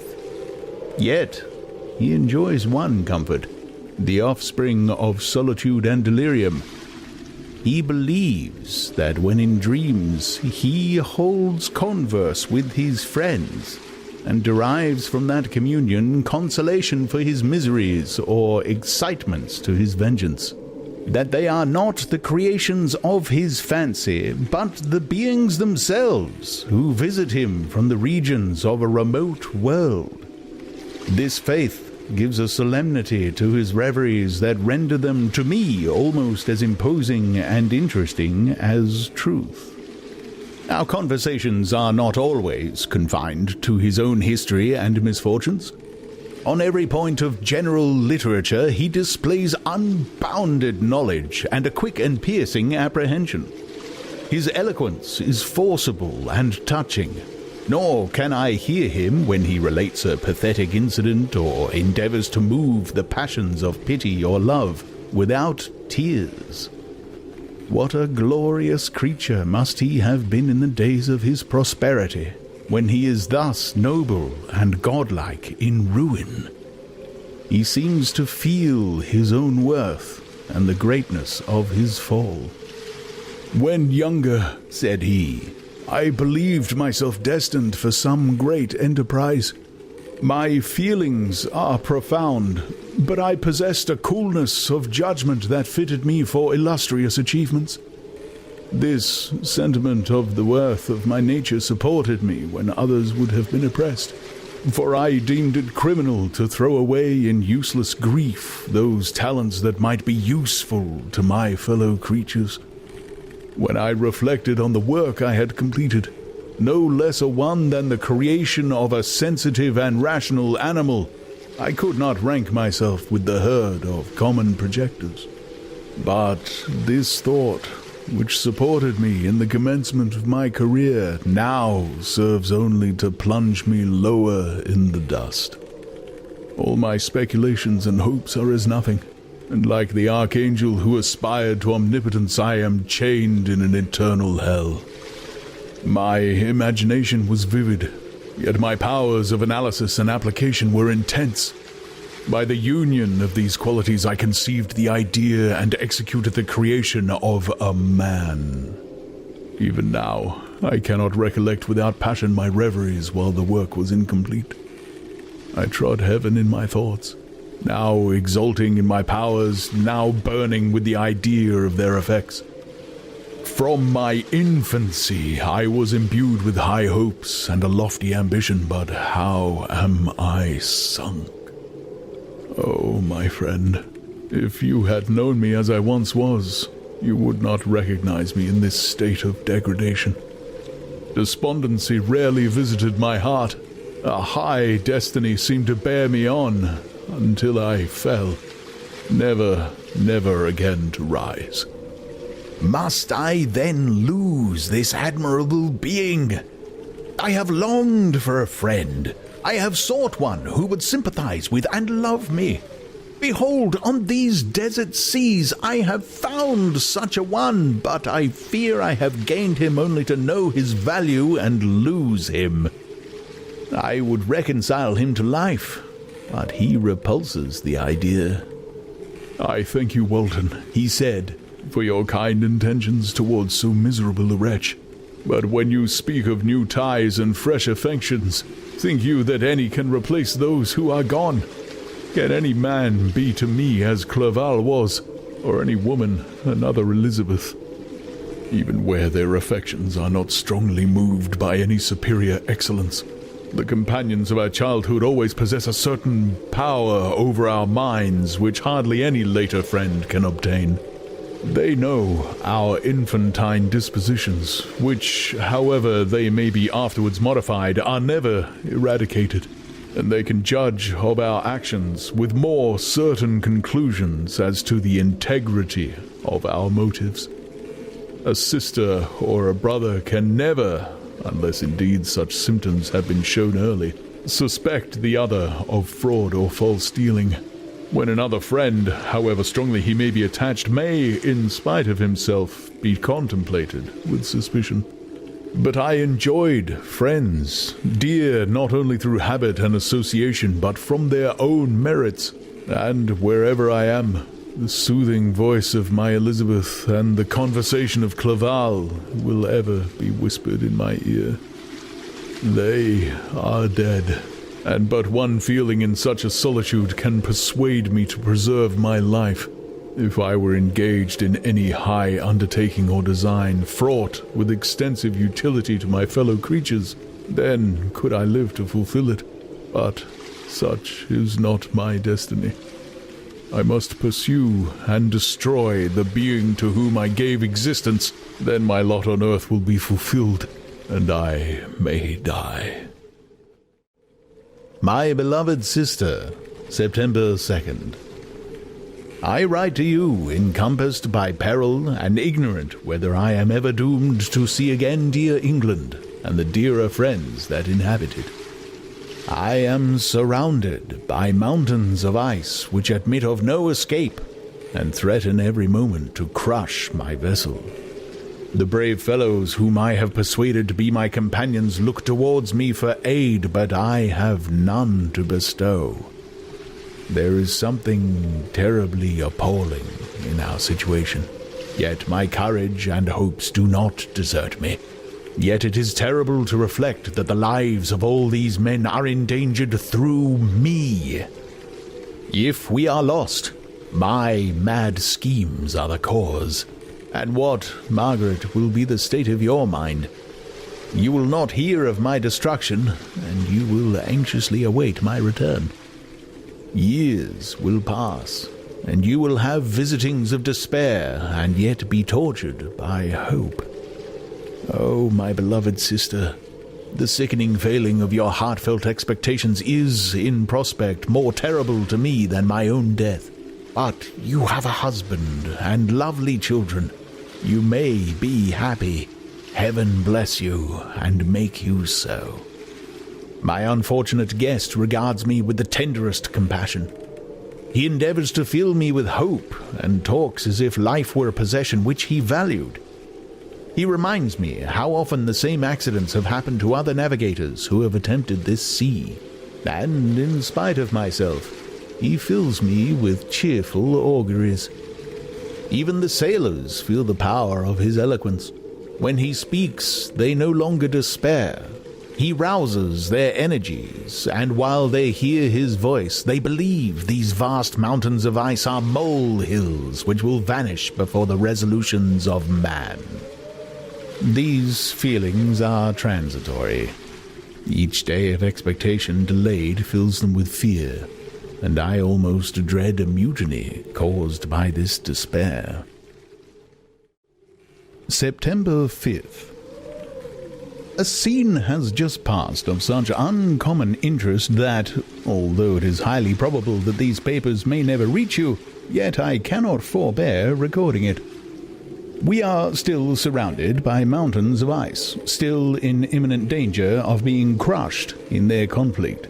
The cold is excessive, and many of my unfortunate comrades have already found a grave amidst this scene of desolation. Frankenstein has daily declined in health. A feverish fire still glimmers in his eyes, but he is exhausted, and when suddenly roused to any exertion, he speedily sinks again into apparent lifelessness. I mentioned in my last letter the fears I entertained of a mutiny. This morning, as I sat watching the wan countenance of my friend, his eyes half closed and his limbs hanging listlessly, I was roused by half a dozen of the sailors who demanded admission into the cabin.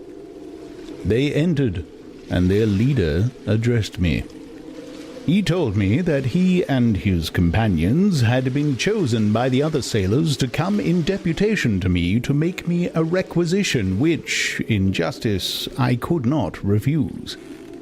We were immured in ice, and should probably never escape, but they feared that if, as was possible, the ice should dissipate and a free passage be opened, I should be rash enough to continue my voyage and lead them into fresh dangers after they might happily have surmounted this.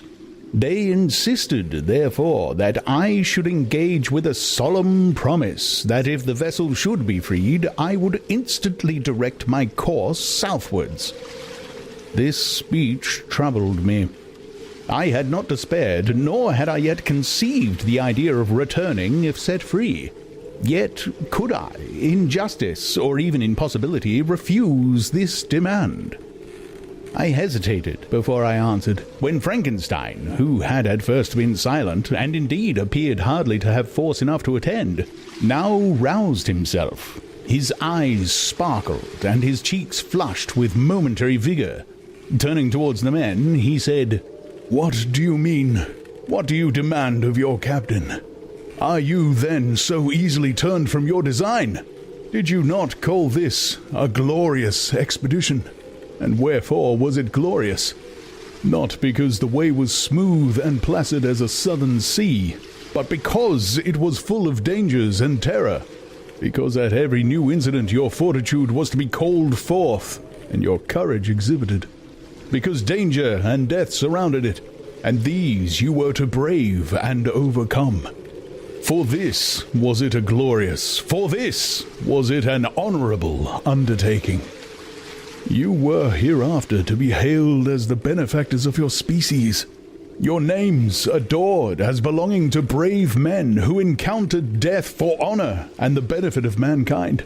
And now, behold, with the first imagination of danger, or, if you will, the first mighty and terrific trial of your courage, you shrink away, and are content to be handed down as men who had not strength enough to endure cold and peril, and so, poor souls, they were chilly, and returned to their warm firesides.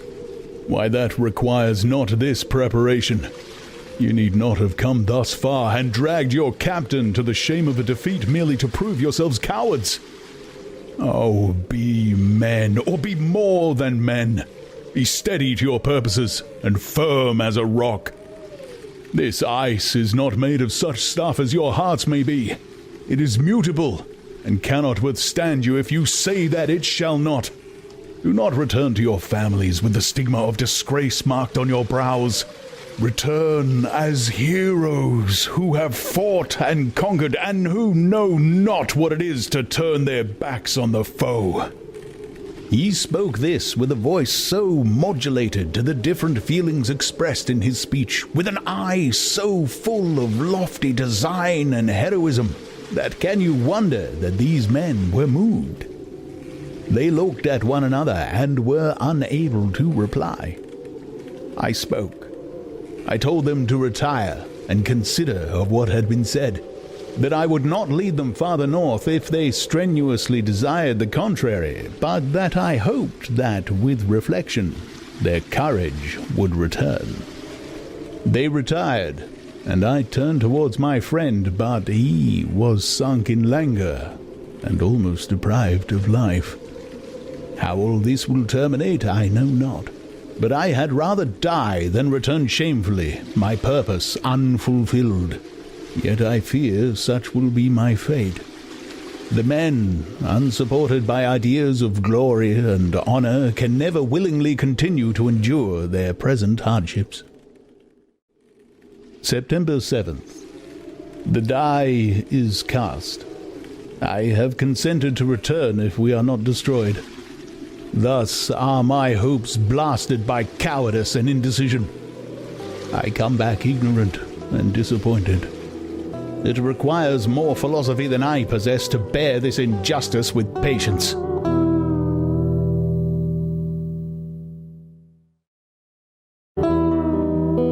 September 12th. It is past. I am returning to England. I have lost my hopes of utility and glory. I have lost my friend. But I will endeavour to detail these bitter circumstances to you, my dear sister, and while I am wafted towards England and towards you, I will not despond.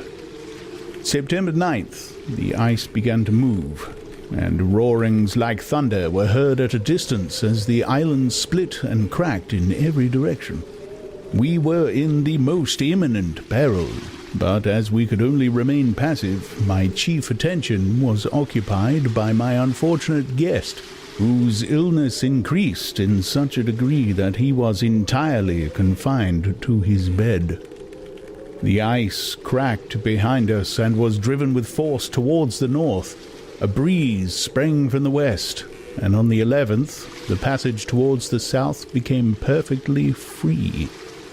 When the sailors saw this, and that their return to their native country was apparently assured, a shout of tumultuous joy broke from them, loud and long continued. Frankenstein, who was dozing, awoke, and asked the cause of the tumult. "They shout," I said, "because they will soon return to England." Do you then really return? Alas, yes. I cannot withstand their demands. I cannot lead them unwillingly to danger, and I must return. Do so, if you will, but I will not. You may give up your purpose, but mine is assigned to me by heaven, and I dare not. I am weak, but surely the spirits who assist my vengeance will endow me with sufficient strength." Saying this, he endeavored to spring from the bed, but the exertion was too great for him. He fell back and fainted. It was long before he was restored, and I often thought that life was entirely extinct. At length he opened his eyes. He breathed with difficulty and was unable to speak. The surgeon gave him a composing draught and ordered us to leave him undisturbed. In the meantime, he told me that my friend had certainly not many hours to live. His sentence was pronounced, and I could only grieve and be patient. I sat by his bed watching him. His eyes were closed, and I thought he slept. But presently he called to me in a feeble voice, and bidding me come near, said, Alas, the strength I relied on is gone. I feel that I shall soon die, and he, my enemy and persecutor, may still be in being. Think not, Walton, that in the last moments of my existence I feel that burning hatred, an ardent desire of revenge I once expressed, but I feel myself justified in desiring the death of my adversary. During these last days I have been occupied in examining my past conduct, nor do I find it blamable. In a fit of enthusiastic madness I created a rational creature, and was bound towards him to assure, as far as was in my power, his happiness and well-being. This was my duty, but there was another still paramount to that. My duties towards the beings of my own species had greater claims to my attention, because they included a greater proportion of happiness or misery. Urged by this view, I refused, and I did right in refusing, to create a companion for the first creature. He showed unparalleled malignity and selfishness in evil. He destroyed my friends. He devoted to destruction beings who possessed exquisite sensations, happiness, and wisdom. Nor do I know where this thirst for vengeance may end. Miserable himself, that he may render no other wretched, he ought to die. The task of his destruction was mine, but I have failed. When actuated by selfish and vicious motives, I asked you to undertake my unfinished work, and I renew this request now, when I am only induced by reason and virtue. Yet I cannot ask you to renounce your country and friends to fulfill this task. And now that you are returning to England, you will have little chance of meeting with him. But the consideration of these points, and the well-balancing of what you may esteem your duties, I leave to you. My judgment and ideas are already disturbed by the near approach of death. I dare not ask you to do what I think right, for I may still be misled by passion. That he should live to be an instrument of mischief disturbs me. In other respects, this hour when I momentarily expect my release is the only happy one which I have enjoyed for several years. The forms of the beloved dead flit before me, and I hasten to their arms. Farewell, Walton. Seek happiness in tranquility and avoid ambition, even it be only the apparently innocent one of distinguishing yourself in science and discoveries. Yet why do I say this? I have myself been blasted in these hopes. Yet another may succeed. His voice became fainter as he spoke, and at length, exhausted by his effort, he sank into silence. About half an hour afterwards he attempted again to speak, but was unable. He pressed my hand feebly, and his eyes closed forever, while the irradiation of a gentle smile passed away from his lips. Margaret, what comment can I make on the untimely extinction of this glorious spirit? What can I say that will enable you to understand the depth of my sorrow? All that I should express would be inadequate and feeble. My tears flow. My mind is overshadowed by a cloud of disappointment. But I journey towards England.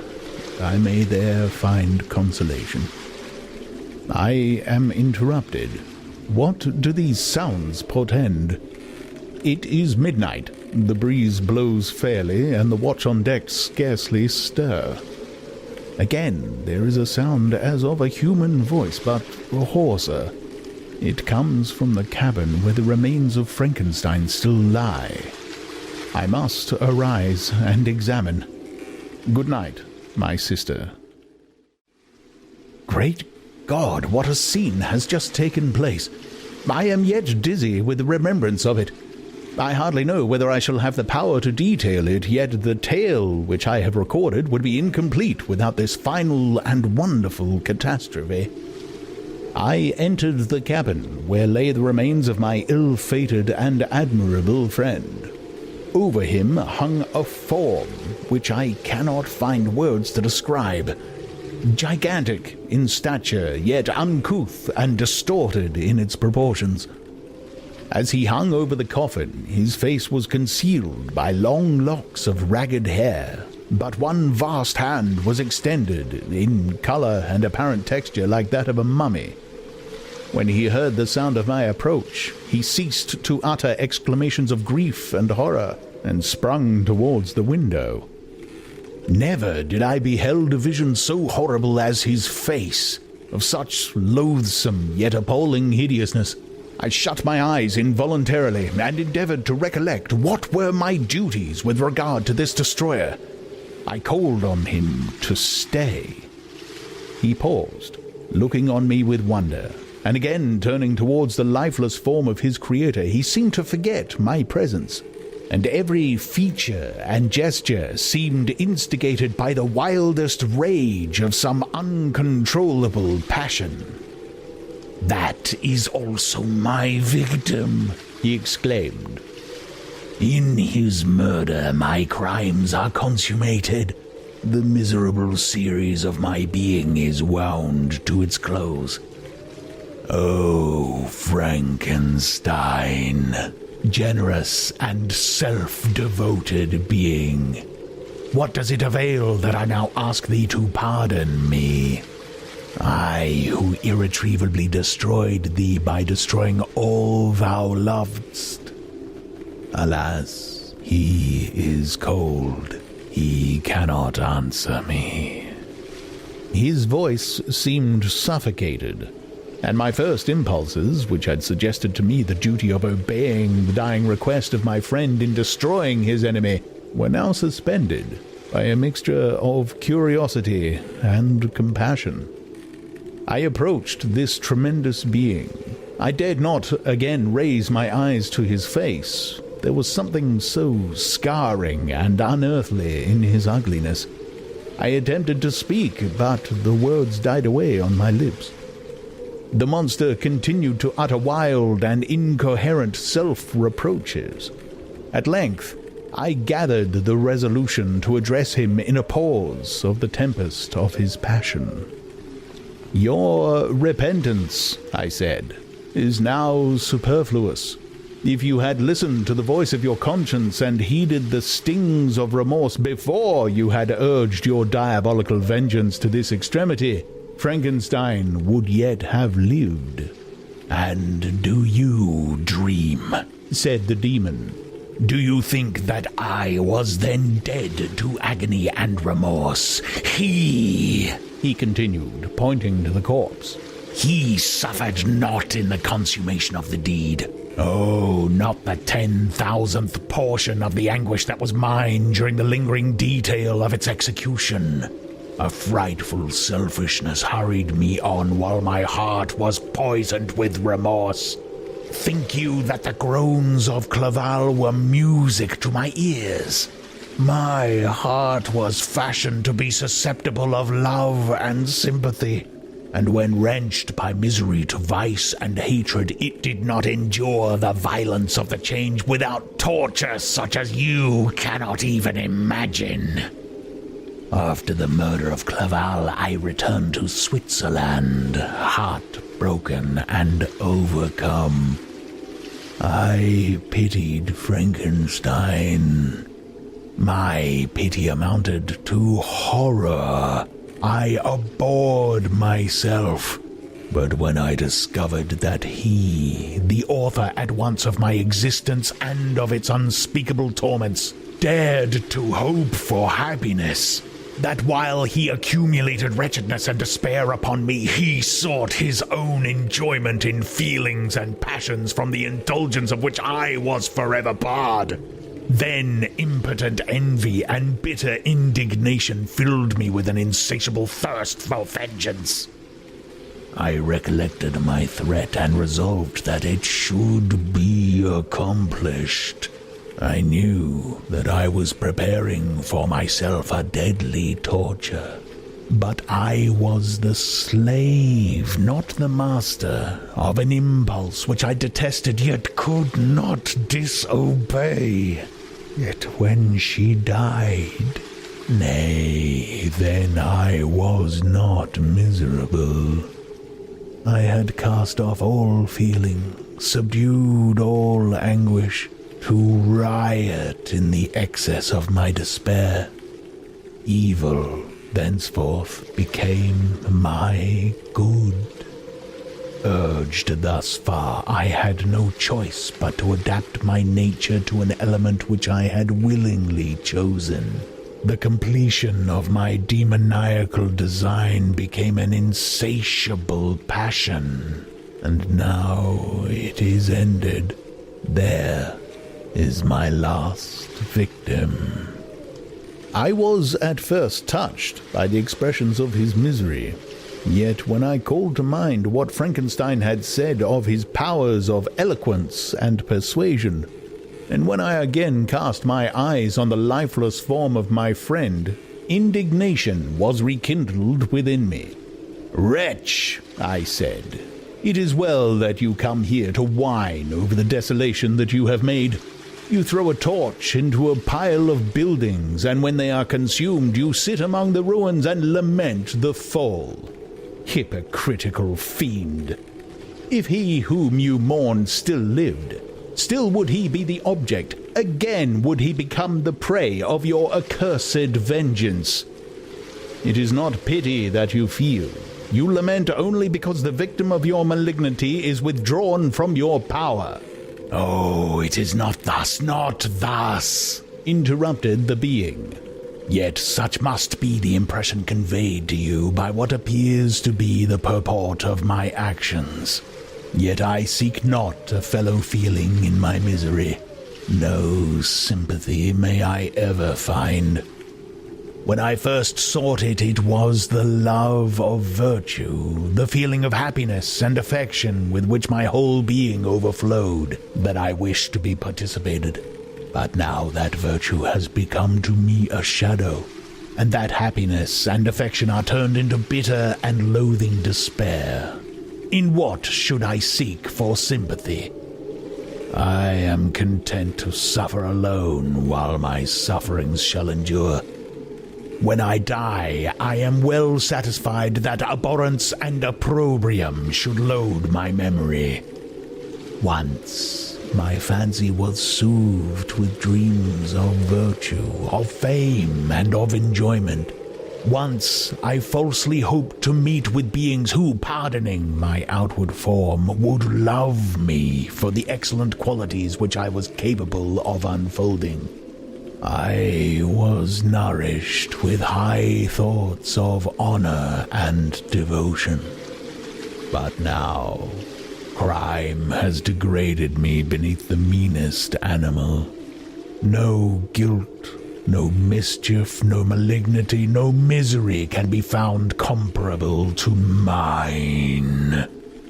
When I run over the frightful catalogue of my sins, I cannot believe that I am the same creature whose thoughts were once filled with sublime and transcendent visions of the beauty and the majesty of goodness. But it is even so. The fallen angel becomes a malignant devil. Yet even that enemy of God and man had friends and associates in his desolation. I am alone. You, who call Frankenstein your friend, seem to have a knowledge of my crimes and his misfortunes. But in the detail which he gave you of them, he could not sum up the hours and months of misery which I endured wasting in impotent passions. For while I destroyed his hopes, I did not satisfy my own desires. They were forever ardent and craving. Still I desired love and fellowship, and I was still spurned. Was there no injustice in this? Am I to be thought the only criminal when all humankind sinned against me? Why do you not hate Felix, who drove his friend from his door with contumely? Why do you not execrate the rustic who sought to destroy the saviour of his child? Nay, these are virtuous and immaculate beings. I, the miserable and the abandoned and the abortion, to be spurned at and kicked and trampled on. Even now my blood boils at the recollection of this injustice. But it is true that I am a wretch. I have murdered the lovely and the helpless. I have strangled the innocent as they slept, and grasped to death his throat who never injured me or any other living thing. I have devoted my Creator, the select specimen of all that is worthy of love and admiration among men, to misery. I have pursued him even to that irremediable ruin. There he lies, white and cold in death. You hate me, but your abhorrence cannot equal that with which I regard myself. I look on the hands which executed the deed.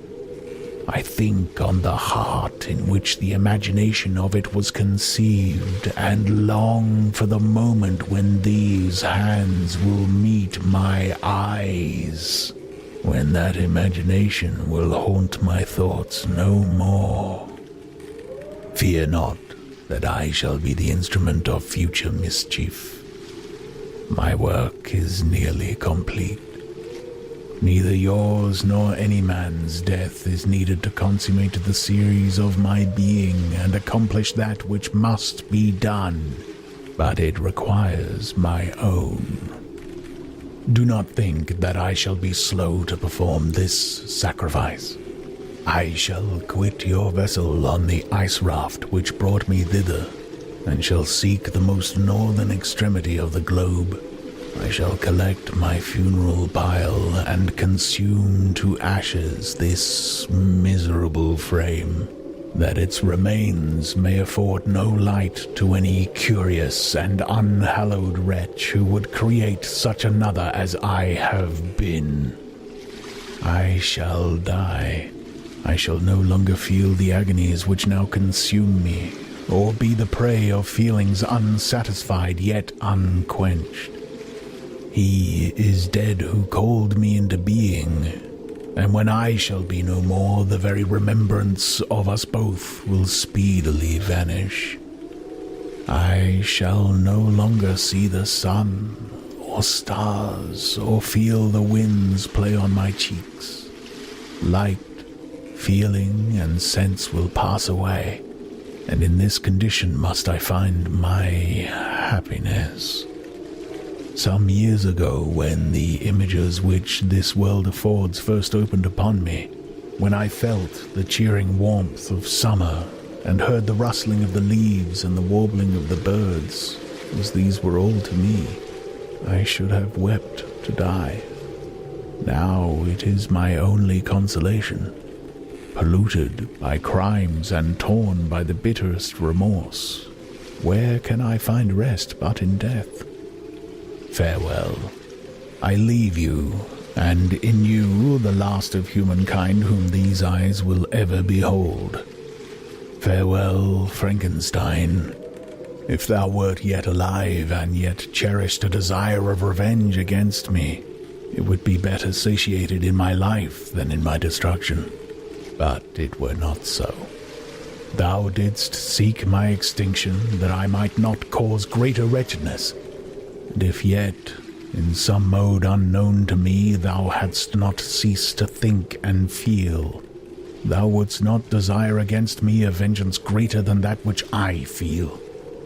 Blasted as thou wert, my agony was still superior to thine, for the bitter sting of remorse will not cease to rankle in my wounds until death shall close them forever. But soon, he cried with sad and solemn enthusiasm, I shall die, and what I now feel be no longer felt. Soon these burning miseries will be extinct. I shall ascend my funeral pile triumphantly, and exult in the agony of the torturing flames. The light of that conflagration will fade away. My ashes will be swept into the sea by the winds. My spirit will sleep in peace, or if it thinks, it will not surely think thus. Farewell. He sprang from the cabin window as he said this, upon the ice raft which lay close to the vessel. He was soon borne away by the waves, and lost in darkness and distance. You have been listening to Frankenstein by Mary Shelley, read by Steve Parker. For more audiobooks, please visit steveparkeraudiobooks.com.